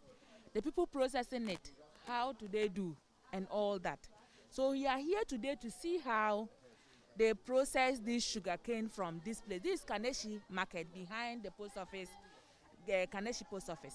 And these are the things they do. So since we are talking food safety, we would like to see the environment where this sugarcane comes from. We want to see, is it fresh sugarcane? Is it leftover sugarcane? Because there are some sugarcane, when you even buy, before you start chewing, it's so fermented. You cannot even tell. Yes. Are they medically screened? Talking about public health. Is the place they are using to process this sugarcane clean and all that. So this is what we are coming to see. We will be talking to them. You also be listening. Those that falls to the law, the action will be taken against them. That is why we are here this morning. Okay. So please, can you tell us any expectations you are looking forward to? So at the end of the day, we want to see to it that the people selling sugarcane here, they are doing it in accordance with the AMA food safety and hygiene bylaws. Yes, because we have laws that governing every production within the metropolis. Oh, don't cover yourself. Let me see your medical certificate. Hello, I want to see your medical certificate. medical certificate, and you are here selling. Astanga, you are the head. None of them has medical certificate, Yes. and then we are here. What Yes. is happening? Yeah, what's happening is that the ward officer has been entrusted to ensure that all of them undergo the medical screening. And the way they operate here is that they come is on and off. Today, for instance, they have delivery of goods. That's why we meet them here. And then after today, you come here, you won't see any of them here. So the time we're doing screening, you will not meet any of them here. It's a season. And then the moment they are not there, it's difficult to track them. So thank God that we are here and they are here and we got their leader. So we are going to hold their leader responsible to ensure that he forward all of them to the office for the screening to be carried out. Sugar cane. After peeling the sugar cane, do you wash it? Do you wash it before? Please, I don't like lies. After peeling sugar cane, do you wash it before you chop it into small pieces? You use duster, and then when you are peeling, you see it is on your skin. You are sweating. The sweat is going inside the sugar cane, and this thing is porous. Immediately the sweat enters, it goes into the sugar cane. There's no way you can clean it. That you clean the sweat away. So when you are peeling the sugar cane, you need to get what we call gloves.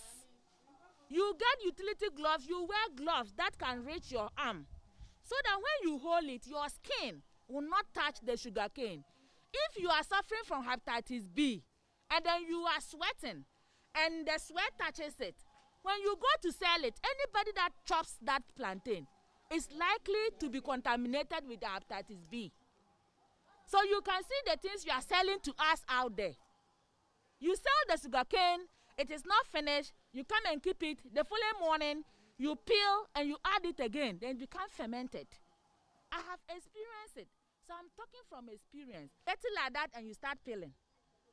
So because of that, it's better to put it on top of a pallet or a wood, so that it doesn't have direct contact with the ground. We are giving you this education today, and we are giving you up to today's week. The officer in charge of this place will come here, and the day is around. He will see to it that all of you undergoes medical screening. And anyone that will say, I will not do the medical screening, it means you are not going to what? Sell. Do you have something to say? I don't know whatever screening you did there, but we are talking about food vendor screening. What you are selling is food. Food is not the banku she's eating. Ahidia is also food, because you can take it to quench your taste, that is one. You can also take it to subdue hunger. So it's food. So from now, next week, the officer in charge will be here. How many are you? You are many. I know you are almost 50. Yes. So they will be here to come and do it for you. We are giving you the education. Next week we will be here. When we are coming, we wouldn't want to come and see the sugar cane on the bare ground. It should be on top of something. You should all get PPEs. At least you should cover yourself, protect yourself a bit. If you are peeling it with your skin, it can even injure you. Don't you think so?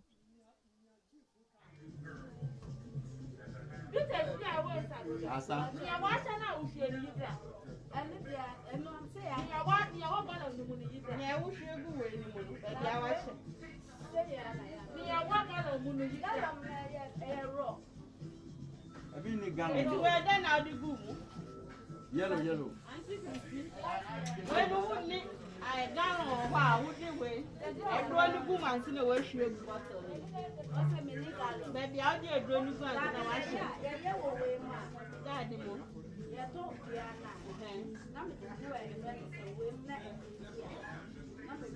I didn't know who makes a woman yet.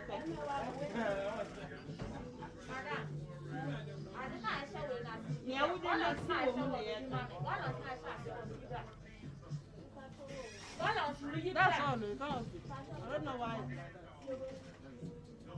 And they have mixed root with akweteshi. We all know that akweteshi is colorless, but they put a different substance into the akweteshi to get this color. We call it adulteration. After getting this color, they don't even send it to Food and Drug Authority to check whether the mixture they have done, is it healthy for human consumption? How are they even going to consume it? Secondly, they have used somebody's bottle to put this drink inside, which is not supposed to be. And it is against the law. It's against the Public Health Act. And then just look in there. What is there? What is there? You have just asked a question. What is? I said, what is there? Because of You've not answered my question. I said, what is there? Maybe I'm saying that you toilet anyway. Toilet. But that's a what can I find? Maybe. It's a when you bathroom, we are paid. When no man bathroom a week be a oh, me pra. If you put the come and see. You see here every day. Just look in. See there every day. You see why I said we should love the place? Madam. How should they be a me yet? When they say that there is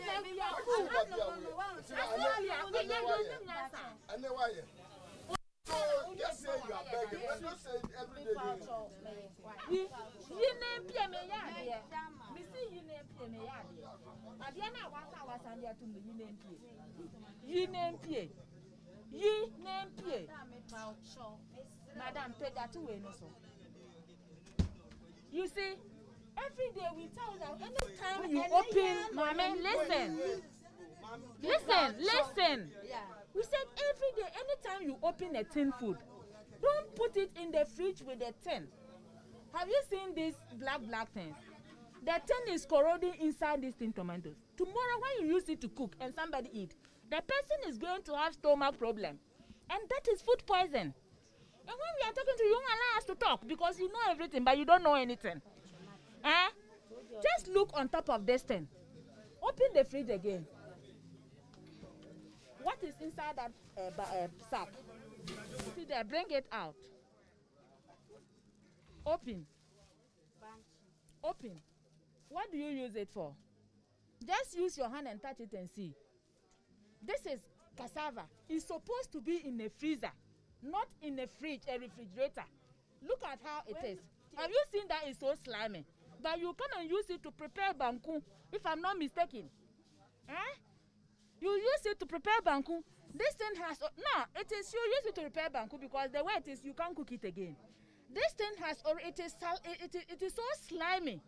It means microorganisms have grown on it, and she's going to use it to cook food for people to eat. Just imagine. See, look at. Boiled. It is not boiled though. She will use it to prepare banku. And the whole thing is so slimy. Even you can smell it. It is cassava.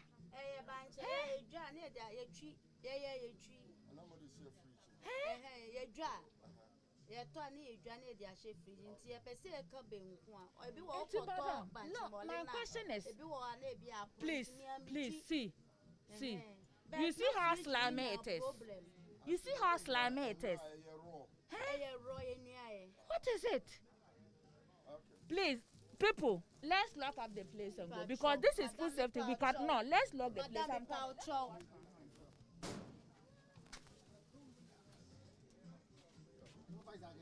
So you can see that upon all the education that we are giving out there, people are refusing to heed to it.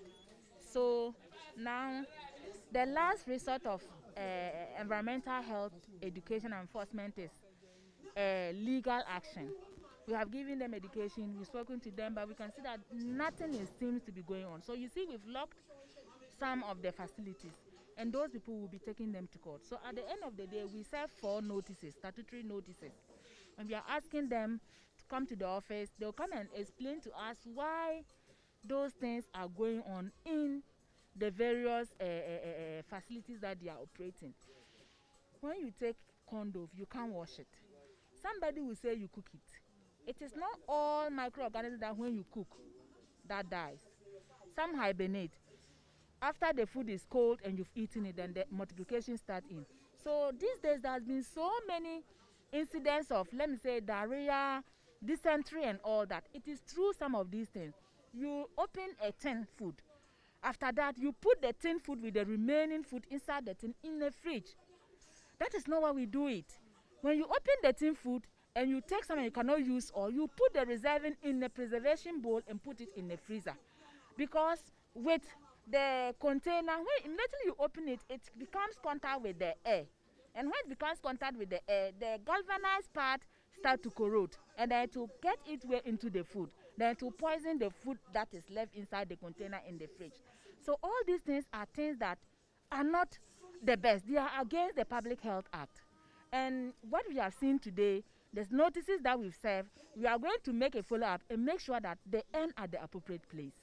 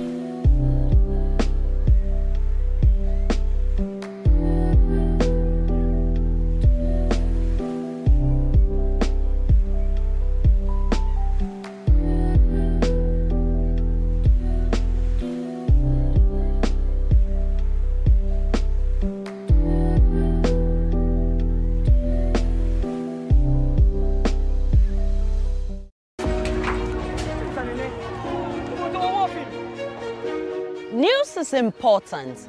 It's the only way you get to know the things that happen around you, what affects you today and the future. At Joy News, we have reporters scattered around the country who tell us about the communities they live in, the people and their stories. The key part of our job here at Joy News is to make clearer the muffled voices in every part of society. We shine light on the issues. My name is Aisha Ibrahim, and this is Joy News. Independent, credible, and fearless.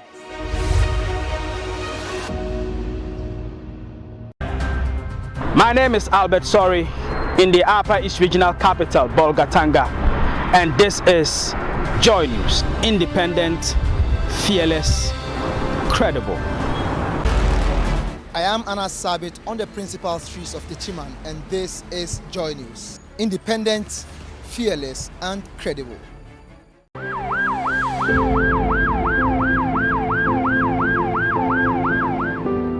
In Ghana, when there's a fire, people are more likely to call a radio station than a fire station. They believe the media will succeed where our institutions have failed. That is a huge responsibility for any journalist to shoulder. Thankfully, at Joy News, we are more than journalists. We are agents of development. We are champions of change. We don't just report the problem, we help to find solutions. We are Joy News, home of independent, fearless, and credible journalism. My name is Araba Kumsin.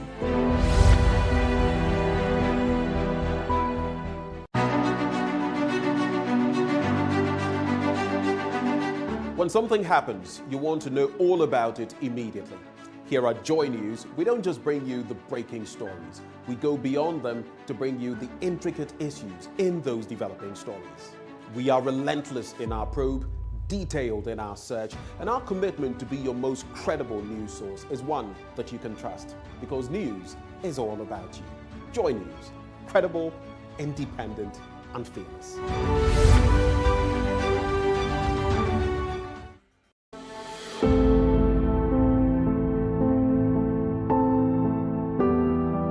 Stories, that's what we tell each other every day. At Joy News, we tell your story. You have a story the world should know about? Tell it to Joy News. We are your home of bold, credible, and fearless journalism. I am Emefa Apau.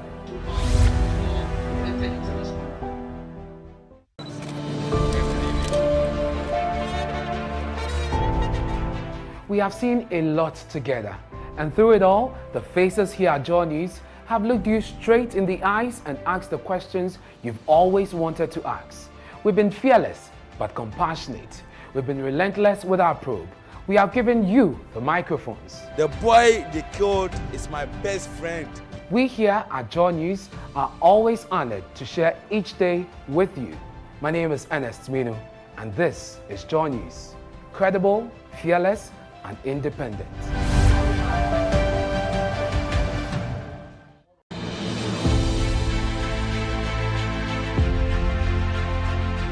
Bold, credible, and fearless journalism. That is what we stand for. Duty bearers and citizens know that they'll be asked the hard questions to bring out the truth. That is what we expect of us. It is this commitment to tell truth to power that sets us apart, because we will hold the feet of leadership to the heat of accountability. My name is Evans Mensah, and this is Joy News. Fearless, independent, and credible.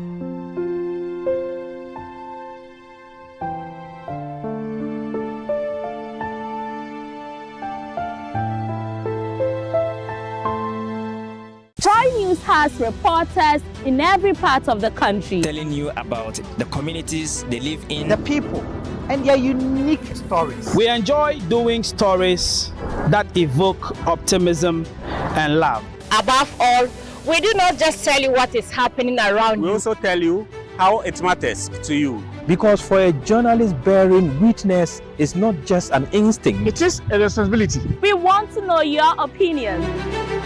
This is Joy News. Independent, fearless, and credible.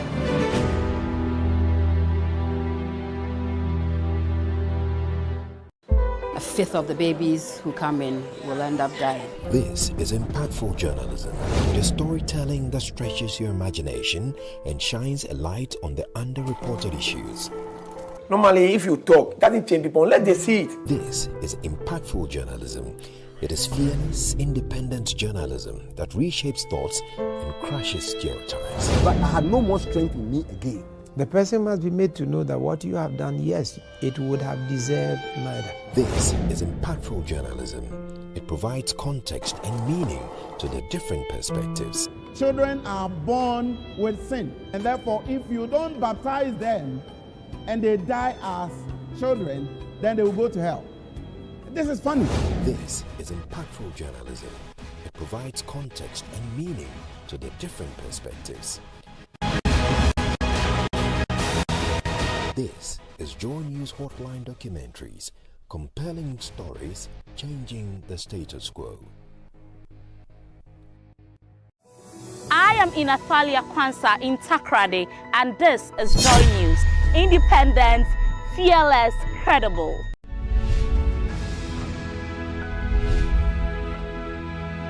If it matters to you, it matters to us. Joy News. Independent, fearless, credible.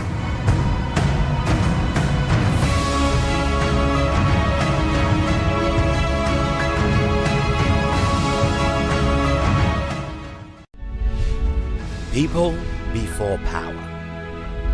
We're about the people, not the powerful. Joy News. Independent, fearless, credible.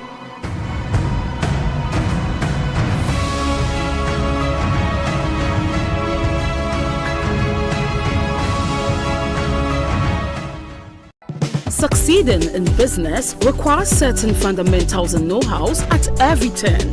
In light of this, Joy Business is going a notch higher to bring you closer to top business leaders all over the world, right on your social media platforms with Joy Business Social. It's an insightful and interactive live session on your mobile devices. Joy Business Social comes your way this and every Thursday at 6 p.m. exclusively live on the Joy Business and Joy 99.7 FM Facebook pages. Follow our live updates and engage with us on Twitter via the hashtag Joy Business Social. You can also engage with us on LinkedIn at Joy Business Ghana. All your questions relating to business and the guest of the day will be tackled live and direct. Joy Business, empowering, prospering together.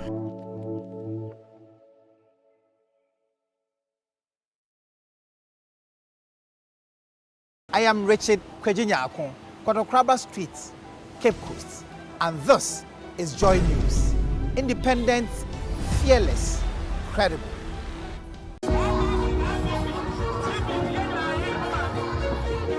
Journalism must be balanced. Well, we go beyond that. We say journalism must be fair and objective. In Ghana, the media operates in a polarized space. There is pressure on us to pick a side. But at Joy News, we operate in a layer above the noise. The only master we serve is our audience.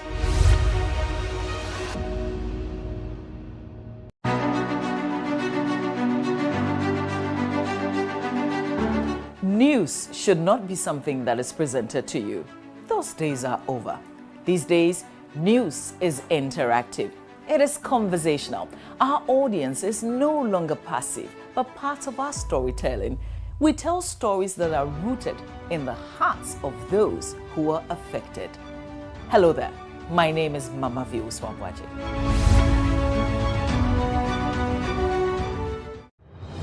I am Martina Bugri Tamale, and this is Joy News. Independent, fearless, and credible.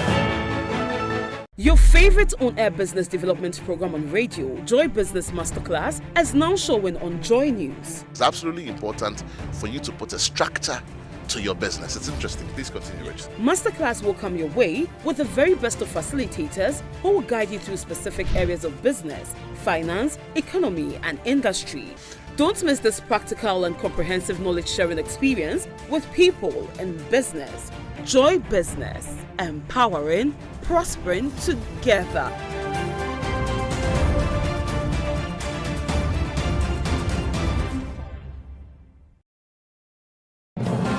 My name is Mohammed Nuruddin in Kumasi, and this is Joy News. Independent, fearless, and credible. We're having a conversation. No, it's a conversation. I know, but I'm saying conversation. Thank you very much. Politically correct. Aren't you tired of the overly refined political opinion, banter, and analysis on radio and television? Well, it's time to break the shackles and liberate your political opinion on social media. Joy News is bringing to your favorite social media platform a political talk show like no other. Raw, live, and interactive. We call it the State of Play. Join the best political team on social media, Evans Mensah, Winston Amwa, and Raymond Aqua, every Thursday for 30 minutes at 2:30 p.m. exclusively on the Joy News and Joy 99.7 FM Facebook pages, as well as on YouTube and Instagram for a live interaction. Drop your comments on our live stream and engage with us on Twitter via the hashtag State of Play. State of Play, simply politically incorrect.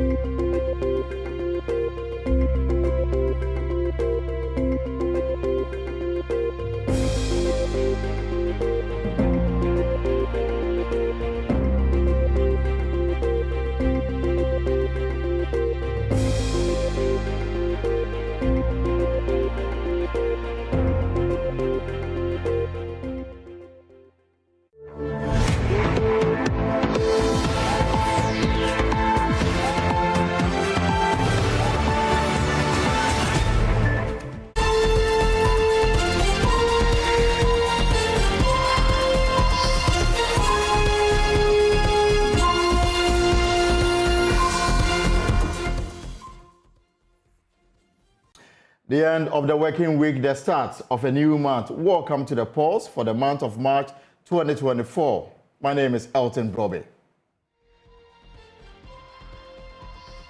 And coming up in this Friday's edition of your most operated 30 program, The Pulse, Parliament reconnected to the national grid after settling more than 10 million of the 23 million cedi debt it owed the Electricity Company of Ghana, following yesterday's disconnection that left the House in darkness and MPs and staff stuck in elevators. We are live in Parliament for the very latest. Also, importers and exporters join calls for the release of a load-shedding timetable as the current erratic power supply bites hard on import operations. More as the Electricity Company of Ghana apologizes for the recent power outages, promising a normalization of the supply starting today.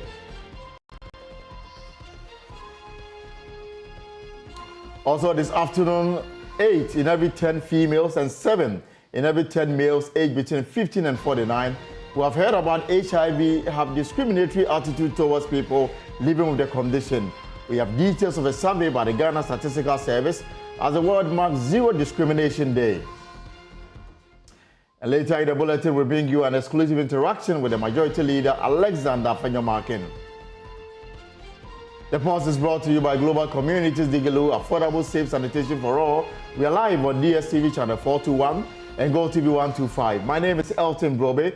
Thanks for choosing us.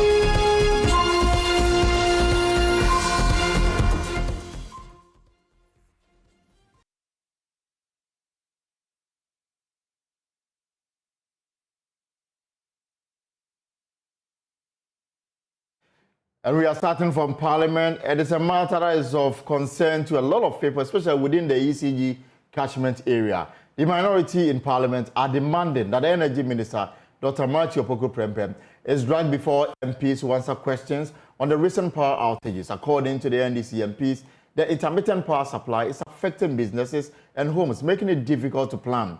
Listen to the NDC Member of Parliament for North, Tamale North, Al-Hassan Suhinim, and Deputy Minority Leader Emmanuel Amakofi-Boa, making the demand on the floor of Parliament this morning.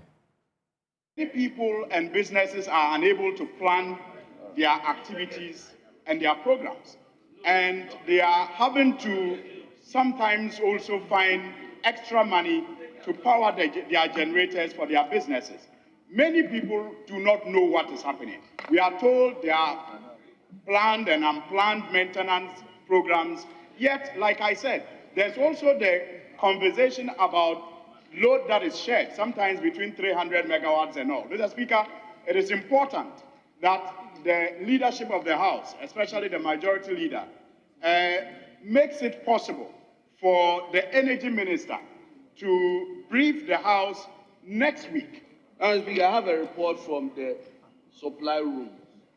3 days ago, we shared 480 megawatts. Yesterday was 580. Likely today we are sharing 600 megawatts. That's the whole of Ashanti region, Western and Central region. Mr. Speaker, it is important that the Minister of Energy brief this House and the country about the challenges we face. Well, the Majority Leader, Alexander Afenyomarkin, had a response for his colleagues. Honorable Matthew Opoku-Prempeh, I'm told, is back to the jurisdiction this afternoon. So there should be no problem. If he is in today and they file and is admitted and it gets to him, I'm sure he will be more than prepared to come. So, colleagues, I pray that we consider the urgent question route. And when it comes, members will have the opportunity to ask their supplementary.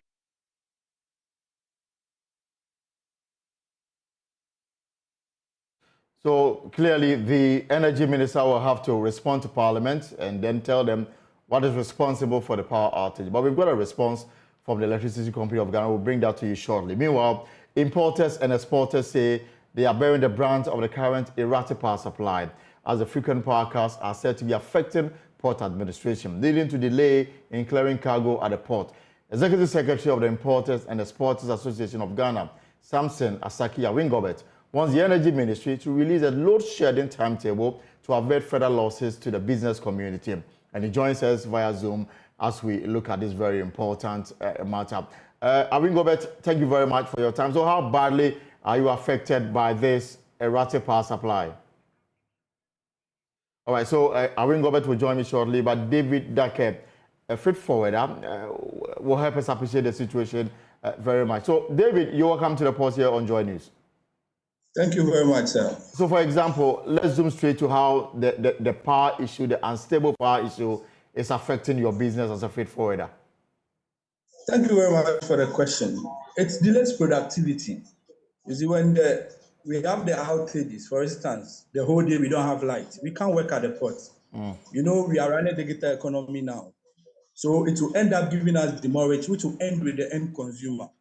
So that is what is affecting us. Secondly, especially with the reefer containers, you know, reefer deals with electricity. So if they don't have it, the goods can go by. That's bad, especially fruits, those running with fruits, meats, right? Especially chicken, frozen chicken. It will go back. Even if they have a standby generator, they are going to use fuel, which will end with the end consumer. So it's really affecting us. Individual freight forwarders can't work, and it's affecting us badly.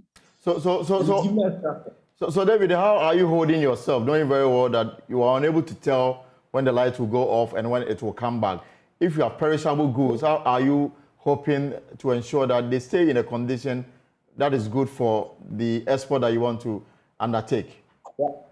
Okay, thank you for the question. Gapua is doing well. by using their reserves, which is the standby generators they have. But at which cost? That is what we should ask. Because they can't do it for us for free. And it will end with the end consumer. So that by we are managing, we plead with the authorities to help us through. Yes, David. Hello? So is there any response from Gapoha? Are you getting any assurance that things will stabilize once the central government provide update as to what it is doing to address this very concern so that you can stay in business? Please, no official communication yet, but we hope to receive one soon, please. All right. Thank you very much, David. He is a businessman who is obviously concerned about the unstable power supply because it's affecting his business. He is into the export of perishable goods, and that is having an impact on how he's able to keep the goods in condition that is necessary for the expect power supply to be normalized from today. That's the assurance coming from the Electricity Company of Ghana following the recent power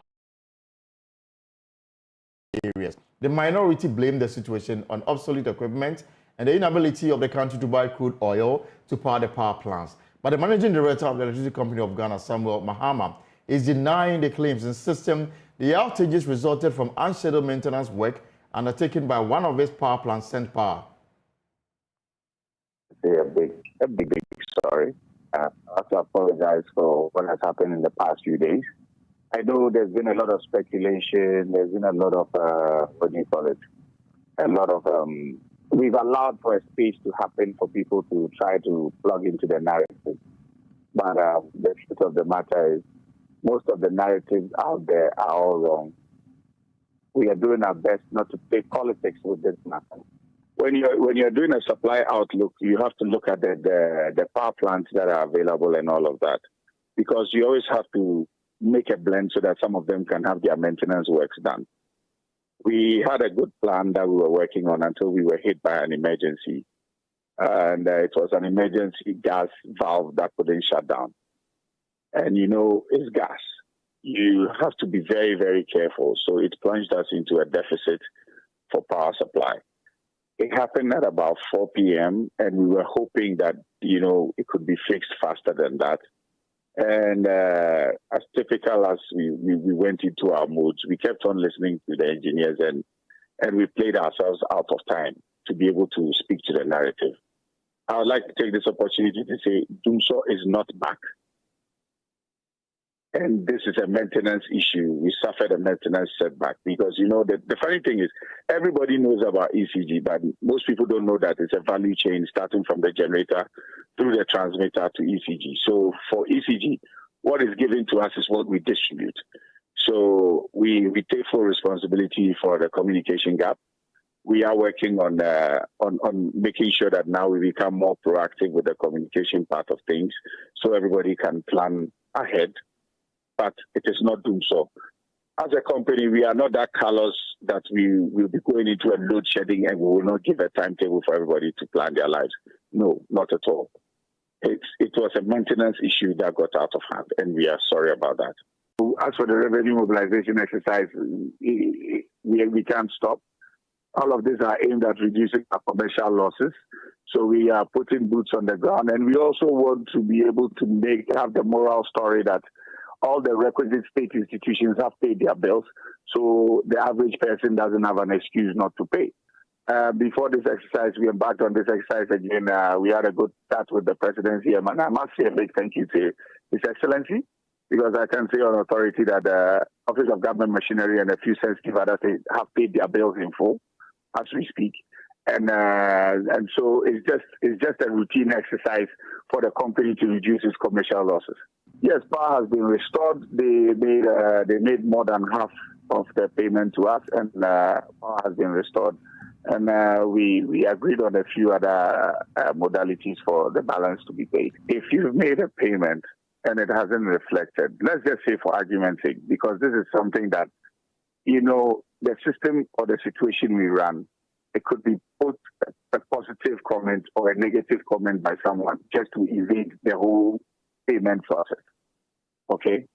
If you've made payment, there should be a receipt. Okay?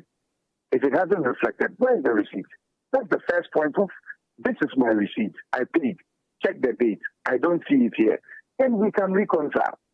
But if you to tell me by word of mouth, I paid, it hasn't reflected. What is my reference point? And that indeed is the Managing Director of the Electricity Company of Ghana, Samuel Dobig Mahama, responding to what everybody we've been waiting to hear. The reason for the recent power outages. And according to him, it had more to do with maintenance setback and nothing to do with the fact that they are unable to procure crude oil to power the thermal plants. The reason why ECG is unable to sustain supply to your home. So if you slept in darkness yesterday and maybe you are in darkness today, the assurance is that things will normalize. But is that the feeling you are getting? You can join us via our social media handles and tell us the situation as you have it in your hood. But let us explore the explanation provided by the Electricity Company of Ghana Managing Director Samuel Mahama. And Justice Kojo Yauche is with the African Center for Energy Policy. They've been watching this space very well. We'll also be speaking to Awin Gobet. Awin Gobet is the Executive Secretary of the Importers and Exporters Association of Ghana. They have some concerns regarding the development we have in the ECG catchment area. Justice, first, let me pick your talks on this. Now, yesterday, we were told, we were given a sequence of events from February 1 up to the end of February, the amount of load we've shared because we were unable to produce. Now, the ECG Managing Director is insisting this afternoon that Dumso is not back. The reason was as a result of maintenance setback that was unplanned. Is that the same,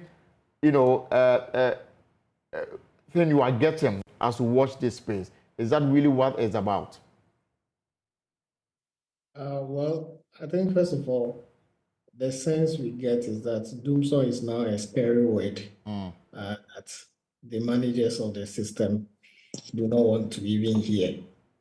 But the reality of the situation that we are facing is what we've been talking about this week. If this were an isolated event where due to some emergency, we had to put power off to ensure that we strengthen the system, then his explanations would be very welcome. Just that we would have wished that it had been communicated to consumers earlier so they could plan their activities. But you and I know that this problem is not a today problem. This problem is something that has been lingering since somewhere September last year. We've had several episodes of power outages in the country. There are other circumstances where there is power, but you can't do anything with the power because the voltage is too low. Yes, and from where I live at North Legon, for almost a month now, that has been the trend, especially between 8 a.m. and 6 p.m. You have power, but you can't do anything with it. Yeah, our office is also in North Legon, so we've had to be running our generators for several weeks now, incurring much more cost, even because of the cost of fuel that we have to incur. So it's not a today problem that he would come to offer this explanation to us. I think that lack of candor it also contributes to their inability to resolve the challenge. Because if you can't really accept that this is the problem that we are facing, and these are the strategies that we have to undertake to resolve the problem, then you are not going to be able to get a handle on the problem. So as an industry watcher, Yauche, what really is the problem? That we are not generating enough. I thought we have been told several times that we have excess capacity. So if you have your capacity is in excess, then we should be facing this challenge. I think for some time now nobody has mentioned excess capacity because the plants that are available are generating power. So we've not had any question of excess capacity. It's now the capacity that you have, is it dependable? Are they able to generate power when you call on them to generate power? We know that there are some problems with fuel to generate the power. Sometimes we have problems with the gas coming in from Atuabo. But again, that is why we have contracted Nigeria Gas to be able to complement that when we have supply fluctuations. But because of the financial challenges in the sector, we are not even able to pay Atuabo. We are not able to pay NGAS to bring in the gas to us. I remember somewhere last month, they had to threaten us that they were going to shut the pipeline. They actually did for the reverse flow because we're not even paying the capacity charges to bring the gas from the west to the east to produce the power for us. So, and the other plants that use liquid fuels as well, we've not been able to raise the money to be able to purchase the fuel for them to produce the power. So this confluence of factors. So maintenance setback, as you know, alleged or as announced by the MD of ECG, cannot be the main cause from where you sit. Oh, I mean, we have to interrogate this matter really well. I mean, this maintenance issue. Every now and then, when these episodes come, they said it's maintenance. I mean, what's the scale of the maintenance that is being done to the extent that the entire country? Because what I know is that for a power system, it is even possible to do maintenance without putting off the power, right? And you don't do maintenance also across the whole country at the same time. Maintenance will probably be in phases. So if there's going to be some problem, then the problem is going to be in phases. But this looks like a widespread national problem that everybody is facing. So it cannot be attributed to maintenance challenges that they have. Just hold it there for me briefly whilst I bring in the Executive Secretary of the Importers and Exporters Association. When I come back to you, I will want to find out the ECG that's been on this revenue mobilization drive. They are collecting their debts, their revenue has improved. So why is it so difficult for them to pay for crude, gas, and the other primary source of, generate that they need to generate the power for us? So Samson Awingobet, we spoke to one of your members. How is this affecting the generality of the importers and exporters community? And if you can unmute for me, Samson Asaki Awingobet, the Executive Secretary of Importers and Exporters Association of Ghana. Okay. And then you can tell me, yes, of course I can hear you now. Please go ahead.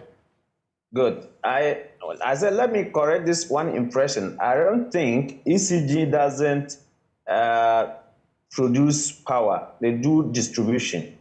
And so what it means is that ECG is an off-taker from the power producers. For example, the VRA, the Volta River Authority, produce and give to ECG lines, or Greco take it from them, from VRA, and then give it to their major customer, which is the ECG. And so ECG does the distribution to our home, to our offices and other things. And so if it's about power producing, I think we should rather... We are looking at the end use and how the erratic power is affecting your members. These agencies are all under the Ministry of Energy. And so ECG is also just an agency under the Ministry of Energy. But I'm happy that the ECG boss himself have spoken to your network and saying that it happened as a result of their system. I think at least I was on a Weasel TV this morning, and they called my very good friend Duncan Amoa from Kupek, and he also raised that it is a systemic problem, systemic failure. So it means that the ECG boss, Dubik Mahama, has just come to confirm what Duncan was raising this morning. And so as our colleague from the ASEP is saying, if it should be a system failure, it should not be the whole country. And at least it should be some segment of some part of the country. But what we are experiencing now, I think that maybe we may probably need more and better particulars from the ECG boss to tell us more, because his engineers will be reporting to him what actually happened. If it's not come from ECG, then it's come from elsewhere, then they need to let us understand. Yes, from what you are hearing from members from the business community, it is true because assuming without admitting that you are running a cold store and you've closed for the day and you've gone home, knowing that you plugged to the national grid, then you haven't made any provision to put up your generator, and the whole power went off running to hours like 9 hours, 10 or to 11 hours. What it means is that your product could run into unwholesome because even when you lift the container from the vessel, a reefer container, it's plugged in the vessel. And when you take it off from the vessel, you have to go straight to plug it.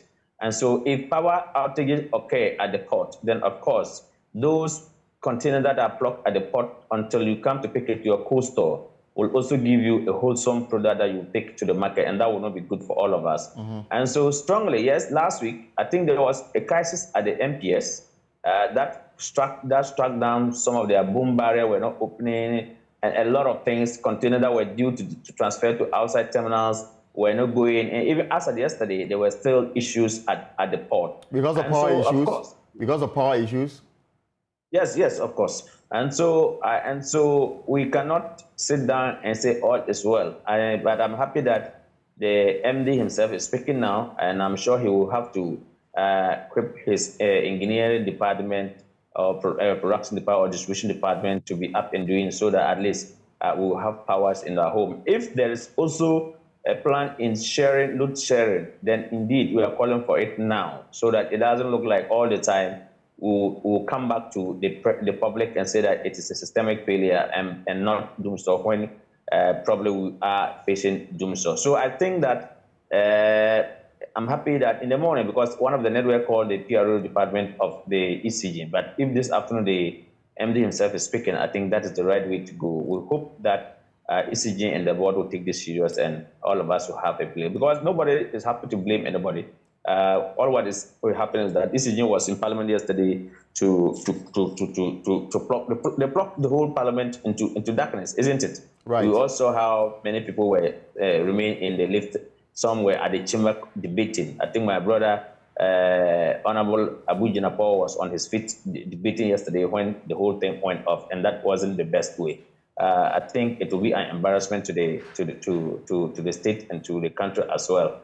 But so I hope the government should take this thing serious to make sure that they work on it. If it's about bringing crude oil to power our generators, the finance minister, the acting finance minister, or the caretaker finance minister, which is my brother, Honorable Amin Anta, who used to be with ISEP, you remember those days? As I hope he will listen to what ISEPs are saying and release the monies to ECG or to VRA and others, or to ECG to be able to pay. Because if ECG is taking power from the independent power producers as well, and because they are not paying them what is due them, of course, they may produce the power and will not give ECG to distribute. And that could also cause the trigger that we are all facing at the moment. So I strongly believe that my brother, if he's listening to us in good faith, we think that if he think that he owes the power distributors companies, he should let all of us be aware so that we can all put pressure on the central government so that they will be able to pay him to be able to pay. Of course, I'm happy that yesterday his agency is out there raising revenue. That is the good way to go, so that he can pay his debtors, or those who owe them, and then he can also have reliable power for all of us to go. All right, thank you very much, Samson Asaki Aringobet.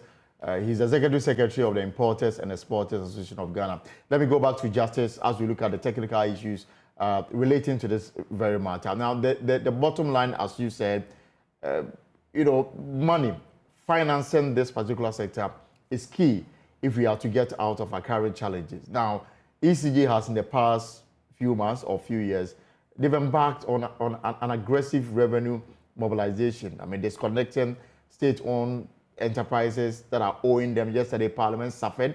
They had to pay 10 million Ghana cedis with the hope that within this month of March, they will pay the rest of the 13 million Ghana cedis. So if Parliament was not spared, it means that ECG is very bent on collecting every cedi in the system. Why is financing the generation, why has it become so difficult for us to live up to our financial obligations? Are we not paying realistic tariff in the country?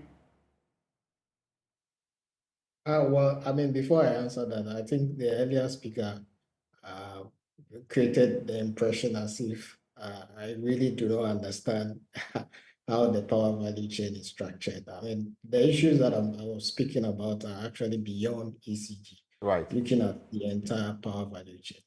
Now, to your question on the revenue issues, yes, we have seen since 2021, ECG has been going on various campaigns in order to collect more revenue from customers. Tariff has also increased significantly. So the expectation is that we are going to have a more fluid power system that is able to pay for itself. But the challenge here is that the cash waterfall mechanism that we've established to ensure that the money that is collected passes down along the value chain is broken because of two reasons. One, when ECG collects the revenue and is supposed to deposit into the cash waterfall mechanism account, it doesn't deposit all of the money that it collects into the account, right? So recently, I think this week, PURC commissioned PwC to do an audit of the various accounts of ECG. And they found discrepancies, millions of Ghana cedi discrepancies between what is collected and what is deposited in the cash waterfall mechanism. And then there are also. And what is accounting for the discrepancies? Did they explain? Well, we are yet to hear from ECG on where the discrepancy is, because they are supposed to take 25% of the revenues that are accrued to the cash waterfall mechanism. So there is their share, which is for their operating expenses. So if you take your share and there is still outstanding monies that is due the system, then they have to come and answer. We've not had any answers from them. Okay. The second part is that there have been allocations also to non-cash waterfall mechanism beneficiaries. So there have been payments to entities that are not originally part of the cash waterfall mechanism. So these leakages from the cash waterfall mechanism means that we will not have enough money to go around to pay the value chain. And that is where we are. So all the noise that we are having about we are collecting more revenue and all of that, the money is not going where it's supposed to be. And ECG has to start coming to account to us what the monies are being used for.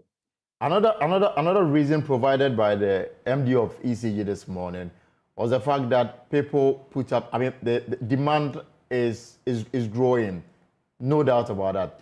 People also put up structures and they don't go through the right channel and they connect to the national grid.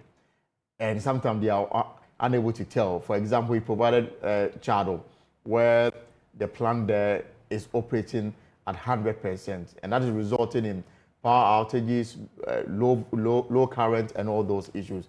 As we progress, as more demand is made on ECG, are we doing enough investment in this sector? Let's say, for example, in the next 5 to 10 years, we're able to meet demand. Because clearly, from what we've been told, some of the machines, the contract period is almost ending. We need to renew. With some of them, the lifespan is almost coming to an end. Have we really invested so much that in the next 10 years to come, will become self-sustaining in the energy sector? Right. That problem of power theft is a challenge that ECG has been contending with for several years now. And I don't think it is the place of the ECG boss to now come and recount the story or the problem to us. They've been put there to fix the problem, right? The tariffs that we pay, there is an allocation for the operations, maintenance, and investment for ECG as part of the tariff that we paid. PURC approves every major tariff review. So if we give you all of this money, you are not doing the investment as you should, then it's not us that you are coming to recount the story to. I think what government has done over the years is to allow ECG to reform itself. And we've seen that it's not working. It's not working. At this point, really, we need an injection of genuine private capital, not the PDS debacle that we have we've had in the past. Genuine capital and operational management of the company. If not, we will still be facing this problem. They collect the revenues, like I've just shown you, they are paying to non-cash waterfall mechanism entities. So the investment is not being done. Even the ones that is being done, it is the assumption is that when you invest in the system, your losses will reduce, but the losses are increasing. So if the right investments are being done, why are the losses increasing? Those are challenges that we contend with, and we expect that the system managers who we are paying tariff to, who allocations have been made in the tariff for some of these things, will be able to fix the problem. But final question before I let you go. From what you heard from the ECG MD, are you confident that we'll see a normalization of the challenge beginning today, from what you know as a watcher of this industry? No, I mean, to the extent that they are not able to accept the truth and the reality of what is happening, I don't think that we'll have a handle on this situation anytime soon.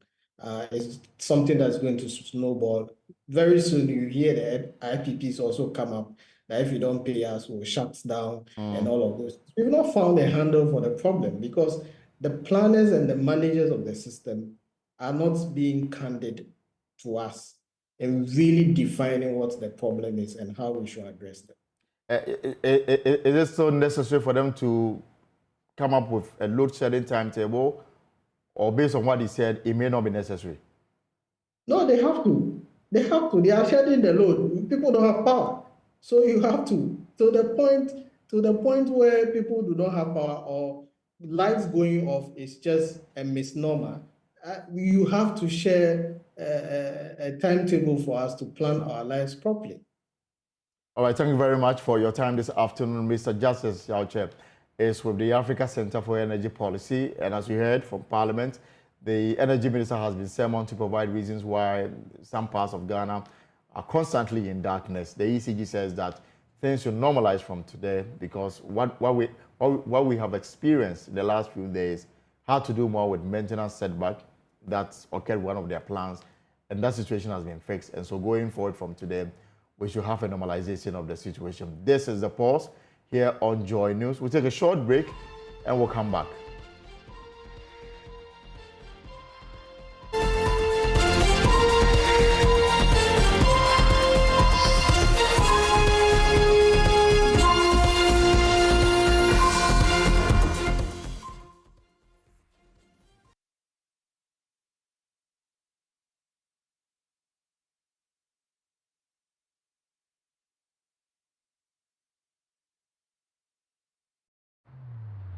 Across Africa, a new era has begun, shifting our focus to a new horizon, connecting us with one purpose: to create and share opportunities to grow.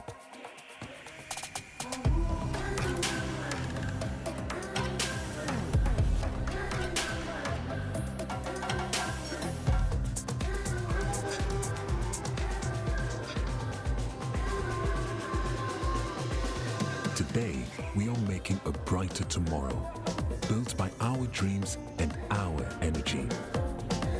Across our continent, across the world, we are creating a better way to a better future.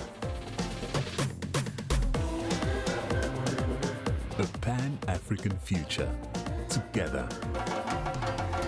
EcoBank, a better way, a better Africa.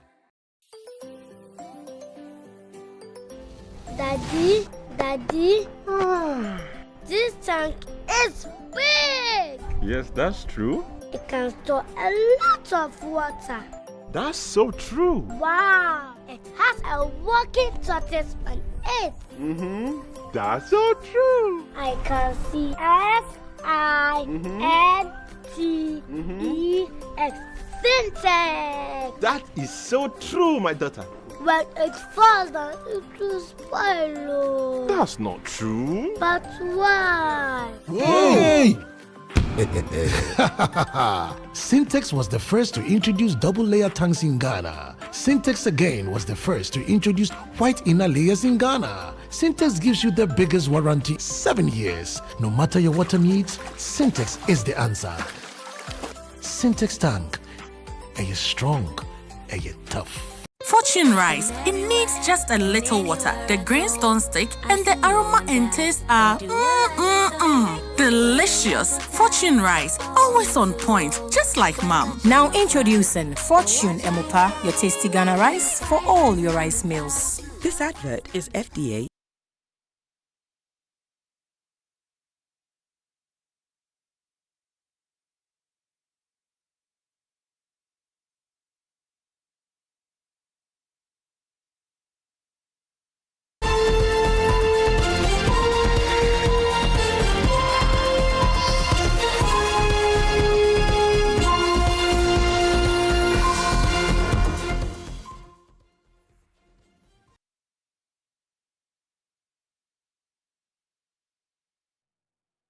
Welcome back to the show, The Pulse, here on Joy News. Now, the Ghana Statistical Service has revealed that a significant portion of the population aged 15 and 49, particularly in the rural areas, hold discriminatory attitude towards individuals living with HIV. According to their recent study, nearly 8 in 10 females and 7 in 10 males who are aware of HIV harbor discriminatory beliefs. The prevalence of these attitudes is notably higher in rural communities compared to urban settings. On your screen now is a breakdown of the data by our research team as we have been looking at this matter. So over 70% of females and males between age 15 and 49 who have heard about HIV, according to the report by the Ghana Statistical Service, have discriminatory attitude towards people living with HIV. And it goes on to say that discriminatory attitude is the inclination that children living with HIV should not attend school with children who are HIV negative or would not buy fresh vegetables from a shopkeeper who has HIV. And according to them, that's why the fact that we've come a long way in creating awareness about HIV. There's still that issue of discrimination. So in terms of gender, I said early on, 8 in 10 females and males 7 in 10 females. So the issue of discrimination is very high and it's not coming down, at least between the age bracket of 15 and 49. This according to the Ghana Statistical Service. So a discrimination attitude towards people with HIV decreases with wealth. The richer you are, the less discrimination you become. So when you are rich and you are HIV, you are accepted, according to the research. Now, persons with more education or are less likely to show discriminatory attitude towards people with HIV. I don't know whether it's about the fact that they understand education, they understand that it has become, is that somebody suffering from any other ailment, that's how come it varies with the person's level of education, but very high with people who are lowly educated. And so, yeah, so more from the Ghana Statistical Service on this matter. Now, let's stay a little longer on health-related issues because treating neonatal jaundice in the Gwoso municipality of the Ahafo region has over the years presented dire challenges to the municipal hospital due to the lack of an effective phototherapy machine. An improvised phototherapy device, otherwise known as Firefly, built with a wooden framework and 3 defective UV bulbs, is hampering treatments as babies take longer periods under the machine. An NGO, Redeeming Hands Foundation, has provided the hospital with its first ever Firefly phototherapy machine to ease the burden and facilitate quicker treatment of neonatal jaundice. There's more in this report. From 2015 to 2019, Ghana witnessed a concerning escalation in neonatal jaundice cases, with reported numbers rising from 3,031 to 9,273. Neonatal jaundice emerged as the 3rd highest cause of admission for newborns at the Konfanoti Teaching Hospital. Here at the Gwoso Municipal Hospital, an improvised machine was made to treat the condition to avoid referral to other other centers outside the region. Unlike the wooden improvised machine, the phototherapy Firefly machine works faster to decrease the amount of jaundice in the blood. Irene Adofua Entry is head of neonatal intensive care units at the hospital. We are using bulbs, the blue bulbs, attached to a wooden table. So that is what we are using for now. That's what we use to manage it. It's working, but this is the situation. We don't know how the rays of the light waves that we are giving to the baby. Maybe if a baby is supposed to be under the photo for about 20, maybe 48 hours, the baby can go maybe about almost a week before the jaundice will resolve after we have done our investigation. So with the proper equipment, we know that our outcomes of jaundice will be far better this time. In 2022, the cost of the Firefly phototherapy machine was 27,500 Ghana cedis, but it is currently sold at 62,000 Ghana cedis.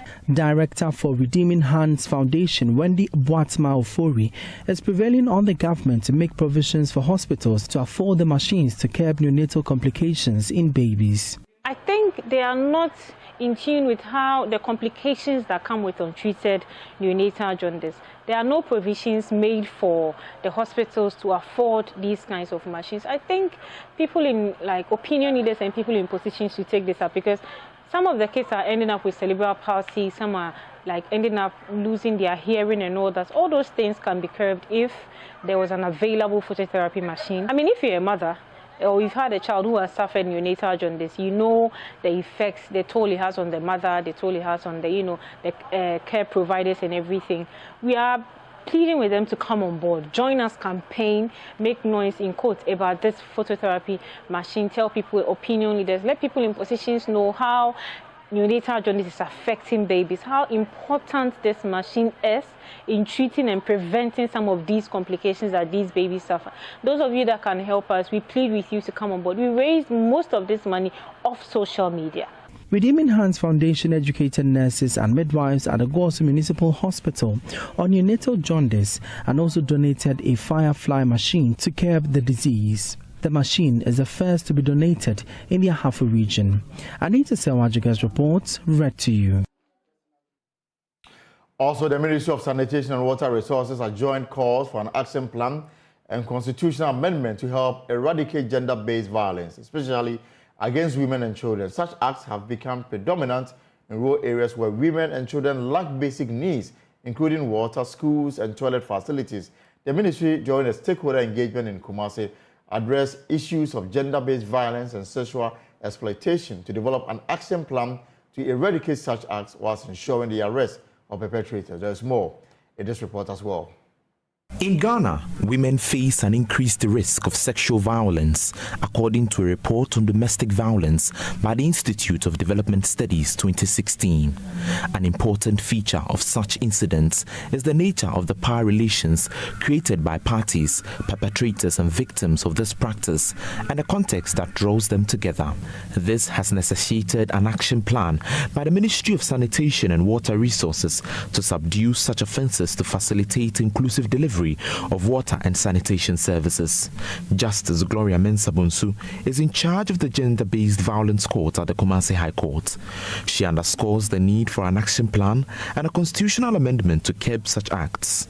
The law is that if there is an established defilement, the punishment, the minimum punishment is 7 years imprisonment and the maximum is 25 years imprisonment, and it's a strict liability law.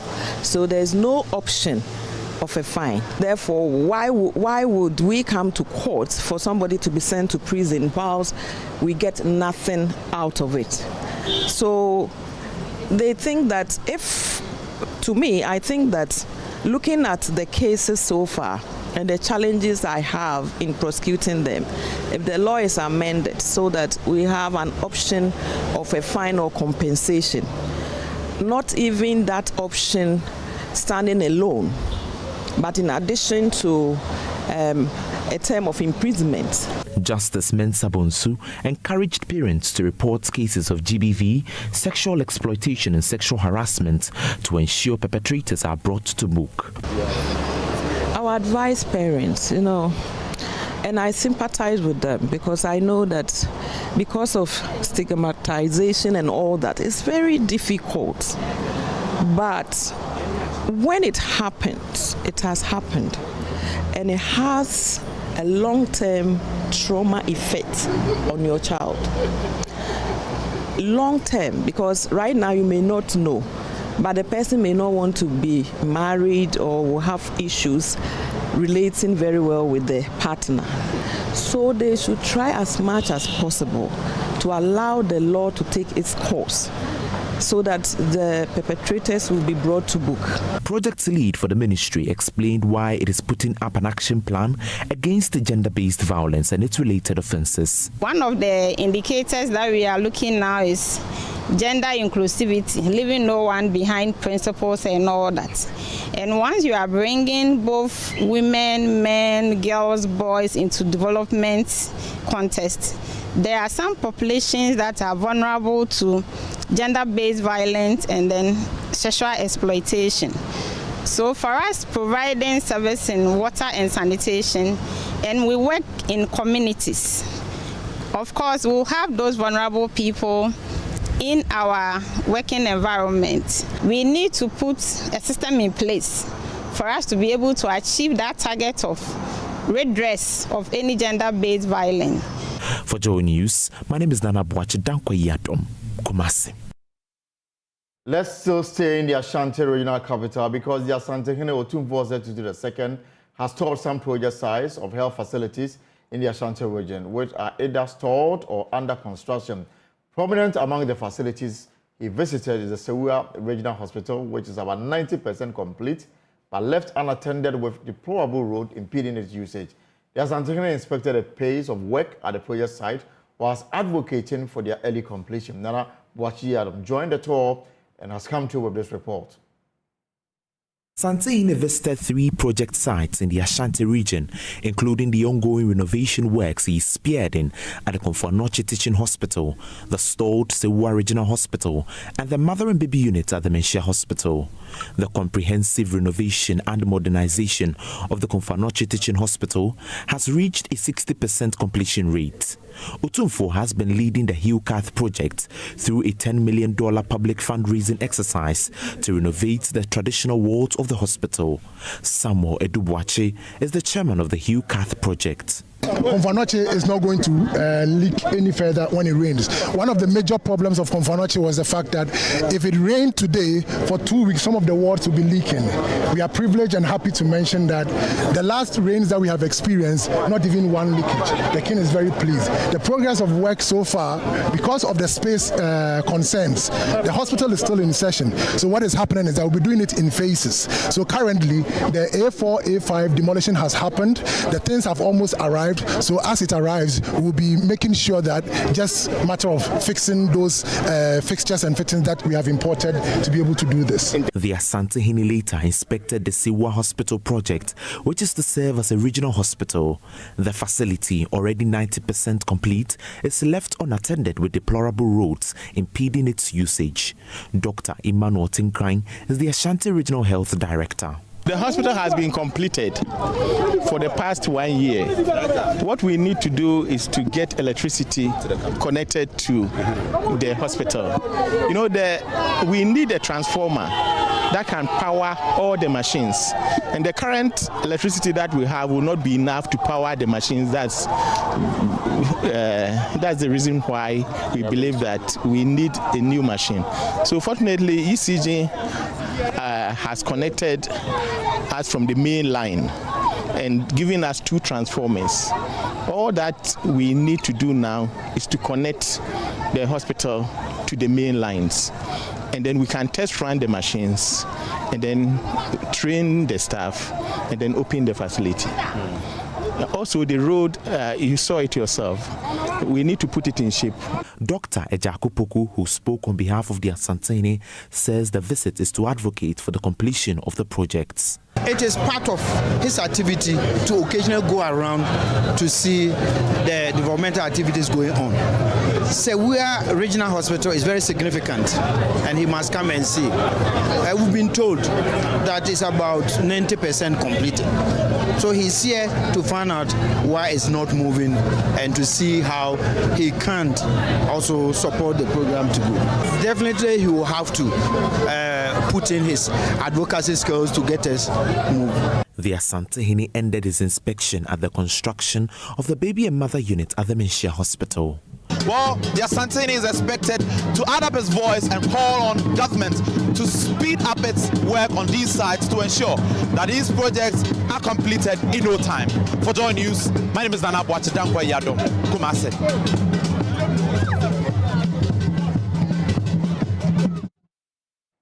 This is a pause here on Joy News. Now, the importance of hearing and its impact on our daily lives cannot be overstated. Hearing is a vital sense that allows us to communicate, learn, and connect with others. It plays a crucial role in our overall well-being and quality of life. This year's World Hearing Day, themed Hearing Care for All, emphasizes the need for accessible and affordable hearing care services for everyone, regardless of age or income level. The University of Ghana Medical Center is raising awareness about the importance of early detection and intervention in preventing hearing loss. Abiba Sumaila is head of the audiology unit at the University of Ghana Medical Center, and she joins me for more. Abiba, good afternoon. Welcome to the Pulse. Hi, good afternoon. And it's good to have you. So, how important is this aspect of human life? Well, most of the times people don't really pay attention to what affects our ears because when people have hearing loss, it doesn't really call for any sympathy, and we don't really see their disability.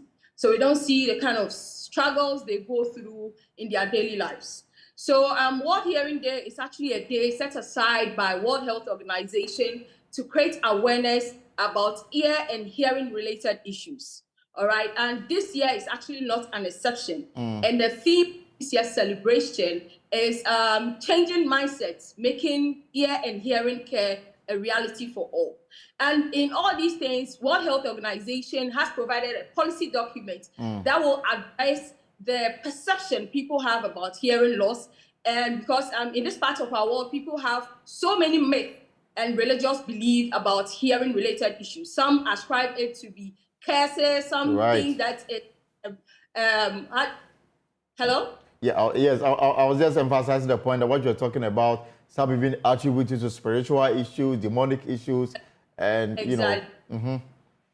So we want to actually use this opportunity to tell the whole world, especially people in Ghana, that hearing loss is actually medical. All right, there are some genetic causes. There are some infections that can also cause hearing loss. And in some cases too, people expose their noise to noise. Prolonged exposure to noise can actually give you a hearing loss. All right, so UGMC, University of Ghana Medical Center, is joining the rest of the world to celebrate this day.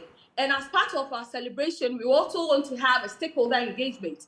In that, we have heads of institution from other hospitals like Achimota Hospital, Medina Polyclinic, among others, just to come on board to have this stakeholder engagement to discuss the way forward so far as ear and hearing care-related issues are concerned in Ghana. So when you look at the policy about hearing issues in Ghana, nothing has actually been done about it. There are few hospitals in Ghana who can actually work on hearing-related issues, and I think that is not really fair. So we want to use this opportunity to draw the attention of the government. We want to use this opportunity to draw attention of the stakeholders, the media, to come on board so that we can all together work and help the people with hearing and ear-related issues. Yes, you work in a hospital. I just want to find out how prevalent are hearing-related issues in a hospital.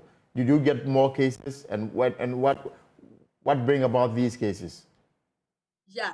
So for us in the hospital, you know, we are confronted with so much challenge because, I mean, there are limited professionals when it comes to these areas. And so there are so many of these hospitals across Ghana who do not even have the equipment to screen these hearing-related issues. All right. So it becomes really a challenge to ascertain the prevalence among Ghanaians. However, there have been a couple of research done in this regard, especially from students of University of Ghana who took their master's in audiology program. So there are some prevalence, especially among people with TB, children with cleft palate. I mean, there are so many research done in this area. But to attain the prevalence across Ghana, I must say that the number is quite significant. And, you know, most of these things goes unreported because most of these hospitals don't have the professionals to screen this issue. So you realize that these children are found in schools and they'll be struggling. And most of the situations will go unnoticed until it actually becomes worse. So for example, I mean, the people you attend to, are they grown-ups or children? And I mean, how did they come up with these, you know, complications? Well, so for some of the causes of hearing-related issues can be prenatal causes, all right? So for the prenatal causes, it comes from conception, all right? So from conception, you find out that some mother may have some complications while they are pregnant, all right? And this complication may be through infections that they had, like rubella, can actually affect the hearing of the child. And sometimes to perinatal causes like prolonged labor, birth asphyxia, all right? All these things are things that can really affect babies. And for some children too, they may have infections, ear infections, all right? And some of these infections, if they are not treated, obviously are going to affect the hearing of the children. So as part of the intervention and as part of the awareness creation, UGMC had on board so many professionals across the districts, all right? So we want to bring all of them on board. We are going to have, we are expecting actually, Honorable Bernard Okoboy and the Presidential Advisor on Health. So we are expecting Dr. Nsiasare to be there because we have some presentations around the genetic cause of hearing loss, preschool hearing, and early detection of hearing loss. So these are some of the topics we are going to discuss, and we have a lot of professionals like the midwives who have direct contact with children once they are born. We are also expecting nurses to be around because they help the mothers through their antenatal period. So this is a way to create awareness and to have a direction as a country on how to go and how to handle issues like this. Can hearing impairment, can it be cured? Can one have full restoration?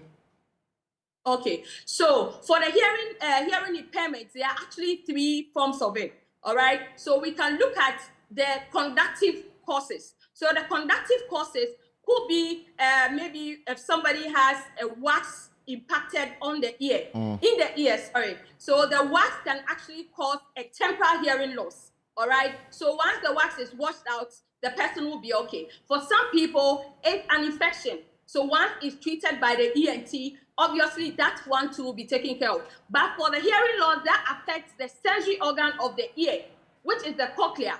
Most of it could not be, how do you call it?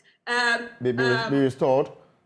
Restored, exactly. However, we have other rehabilitation strategies we can adopt, such as the use of hearing aids. We have FM systems. So these are all strategies. In fact, now we have advanced to the point that we have cochlear implants.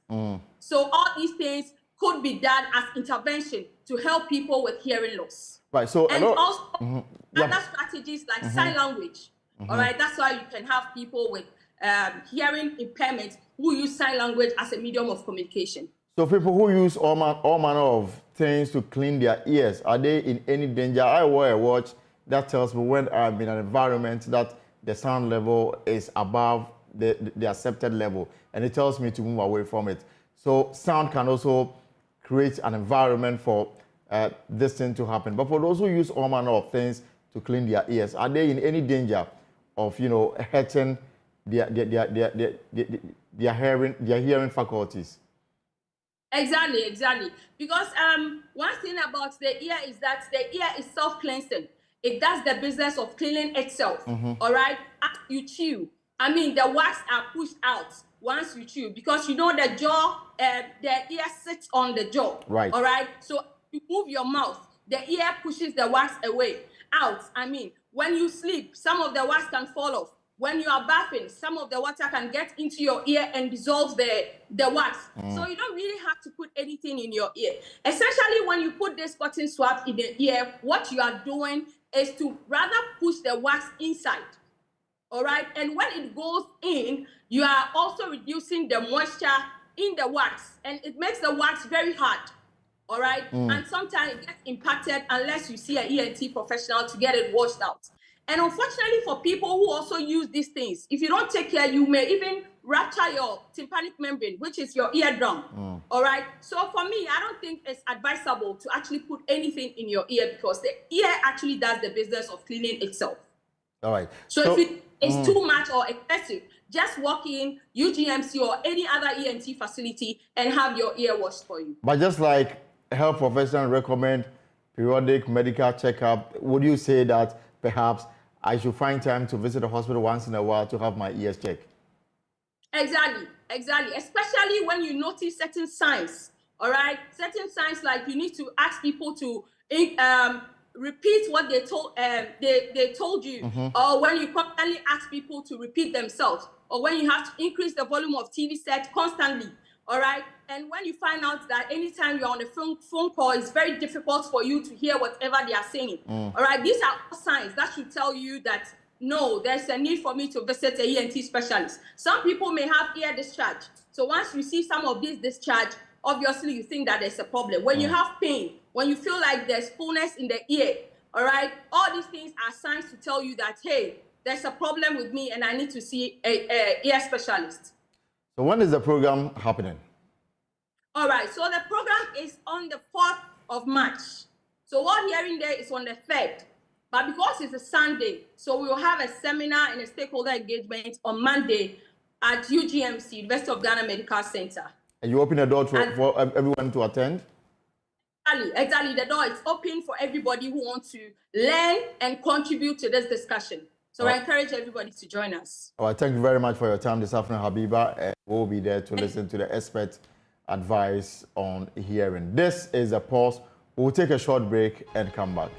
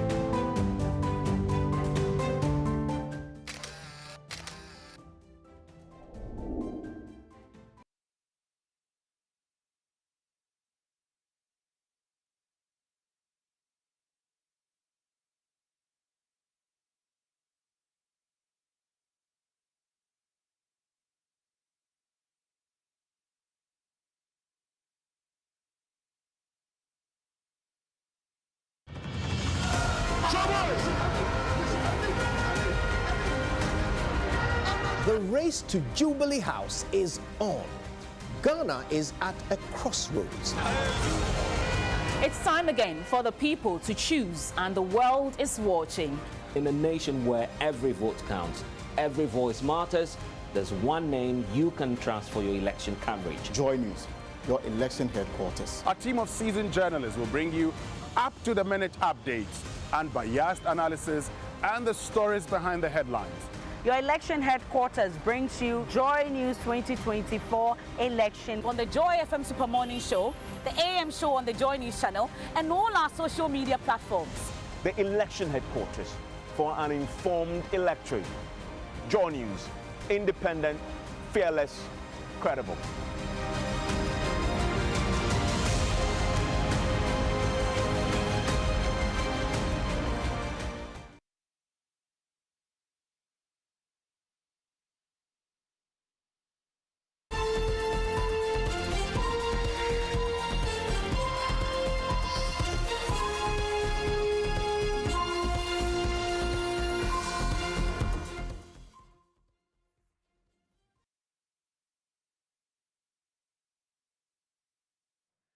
And welcome back to the show. Now, in the wake of the increasing economic difficulties, including unemployment in the country, the Ghana Scholarly Society is expressing worry and gathering experienced brains in an attempt to help address the situation.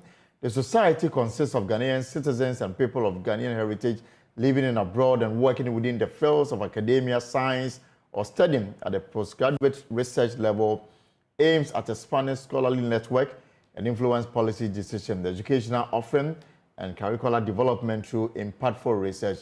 Now, let me bring in President of the Ghana Scholarly Society, Professor Kwaku Adams, for this conversation. Professor Adams, you're welcome to the pause. Thank you for having me. So, what is this project all about? I'm sure you have heard the saying, 2 heads are better than one. Right. I disagree with that. I think 2 good heads are better than one. When you have people doing interesting things, multidisciplinary research, when we bring those ideas together, that's when we can find a clear pathway to solving the problems that we face, because the problems we face in Africa are diverse and complex. So we need diverse and complex ideas to be able to solve them. So this is about research, if you like.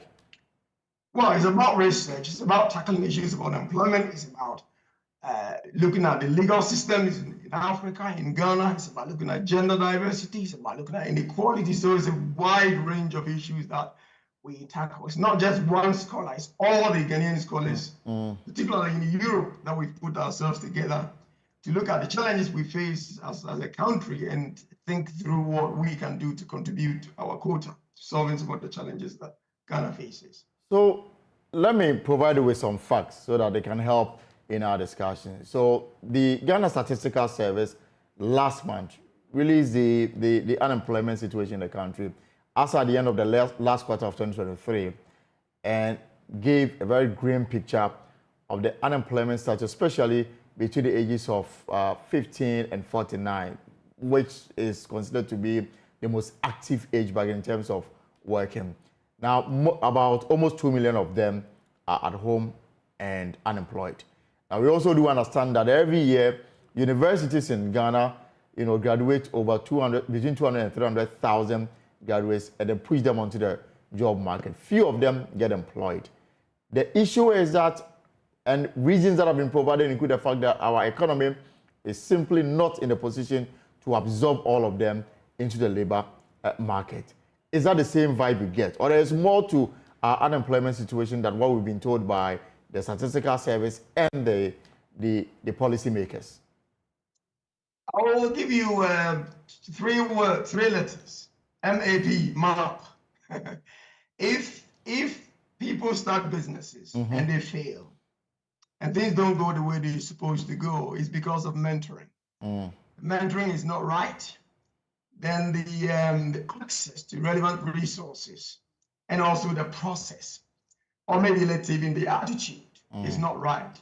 So I think what the British Council have started to do is to provide skills training for the youth, for those who want to set up their own businesses. And we have had meetings with the British Council here in the UK, where we are going to be doing quarterly, because we've got experts in entrepreneurship, experts in finance, in accounting, in international business, in all kinds of expertise that we can contribute. So we are going to work in collaboration with the British Council to look at the skills gaps, basically filling in the skills gaps. What are the critical things that entrepreneurs need to succeed, to set out, to keep a business running, to recruit people, to retain them, and to make a success of it.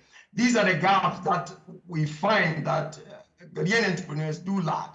So we will be working with the British Council. I think it's going to be a quarterly program or annual program. Our scholars are going to be flown to Ghana to be supporting and doing seminars and sessions and lectures to provide the skills that entrepreneurs and young people need to be able to succeed in Ghana. The other aspect, and then we've heard this a lot, that we've not designed the kind of courses that best address industry's needs. But is it a question of, graduating people to be employed, sit behind a desk and work, or graduating people to provide them with the skills so that they can be on their own and flourish? That's a very good question. What you look at, I've been in the UK for 21 years now. When we get students from Africa or any other developing country, one of the things that we lack, what our training is very much theoretical. It's number one, critical thinking and the practical application of that knowledge. So when we join forces with the British Council to do these things, we will look at some of the practical things that people need, entrepreneurs need, young people need. It's just basic skills. I mean, having the head knowledge is good. How do you apply those knowledge? And I'm sure you know that the British education system and all others in the West, or pretty much OECD countries, is very much hands-on. I've taught in the UK education system for 17 years now, and others have done even more years than I have done. So bringing all that expertise in terms of accounting, bookkeeping, finance, how do you set up a business? What are the factors that makes businesses succeed? What are the key resources that firms need to succeed? In typical A-level economics, we're taught land, labor, capital, enterprise. But information is a key resource. Reputation is a key resource. Location is a key resource. These are new trends in terms of research that we don't get to hear of them in the African curriculum or in the African classrooms.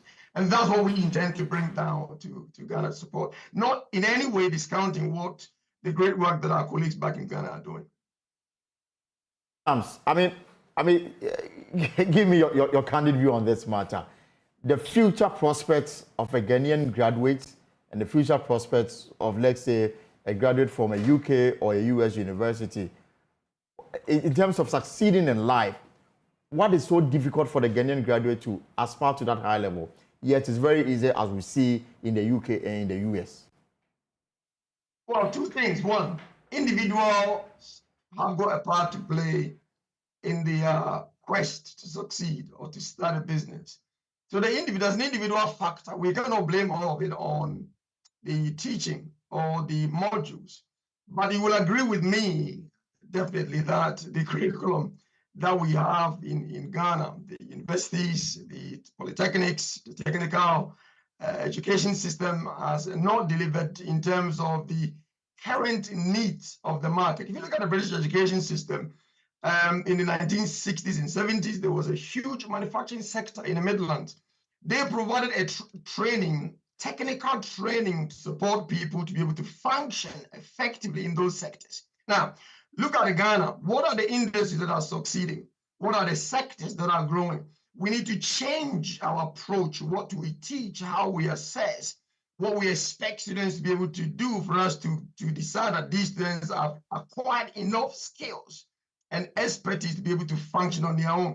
We need to look at the industries and redesign our curriculum to suit the current needs of the Ghanaian market. So basically, most of the things we teach in classrooms nowadays are outdated and has no semblance to some of the growing sectors in the Ghanaian economy. We need to match that so that there is no mismatch. We train students, by the time they finish, their skills are no longer useful. We need to be able to research And one of the things that the Ghanaian government needs to do is provide research for our colleagues who work in various universities to research into the most emerging sectors in Ghana.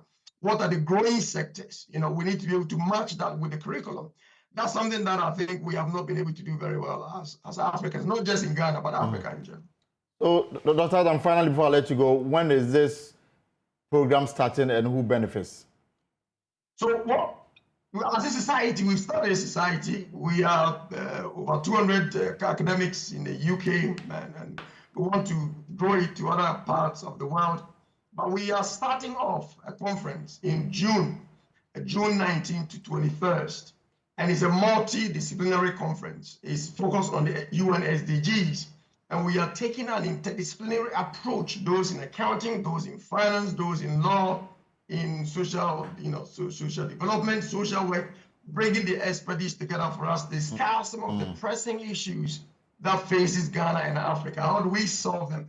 It is going to be the best conference that brings together all Africa, all African scholars together discussing specific issues using multidisciplinary knowledge bases to solve some of the challenges we face in Africa.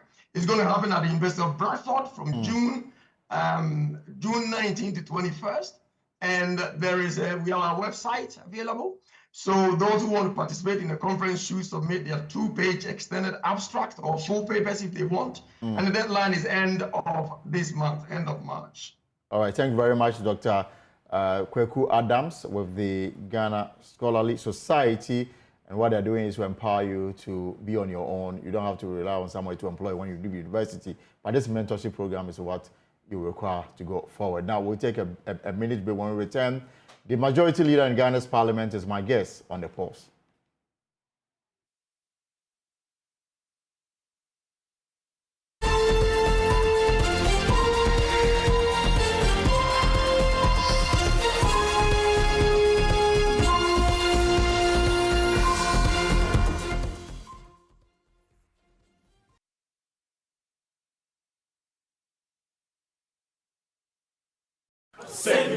Ahani nyinaa want our children to use the internet to learn. Na we nyina be farmers, doctors, lawyers, fishers, traders in a more keka ho.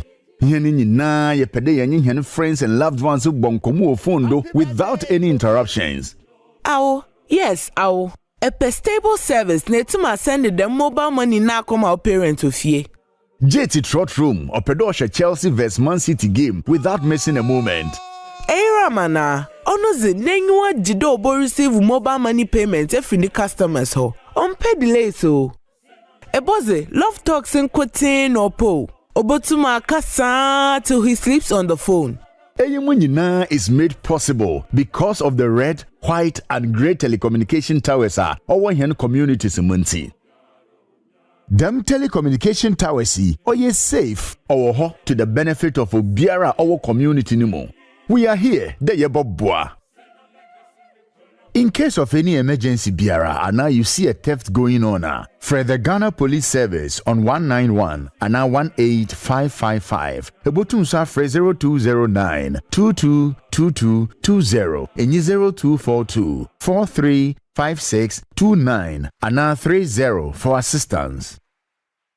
So, welcome the telecommunication towers into the approved locations in your neighborhoods so that you can keep connecting to the people and things you love. Message Ghana Institution of Engineering and the Radiation Protection Institute and a YN DOS.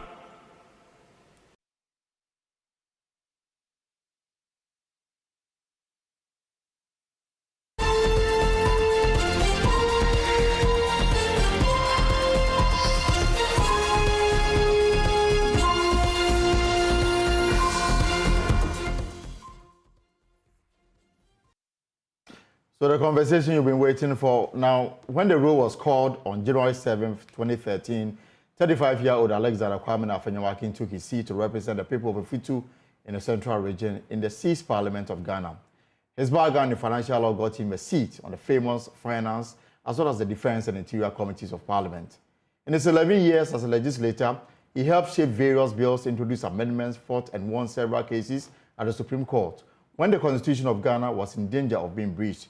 He was appointed Deputy Majority Leader in the 8th Parliament and will lead to end the life of this Parliament as the majority leader and leader of the House. Now, today I'm privileged to have Alexander Fejomarakim, the man who started life as a principal postal officer at the Ghana Post Company Limited, to the Futu Municipal Assembly as assembly member for Kojo Bedu electoral area, and later presiding member in his 20s, former board chair of the Ghana Water Company, and now at age 46, leads Ghana's parliament as a majority leader. Alex, welcome. Thank you, Alton. It's a pleasure to have you here. Oh, my dear. Thank you for having me. Let me let our viewers know that you were part of those who nurtured me in Parliament, and I appreciate all that you did in my early days in the House. You were such a great journalist. You and Richard Sky and our brother Listo Fojo, your combined effect. Who is now a lawyer. Yes, indeed. Your combined effect made a positive impact. So thank you to Multimedia for bringing you to Parliament and for making some of us better politicians. I appreciate that a lot, and I want to say that for the records. Thank you, Alton. I appreciate your kind words. Bosom brother. Thank you. All right. So this week you've been talking and making the point. I mean, after your ascension to the role of majority leader. I mean, did you see it coming? Well, I did not. Like I said in my opening speech, MPP is a big party with a lot of talent, a lot of professionals, great minds, and even if you dream to do something, you can only rely on the grace of God. So I think divinity and the cosmic masters themselves conspired positively in my favor, and I'm grateful to the Lord God Almighty, great architect of the universe, for those favors received. You remember that in opposition we worked so hard. Right. And when we had the opportunity to be in government, I lost out in government. No appointment in the executive, and in Parliament, even committees, I was not in leadership. And here we were, some of our new entrants were getting cabinet jobs, some new entrants were my seniors at committee, and I was Bob No rank. I was sent to ECOWAS Parliament. There too, there was a whole brouhaha. Yeah, I had to resign. You had to step down for somebody else to take over Ghana the position. To be sworn in, because we were 9 instead of 8, because there was an internal crisis that had its own carry forward there. And I came back home, and so dejected, so depressed, and my good friend and uncle, or dad and senior brother Kennedy Japan, saw me at the car park, you know, say, hey, what's wrong with you? Take it easy. This is life. And drove me to his house, what we call the midnight tea, which code I have today decoded. And we sat together, we spoke to me up to 2 a.m. and made an offer that, look, I know you have your businesses down. If you want to revive some of your businesses, I have some good capital for you. And then as you make your profit, you pay me back. I'll give you that offer. Forget about the political job and focus on that. So that was how it started. I had to focus on my business, my law practice, and chamber work. But I know, for example, that even before you went into politics, you were a very successful businessman. Yeah, I was running bauxite. I was a courier service, your law firm. We were doing Ghana bauxite. I was doing bauxite shipment from Awasu to Takoradi, and I was doing manganese. For bauxite, I was the main transporter service provider. You were in your 20s even at that time. I remember I went to Epany in France to buy trailers, and the manufacturer asked me whether I was managing my father's business, and whether you came with your father, whether I was a heir apparent, and I said no, that's my business, and you know. They were shocked. It's still the grace of God, and we were working for Ghana magazines, and then also when these Indians came with diamond cement, we were hauling for their limestone for them from Tablibo in Togo to Aplao, and then from Aplao to Bupe, and then from were taking their clinker from Takoradi to Bupe, and then doing Aflao to Takoradi.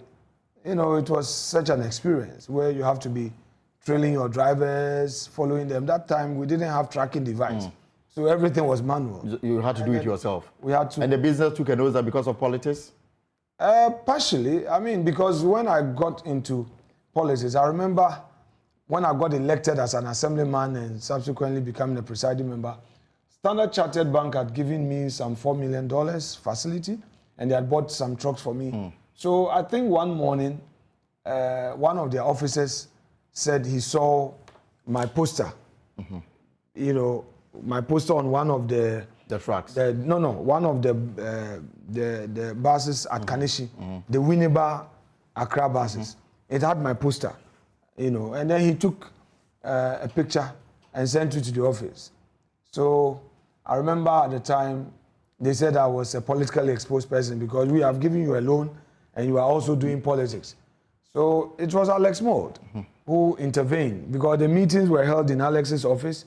He was the head of the department, and some guys were pushing that they should call in the facility. So I remember Alex Mould would invite me, say, young man, why don't you stop the assemblyman? I said, but it doesn't have any effect on my business. I'm running the business, I'm paying my facility.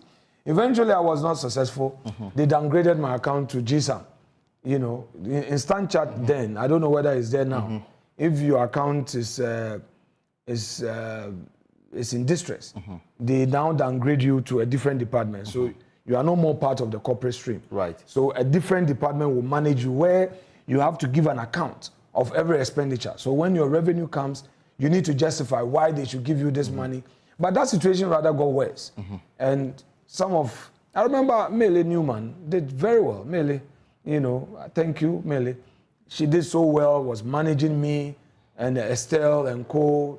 We were having back and forth. Then eventually, the group head for West Africa, Buba Jene, you know, said, look, young man, we'll try and help you, but pay your facility. So we're on and on and on until the trucks give up. And I think when I eventually got elected as a member of parliament, you know these drivers. Right.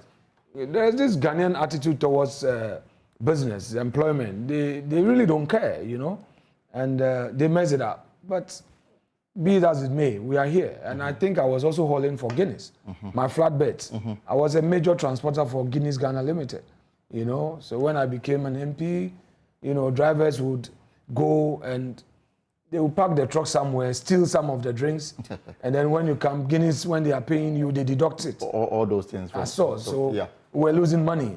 And then these Chinese people who do holiday, import tiles and all that, we're hauling for them in Tema to their Malam office. You know, I've forgotten their name. You know, they have an office at Malam, so the warehouse there. So we got over 200 trucks, yes. And I think Intercontinental also bought some trucks for me. NIB bought some trucks. But in all of these, one person that I must mention, Mr. Amwabi, you know, he... Formerly of UT Bank. UT Bank, yes. You know, we did some business with UT Financial Services. And Mr. Amwabi was a true father to me. He understood my situation.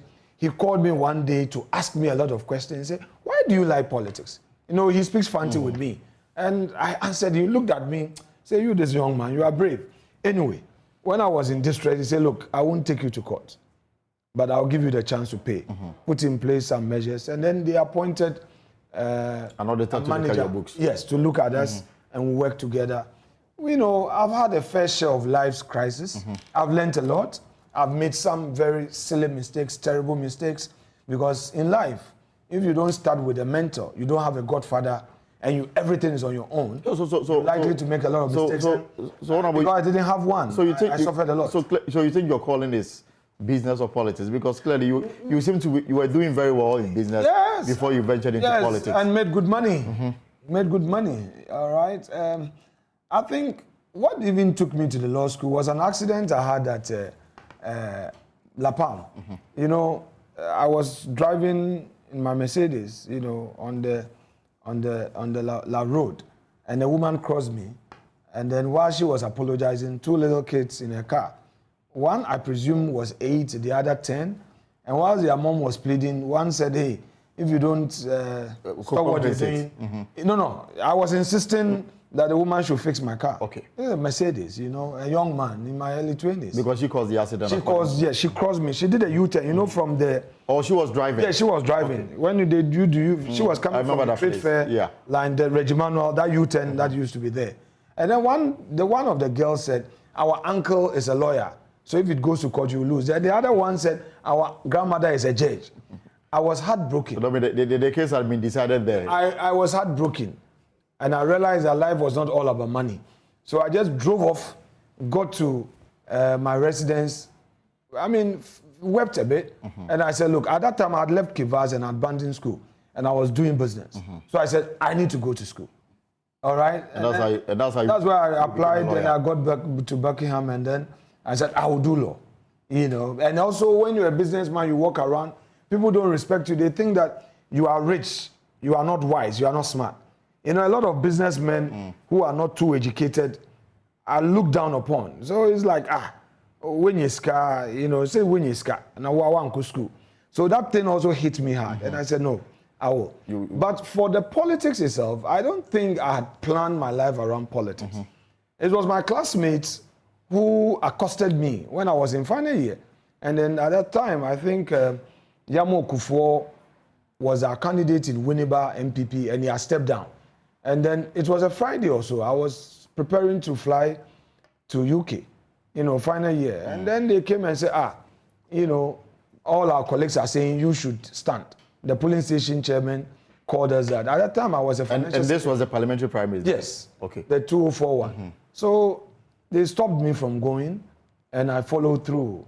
And eventually, when all was cooked, the elders of Winneba said, you are too young, you are a small boy, you can't represent us in parliament. And we settled the matter in Kufuor's office at the castle. And I think Kufuor had almost judged the thing for me. And one elderly man said, Mr. President, only a school. Because the president was addressing me lawyer. Then he asked, so you are not done with school? I said, yes. How do you come to parliament and go to school? And you are not even studying in Ghana? So no. Go and finish your school. I wept bitterly. I was on the floor rolling, crying, and, you know, all manner of things. Then later I was asked by an elderly person, Mr. Yebi Hanks, the former chairman of the party, to participate in assembly elections. That was in the 2006 elections. And that one too, it was like, they were so much against me, the attacks, the insults. So I left. And then my colleagues decided to take the form, get my picture, scan it, and put it on it, and they campaigned for me in absentia. So I was somewhere in Awaso doing my bauxite. And then they did all the posters, Gabi, Nana Asante, Mike, Alaji, Amafati, Dasibre of blessed memory, all those, the guys I grew up with in the community, they did it. And then I won in absentia, and then I became a presiding member and all. But really in school, my plan was to, do business, get called to the bar, become a judge. I wanted really to be at the bench. Okay. As for this politics, it came along the way. Part of me at all. Okay. On campus, I was rather pushing others into leadership, but I never contested for any student leadership role. I was rather supporting, the people. I never thought I would get. So here you are today, from backbencher and now at the front bench, leading the majority side in parliament, leading parliament as a whole, as leader of the house. But your upgrade from deputy to majority leader was not without controversy. But we had heard rumors that the party had decided to make some changes at the front bench. And then some members on the majority side, including the first deputy speaker, held a news conference to say that they were never in support of any changes in parliament. The next day, there was a meeting at Jubilee House. The meeting ended with you as the new majority leader. Do you think your ascension was skewed? Was there a coup d'etat that made you leapfrog your boss to become the majority leader? Well. MPP is a big party, and when decisions are being made, I'm sure people make their input. But I don't think people have really paid attention to Joe Wise's news conference. News conference. You see, he said, and I try to pay attention to language. He said the caucus had confidence in its leadership. The caucus was unaware of any such changes, and that if any of such should happen, it will be announced. I mean, I think, in all fairness, he made a point, all right? You know, political decisions are taken by the major stakeholders in consultation. So you yourself, who may be in the picture, may not know. But I think that my boss, Chairman Sabonso, had taken time to groom me enough, sufficiently, to assume this role, because he was the first to tell me that if we are here, you can become the leader of the party. Okay. And that was his first time, the first travel he had with me to Hanoi, Vietnam, in 2014. And he repeated it when we got to Kenya and we were in a long transit. You know, we were waiting for almost about 24 hours for our flight to connect to Ghana. And subsequently, he actually got me to pay attention to the rules book. And anytime he had called me, he would tell me to check a particular provision in the standing orders. And whilst we were at the front seat, the whole period, although I'm a lawyer, and he is not, but the man is more than a lawyer. He's a whole institution, his appreciation of the law. You realize that he also gave me the space to function. Some leaders will not, but when it comes to the issues of law, he will prepare me. In fact, let me give it out to him. He will prepare me. I will go to him in the morning. He said, my deputy, and he would address me as Bishop. He said, Bishop, say why, this. why Bishop? That's our code. Okay. Say this. Put it this way. So we are. Now what can he say? Now we could quote way. Now for sure. Now for until okay. Make sure. Try it. You know, I think during the Ken Must Go, that was a defining moment. I was so tense because Parliament was packed, and I saw the weight of the party on me.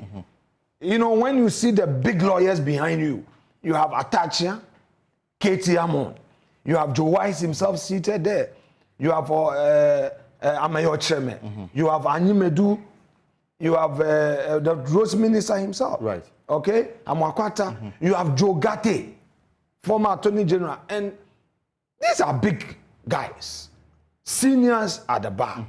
So I said, oh my God, help me. So I was just praying my mantra, and he gave me the confidence. He said, Deputy, do it this way. So he had prepared the notes, and the whole Parliament was packed, and the nation was expecting the party to rescue the finance minister, because we also had some internal upheaval. Of course, your own caucus are taking a decision so that they should go. We had to fight. And you know, when you are good in procedural jurisprudence, you would always have your way. So fortunately, we realized that there were a few, you know, loopholes in the application of the applicants, and we exploited it. And here we go. We got what we wanted. We got the full hearing for him, and the man was able to come out to state his side of the story. So that was the rescue number one. And rescue number two was when the report came to the floor, and the report could not indict him, and some of the applicants themselves openly said, indeed, they could not get anything to indict. I said, come on, oh la la, then we can go with it. If you could not indict him for wrongdoing, then the man is free to go. And that experience was actually catapulted by my boss, Chairman Sabonso. But nevertheless, I mean, what kind of relationship exists between you and Che? Is it acrimonious? No. Is it friendly? Are you leading a caucus that is united behind you? We had a good caucus meeting yesterday. We are good. He's still teaching me. Like when the president came, though I'd gone through the precedents, I'd watched some footages of the past, I still felt that I needed to seek guidance. This is the State of the Nation address. Yes, the State of the Nation address on Tuesday. I felt that I still needed guidance. So I went to him, and then we spoke. And then when we came to the floor, I was still tensed. You know, uneasy is the head that is carrying every load, okay? And I know my backbench. I know my back. You've been in Parliament for over 11 years. These things will come naturally. No, but that is different. It's one thing doing your advocacy, and another thing carrying the ultimate responsibility. So I went back to him again, and as I said, so what do we do when Mr. President is done? Definitely Ato will punch us, and mine would be just to move the motion.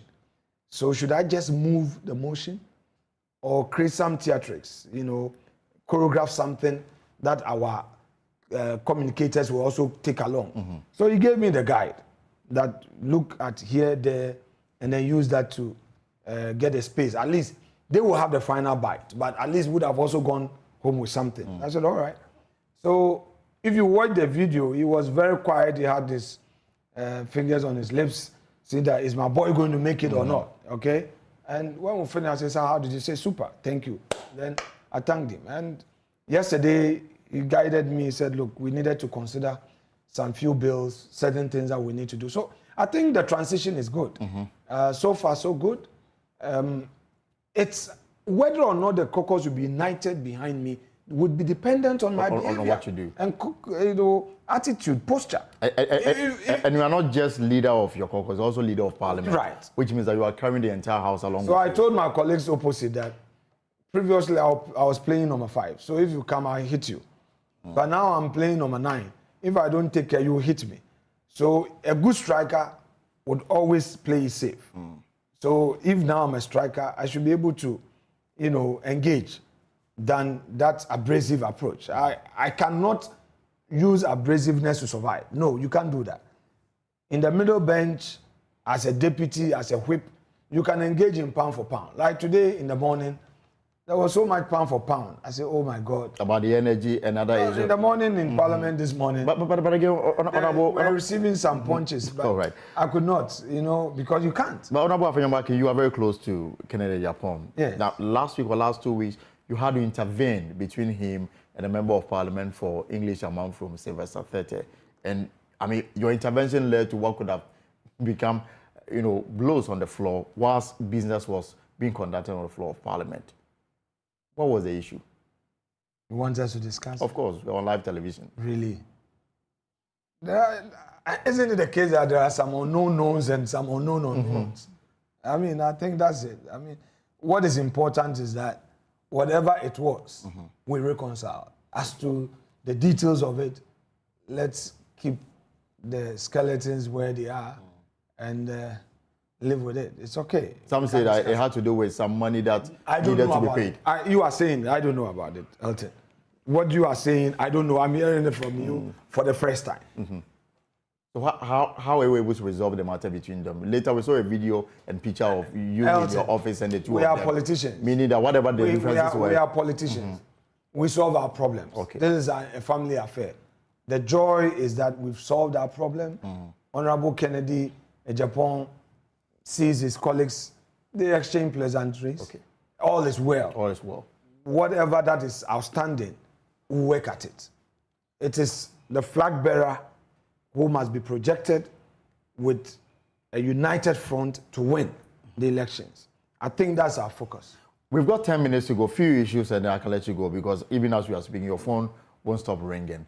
Your first business on the floor in terms of getting bills passed was the one some would say that despite your spirited defense and attempt to scatter the passage of the anti-LGBTIQ, your proposed amendment did not find favor with the speaker. At the end of the day, the bill got passed. The bill was taken to third reading.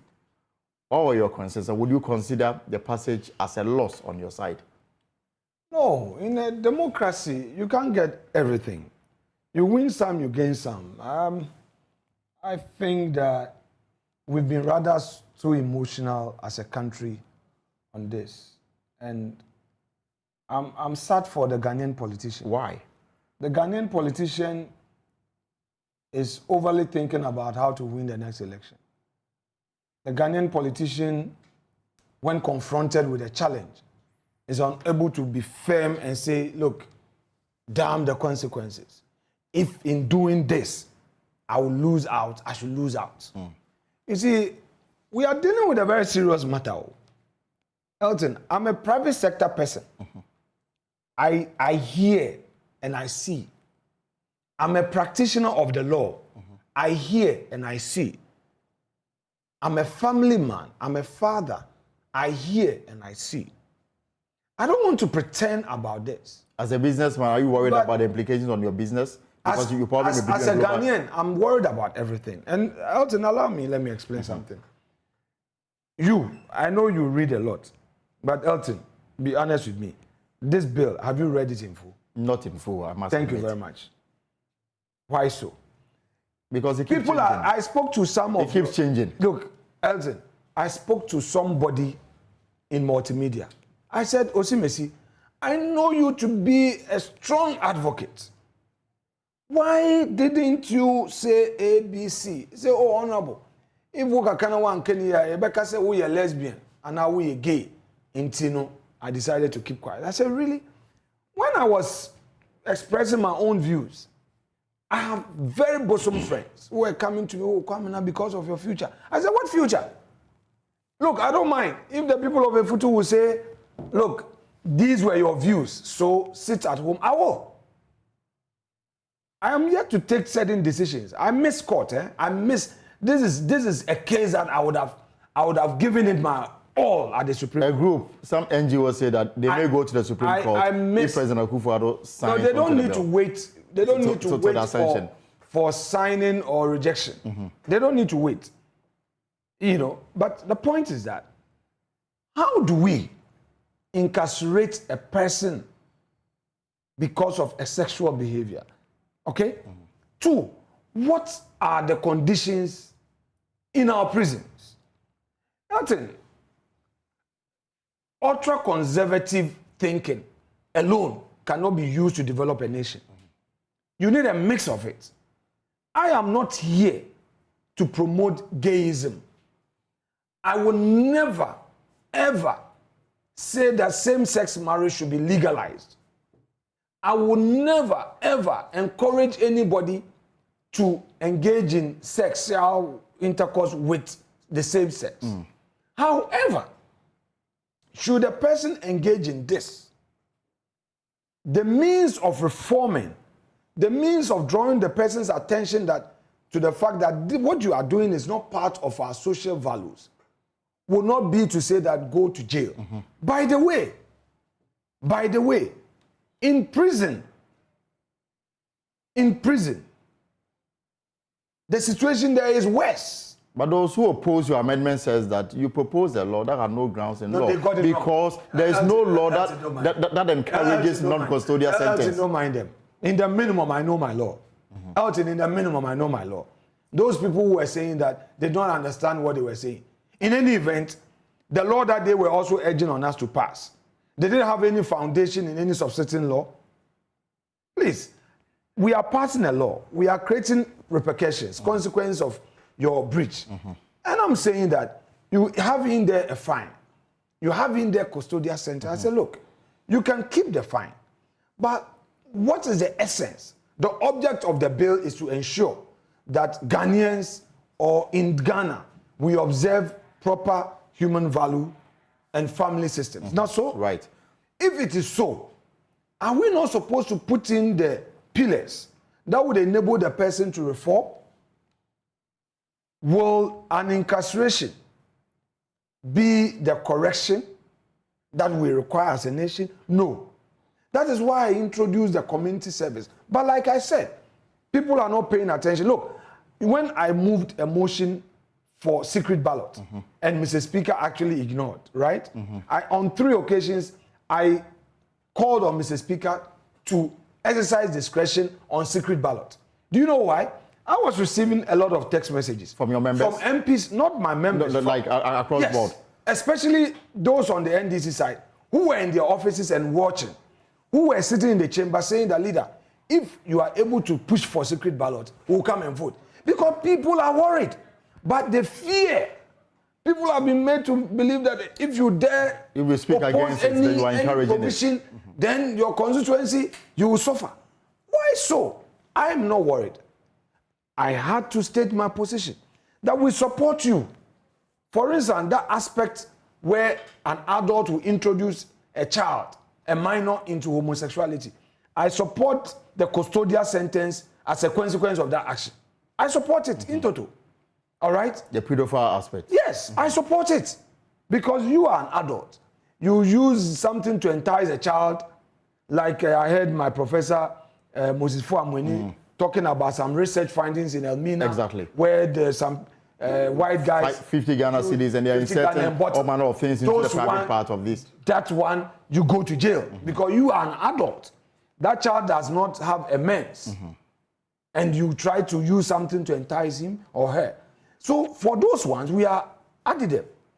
The fact that we should say same-sex relationship is not lawful, we are adding them. But if you say that if I know you, Elton, to be a gay, and I don't go and report you, I am liable. Have you heard this before? Well, I think no. Yes. Elton, if the provision in the law, which says that if you know somebody to be one and you don't report, you are liable. What kind of law is that?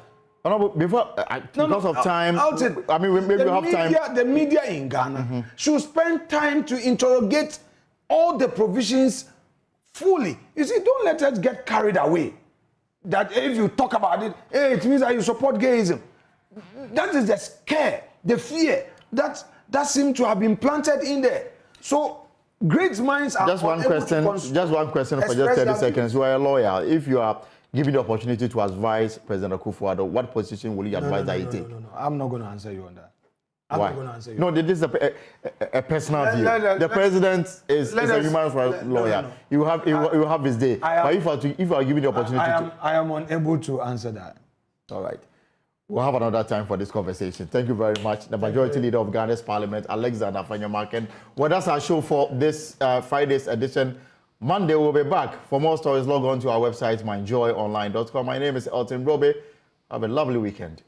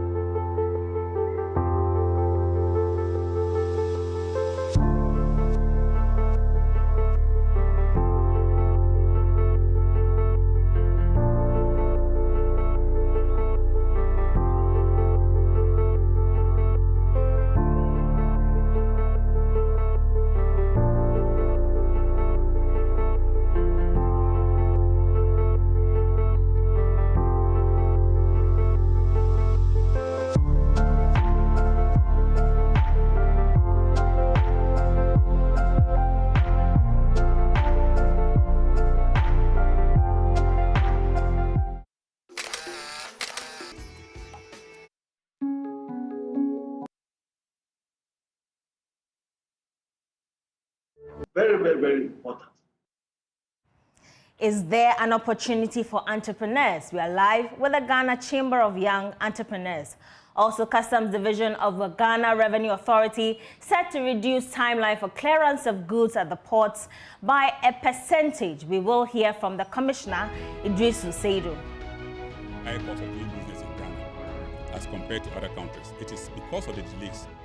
For instance, if you bring your goods and you can clear the goods within a day or two, I mean, the mortgage and other costs involved in storing the goods at the port will be reduced. Railway line for passenger trains from Tema to Juapon ready for use as new trains arrive by end of this month.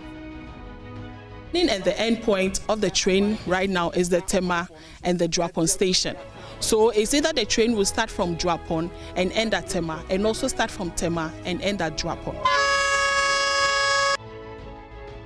These and many more in the next 30 minutes with me, Emma Davis. You'd like to stay.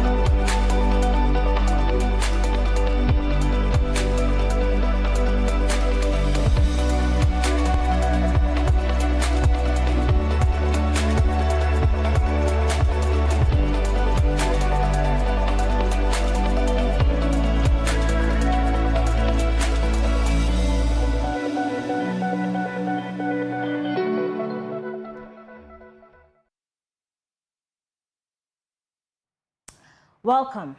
We don't have the space to accommodate graduates from our tertiary institutions. That's the warning from employers following the Ghana Statistical Service findings that more graduates and persons with higher qualifications are struggling to find jobs.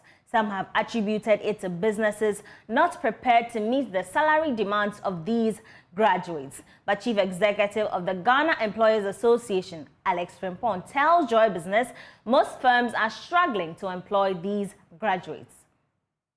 Of borrowing, it is still very high. It is still very high because you need to have working capital, you need to be able to procure the latest technology, equipment, and it costs a lot of money to be able to do that. So we need to ensure that if really we want to ensure that businesses are able to stand on their feet and compete and also employ, then we need to look at the cost of borrowing, which is very, very, very important. Then we may also have to look at how we can reduce, if not control, the influx of shoddy goods, shoddy products, and counterfeits into the country. I can assure you that we have a lot of Ghanaian entrepreneurs who can compete and compete favorably.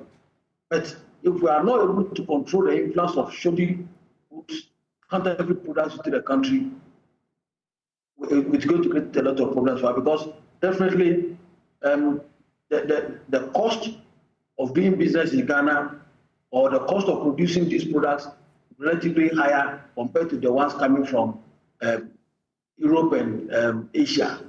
So that's a major issue. Even utilities, the cost of running electricity, water in a business concern in Ghana is relatively very high. And not to talk about the fees, charges, levies by other agencies, even apart from corporate tax. Assemblies, we talk about hotels, there are a lot of taxes. If you talk about the tourist industry, a myriad of taxes, so many of them. So altogether, you realize that if we are not able to handle the cost of production, and also how we are able to use the cost of borrowing, inflation, the forex issues, then we'll be in a challenge. But if we're able to overcome these challenges, I'm sure businesses will be able to step up. Let's explore this assertion by the Employees Association further. Joining us via Zoom is the Chief Executive of the Ghana Chamber of Young Entrepreneurs, Sharif Gali. Thank you very much for joining us. What do you make of these revelations coming from the Employees Association that there is no space to accommodate graduates from our tertiary institutions? All right. Thank you and good evening. Can you hear me? Yes, I can hear you loud and clear. Yes, so this is not so much as of a news because we've been talking about this, and then we've been warning government and all the players in the entrepreneurship ecosystem in Ghana with respect to this issue, especially when it comes to youth unemployment among the Ghanaian graduates. So it's not a new thing. It's, however, disheartening to see the numbers increasing, and we all have to come together. When it comes to youth unemployment, it's not only the government, but it's all of us in the development ecosystem. I'm talking about the government, the academia, and even the private sector. So, like he mentioned, businesses are not able to expand, and that is why they are not employing. So what can we do? That is what we should be looking at. Yep. Do you then think that this issue rather provides an opportunity for graduates to consider being entrepreneurial? Exactly. The finance minister once said that every young person to go and do business, media, all of you picked it up and we're talking about it, saying that not everyone can become an entrepreneur. But at this very moment, we need to really prioritize youth entrepreneurship. If you are in school and you are watching Joy today as a tertiary graduate, don't be too happy thinking that you are studying psychology, you are studying IT and all of those big programs. At the end of the day, you would get a job. It is not easy in the market. People are not getting jobs. Even the government is not employing. The public sector is not employing. So this is a time that our youth, our young people are supposed to start thinking entrepreneurial. And this is the time government will have to be deliberate about supporting the young persons to set up businesses. We keep saying this, but they were not seeing it. Now we have seen it. Statistics have shown that the youth unemployment is growing, and it's something that if we don't do something about, imagine over millions of young people wake up one day and there's nothing for them. They have no food to eat. What do you think they will do? They will turn against, our own people. So for the young people and for all of us to work together from the academia, we need to start training our young people to be entrepreneurial. Support programs that can build their knowledge, that can change their mindset from looking for white-collar jobs to be job creators and not job seekers. And government will have to be deliberate. The young people, when we tell them to become entrepreneurs, one thing they ask is that, where do I get the startup capital? There is no startup capital. Yes, we want them to become entrepreneurs, but there's no startup capital. And it's only government and the private sector that can come together and provide the startup capital. How then do we do that? At the end of the day, it's a collective partnership we need to create. So to your question, yes, every young person who is in the university, we know not everybody is born to be an entrepreneur, but everybody is born to try something, and everybody can also be an entrepreneur if you want to be. This is the time for us to start thinking entrepreneurial.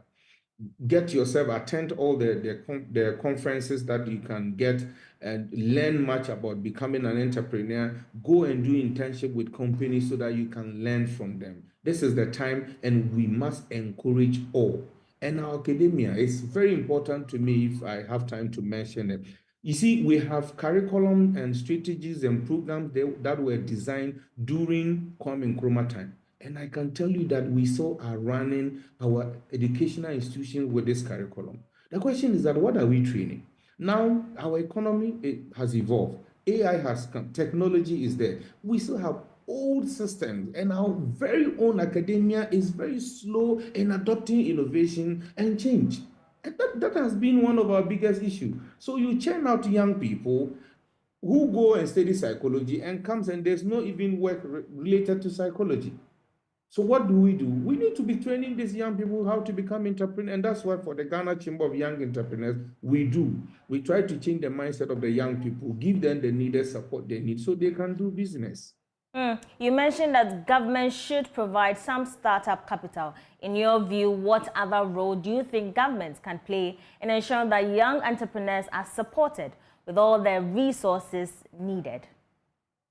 So the other area is the ease of doing business. We need to put in policies that will allow young people to be able to do businesses freely. In Ghana, when a young person starts a business, say a business in any of the agri-based value chain. So for example, they want to process shea butter, add value, and sell it in the market. You can imagine the whole structure they need to go through now, registering their business at Register of Companies, getting their product standardized by GSA, and possibly getting the product certified or registered by FDA. And all of these are cumbersome process that a young person will just even give up trying to get such a product out. It's not that the young people are not innovative. They are innovative, but the policies, the bureaucracies, and then the unfavorable conditions are what is pulling them down. Thirdly, what government can do is that support the creation of incubation hubs. When we talk about incubation hubs, they are very important for ecosystem development. We have few of them locally or privately owned. Can government come out boldly and support this incubation hub? What the incubation hubs will do is that they will serve as a haven where young people can go and be trained as to how to really set up sustainable businesses and get all the needed tools that they need to be able to operate businesses that will be sustainable. Then the last thing government can do is to support the academia, support programs that are entrepreneurial. So if any school like Ashasi and all the rest that are doing entrepreneurial program, if government is really supporting them, I am telling you that other universities the next year is going to follow suit. All of them will go through that or want to copy what they are doing, that government is funding them. And that is what the government can do to support entrepreneurship among the young people. Sharif, this brings me to my next question. What has become of the startup bill? You know, we know that this was supposed to help entrepreneurs in a way. What has happened to it? That's a very important question at this moment. So the startup bill was supposed to be, or let me say, it's supposed to be one of the tools that we use to help our Ghanaian young people become entrepreneurs and run sustainable business. We have been working with the Ministry of Communication for some time now, and as I speak to you now, it's on the decks of the ministry, and the ministry, to be honest with you, is very passionate about getting the bill passed this year.